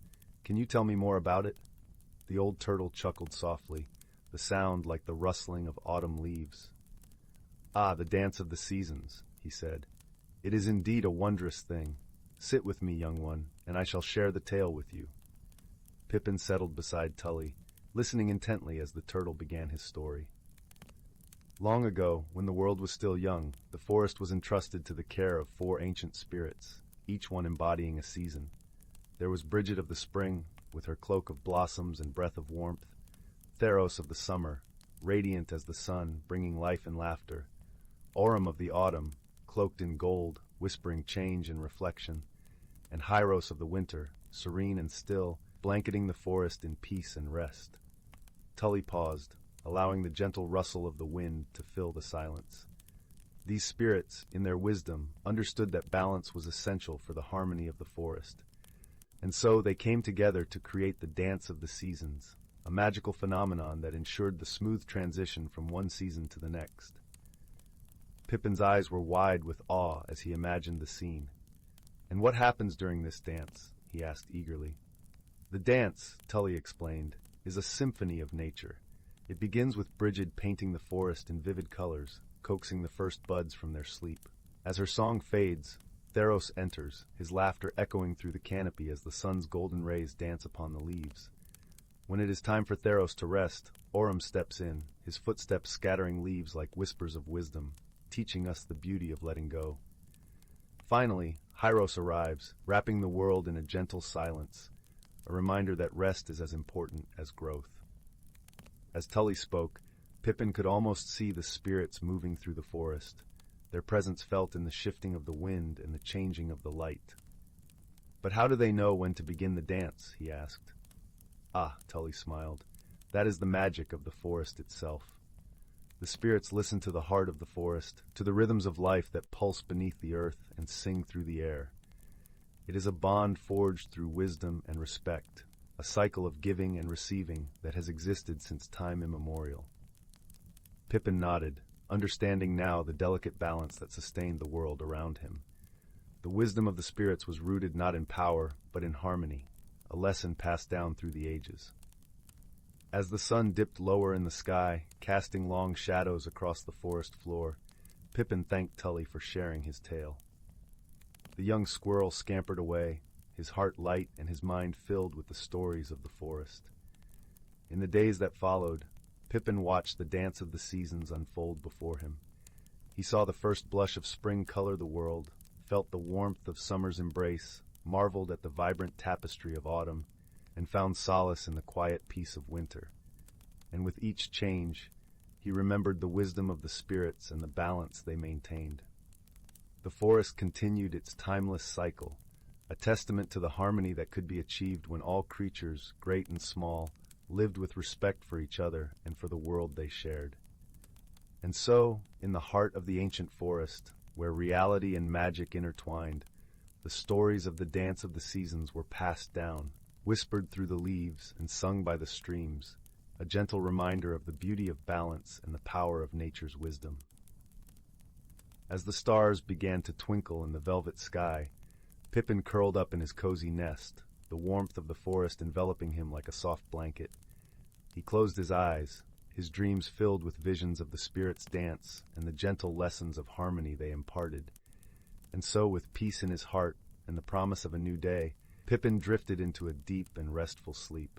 In a quaint village nestled at the foot of the misty mountains, where the air was always sweet, with the scent of blooming wildflowers and the gentle hum of bees filled the lazy afternoons, there lived a young girl named Miri. Miri had a heart full of dreams and eyes that sparkled with the curiosity of 100 adventures yet to be told. Her favorite pastime was to sit on the porch of her cozy little cottage, gazing at the mysterious mountains that loomed like ancient sentinels, their peaks hidden beneath a perpetual veil of mist. One golden autumn morning, when the leaves were turning to shades of amber and the cool breeze carried a hint of the coming winter, Miri decided it was the perfect day for an adventure. She packed a small satchel with her favorite honey cakes, a flask of warm tea, and her mother's old map, though she knew it by heart, and set off towards the mountains with a skip in her step. The path to the misty mountains was lined with towering oak trees whose leaves whispered secrets to the wind. As Miri walked, the world around her seemed to hold its breath in gentle anticipation, the air thick with the kind of magic that only children and dreamers could truly sense. The further she ventured, the more the familiar village faded into a distant memory, replaced by the wonders of nature's untouched beauty. After several hours of weaving through the verdant forest, Miri emerged into a clearing where the mountains stood tall and proud before her. Here the mist was thick and cool, wrapping around her like a soft, silken cloak. It was here that she first met the whimsy wisp, a curious little creature that glowed with a soft, shimmering light. It fluttered around Miri, trailing sparkles in the air like a comet tail, its laughter like the tinkling of tiny bells. "Hello there," Miri greeted, her voice gentle and welcoming. "Are you a guardian of these mountains?" The whimsy wisp giggled, swirling around her with delight. "I am a friend to explorers like you," it chimed, its voice as light as the breeze. "Follow me if you dare, for there are wonders to behold and secrets to uncover."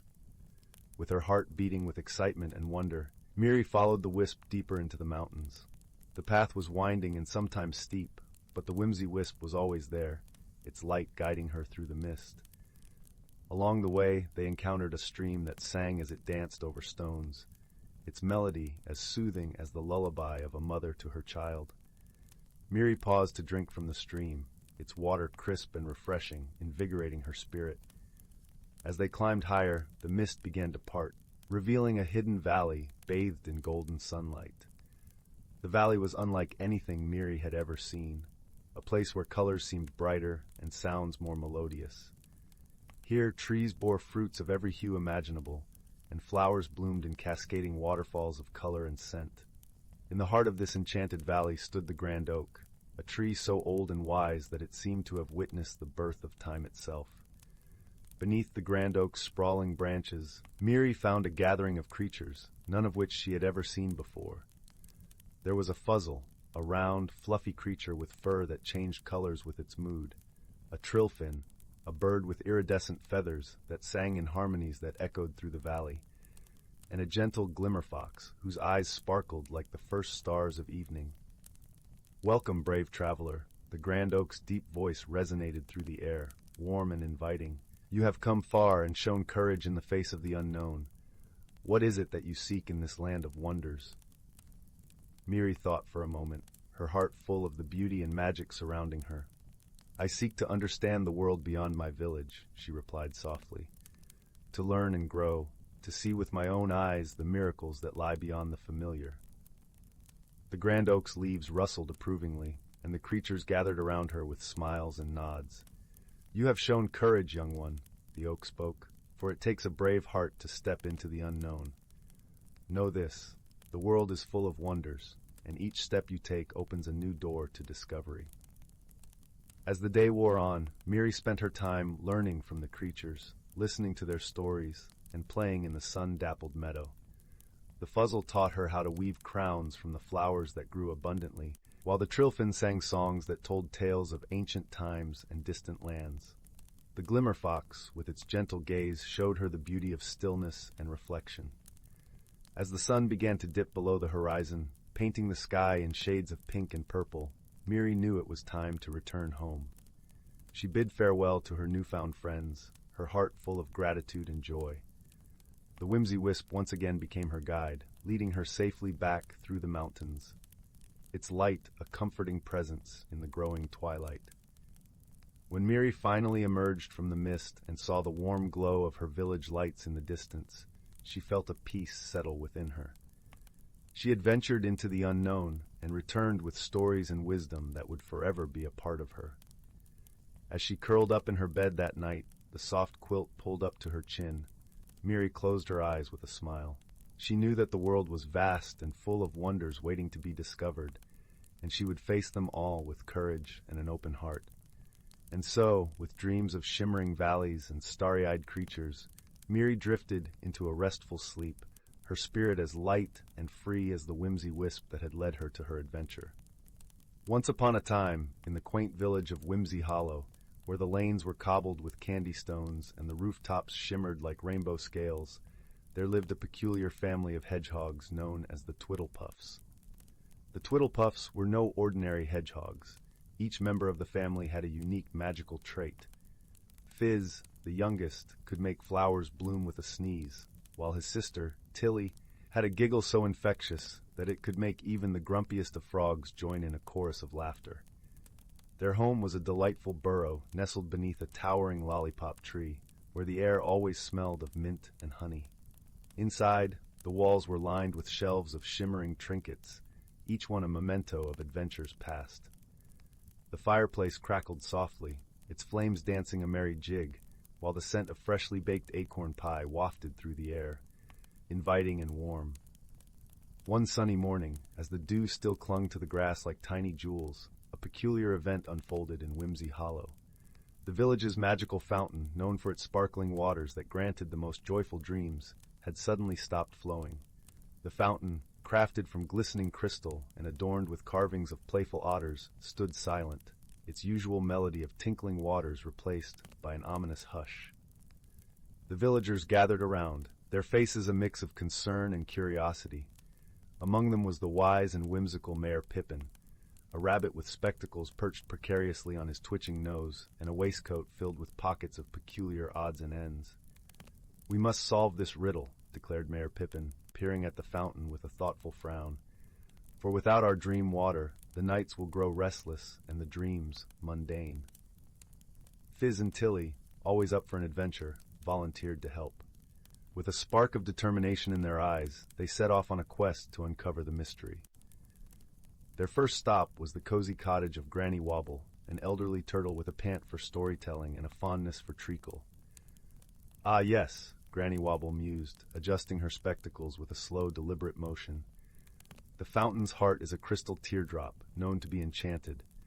It is said to be the source of its magic." "But where has the crystal gone?" Tilly asked, her eyes wide with wonder. "To find the crystal," Granny Wobble continued, "you must follow the path of the moonbeams, for they will lead you to the enchanted grove where whispers of old magic dwell. With Granny Wobble's cryptic advice in mind, Fizz and Tilly set off towards the edge of Whimsy Hollow, where the trees intertwined like old friends whispering secrets. As night fell, the moon cast a silvery glow across their path, illuminating a trail of moonbeams that danced like ribbons in the night. The journey was filled with delightful surprises. Along the way, they encountered Whisk the squirrel, who was renowned for his incredible juggling skills. Whisk joined them on their quest, juggling acorns and pine cones with such flair that it lifted their spirits and added a touch of whimsy to their travels. Eventually, the trio arrived at the Enchanted Grove, a place where the air shimmered with possibilities, and the trees whispered in a language only the heart could understand. In the heart of the grove stood a magnificent tree, its bark etched with ancient runes that glowed softly. Just as they approached, a small, mischievous sprite named Glimmer appeared, her wings sparkling like diamond dust. "I know what you seek," she chimed, her voice like the tinkling of tiny bells. The crystal teardrop was borrowed by the wind, who wished to compose a melody unlike any other. "Can we get it back?" Fizz inquired, his nose twitching with excitement. "Of course," Glimmer giggled.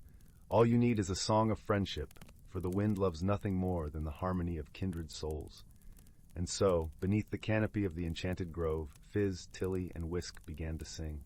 Their melody was a lilting tune that spoke of laughter and dreams, of adventures shared and dreams fulfilled. The wind, who had been listening from afar, was so moved by their song that it returned the crystal teardrop, placing it gently in Fizz's tiny paws.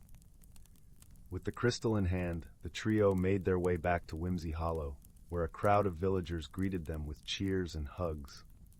Mayor Pippin beamed with pride as he placed the crystal back in the fountain, and with a joyous gurgle, the waters began to flow once more, sparkling like 1,000 stars. That night, as the village drifted into slumber, the dreams that visited each villager were more vibrant and joyful than ever before.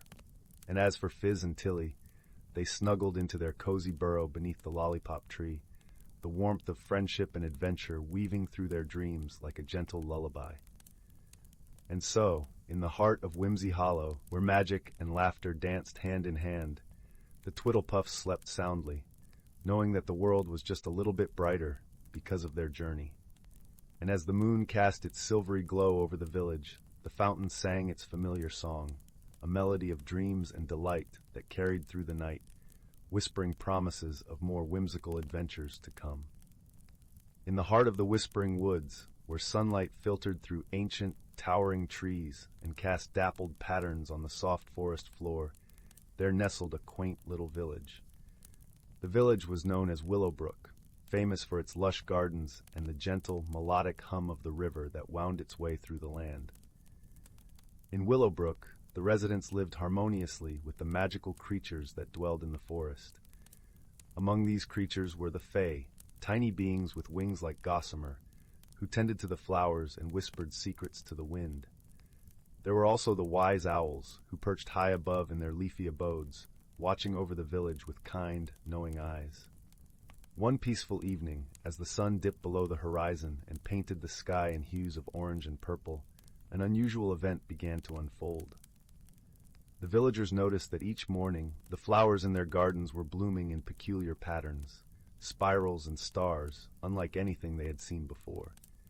The villagers were puzzled, for these flowers seemed to change their formations overnight, as if by some unseen hand. Among the villagers was a gentle-hearted girl named Liora. Her curiosity was as boundless as the forest itself, and she had a knack for noticing the smallest details. Liora loved the mysteries of the woods and often spent her days exploring its hidden paths and listening to the stories told by the forest creatures. Determined to uncover the mystery of the changing flowers, Liora set out one misty morning, her heart full of excitement. She wandered through the village, her senses alive with the scent of fresh earth and the sound of leaves whispering in the breeze. As she approached the edge of the village, she was greeted by the soft, musical laughter of the Fae, who flitted around her like a shower of glittering rain. "Good morning, Liora," sang a Fae with wings that shimmered like pearls. "What brings you to the woods today?" Good morning, dear friends, Liora replied with a smile. I'm hoping to solve the mystery of the enchanted flowers. Have you seen anything unusual in the forest? The Fae exchanged knowing glances, their eyes twinkling with mischief and delight. Perhaps you should speak with Elderwise, suggested another Fae, her voice as gentle as a lullaby. He knows many things and might have the answers you seek. Eager to visit Elderwise, the wise old owl, Liora thanked the Fae and made her way deeper into the forest. The air was cool and fragrant with the scent of pine and wildflowers, and as she walked, the ground beneath her feet felt like a soft, comforting carpet of moss. Elderwise's home was a grand, ancient oak tree, its bark gnarled and wise, and its branches spreading wide like welcoming arms. Liora approached the tree with reverence and called up into the leafy heights. Elderwise, wise owl of the forest, may I speak with you? From high above, a gentle hoot echoed through the branches, followed by the soft rustling of feathers. Elderwise descended gracefully, his eyes as deep and mysterious as the night sky fixed kindly upon her. Ah, young Liora, he said, his voice a warm, resonant melody. What brings you to my tree this fine day? Liora explained the strange occurrences in the village gardens, her voice filled with wonder and a touch of concern. Elderwise listened intently, nodding his head with understanding. Ah, the flowers, he mused, his gaze turning thoughtful. I have heard whispers of a playful spirit who roams the woods at night. This spirit, known as the petal weaver, delights in creating beauty in the most unexpected ways. Liora's eyes widened with intrigue. The petal weaver? How fascinating. But why would this spirit visit our village? Elderwise chuckled softly, a sound like the rustling of autumn leaves. The petal weaver is drawn to places where love and harmony dwell. Your village, with its kind hearts and gentle ways, is a beacon to such a spirit. Perhaps it seeks to share its joy with you all.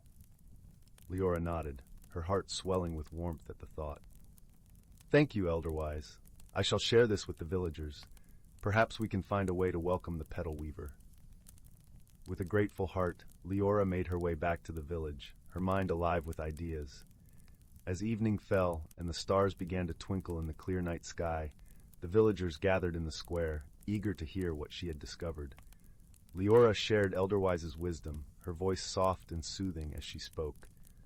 The petal weaver means us no harm. It seeks to share its joy and art with us.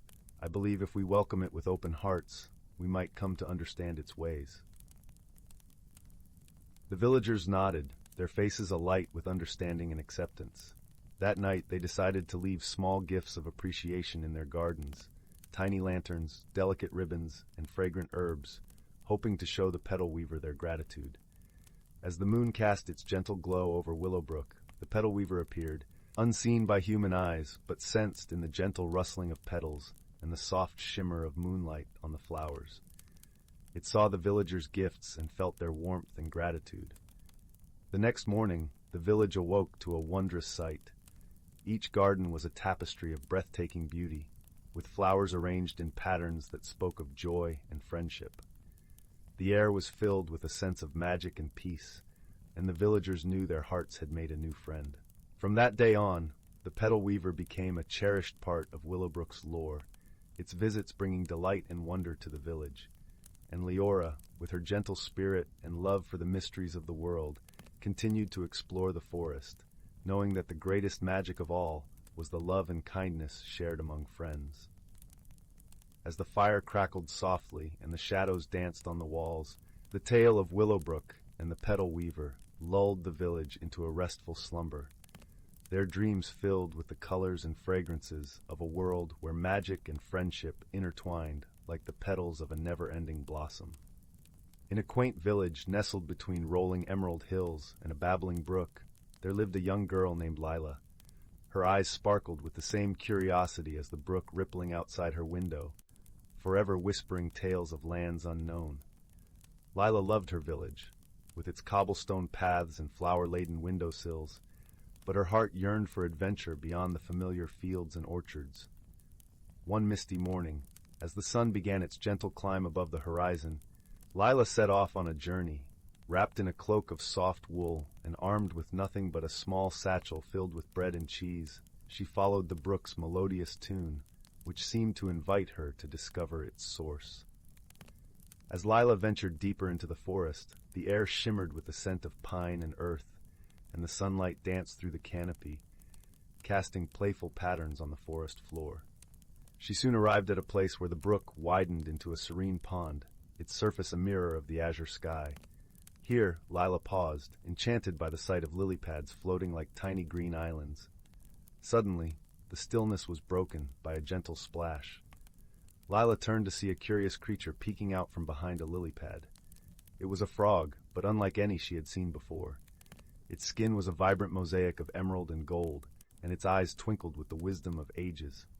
"Hello there," croaked the frog in a voice that sounded like the rustle of leaves. "I am Finn, the guardian of this pond. Few travelers venture this far. What brings you here, young one?" "I seek adventure and the wonders of the unknown," Lyra replied, her voice filled with the earnestness of a true explorer. Finn nodded, his eyes crinkling with approval. "Then you must follow the path of the fireflies," he said, gesturing to a trail of glowing lights that danced in the air, leading deeper into the forest. Lyra thanked Finn and set off once more, her heart alight with excitement. The fireflies twinkled like tiny stars, guiding her through groves of whispering willows and fields of wildflowers that swayed in the gentle breeze. The forest was alive with the songs of birds and the rustle of small creatures hidden in the underbrush. As she walked, Lyra encountered a family of rabbits, their fur as soft and white as freshly fallen snow. The youngest rabbit, with ears too large for his little head, hopped over to her, offering a carrot from their stash. Touched by their kindness, Lyra shared her bread and cheese, and they all feasted together under the shade of a towering oak. The path of the fireflies led Lyra to a clearing bathed in golden sunlight, where a shimmering waterfall cascaded into a crystal-clear pool. The air was filled with the scent of honeysuckle and the gentle hum of bees. Here Lyra rested, letting the soothing sound of the waterfall wash over her. As she sat in peaceful contemplation, a soft voice floated to her on the breeze. "Welcome, brave traveler," it said. Lyra turned to see a figure emerging from the mist of the waterfall. It was a deer with antlers that glistened like silver in the sunlight, adorned with delicate flowers. "I am Seraphina," the deer said, her eyes as deep and calm as the pool at her hooves. "Few have the courage to follow the path of the fireflies. You possess a rare spirit, Lyra." Lyra blushed at the compliment, feeling a warmth spread through her. "Thank you, Seraphina, but I only followed where the brook and fireflies led me." "Ah," Seraphina nodded, "but it takes courage to step into the unknown, to trust your heart and the kindness of strangers along the way." With these words, Seraphina dipped her head, and the air shimmered with a soft luminescence. Lyra felt a gentle tingling, as if the forest itself was wrapping her in an embrace. The feeling was one of unity, of being part of something larger and wondrous. After a time, Lyra knew it was time to return to her village. She bid farewell to Seraphina and retraced her steps, the path now familiar, yet filled with a newfound wonder. The forest seemed to hum with a melody she had not noticed before, a song of life and harmony. When Lyra finally emerged from the forest, the sun was setting, painting the sky in hues of pink and gold. Her village lay before her, a tapestry of warmth and welcome. As she crossed the stone bridge over the brook, she paused, looking back at the path she had traveled. In her heart, she carried the magic of the forest, the kindness of its creatures, and the courage she had discovered within herself.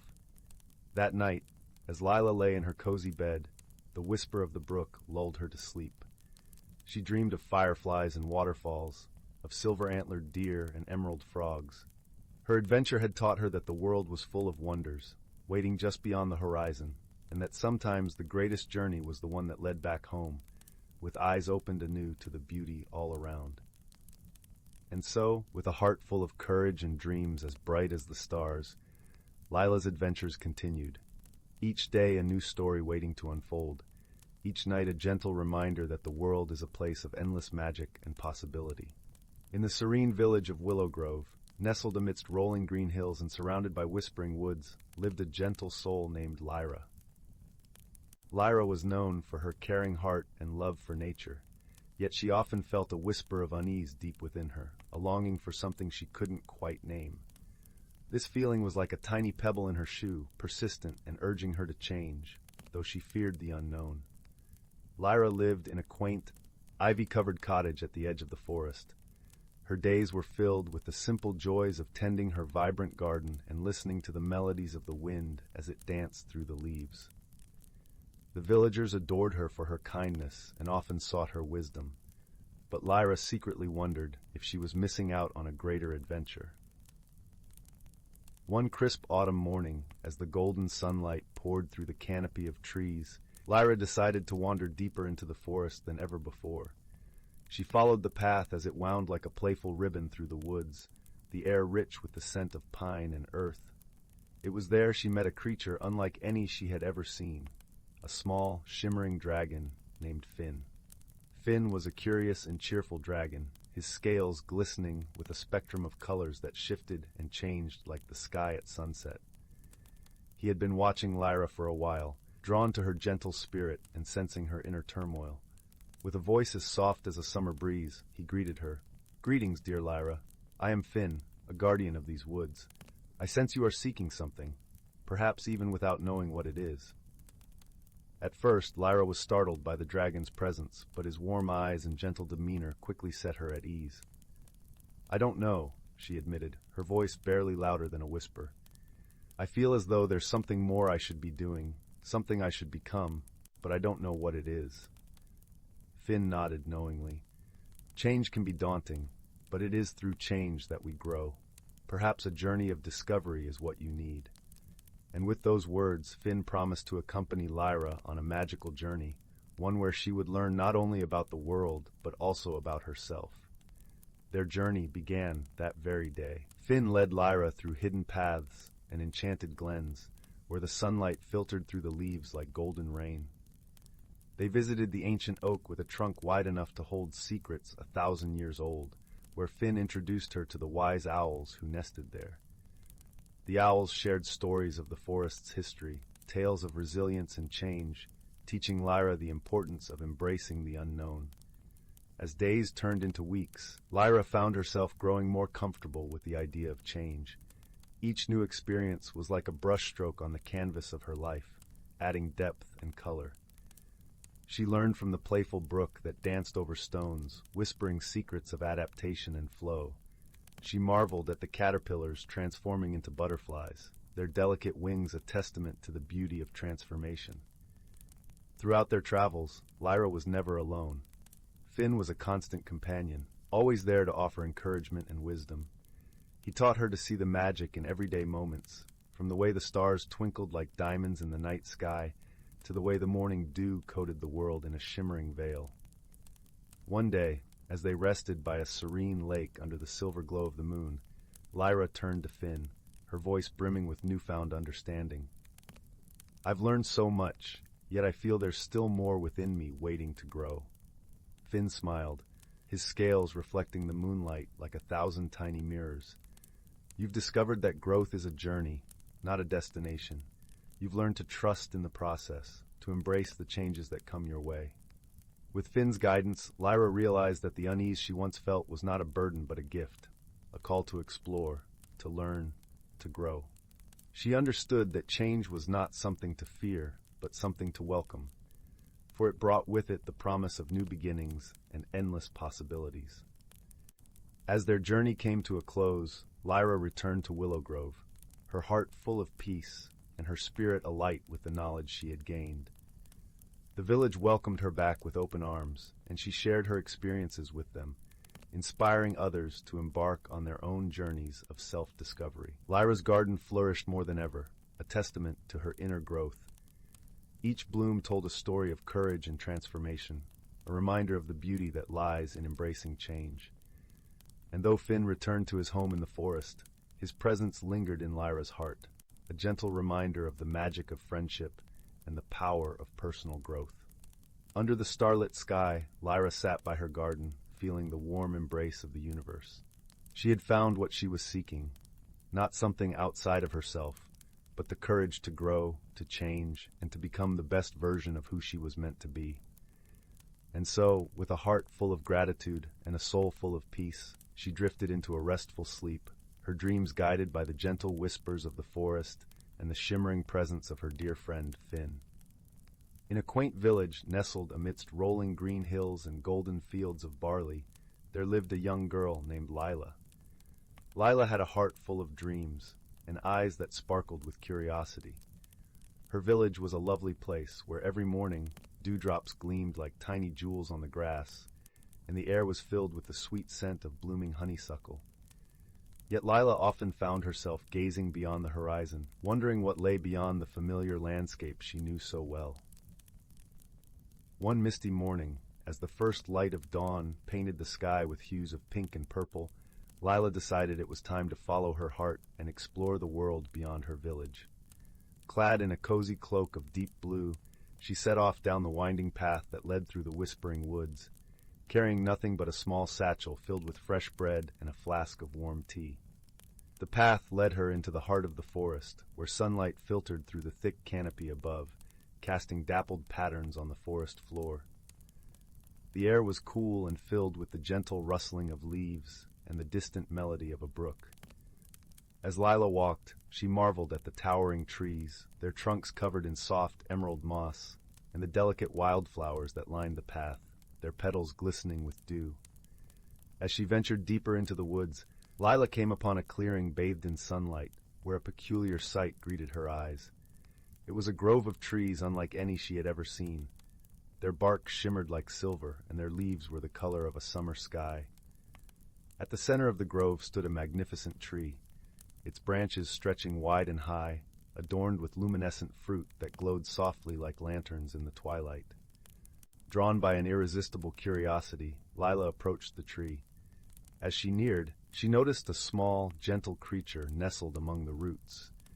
It was a creature of wonder, with soft, iridescent fur that shifted colors like a rainbow, and eyes as bright as stars.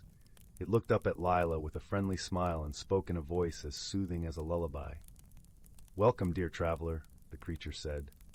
"I am the keeper of the grove, and these trees have stood here since time began. Few have ventured here, and fewer still have returned with tales of their journey." Lila felt a sense of peace wash over her as she listened to the creature's words. She sat beside it, sharing her bread and tea, and told it of her village and her longing to explore the world. The keeper listened intently, nodding with understanding.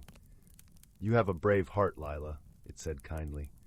"To seek the unknown is to embrace the beauty of life itself.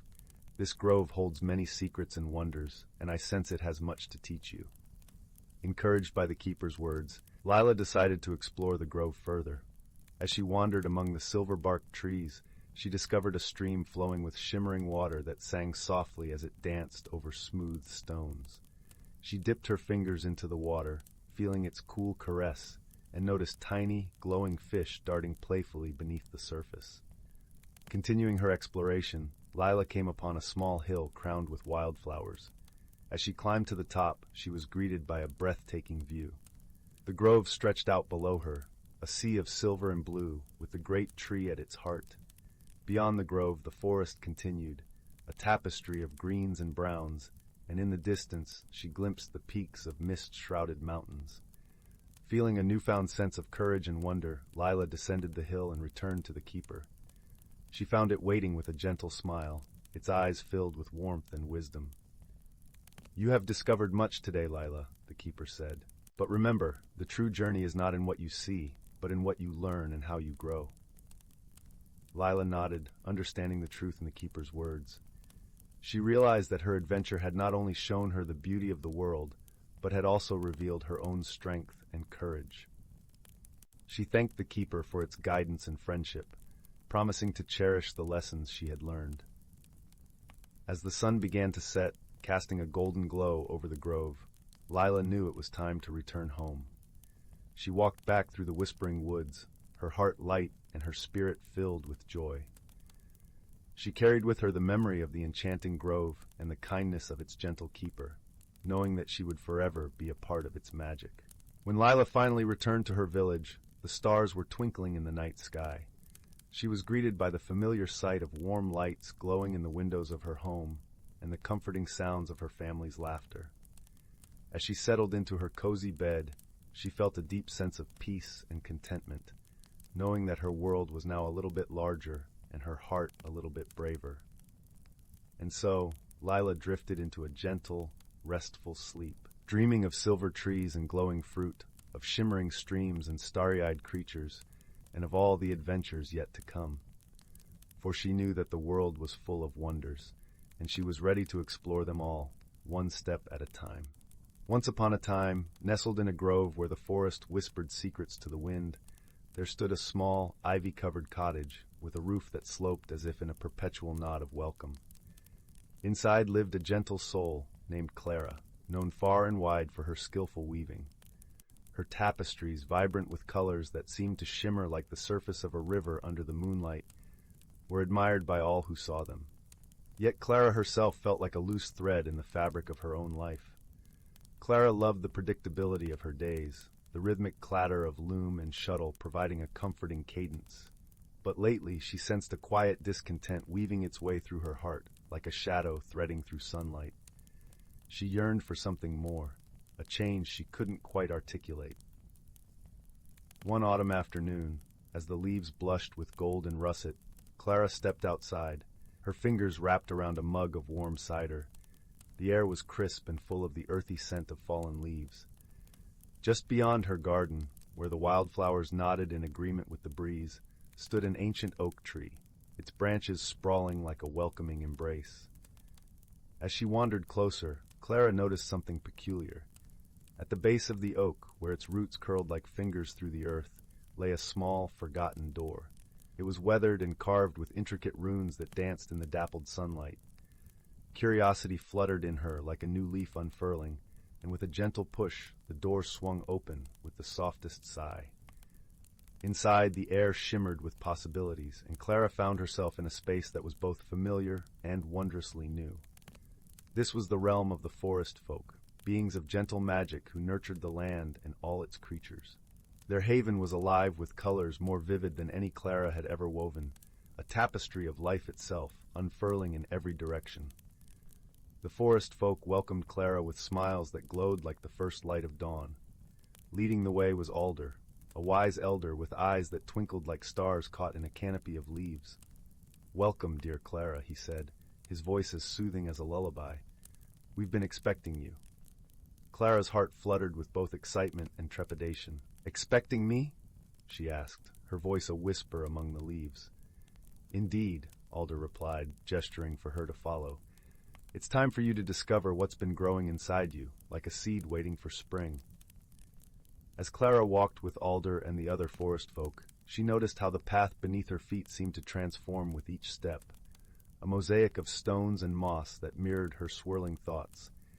They guided her to a glen where the air hummed with a gentle magic, and the sky was a quilt of twilight hues.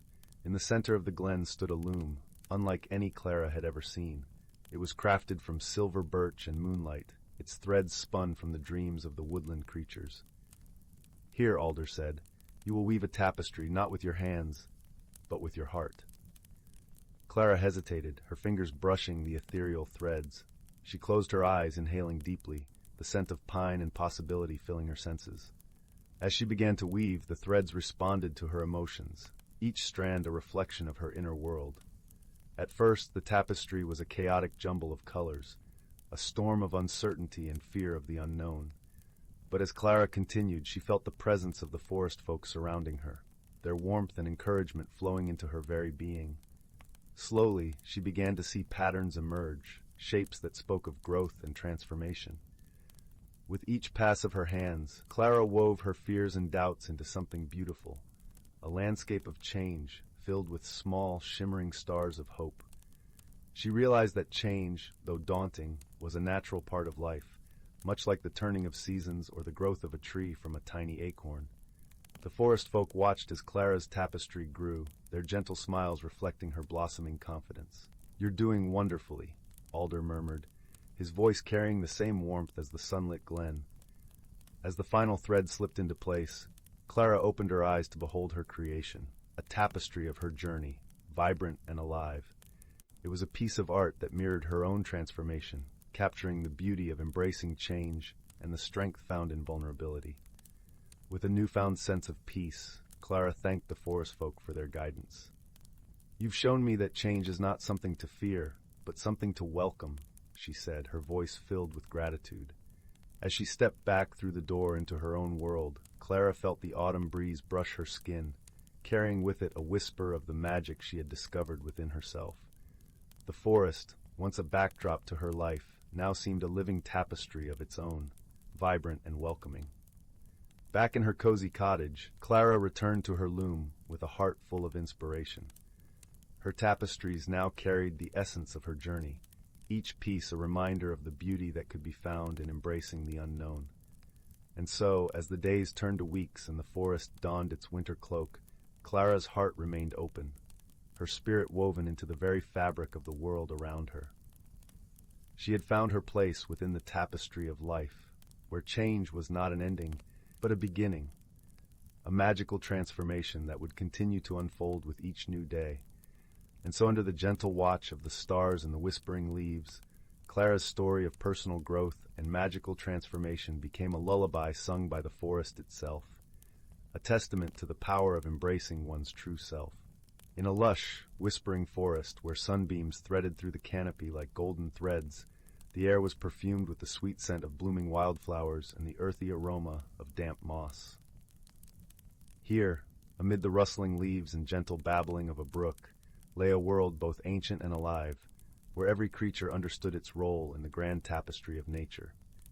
In a cozy nook beneath the roots of a towering oak tree lived a wise old tortoise named Tullius. His shell was a mosaic of green and brown, polished smooth by the passage of time. Tullius was known far and wide for his deep understanding of the forest's mysteries, and many sought his counsel when the balance of nature seemed to waver. One crisp autumn morning, as the forest was adorned in a brilliant cloak of amber and crimson, a young squirrel named Pippin scampered up to Tullius's doorstep. Pippin's eyes were wide with worry, reflecting the dappled sunlight like polished hazelnuts. "Tullius," he chattered, his voice a blend of youthful eagerness and concern, "the acorns are not falling as they should. The trees are whispering of a change, and the wind carries a chill that speaks of something amiss." Tullius nodded, his eyes twinkling with ancient wisdom. "Ah, young Pippin," he said, his voice as warm as a sunlit glade, "the forest speaks to those who listen. Let us venture to the heart of the woods, where the oldest tree, the grandfather oak, may offer guidance." Together they embarked on their journey, their path cushioned by a carpet of fallen leaves that crunched softly underfoot. The air was alive with the chatter of birds and the distant call of a doe, creating a symphony that sang of the forest's rich life. As they traveled, the gentle rustle of the wind seemed to echo the harmony of nature, a reminder of the delicate balance that sustained the forest. Tullius and Pippin soon reached the grandfather oak, its gnarled branches reaching skyward like ancient arms embracing the heavens. The tree's bark was etched with the stories of countless seasons, and its leaves whispered secrets only the wise could hear. With a deep, resonant voice that seemed to rise from the very earth, the grandfather oak spoke. "Tullius, keeper of wisdom, and Pippin, seeker of truth, the forest is indeed in need of balance. The seasons have shifted, and the rhythm of nature's dance has faltered." Tullius listened intently, his heart attuned to the subtle language of the forest. "What must we do to restore harmony, Grandfather Oak?" he inquired, his voice carrying the weight of generations. The Grandfather Oak sighed, a sound like the softest breeze through a meadow. "Seek the guardian of the seasons, the elusive spirit of the zephyr. Only through her guidance can the balance be restored, and the acorns fall once more." With this knowledge, Tullius and Pippin set off once again, their journey bathed in the golden light of the setting sun. As they ventured deeper into the heart of the forest, the air became cooler, carrying the crisp scent of pine and the faintest hint of snow. They soon arrived at a hidden glade, where the spirit of the zephyr danced among the swirling leaves. She was a vision of grace, her form ever-changing like the seasons themselves, with eyes that mirrored the sky. "Welcome, travelers," she greeted them, her voice as soft as a breeze through willow branches. "I sense the forest's plea for balance. To restore it, we must rekindle the harmony between all creatures and the land." Tullius bowed his head in respect. "We seek your wisdom, spirit of the zephyr. How can we aid in this renewal?" The spirit smiled, her presence calming as a lullaby. Gather the creatures of the forest and remind them of their place in this wondrous world. Each must remember their role, and together they shall sing the song of harmony. With purpose renewed, Tullius and Pippin returned to the forest, their hearts filled with hope. They called upon the animals, each bird, each fox, each tiny beetle, sharing the spirit of the Zephyr's message. Under the soft glow of the moon, they all gathered in a circle, united in their shared purpose. As the creatures of the forest joined paws, wings, and fins, a gentle melody rose among them. It was a song of connection, of life and love, of the intricate dance they all performed as part of nature's grand design. The air shimmered with magic as the harmony wove itself into the fabric of the world, restoring balance to the land. Slowly, like a gentle rain after a long drought, the acorns began to fall, dotting the forest floor with the promise of new life. The trees sighed in relief, their branches swaying in gratitude as the forest breathed as one. As dawn painted the sky in hues of soft lavender and gold, Tullius and Pippin stood together, watching the first light of a new day. The forest was alive with the sound of renewal, and a sense of peace settled over the land. "Thank you, Tullius," Pippin chirped, his eyes bright with newfound understanding. "The forest is truly a wondrous place when we listen and work together." Tullius nodded, his heart full. "Indeed, young Pippin, wisdom and friendship are the keys to overcoming any challenge, and together we have ensured the forest's harmony for generations to come." And with that, the forest awoke to the gentle embrace of a new season, where every creature, great and small, played their part in the timeless symphony of nature, a song that would linger in their hearts forever.